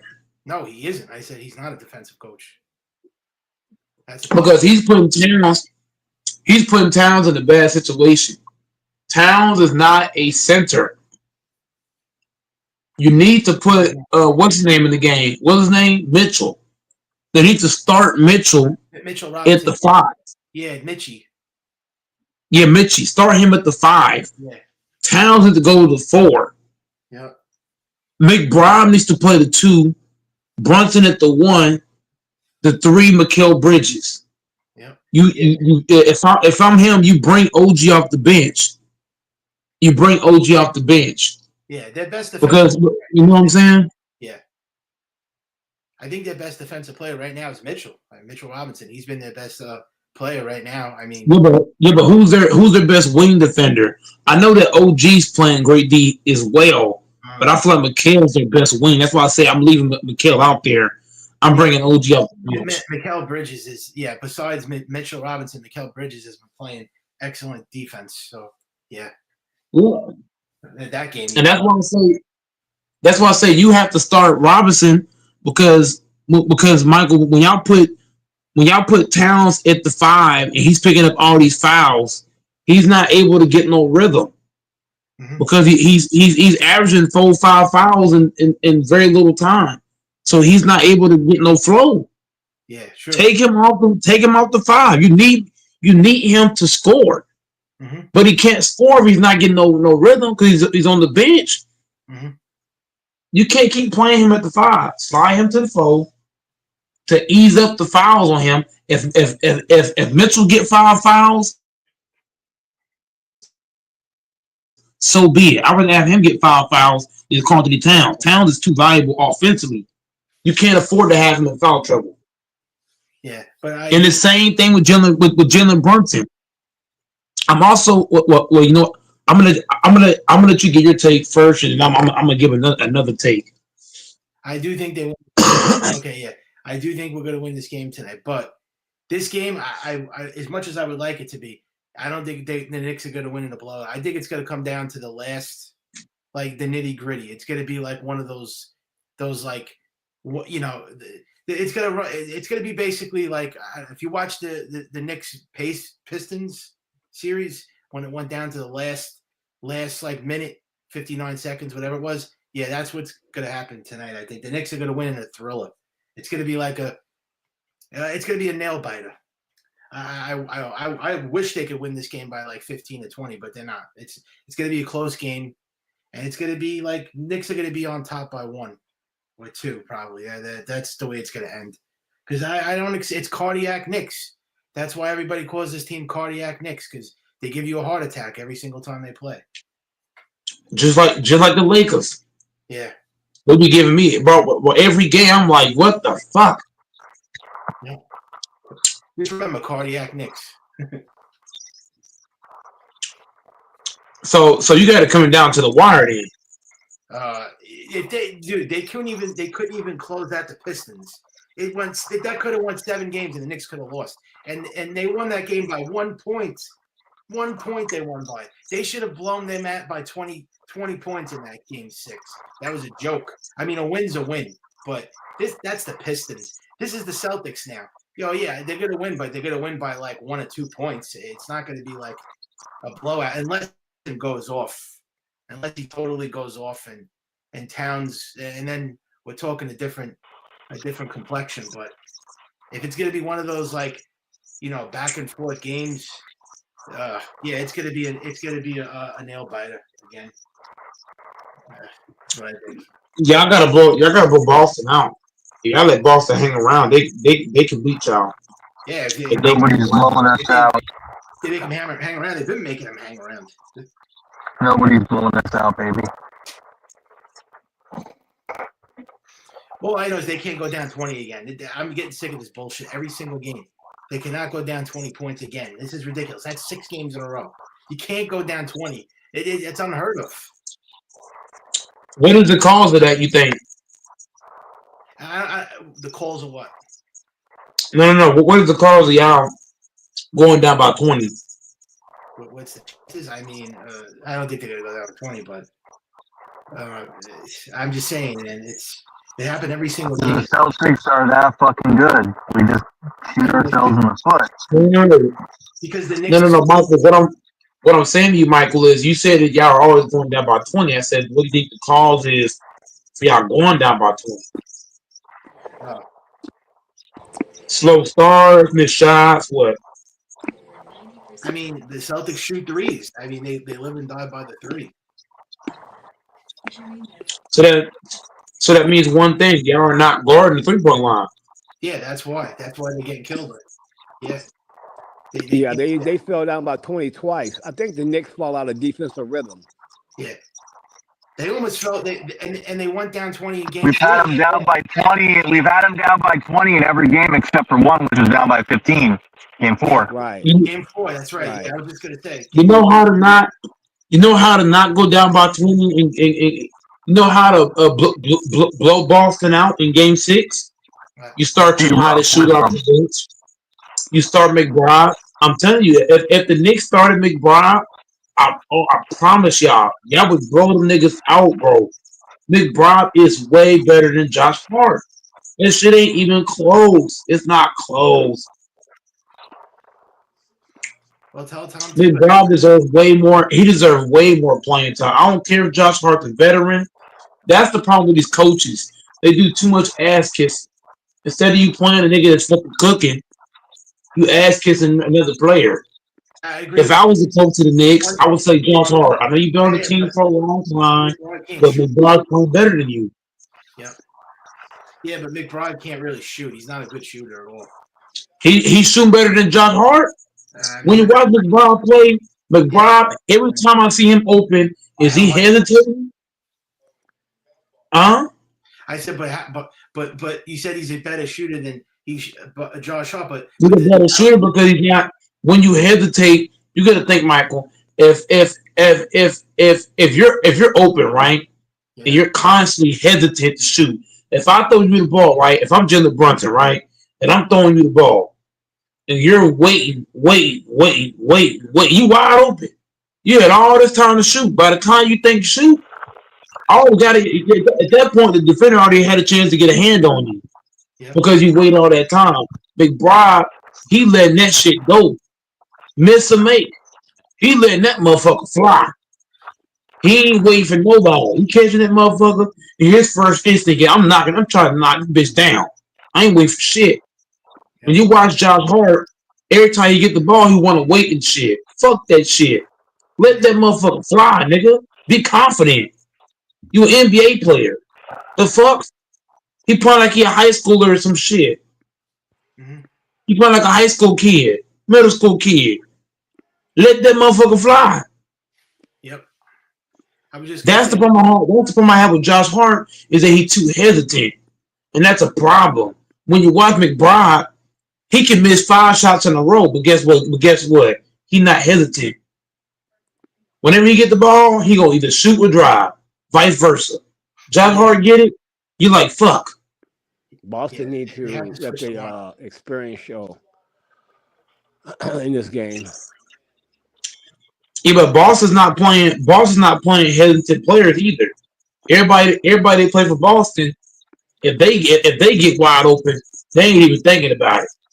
They ain't even thinking about it. Letting them motherfuckers fly. Remember, the Celtics are 9-2 without Tatum in the regular season. Yeah, but y'all gotta stop. Y'all gotta tell Josh Hart, your fucking coach gotta wake up and tell Josh Hart, well, if you open, don't even think about that motherfucker. Yeah. Don't even think about it. You open, launch that motherfucker. Yeah, and Derek White is always open. I'm sick of that guy too, always shooting threes. Yeah, but at the same time, you don't see Derek White being hesitant. He letting it fly. Miss a mate, let it fly. Pow, pow, pow. Yeah. Josh Hart ain't doing that. Josh Hart get it. When you watch him play in that last game, Korkmaz had 6 blocks. You know what? Four of those blocks came off of Josh Hart because Hart drove to the basket. He took 2 steps. He looked around like like a lost puppy, and then fucking turned the ball over. Yeah. Didn't block and shit like a dumbass. Versus F, he just catched it and knocked that motherfucker down when we shit to fucking say. Yep. That's the problem. You can miss shots. I don't have a problem with a player missing shots, but it's how you miss it. Are you missing it being aggressive, or are you miss it because you being scared? Like, oh, I got the ball in my hands. Should I shoot? Should I drive? I don't know. Hart's playing way too timid. That's the problem I have with him. He's playing too timid, and you can't have that on your floor. You need guys that are going to be playing free, carefree. And that's what McBride does for the Knicks. McBride he don't give a fuck. He open, he ain't even waiting for you. Yeah. He's shooting that shit. Yep. Mental mate. And that's what I love about McBride. You know what I mean? He got no hesitant to him. I could take him to the park right now, hoop with him. I love playing with him. No hesitation. You get the motherfucker, you already think you shoot? Hell yeah, knock that bitch down.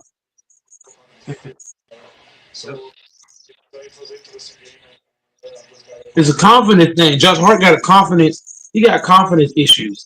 I already see that shit. When he drives to the goal, you looking around and shit. Fuck that. You drive to the goal, dunk something in. You don't drive to the goal, dunk on somebody then. The fuck? Drive and dunk that bitch, drive that bitch up, or catch it, knock that shit down. It's too timid. He is. You said what? I said he is. I'm agreeing. Way too timid. That's why I say Boston can beat y'all because of Josh Hart. Josh Hart playing, he gives Boston hope because of his timidness.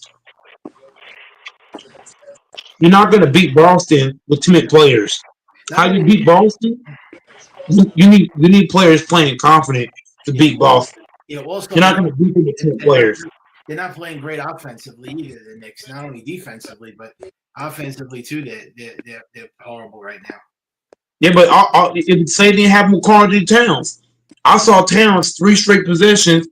He got the ball at the top of the key, and he doing all this pump faking, all this jab stepping, and passing the ball off. That's bitch made shit. Towns too. Towns need to stop being a bitch too. He need to get that motherfucker, launch that motherfucker, get that motherfucker, jab step, go, and dunk on something. Yeah. All that hesitant shit. Towns and Hart got to stop doing that. And Towns is like, I don't know. I think he's like Anthony Davis. He's like yeah, that's very true because AD's also played super timid a lot. I mean, AD's a great player, but I saw too many times when he was timid as well. Well, at least Anthony Davis has a championship. Yeah, because that year he wasn't playing timid in 2020. You know what I'm saying? He was letting shit fly. Yeah. He didn't give a fuck. Yeah, he was letting that shit go. When he's healthy, he's one of the best. Yeah, but Towns is also one of the best when he's healthy. But the problem with Towns is that he's not trusting the work that he put in. He's not trusting the work. What's the point of you shooting all these 3-pointers in the off season and you ain't trusting your work? If I'm telling Thibodeau and I'm the head coach, I got to tell Towns, trust the work you put in. I got to tell Josh Hart, trust the work. If you put the work in, you got to trust the work. You can't be putting in work and not trusting the work. Yeah. Am I wrong? Yeah, you're right. And You know how many threes? Town be shooting a lot of threes in the offseason. Every offseason, he say he shoot 100 to 200 threes. So what's the problem? What's causing you to not let this bitch go? What's the issue? Well, Let it fly. We were talking about this last night. Maybe because he's a center, because he's not. Centers don't usually score a lot. He said he shoot way more threes than that during the offseason. Yeah, but I was just rounding it up because I wasn't for sure how many it was. I was just kind of like rounding it up. But if you're a player taking that many threes, LaFonso, if you're a player and you're taking a bunch of shots in the off season and you get to an NBA game, you should trust your work. If he's taking a shit ton of threes in practice, he needs to trust the work that you put in behind the scenes. If I'm shooting 400, 500 threes in the off season, I need to trust the work. Miss or make. Whether I miss that motherfucker or not, I'm trusting the work. I ain't going out here playing hesitant. I'm getting the motherfucker. I'm letting that motherfucker fly. Yep. Oh, he's got to be great tomorrow in order for them to win the game, Towns. He has to be not hesitant. Yep. Get the motherfucker, be confident. Can't just rely on Brunson. Yeah, Brunson seems to be the only player that's confident on the fucking team. Him and fucking Mikal and OG. Yep. Everybody else got to step up. Nobody else gives a shit. And that's a problem. You need everybody playing confident. Yeah, big problem. That's what you need. Come on, Knicks, wake up.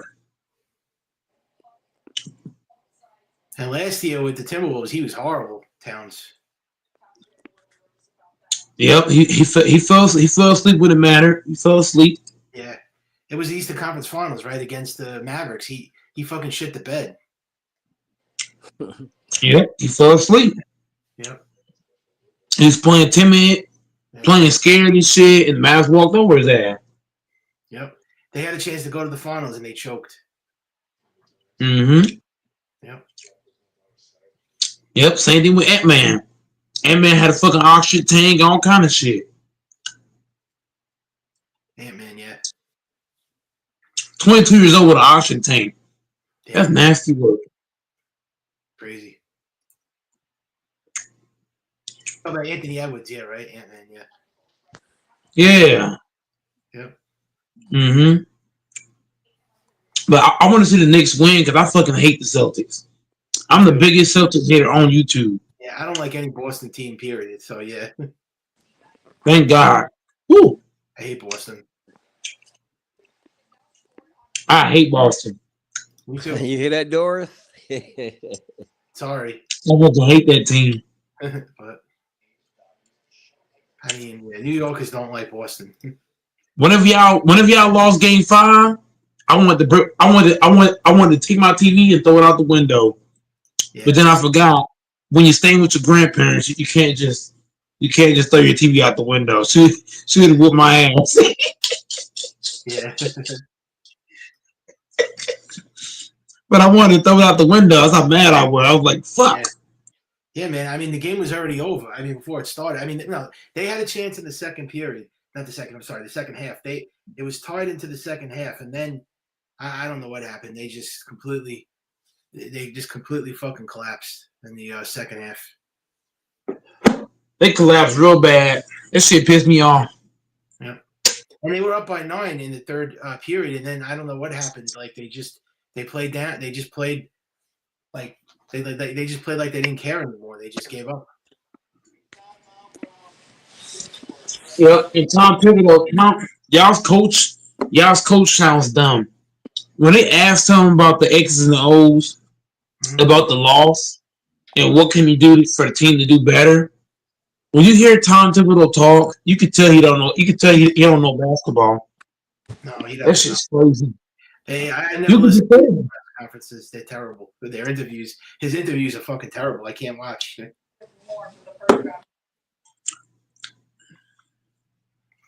That just tells you how good Brunson is. Brunson's carrying this bum ass coach. He is. Without Brunson, Tom Thibodeau would have been fired. Oh yeah, absolutely. He'd have been up out of there. He should have been fired 4 years ago.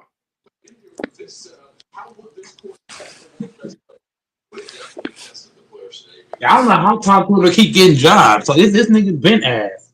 I mean, he was asked with the Bulls too. He was ass with the Bulls. Yep. He was. Didn't he coach for the T-Wolves too? Yep. He was ass with them. Everywhere you go, he asked. Like who the fuck he hiring this dude? Yeah, I don't know how he still has this guy's a job. He should have a job at McDonald's right now. That's the one downfall of y'all's team, man. I gotta go get a real fucking coach, man. Yeah. That's the problem. Yeah, it is a big problem. We need a winning coach. I mean, we don't have like an elite coach. I wish we had Steve Kerr. I mean, But here's the problem: if y'all win the title this year, then Tom Thibodeau is gonna be safe.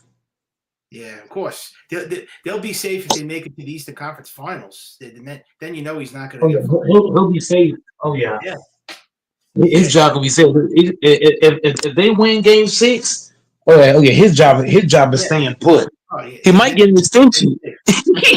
Yeah, it's very possible 3-year extension again. Oh damn! It's possible a 3 to 4 year, $64 million type shit. Like it's sad, bro. It's reality. You called him Paul. That's hilarious. He don't deserve no fucking salary. You see his fucking hairline? He's got like a little piece of hair left to like save his bald spot. I mean, I don't want to make. He's got a hair transplant. Yeah, his hair transplant. His hair transplant's been fucking like dying since he got the fucking transplant. That's not. I don't know what kind of transplant that is. That's a fucked up. Yeah, hair transplant his head. If I'm the GM for the Knicks, though, for me, I fire him regardless. Thibodeau? Yep. I mean, I'm not gonna like disagree with you. I don't like him as a coach. I mean, but he's gonna run it. He runs his starters to the ground. He does. That's why they lose. That's another big reason why they always lose. He makes the whole he exhausts the whole entire roster, and then the bench comes in the game and they're already down by 20 points. Right. Yeah. Y'all fucking cooking now. Y'all cooking. This is the first time that we've actually talked about the subject of the channel. Like I put, they don't mean that the topic was Knicks, but everybody came on talking about this and that and this and that. Y'all the first ones that really hit home on the conversation of the show that I was trying to hit on, because there's a whole lot of Knicks fans. So right now, I'm trying to gather up all the Knicks fans. So that's why I'm making these titles and stuff. Well, I'm not gonna sit here and act like a homer. I mean, I might be a Knicks fan, but I'm not gonna like kiss the team's ass. I mean, they still need another scorer. I think they need another big scorer. The Knicks, they need bench and they need a coach. That's what I think they need. Where's that? Where's all that coming from? Well, they need guys to play deep. I mean, they need a better bench. Let's be real. The Knicks bench sucks. I mean, it's not. The Celtics have a way better bench than the Knicks. We don't have a good bench. What do we have? Mitchell Robinson. Their bench is okay. I mean, it's not like a great bench. Where did you say? Where's all this coming from? Well, I'm hoping we could get maybe in terms of another, big scorer. I mean, I know it's probably the chances are probably slim to none, but maybe they could trade for Giannis, maybe. Yeah, see, we're kind of in the same boat as y'all. I mean, if anybody really asked me if we're gonna win the title this year, I wouldn't say yeah. Yeah. Because when it boils down, we don't have players that can relieve Jamal Murray or Jokic really. Yeah, but you guys, And that's are going to be better- a I think you guys are problem. better- I know, but I think you guys are better set up than we are right now. At least you guys. I mean, you guys have a championship. You want an NBA title. Yeah, but we won a title because we had a bench. Yeah, true. They got the And 3-time MVP. Yeah, Jokic is like the top two player in the NBA. yeah, but listen, Mhm. Jokic is playing with nobody. I mean, he's playing with great players, but Yeah. bro, he ain't got one All-Star to stand next to. Would you It's just him. Would you argue that he's the best He's player in famous. basketball right now? Would you think he's the best player in basketball right now, Joker?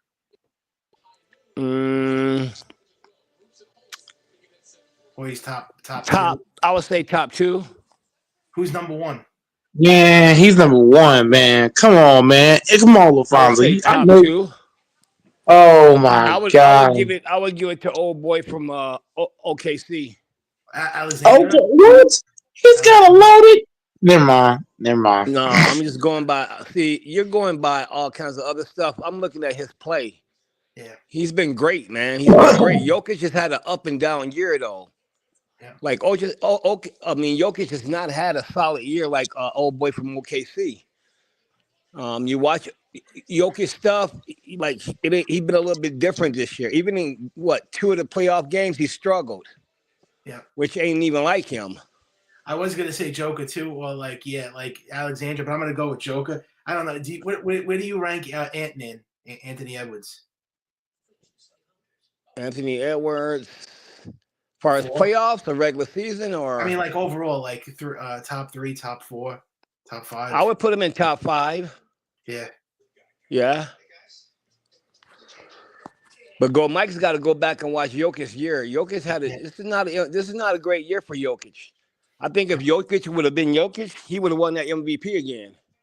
Yeah. But he's not had a great year. He's really not. Nah. It's just that what makes Jokic look good, bro, is he's the best player on that team, so he's gonna always look great. Yep. Because he without him, they're nothing.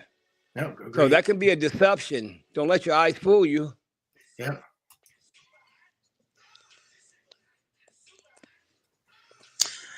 I mean, I respect everybody's opinion. I respect everybody's opinion. Yep. And just one more thing, when you look I'm at even a Jokic, Nuggets bro, fan, but I got more. when you look at Jokic, bro, and just one more thing, when you look at Jokic, he's playing on a team where nobody come close to doing more than him. Nobody come close. Now, old boy from OKC, he's playing around some great talent, but yet he's sticking out. Yep. That's the difference. Yep. I respect, like I've mentioned, I respect both of you guys' opinion, but I think Joker's hands down the best player in the league. I don't even think it's close. This motherfucker Joker, I just said he's a wrecking ball. He reminds me. Best player. Y'all talking about what NBA career or just this year? Because I'm just talking about this year. Yeah, I'm talking about career. Yeah, career. Oh, okay. I'm just talking about. No. He's talking about he mentioned career. I'm talking about. I'm looking at this year. I'm not dissecting Joker's whole career. I'm dissecting this year alone. Yeah. Joker, the way he plays, he commands so much respect from the defense. It's not even funny. Like you have to send so many guys to him, and even when you do that, he makes the craziest passes. Oh my God, the passes he makes is just woo. He's like to me, he's like the foreign version of Magic Johnson. Joker, yeah. Like these passes be just like pinpoint. Like tonight, he made a pass, like the pass that he made to Christian Brown, how you say his name, Brown. bro? The no look. There was a no look pass. and he squeezed it between three defenders. Like, it's the way that he passed it. It's like that ball should have been like that. That was anybody else making that pass, not named LeBron or Luka Doncic. That's probably a turnover. Yeah. And he just squeezed it through there, and Braun just got it and dunked it. Like, that's the way he does that. Like, he just sees the floor. He sees the floor at a clip level. He can bully ball to the rack. You can't stop him. He can just overpower you. He can shoot over the top of you. He made one shot tonight that I looked at. I know both of y'all probably seen it. Like, he backed down Holmgren, and he tossed it in with his right hand, and the ball just hit the front of the rim, hit the back of the rim, and just went in. I'm like, oh my! But like, the stuff that he does is just, Well, he can be stopped though. We've seen that. Yeah. He can be shit. stopped. Lakers stopped him. If you go with the Lakers format and you be aggressive with Jokic, he does have a problem of falling out of his rhythm. Man, Joker is a dog. The Lakers didn't guard him by the Lakers was not guarding him alone. They were guarding him as a team. It's a team effort. Basketball is a 5-man game. Yeah, but I'm talking about when I say he's unguardable, I'm looking at it from the standpoint of one-on-one coverage. You can't guard him one-on-one. You have to send extra people. Joker's a guy who, What player today guards anybody one-on-one throughout the whole game? So I don't know what you mean. If I'm a head coach and I got a game plan for SGA and I got a game plan for Joker, I would have way more fun game planning for SGA than I would Joker. Joker's way bigger. He's way stronger. You can't like he can just force his will to the basket. If it's one-on-one, he can just bury you at the fucking cup, and you can't do shit about it. And if you double team him, he'll pick you apart with a laser pass. SGA, I wouldn't mind playing him one-on-one at times because he's skinny. If you just put your forearm on him, he gonna have to shoot over the top of you. Joker can just one-on-one, he can just overpower you. He can just run you over. Get off of me and get that bitch in the hoop. You can't stop it. If you go back and look at the way Minnesota played him last year and the way the Lakers have played him this year, they were swarming him right there. So they were swarming Joker. They were swarming him with multiple guys. That's what you have to do. Yeah, but that's what I'm talking about. Joker's the only guy that I see in the NBA that when you guard him one-on-one, he can make you pay 10 out of 10 times. I feel like you can guard SGA one-on-one at times. I feel like you can guard Ant-Man one-on-one at times. But Joker, you guard him one-on-one, you might as well cancel Christmas. I'll tell you what, then. Tell me one game so I can go back and watch it where you saw the same player guarding Joker for one team throughout the whole game. That never happens. You said guarding one. Wait. What? Hold on. What? I said tell me one game where Jokic, where you seen him being guarded one-on-one throughout the whole game, because that never happened. No. I never say he was guarded 1-1 throughout the whole game. I'm saying teams. If you guard him one-on-one at any given time, he'll pick you apart. Kind of like tonight.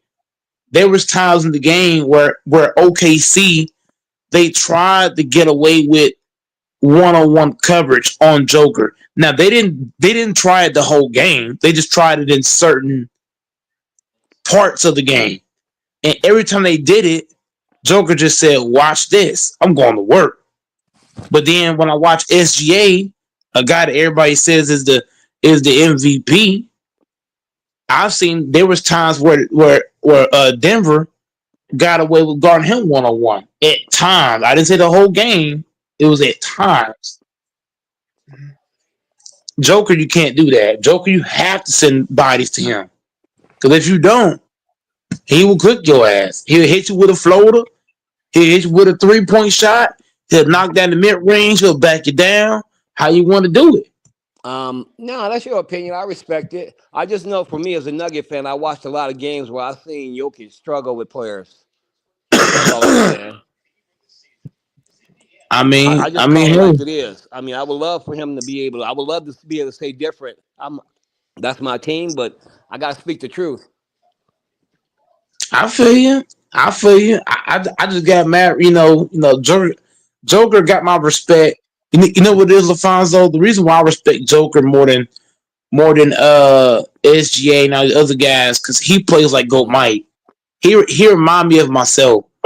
He like he's a physical guy. Like dudes he's had his soft moments, but he's also had a lot of moments where he can just like when Joker's mind is into it and he's focused, bro. He could just get the fuck out of my way. I'm Nikola Jokic, and and just that style of play he remind me of me.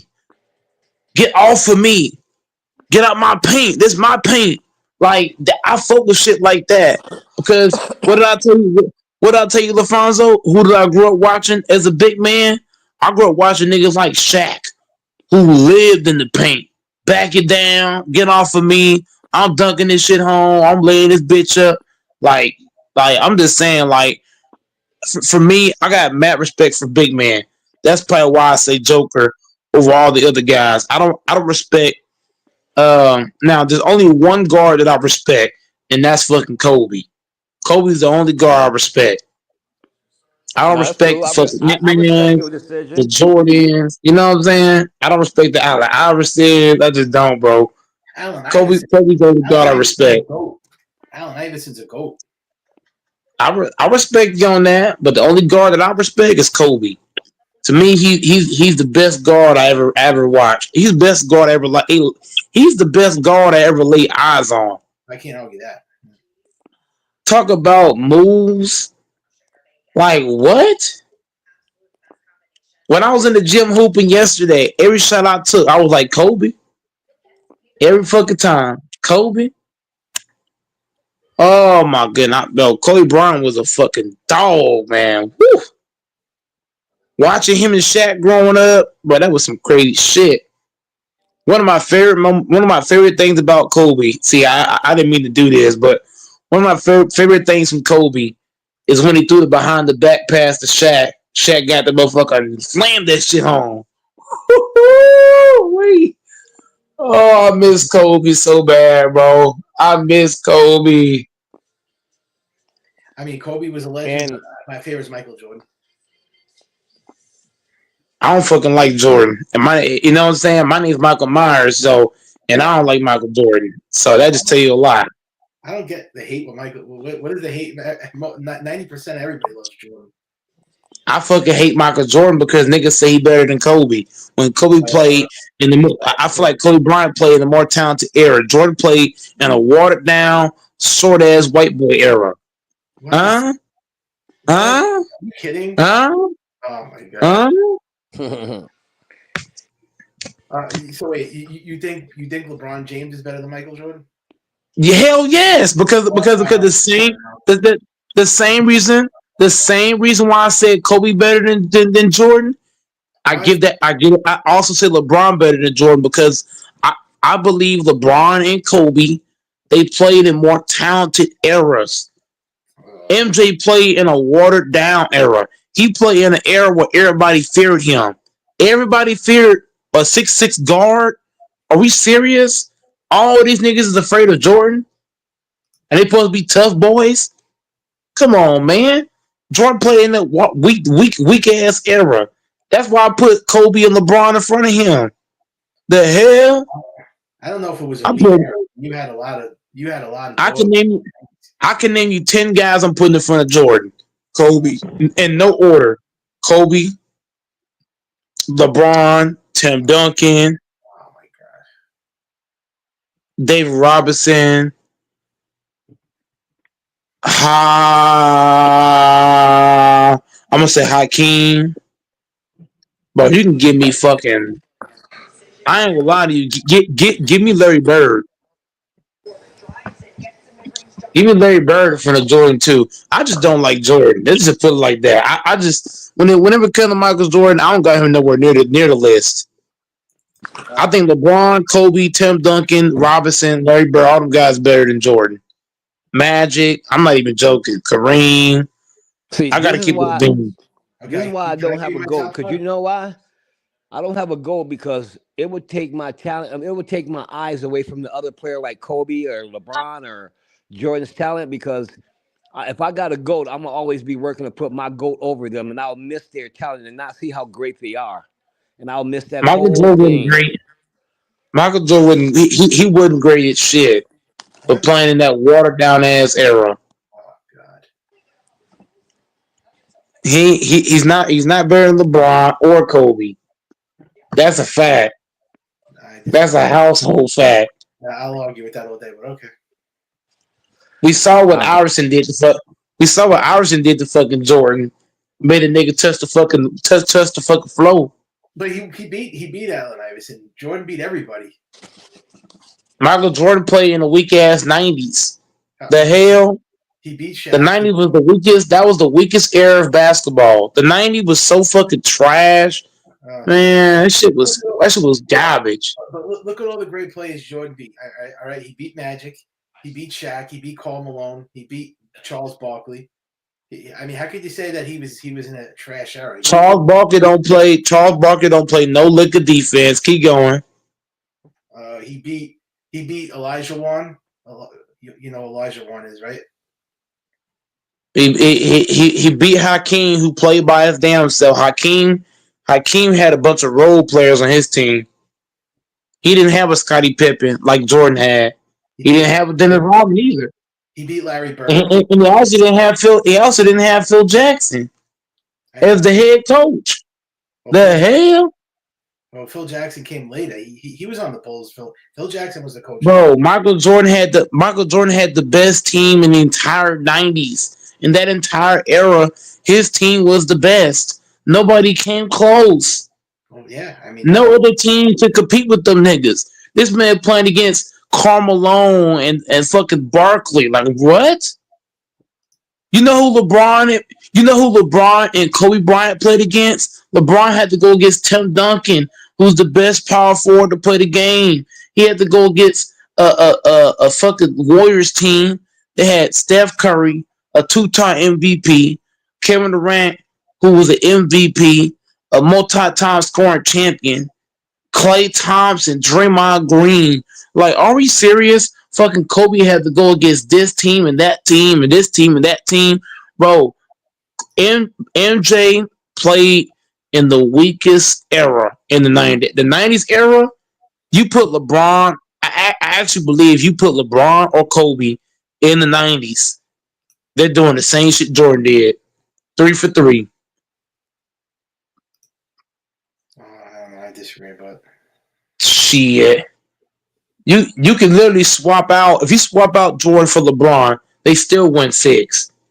You swap out Jordan for Kobe, they still win 6. People ain't talking about that. That team was loaded.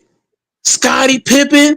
Did we not forget that Scottie Pippen took the Bulls to the conference without Jordan and won 50+ games? Yes, Did we not forget about that? Yeah, no, I haven't forgot about it.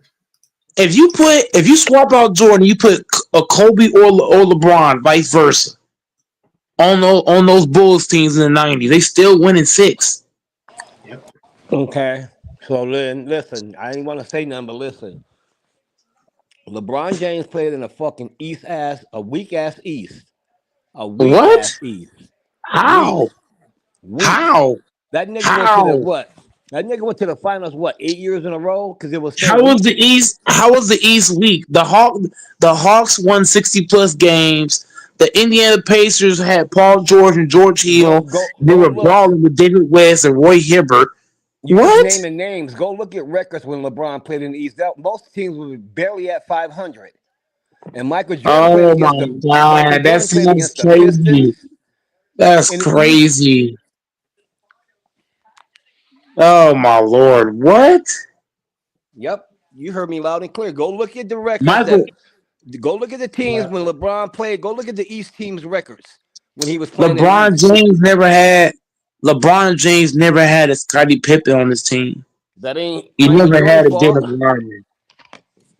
Michael Jordan played in the era where the big man didn't have to leave the paint. That's the era Michael Jordan played in. Nobody had to leave the paint. He played in the era What does where that you have to couldn't. do with anything? You're not really saying anything. You're Guys making couldn't up even do. things. No, I'm not. It's actually faster. Anybody can look this stuff up. Guys couldn't even drew the ball a certain kind of way back then. Back then, What way all the couldn't they handles dribble the guys do ball? now. What way couldn't they Here, dribble the ball? here's how I know this. All y'all guys got to do is go to FYS Sports Debates because he broke all this shit down. He But I'm broke it asking down. you, sir, what way couldn't they dribble the ball? They like the way that guys do so the way that guys dribble the ball, like as far as that crossovers. In order to do a crossover nowadays, you have to carry the ball. So if you watch Ant-Man, for example, whenever Ant-Man does this crossover, he kind of carries the ball a bit. In that era, you couldn't carry the ball. You had to dribble the That didn't ball. make no sense at all, right there. Yes, it did make That didn't sense. make no. You can't. If I was teaching a class and you stood up and said that, I'd kick your ass out of my classroom. You hear, bro? FYS Sports Debates is the one that broke it all down. In that era, they had a lot of rules in that era. You couldn't dribble the ball a certain way. You couldn't do this or that this way. You couldn't play help defense. The big man couldn't lead the paint. Like all kind of shit. That era was trash. That 90s era was fucking garbage. I was gonna just give you my top list of favorite top 10 plays. Well, at least top 5, but yeah, I was gonna give top 10 all time right now. I'm gonna give you my top 10 of all time. Oh Lord. Can I say it? Yeah, go ahead. I'm just bracing myself. All right, it's a good list. Whether you agree with it or disagree. Michael Jordan, Bill Russell, Kareem Abdul-Jabbar, Magic, Bird, Tim Duncan, Will Chamberlain, Kobe, Shaq, and Oscar Robertson. I mean, that's my list, but that's where I ranked it. I mean, that's where I ranked it. I need me a blunt. After that list, I need me a blunt. I need me a blunt so bad. How is it? Wait a minute, Mike. It's all time. It's of all time. I need me like 2 blunts. Oh my god! I need me like 2 blunts after that list. Yeah, I get. What? I don't know how anybody could disagree with that. That's actually a great list. The fact that you put Jordan up in that list and Bill Russell. Okay, you Michael Jordan. Wow. I can't. Wow. He's Michael Jordan. All right, whatever. I just can't. Michael Jordan. Bill Russell has 16 champion. Oh, forget it. Michael Jordan was blessed to play in that weak ass era. This dude watched the FYF video and come in here. That's crazy shit. FYF be cooking. Watch a fucking FYF video and come back with a whole different. This is crazy. How am I in New York? FYF broke it down.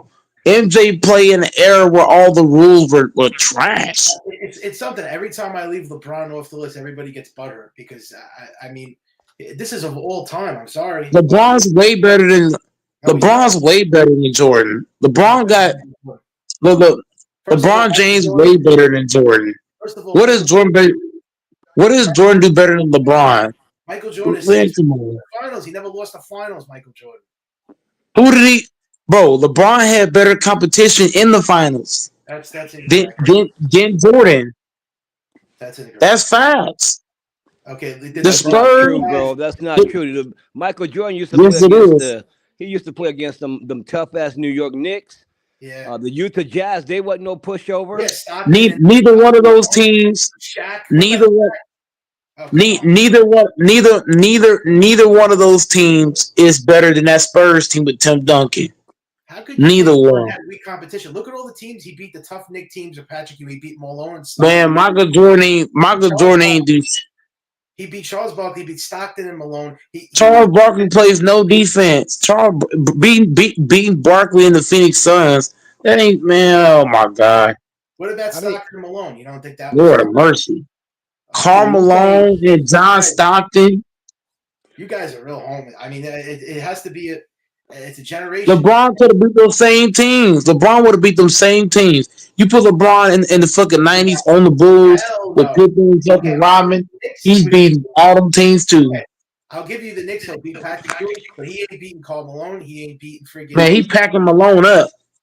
He packing Malone up. He packing him up. Man, look, this nigga went over there and watched the goddamn video. This is crazy, man. He would have packed Karl Malone up. Jordan didn't play. Jordan the guy's ass fried. As Jordan played, Jordan played against them tough ass Boston Celtics, them Detroit Pistons. Come on, bro. Man, You gotta stop this. No, ever beat. It's a generational thing, man. If you put LeBron in that same era, he would have killed Larry Bird them niggas. He would have dunked. He would have put his nutsack on the niggas' faces. No, because I'm not saying LeBron. My argument here is not Jordan's better than LeBron, but when you say Jordan didn't play nobody, I disagree with that. Man, Jordan did not play the level of competition that LeBron played. Now you're changing it. You just said earlier Jordan wasn't playing against nobody. Now you're saying the level of competition. He wasn't playing nobody, bro. He wasn't playing nobody. Playing against Barkley and all that ain't saying much. Playing against the fucking Sean Kemp and Gary Payton, that ain't saying much. This guy just said Bron is dominated the 90s. He didn't play in the 90s, LeBron James. If LeBron played in the 90s, he would have dominated. These are facts. If LeBron played in that era, he would have been dunking all over Karl Malone and fucking Stockton. He would have dunked on Lambeer. He would have dunked on Kareem and all them niggas. What? He would have been backing them niggas down, spin move, and dunking on them niggas. Dudes, everybody forget LeBron played football. Dudes forgot about that. LeBron played football, baby. He would back them niggas down and dunk on them. Go, Mike. You crazy, bro. You went over there and watched the video. Now all of a sudden, this is crazy shit. You said Jordan didn't play against nobody. Yo, he just then said you Jordan. changed it around. He didn't play against nobody. Jordan didn't play nobody, bro. Your whole argument was this. First, you said it was Jordan didn't play against nobody. But He didn't play nobody. Now you're saying he didn't play against us. Jordan played against white boys. Like LeBron. Jordan played against white boys. You don't know what you're Jordan played talking against. about. You don't know what Jordan you're played talking against little about. ass white boys. Jordan played against salute. John Stockton. Salute. The Yo, hell? hey, Mike. Play Oh, Mike. nobody. Let me help you out. Can you guys name the person that Jordan played at his position equivalent to any player in today's era? Name his toughest competition at his position That that he had to go up asked, against. though. That ain't what he asked. You come here with some No, dumb shit. I know that's He was not what talking he about asked. competition, and you come here adding dumb shit. He was talking No, about I'm asking you guys competition. though. No. We got to be fair though. Okay. I'll give you an easy one then. Name me a team that Jordan faced in the finals equivalent to the Kevin Durant Golden State Warriors. Go ahead. Oh my God. I'll wait.